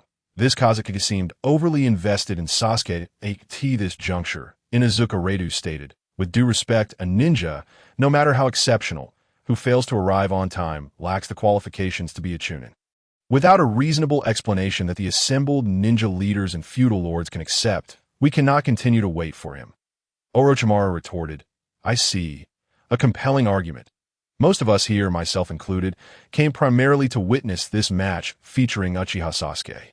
His prowess, in many respects, represents Konoha, does it not? Frankly, aside from Uchiha Sasuke, we do not have high expectations for the other matches." With Orochimaru's words hanging in the air, Redu found himself at a loss. Turning to Sarutobi for guidance. After a moment of contemplation, Sarutobi decided, "I understand. Let us postpone this match and inform the examiners." With Sarutobi's decision made, Redu complied, notifying Nara Shikamaru of the postponement. Sarutobi cast a deep, contemplative gaze at Orochimaru, noting, "I never anticipated Kazekage to be so insistent." Orochimaru grinned. "The only opponent capable of earning the acknowledgement of the feudal lords regarding our ninja's prowess is Uchiha. Uchiha Sasuke's performance holds significant importance for everyone. Should he falter in this match, it would present an invaluable opportunity for us in Sunagakure, would it not?" Sarutobi chose silence, for Orochimaru spoke the truth. This Chunin exam served as a crucial occasion for the allied nations to assess each other's strength. If Sasuke did not perform well, the feudal lords might reconsider their commissions and orders, potentially favoring Sunagakure. Nara Shikamaru announced, "Ladies and gentlemen, the next match cannot proceed as the participants have yet to arrive. Thus, we shall postpone this match and proceed with the next contest." Shikamaru exclaimed in shock, "If that's the case, doesn't that mean my match is up next?" The enigmatic figure of Noara Jinkan had already begun calling out for the next match. Next up, Gaara versus Kankuro. Kankuro promptly chose to forfeit, jesting that he would rather not risk his life against Gaara. Sarutobi Hiruzen gazed in confusion at Orochimaru, who was masquerading as Kazekage. If the intention was to seek a mission, one would expect an earnest effort. Yet how could a mere genin from Sunagakure choose to forfeit? With a sigh, Noara Jinkan continued, "Due to Kankuro's forfeit, Gaara wins by default." The audience's dissatisfaction reached a crescendo. Temari let out an exasperated TCH and sauntered onto the stage on her 3-star fan. "You seem quite eager for a fight," she remarked. "Now, the next match." "Hey, the last person, come down." Noara Jinkin turned his gaze towards Shikamaru in the waiting area. Shikamaru grumbled, "Why is there such enthusiasm? Besides, why is it only my match that has changed?" Noara Jinkan urged. "Nara Shikamaru, I'm speaking of you." Shikamaru contemplated forfeiting as well.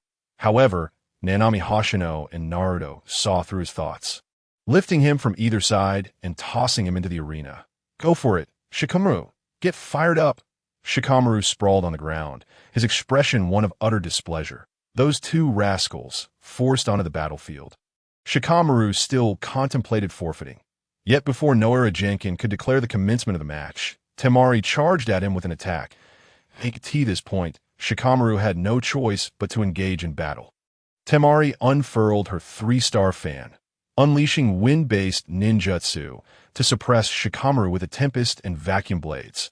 Aware of Temari's vast range of long-range wind attacks, Shikamaru chose to evade her assaults, dodging continuously. Initially feigning confusion, he employed various evasive maneuvers and produced shuriken to create the illusion of panic. Then he removed his shirt and utilized the wind to send it aloft, attempting to extend the range of his shadow imitation technique through the shirt's shadow. Temari quickly discerned the limitations of Shikamaru's shadow imitation technique, calculating the maximum distance of a shadow. As long as she remained beyond a safe line, Shikamaru's shadow would not reach her, allowing her to easily evade his shadow-based attacks with repeated jumps. Observing that relying solely on extending his shadow would not secure victory, Shikamaru capitalized on the sunset's effect, elongating the shadows cast by the arena walls. Simultaneously, he fashioned his shirt into a parachute-like device, suspending a shuriken to cast its shadow near Temari, once again invoking his shadow imitation technique to disrupt her rhythm. Realizing that the setting sun was disadvantageous, Temari prepared for a swift conclusion, only to find herself ensnared by Shikamaru's shadow imitation technique. It turned out that Shikamaru's earlier maneuvers had been a deliberate ploy to gauge the length of her shadow, guiding her step by step backward toward the pit left by Naruto and Niji's earlier bout. Shikamaru emerged from the underground shadow, successfully seizing control of Temari. Just when everyone anticipated Shikamaru's victory, he slowly approached Temari and raised his hand. "I concede. I forfeit." The crowd stared in disbelief at Shikamaru, unable to comprehend why he would forfeit despite his evident advantage. Nanami Hoshino let out a sigh. Just as the comments predicted, can't the comments be wrong just once? Temari, equally astonished, gazed at Shikamaru. "What did you say?" Shikamaru shrugged and sighed. Continuous use of a shadow imitation technique has caused chakra exhaustion. I can only maintain it for a maximum of 10 seconds. That I contemplated over 200 strategies, but time was against me. Things became too complicated as long as it was a good match. That sufficed. Noara Jinkin declared, "The victor is Temari." Upon returning to the waiting area, Shikamaru faced Naruto's barrage of criticism. "You fool! Why did you forfeit the match?" Shikamaru leaned against the railing, utterly fatigued, replying, "It doesn't matter. It does matter. You were so close to winning, yet you gave up so easily." Shikamaru interrupted, "Rather than dwell on that, let us leisurely watch the next match." Naruto fell silent, for the next match would be between Sasuke and Nanami Hoshino.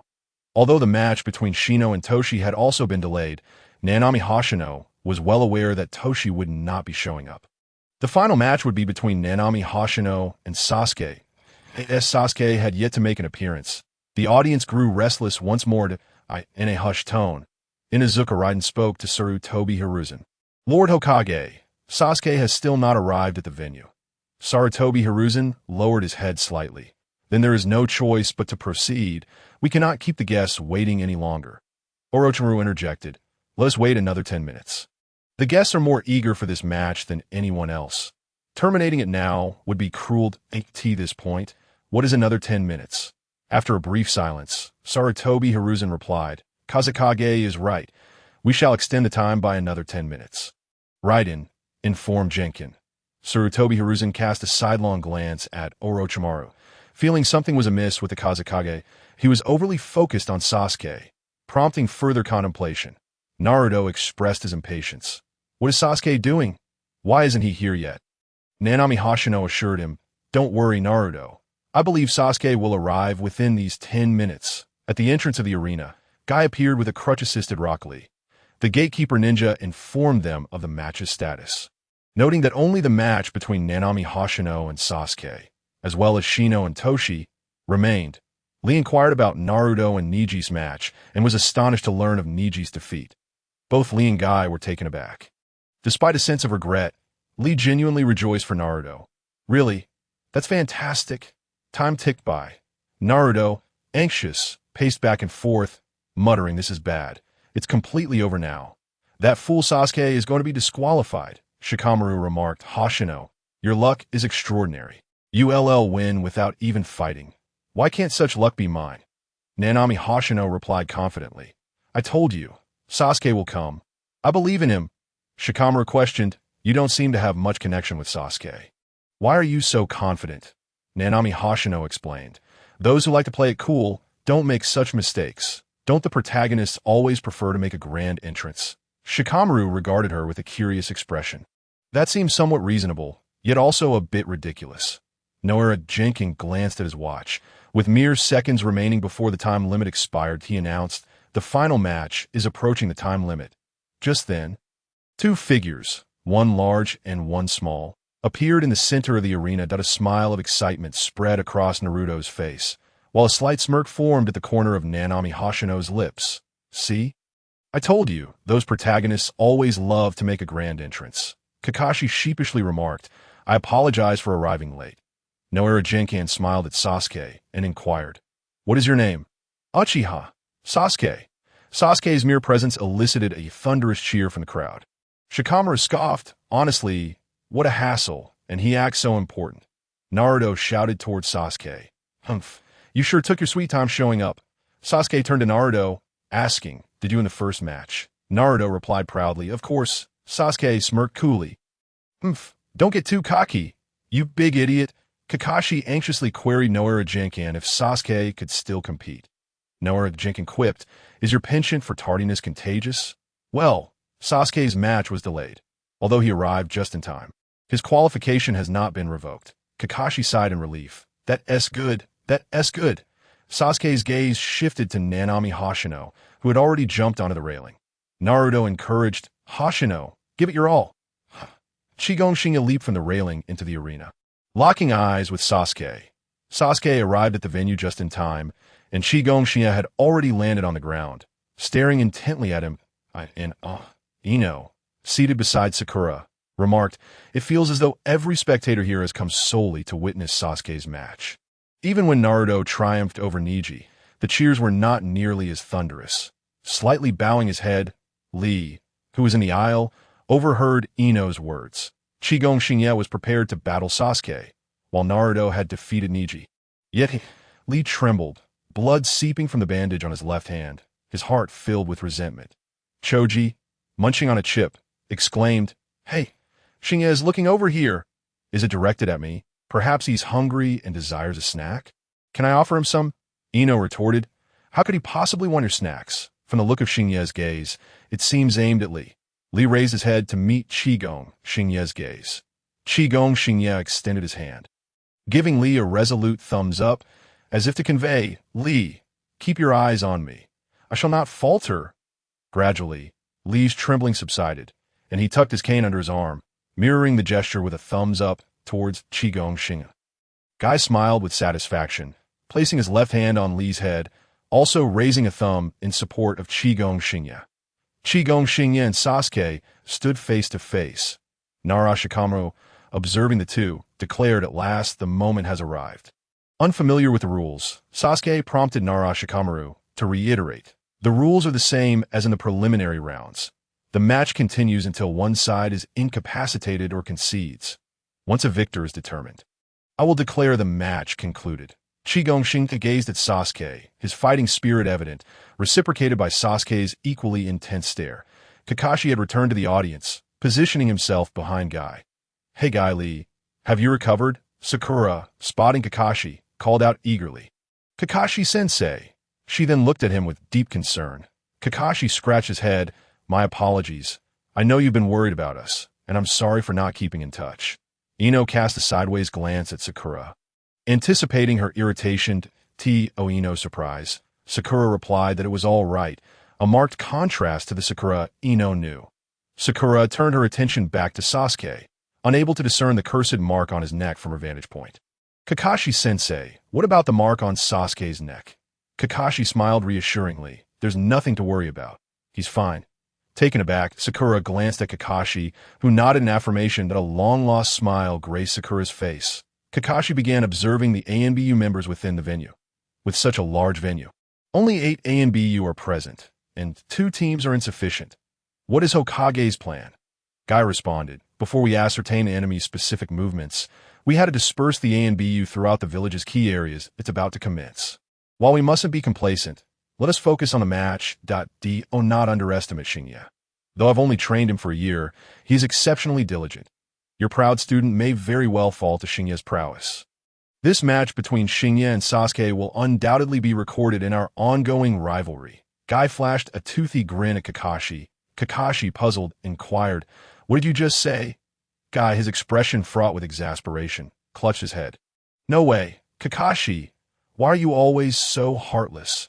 Choji opened another snack bag and questioned, "Hey Ino, why are you so quiet this time? Aren't you cheering for Sasuke?" Ino snapped back, "You are so annoying. Who says I must cheer for Sasuke? I meant that Shinya is our comrade, so of course, we should support both of them. And you just got out of the hospital. Eat less, or you'll end up back in there." Choji, puzzled, popped a snack in his mouth, wondering why Ino was reacting so strongly. Nara Shikamaru glanced at Chigong, Shinya, and Sasuke, both ready, and announced, "Begin." He stepped back, relinquishing the arena to Chigong, Shinya, and Sasuke. The 2 fighters retreated, creating distance between them. Sasuke retrieved several shurikens from his ninja tool pouch and hurled them at the retreating Chigong Shinya. In response, Chigong Shinya also produced shurikens and immediately formed hand seals. Shuriken Shadow Clone Technique. The shurikens he threw multiplied into a dozen, not only countering Sasuke's projectiles, but also shooting toward him. Just as the shurikens were about to strike, Sasuke transformed into a log, evading the attack through the body replacement technique. Sasuke surged toward Chigong Shinya from the side, moving like lightning as he unleashed a flurry of taijutsu strikes. Chigong Shinya adeptly countered with his own taijutsu, executing the Leaf Whirlwind, Leaf Great Whirlwind, and Leaf Rock Rising, engaging in a brutal exchange of blows. The speed of their combat escalated, rendering the ordinary audience incapable of following the rapid movements of Chigong, Shinya, and Sasuke. Guy, observing Sasuke's taijutsu, felt a chill. His speed was nearly identical to Lee's standard, with movements almost mirroring Lee's own. After a fierce exchange of fists, both combatants retreated momentarily. Sasuke shook his hands. "Humph, you're quite formidable, Shinya." Chigong Shinya huffed in response. "You're not too shabby yourself." However, deep within, Chigong Shinya felt an unsettling turmoil. In just a month, Sasuke had advanced to this level, matching him evenly in the taijutsu he excelled at. Was this the talent of a protagonist? Sasuke activated his Sharingan and charged at Chigong Shinya once more. This time, however, Chigong Shinya failed to react in time and was sent flying by a kick from Sasuke. Sasuke continued to unleash a relentless barrage of taijutsu strikes upon Chigong Shinya, who found it nearly impossible to defend himself. In the audience, Guy and Lee felt a tightening in their chests, as Sasuke's current speed was comparable to Lee's when unburdened, leaving Chigong Shinya unable to keep pace with him. Lee clenched his right fist tightly, having spent years achieving such speed, while Sasuke had accomplished it in merely a month. "Ouch, Ino, don't pinch me. That hurts." Choji grimaced, his arm bruised from Ino's anxious grip. My apologies." Ino released her hold, her gaze fixated on Chigong Shinya in deep concern. Sakura looked at Ino quizzically, wondering if Chigong Shinya was currently being overwhelmed by Sasuke and could only defend himself. Chigong Shinya felt a mix of astonishment and frustration. In the span of a month, Sasuke had attained the speed of an unburdened Lee. Although Chigong Shinya had sensed the notion of genius in Naruto, it had not resonated deeply with him. After all, it was only during Mizuki's incident, but now he could unmistakably perceive what true genius was through Sasuke. Guy, perplexed, asked Kakashi what kind of training did he undergo to achieve such speed in just 1 month. Kakashi replied, Sasuke had previously used a Sharingan to mimic Lee's taijutsu. Therefore, when I was teaching him, I instructed Sasuke to envision Lee's movements. It was because Sasuke had observed Lee's techniques that he could replicate them. Of course, he also worked extremely hard. Lee anxiously pondered whether Qigong Xingye would be defeated. As Qigong Xingye found himself absorbing Sasuke's onslaught, he noticed Sasuke's speed had considerably decreased, indicating that Sasuke could not maintain such velocity for long without exhausting himself. Seizing the opportunity during a brief lapse in Sasuke's assault, Qigong Xingye executed the Leaf Gale. He performed a spinning kick, interrupting Sasuke's subsequent taijutsu move and quickly formed seals. Ninjutsu. Needle Earth Buddha. In a display of remarkable prowess, Nanagong Xingye elongated and hardened his hair through chakra, enveloping his entire body. As Sasuke swung his arm, he was pierced by Nanagong Xingye's hair, causing him to instinctively retract his hand. Had he not done so, he would have rendered his hand unusable. Sarutobi Hiruzen gazed at Nanagong Xingye with mild astonishment before breaking into a reassuring smile. Is this truly your disciple, Jiraiya, the disguised Orochimaru? Masquerading as the Kazekage, narrowed his eyes slightly as a former friend. He recognized that Nanagong Xingye was employing Jiraiya's ninjutsu.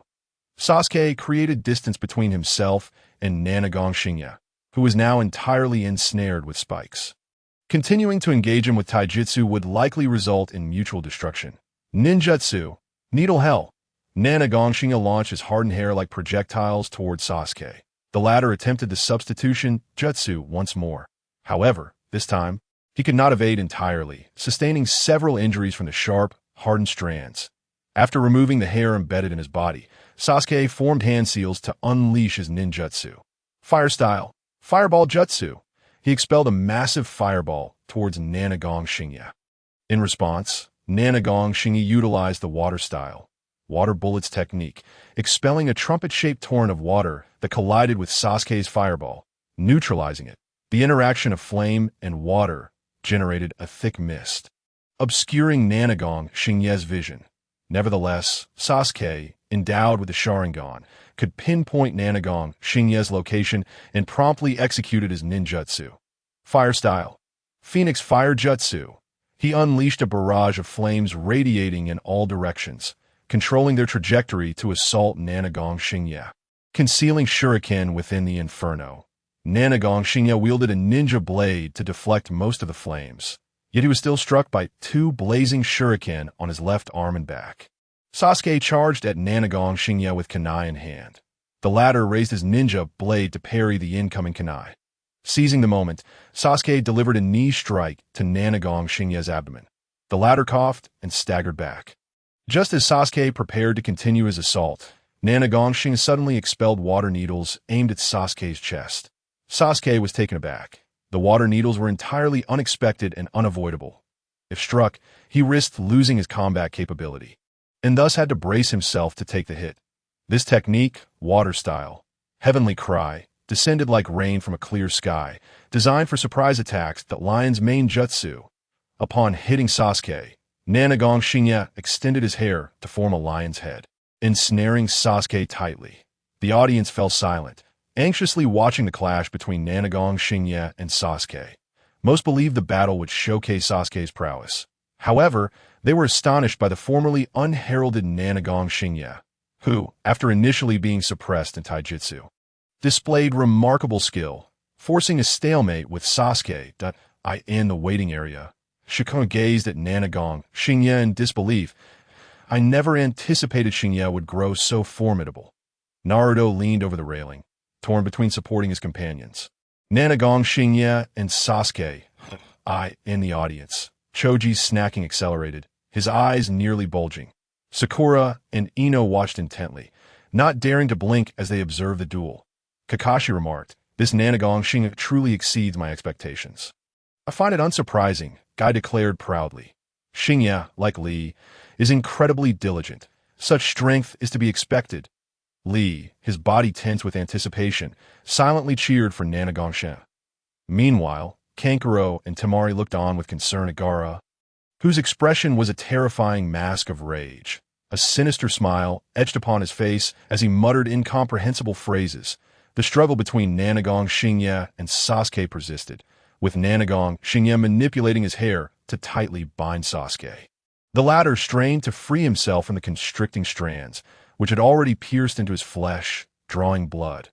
Gritting his teeth, Sasuke formed 3 seals, electric currents beginning to flicker on his left hand, intensifying as if 1,000 birds were singing in unison. Chidori. Sasuke harnessed the Chidori in his left hand to sever Nanagon Shinya's hair, simultaneously launching an attack. Without hesitation, Nanagon Shinya executed the substitution jutsu the instant his hair was cut. Knowing that being struck by Sasuke's Chidori would spell disaster, standing at a distance, he scrutinized Sasuke, aware that his Konoha-style swordsmanship was ineffective against the latter's Sharingan, with his chakra nearly depleted and his physical stamina at its limits.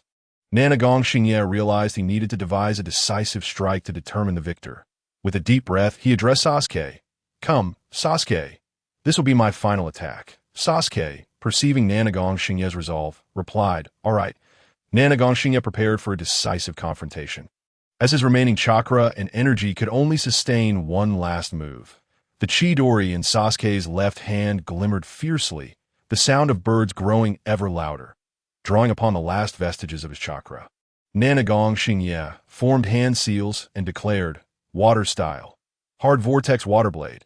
He generated a swirling vortex of water in his hands, condensing it into spear-like projectiles that spun rapidly in unpredictable patterns.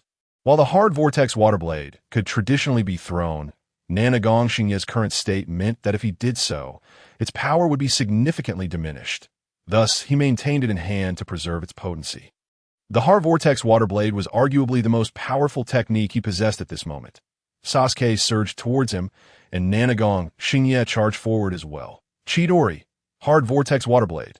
The two techniques clashed violently upon contact, unleashing a cacophony of thunderous explosions as lightning surged through the water. Sasuke's Chidori boasted immense penetrating power, yet the layered rotation of Nanagon Shinya's hard vortex water blade prevented it from being easily pierced. The electric currents danced atop the Chidori, striving to breach the rapidly spinning water, resulting in a chaotic entanglement of electricity and liquid. However, as the hard vortex water blade began to form a water tornado, it ensnared Sasuke's left arm, while Sasuke's Chidori pushed against the torrent. In the next moment, the struggle between the Chidori and hard vortex water blade yielded a victor, concurrently determining the outcome of the duel between Sasuke and Nanagon Shinya. Water splashed everywhere, and the water tornado was shattered by the Chidori, piercing Sasuke's left hand into Nanagon Shinya's right shoulder. Blood flowed down Nanagon Shinya's arm, his expression one of bitter resignation. He had realized the battle was over when the water tornado formed. As the ability to maintain the layered rotation had waned due to his depleted chakra, defeated, Nanagon Shinya collapsed to the ground, feeling the weight of his efforts culminate in failure. The disparity between the efforts of the untalented and the gifted became painfully evident. Sasuke approached Nanagon Shinya, looking down upon him. "You are indeed strong. I acknowledge your power." With a complex expression, Nanagon Shinya regarded Sasuke, grappling with the notion of thanking him for his acknowledgement. To do so would imply a challenge from a subordinate to a superior, and he refused to accept that designation. In the waiting area, Kanjiro and Temari suddenly changed their expressions. This was due to Gaara having utilized the sand body flicker technique to appear on the battlefield, manipulating sand to assault Sasuke and the motionless Nanami Hoshino. "Let us die together." Sasuke gazed at Gaara in disbelief.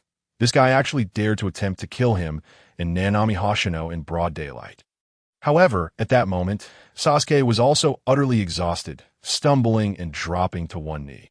Though Kakashi and Guy in the audience section were eager to help, their distance rendered them unable to intervene in time. Kakashi swiftly employed the body flicker technique, positioning himself in front of Sasuke and Nanami Hoshino, shattering Gaara's sand attack. "Release the 8 gates," Guy exclaimed, delivering a powerful kick that struck Gaara. Gaara was sent flying. His sand armor shattered, and he coughed up blood. Simultaneously, Orochimaru's plan to bring Konoha to ruin commenced. Disguised as Umbu, Kabuto unleashed the rebirth technique, causing a flurry of white feathers to fill the arena.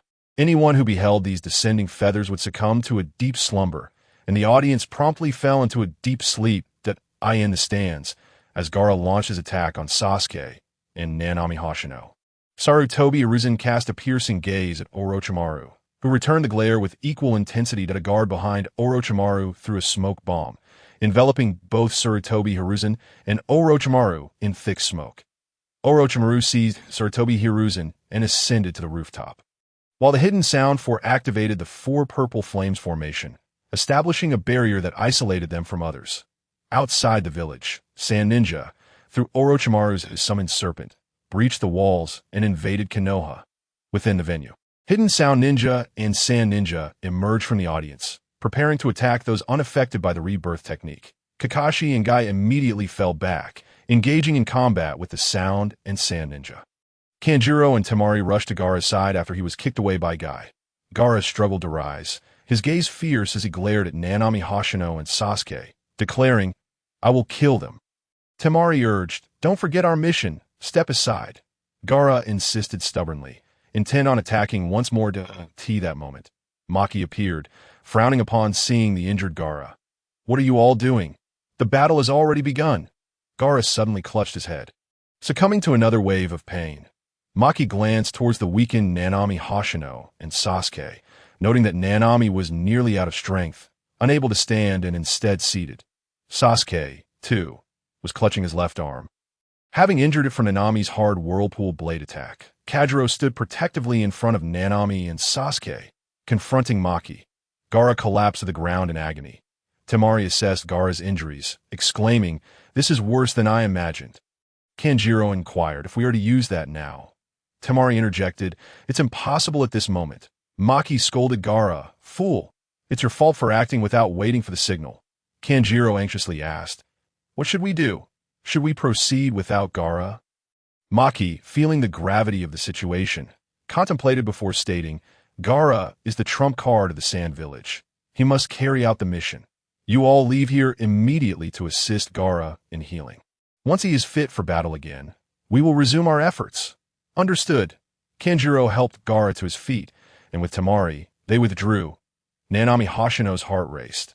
The plan to destroy Konoha had commenced, and as was often said in the commentary, he was likely to perish in this battle as a mere pawn. The scheme had been fully set into motion. Nanami and Sasuke positioned themselves behind Kajuro, who faced off against Maki. Kajuro addressed Nanami and Sasuke, saying, "I regret to inform you that the Chunin exam ends here. You have both reached Chunin leveled AS ninjas of Konoha. You must fight for its sake." Sasuke confirmed, so, defeating that bastard Gaara is the objective? Kajuro cautioned, "Do not pursue too recklessly. This is no longer an exam, but a true battle. Our goals remain the same." Sasuke dashed off to pursue Gaara. "Don't even think about escaping." Maki hurled several shuriken at Sasuke, but Kajuro countered with an equal number, neutralizing Maki's attack. Maki expresses annoyance with a scoff. Nanami Hoshino's expression stiffened. What was he to do now? Kajuro retrieved 2 soldier pills from his ninja tool pouch, handing them to Nanami. "I cannot oversee you any longer.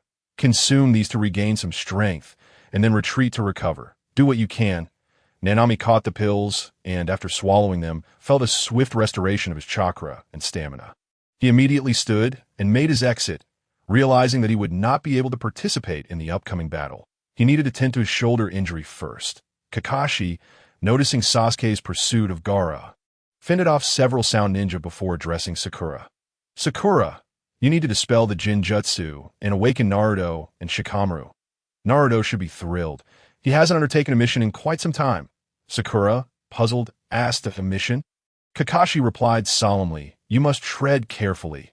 This is an A-rank mission since the Land of Waves." Sakura urgently questioned, "What should we do in this situation?" "Sasuke is pursuing the Sand Ninja Gaara. Sakura, after you break the Jinjutsu on Naruto and Shikamaru, follow after Sasuke." Kakashi sliced his fingertip with a kunai, his heart heavy with concern, sensing a peculiar chakra emanating from Gaara. Sakura suggested, "But if we're doing that, shouldn't we also wake Ino and Choji?" "The more, the merrier," Kakashi explained. "I'm afraid a significant number of Sand and Sound Ninja have already infiltrated the village, that a group larger than 4 would lose efficiency and be harder to conceal from the enemy. So if a 4-man team is preferable to a 4-man team, means you'll be going too." Right, Kakashi-sensei? No, I cannot leave this place. Kakashi summoned his ninja dog, Pakin, through the summoning technique. Pakin will track Sasuke by scent. Now, let us move swiftly. Sakura dispelled the Jinjutsu, affecting Naruto. However, when she prepared to release Shikamaru from his Jinjutsu, she discovered he had not been under a Jinjutsu at all. He was merely pretending to sleep. Pakin bit Shikamaru, causing him to yelp in pain and abandon his act. Sakura remarked, "You could have dispelled the Jinjutsu. Why pretend to be asleep?" Shikamaru lifted Pakin off him, expressing his reluctance. "I didn't want to get involved in this mess." "I'm not going. Sasuke's issues aren't mine." Suddenly, Sakura cried out, "Naruto! Watch out behind you!" A sound ninja appeared behind Naruto, attempting a sneak attack. In an instant, a green figure darted past, and Guy sent the sound ninja crashing into a wall, creating a sizable hole. Kakashi addressed Naruto, Sakura, and Shikamaru. "Let me brief you on the mission. After I finish, exit through the hole created by Guy. Find Sasuke and join forces with him to stop Gaara. Remain in a safe location until further orders are issued." Naruto was still bewildered by the situation, but Sakura had already seized him, urging him onward. Shikamaru grumbled, "Seriously, why do I have to go, by the way? Whereas Hoshino? Has he already fled? Had I known, I wouldn't have pretended to sleep and would have gone with him." This Pakin bit Shikamaru's hand. He was forcibly dragged along. Just as Nanami Hoshino exited the venue, he encountered Maru Hashigane. Maru was collaborating with Inuzuka, Nara, and Akimichi to restrain the enemy's movements. Upon spotting Nanami, Maru instantly used the body flicker technique to appear before him, concernedly asking, "Hoshino, what happened to your shoulder?" Qigong Shinya winced in pain, yet managed to force a smile as he spoke. "I injured myself during the exam. Grandpa Wuxing, you need not concern yourself with me. I shall find a place to bandage it. At present, there is no one available to tend to your wound, so please wait a moment," replied Wuxing Gujia, as he produced a vial of medicine and applied some to Qigong Shinya's injury. The instant the medicine made contact with the wound, Qigong Shinya gasped sharply. The pain was excruciating. Once the medicine was applied, Wuxing Gujia wrapped the wound with a bandage. "All done, Shinya. Now, go assist the villagers in their retreat. I must join the battle." As soon as the words left his mouth, Wuxing Gujia plunged into the fray. Qigong Shinya glanced at the barrage of comments, which were currently embroiled in a heated debate. Half of the comments urged him to watch Orochimaru face off against Sarutobi, while the other half insisted he observe Naruto battling Shikaku. The barrage left Qigong Shinya utterly speechless, utterly disregarding whether he could even watch. He decided to close the comments to avoid being swayed by them. The venue of the competition was absolutely off-limits. The strength of the ninjas fighting there far surpassed his capabilities, especially since he was already injured. As for Naruto's side, Qigong Shinya was also hesitant to go.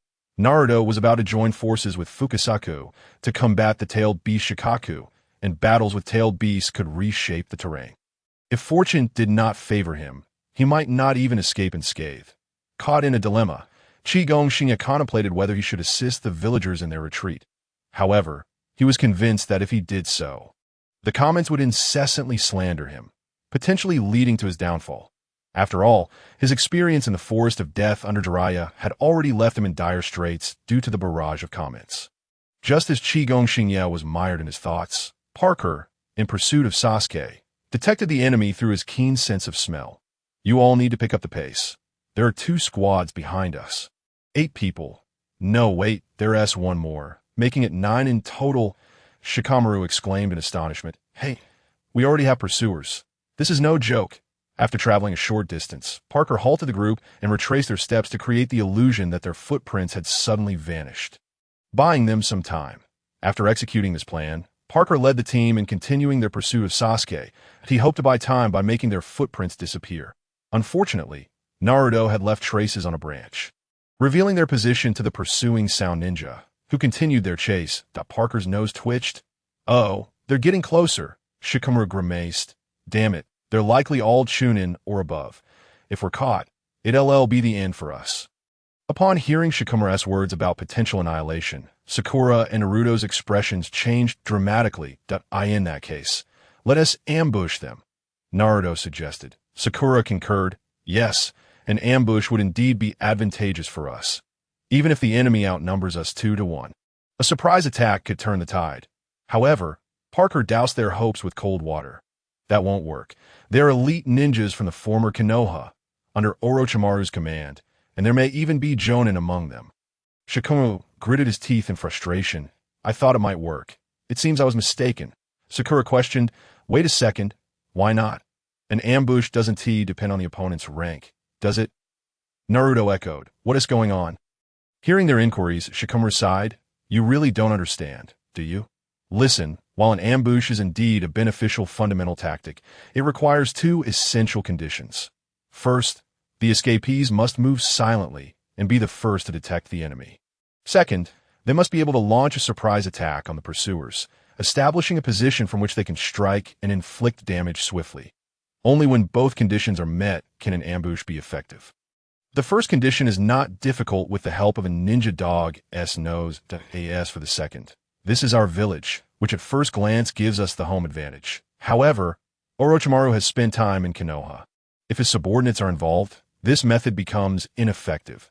The pursuers are intimately familiar with the terrain and have likely rehearsed this operation multiple times, not to mention they're all adept trackers. Sakura came to understand that an ambush was futile and solemnly remarked, so, everything is under the enemy's control. Shikamaru continued, however, the advantage of an ambush remains unchanged. It's just that there are too many uncertainties. Furthermore, the enemy has formed a special unit specifically for this operation. While we consist of a fool, a seemingly unremarkable female ninja, a dog, and me, the master of retreat strategy, that we must accurately assess the current situation and devise the best strategy. Thus, the only course of action left for us is, though Shikamaru referred to her as a female ninja lacking in strengths, which irked Sakura, she still asked, what is it? To stage a feigned ambush, a distraction. One person will stay behind, pretending to set up an ambush, delaying their advance. As long as we can hold them up, they won't be able to ascertain the whereabouts of the remaining three. While this allows for evasion of tracking, the one acting as bait will likely meet their demise. After Shikamaru finished speaking, everyone fell silent, but he then inquired, so, who will be the bait? Naruto and Sakura clenched their fists tightly, unable to make an immediate decision. Just as Naruto was about to volunteer himself as bait, Shikamaru interrupted, it has to be me. Sakura and Naruto were incredulous at Shikamaru's decision to stay behind as bait. Shikamaru, why you? Shikamaru turned his back to Naruto and Sakura, stating, it's better than total annihilation. Moreover, among those who can successfully play the role of bait and have a chance of survival, I am the only one. Shadow imitation technique is fundamentally a ninjutsu designed to delay the enemy. I will catch up with you afterward. Now go. Naruto trusted Shikamaru and nodded. I'm counting on you, Shikamaru. Shikamaru said nothing more, simply raising his left hand in farewell. Let us go, Sakura, Naruto urged. Right, Sakura had not anticipated Shikamaru to be so reliable. Ironically, at first, Sakura thought Shichimiya was just an ordinary person, yet he proved to be quite formidable in his battle against Sasuke. Both Shichimiya and Shikamaru were dear friends of Naruto. Initially, one would have assumed Naruto had poor social connections, but it now appeared that he was quite well-liked. Shikamaru began preparing, deliberately leaving footprints and making marks on tree trunks to mislead the enemy. The sound ninjas, just as Shikamaru had planned, gradually fell into his trap. Once the sound ninjas entered the position Shikamaru had envisioned, he promptly employed the shadow imitation technique, ensnaring all of the sound ninjas within his line of sight. My apologies, I was originally the master of escape, but it seems my role has shifted this time. The sound ninjas regarded Shikamaru with disdain. What? Just a kid. How could he capture all of us? Is this the famed Konoha shadow binding technique? Shikamaru scoffed. Your terminology is outdated. Times have changed. It's now called shadow imitation technique, old man. Shikamaru panted slightly. The previous battle had drained much of his chakra, and he could not sustain this for long. Counting the sound ninjas he had ensnared, he found only 8, yet Parker had mentioned 9 were pursuing them. Thus, Shikamaru deduced that the 9th individual was tasked with protecting the other 8, maintaining a safe distance while moving in the rear to counter any enemy attacks. The challenge lay in identifying the 9th person's location.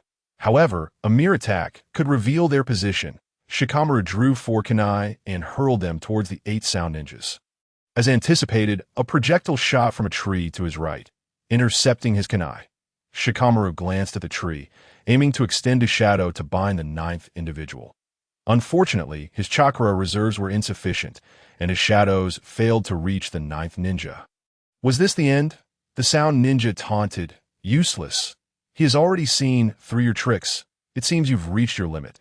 That shadow imitation technique will soon be undone. Come to terms with it.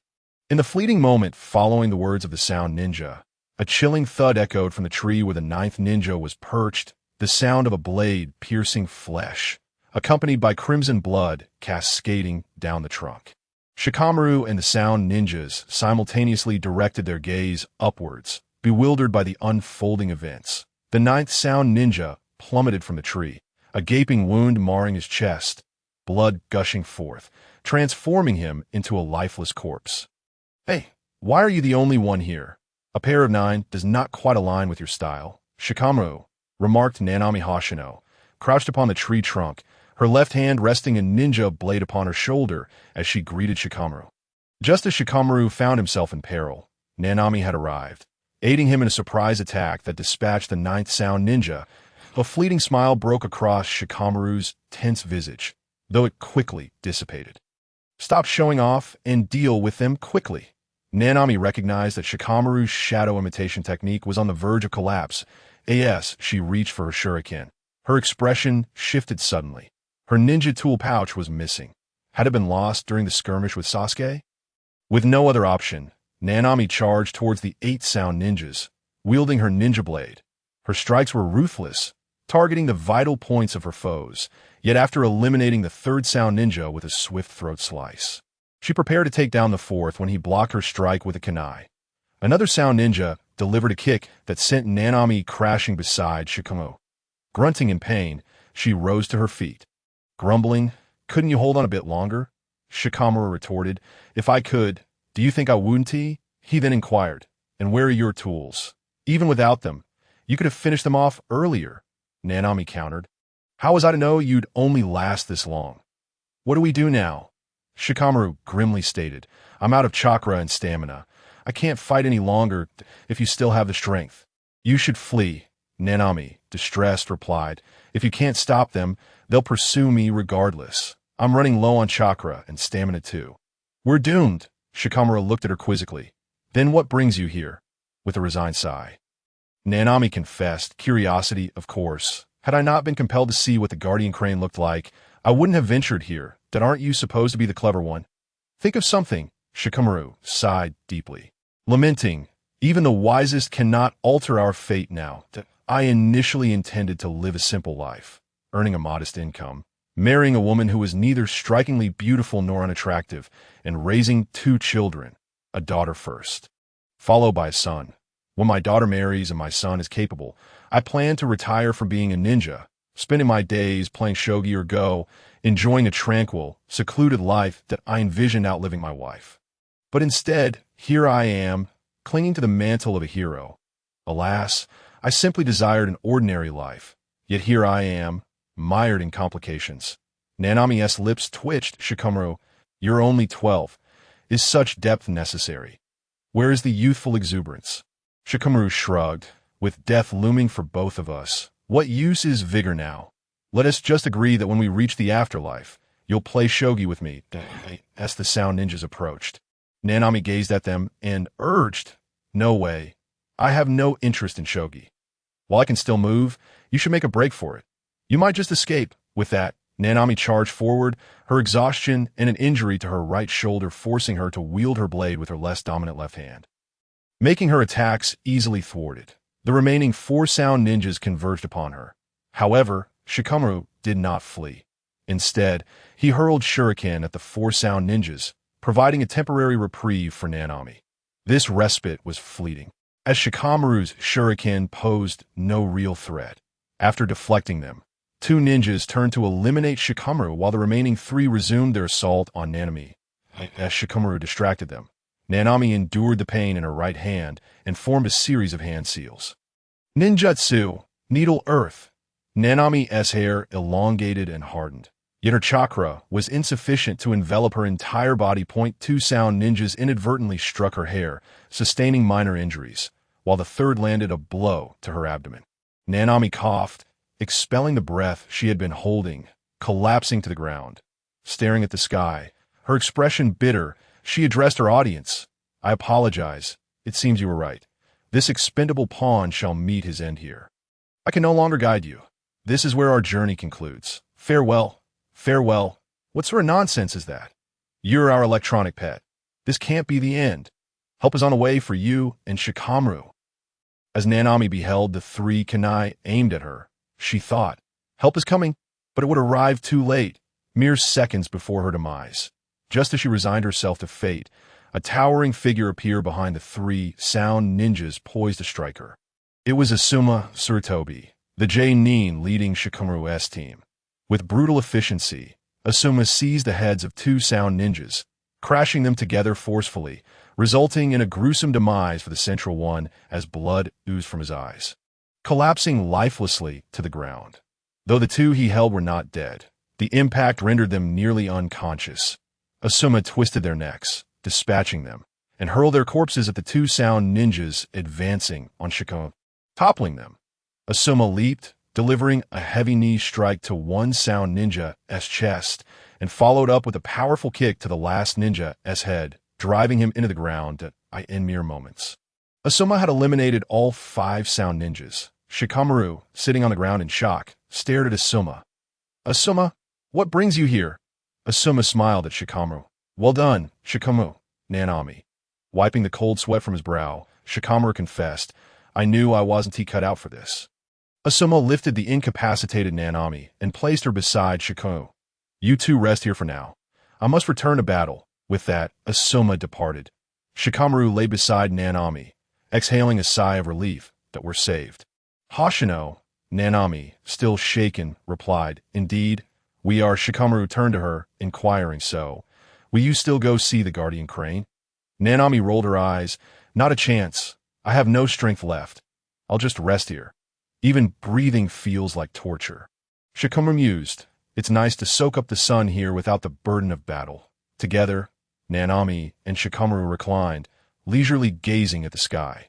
Exhausted and unable to rejoin the fray, they surrendered to fatigue. Meanwhile, the Konoha collapse plan continued unabated.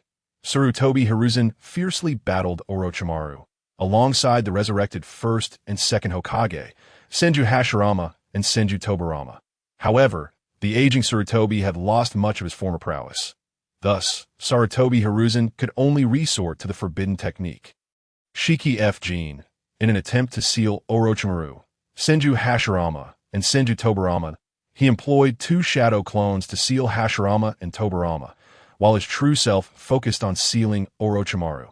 However, during the sealing process, Hiruzen was inadvertently pierced from behind by Orochimaru wielding the Kusanagi sword, rendering him unable to extract Orochimaru's soul. Consequently, Tsurutobi Hiruzen resolved to utilize the Death God to cripple Orochimaru's hands, ensuring that he would never again form hand seals to perform jutsu. Tsurutobi believed that such a punishment was most fitting for Orochimaru, who was consumed by ninjutsu and took pride in it. To take away his hands was akin to stripping him of all his techniques. Hiruzen firmly believed that the will of fire of Konoha would endure, and with this conviction, he sacrificed his life. His summoning beast, Inma, vanished instantly upon losing its summoner, while Orochimaru, having lost his combat capability, retreated under the protection of the Sound Fort. Meanwhile, Sasuke caught up with Kankuro, Temari, and Gaara. Temari stayed behind to cover their retreat, but was swiftly defeated by Sasuke. He continued his pursuit and once more confronted Kankuro and Gaara. However, the previously defeated Temari rejoined the fray, urging Kankuro to take Gaara and flee while she once again held Sasuke at bay. This time, Kankuro decided to remain behind, allowing Temari to escort Gaara away. Yet, Sasuke's reinforcements arrived. Shino stayed to confront Kankuro, instructing Sasuke to continue pursuing Temari and Gaara. Kankuro attacked with his crows, while Shino countered with his insects for defense. Shino's bugs effectively thwarted all of Kankuro's crow attacks, giving him the upper hand and nearly landing a punch on Kankuro. Subsequently, Kankuro unleashed a toxic mist from his crows, poisoning Shino and allowing him to conceal himself. Just as Kankuro prepared to deliver the final blow, he suddenly discovered that his crows had become immobilized. Shino directed his bugs to obstruct every joint of the crows, advancing toward Kankuro's hidden location along the chakra lines in a bid to conceal his hiding spot. Kankuro severed the chakra connection to his crows, but seized the opportunity to reconnect instantaneously. The head of the crow surged forth, extending a poisonous stinger toward Shino, but at a critical moment. The crow's head uncontrollably fell. Shino's earlier miss was deliberate, intended to place a female bug on Kankuro's forehead, attracting other male bugs that gnawed through the chakra lines and assaulted Kankuro, incapacitating him for battle, while Shino succumbed to his poisoning. Meanwhile, Sasuke reached Gaara, who had awakened from his unconscious state. Upon seeing Sasuke, Gaara lost his composure, intent on killing him to prove his existence, entering a state of possession where half of his body transformed into Shikaku. Sasuke activated his cursed seal form, unleashing Chidori to sever Gaara's sand-encased arm.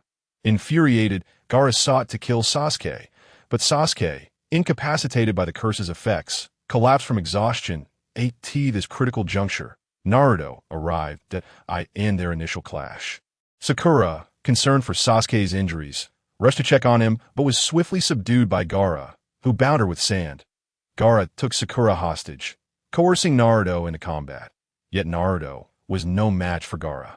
In a moment of desperation, Naruto unleashed a tremendous amount of chakra, employing the multiple shadow clone technique to create a myriad of clones, which combined with taijutsu, launched an assault on Gaara, momentarily overwhelming him. Naruto also utilized the Leaf Village's secret technique, 1,000 Years of Death, even deploying explosive kunai, inflicting injuries on Gaara, thus slightly shifting the tide of battle. Wounded, Gaara succumbed to rage, awakening Shikaku within him and fully transforming into the colossal beast. Faced with the towering Shikaku, Naruto struggled to withstand the assault, becoming ensnared in sand and finding himself in peril. In this dire moment, Naruto summoned Gamabunta, the giant toad. Gamabunta unsheathed his sword and charged, severing Shikaku's arm, momentarily gaining the upper hand. However, Gaara employed the sand coffin technique, falling into a deep slumber, which awakened Shikaku's consciousness. Now conscious, Shikaku wielded formidable power and jutsu, attacking Naruto with techniques such as wind release, sand shuriken. Regaining the initiative, while Gamabunta began to falter, in order to contend with Shikaku, Naruto, under Gamabunta's counsel, transformed into the gigantic Nine Tails, engaging in a fierce battle with Shikaku. Though aided by Naruto, Gamabunta could barely hold his own against the beast's overwhelming strength. Resulting in a stalemate, Gamabunta realized that the key lay in Gaara as the vessel, urging Naruto to strike at Gaara to awaken him. Under Gamabunta's cover, Naruto delivered a powerful punch to Gaara. Rousing his consciousness, Gaara attempted to control Shikaku's body in combat, but was met with a headbutt from Naruto, both sustaining injuries to their foreheads as Shikaku's form began to disintegrate. Naruto and Gaara collapsed to the ground, nearly exhausted. Nevertheless, both refused to concede, struggling to rise and throw another punch at each other. In this exchange, both Naruto and Gaara completely depleted their strength, collapsing to the ground, unable to rise. Yet Naruto, undeterred, crawled toward Gaara.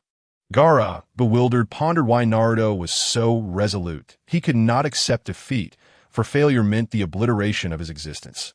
Something he could never accept. As Naruto inched closer to Gaara, he reflected on his past experiences. Stopping, he gazed sorrowfully at Gaara and spoke. The pain of solitude is no ordinary suffering. For some reason, I can deeply understand your feelings. Yet, I have people who love me, and I will not allow you to harm them. If necessary, even if it means killing you, I will stop you. Though Naruto's eyes retained their normal blue hue, they possessed slit pupils. At that moment, Gaara realized that Naruto was akin to him, and he questioned, Why? Why can you go so far for others? Because they're the ones who rescued me from the abyss of loneliness, acknowledging the significance of my existence as my important comrades. Naruto continued to inch closer to Gaara. Gaara gazed at the sky, murmuring, Is that why this guy is so strong? Just as Naruto was inching toward Gaara, Sasuke arrived beside him. Enough, Naruto. Sakura is fine now, and this guy has exhausted his chakra. The sand binding Sakura has long since dissipated. That's so. Upon hearing that everyone was safe, Naruto could no longer endure and lost consciousness. Kankuro and Temari appear before Gaara. Eyeing Sasuke, warily, Gaara's weak voice broke through. Forget it. Let's not fight. His gaze remained fixed on Naruto. It was the first time Kankuro had witnessed Gaara in such a weakened state. I understand. Kankuro helped Gaara to his feet, and Gaara cast one last glance at Naruto as Kankuro and Temari escorted him away. Sasuke's gaze lingered on the unconscious Naruto, and memories of Naruto's battle replayed in his mind. As Kankuro supported the departing Gaara, Gaara's thoughts were similarly consumed by Naruto and the words he had spoken earlier. Will I ever have that day? Temari, Kankuro, I'm sorry. Temari and Kankuro stared at Gaara in astonishment. It was the first time he had ever apologized, or rather, that he could even bring himself to do so. Kankuro was at a loss for words, merely responding, It's fine. The plan to dismantle Konoha had come to an end. Jiraiya, Kakashi, Guy, and a multitude of ninjas gathered around the lifeless body of Sarutobi Hiruzen. Their eyes filled with sorrow. Hoshino, Shikamaru. Sado-kin found the unconscious Hoshino and Shikamaru, but neither could respond, having succumbed to their fatigue. Have we truly fought to this extent? You have all worked so hard. Sado-kin assisted Nanami Hoshino and Nara Shikamaru, guiding them in search of a medical ninja for treatment. After 2 days of unconsciousness, Nanami Hoshino finally awoke to find Sado-kin, Kiryu Daiki, and Masaya Token by his side. In a raspy voice, he murmured, I'm so thirsty. Kiryu Daiki and Masaya Token exchanged delighted glances as they exclaimed, Hoshino, you're finally awake. You must be thirsty. Let us get you some water right away. One supported Hoshino while the other gently offered him water. After quenching his thirst, Hoshino felt a bit revitalized. Lying on the hospital bed, he inquired about the situation. Sado-kin succinctly recounted the events that had transpired. Upon hearing of Sarutobi Hiruzen's sacrifice, along with the numerous ninjas and villagers from Konoha who perished in the battle, Hoshino's heart was a tumult of emotions. Until now, he had learned of this conflict through the barrage of comments, which had not struck him deeply, akin to reading a passage from a book. Yet, it was only when he experienced it firsthand that he grasped its sheer brutality. Hoshino asked, What about Shikamaru and Naruto? They are both fine. They simply exhausted their strength and were discharged yesterday. That's so. That's a relief. Kiryu Daiki and Masaya Token felt a pang of regret. After the battle commenced, they were assigned to evacuate villagers and guide them to safety, ultimately sheltering with them.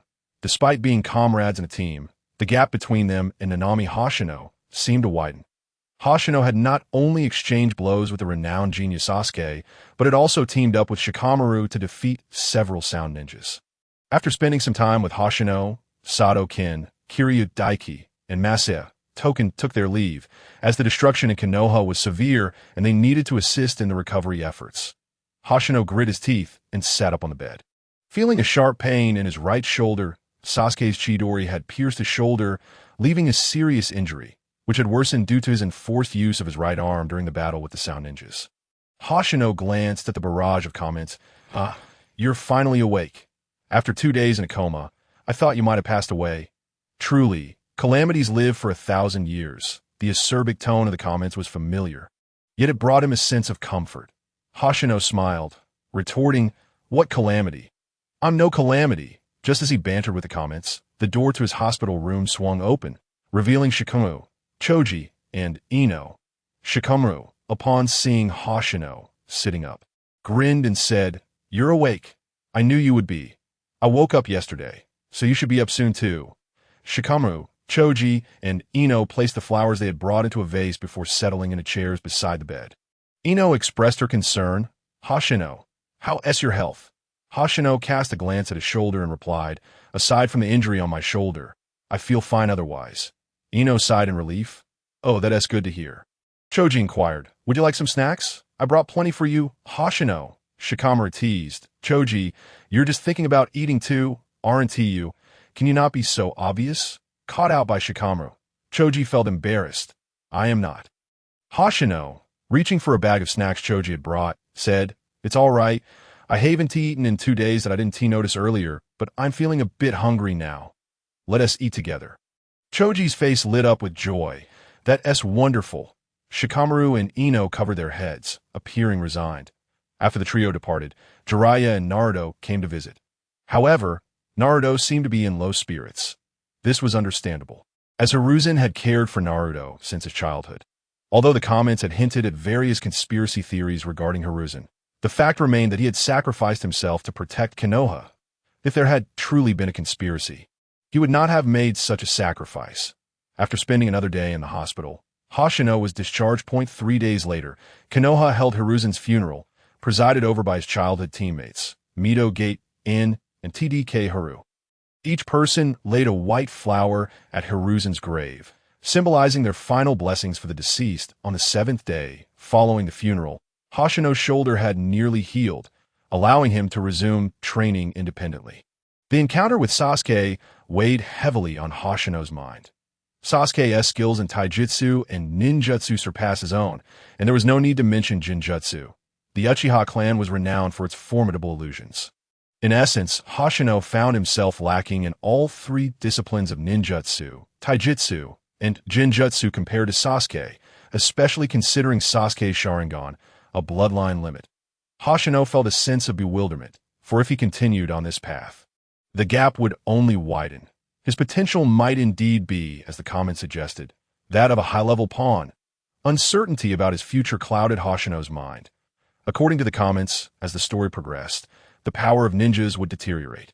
Various bloodline limits would emerge, transcending the realm of traditional ninjas. Even legendary figures like Jiraiya, known as one of the Sannin, had been defeated by his former disciple, who possessed the Rinnegan in the eyes of the barrage. Even Jiraiya was regarded as high-level cannon fodder. Though he had sworn to become powerful, Hoshino sensed that he had already reached his limit, akin to Jiraiya's level, and only under fortunate circumstances. The bloodline limit appeared to serve as a threshold for strength. However, bloodline limits could only be inherited through genetic lineage, rendering Hoshino's efforts futile in acquiring one, abruptly halting his training. Hoshino recalled a comment that had once drifted by. Speaking of which, Kabuto transplanted the cells of the 5 sound ninjas and obtained their abilities. Reminding me of H-Key, who can fuse 5 bloodline limits. Fearing he would forget again, Hoshino hastily asked, by the way, I once saw a comment stating that H-Key can fuse 5 bloodline limits. What is that about? Oh, you mentioning it reminded me. I had almost forgotten. TSK, well done. It seems you're contemplating bloodline limits. That might be your only method aside from extracting those ocular techniques to acquire a bloodline limit. Exactly. And it won't have any side effects. Hoshino twitched his lips. I asked you how it works, not for your opinions. No need to rush. I'll explain slowly that H-Key is friend with Jiraiya, Tsunade, and Orochimaru.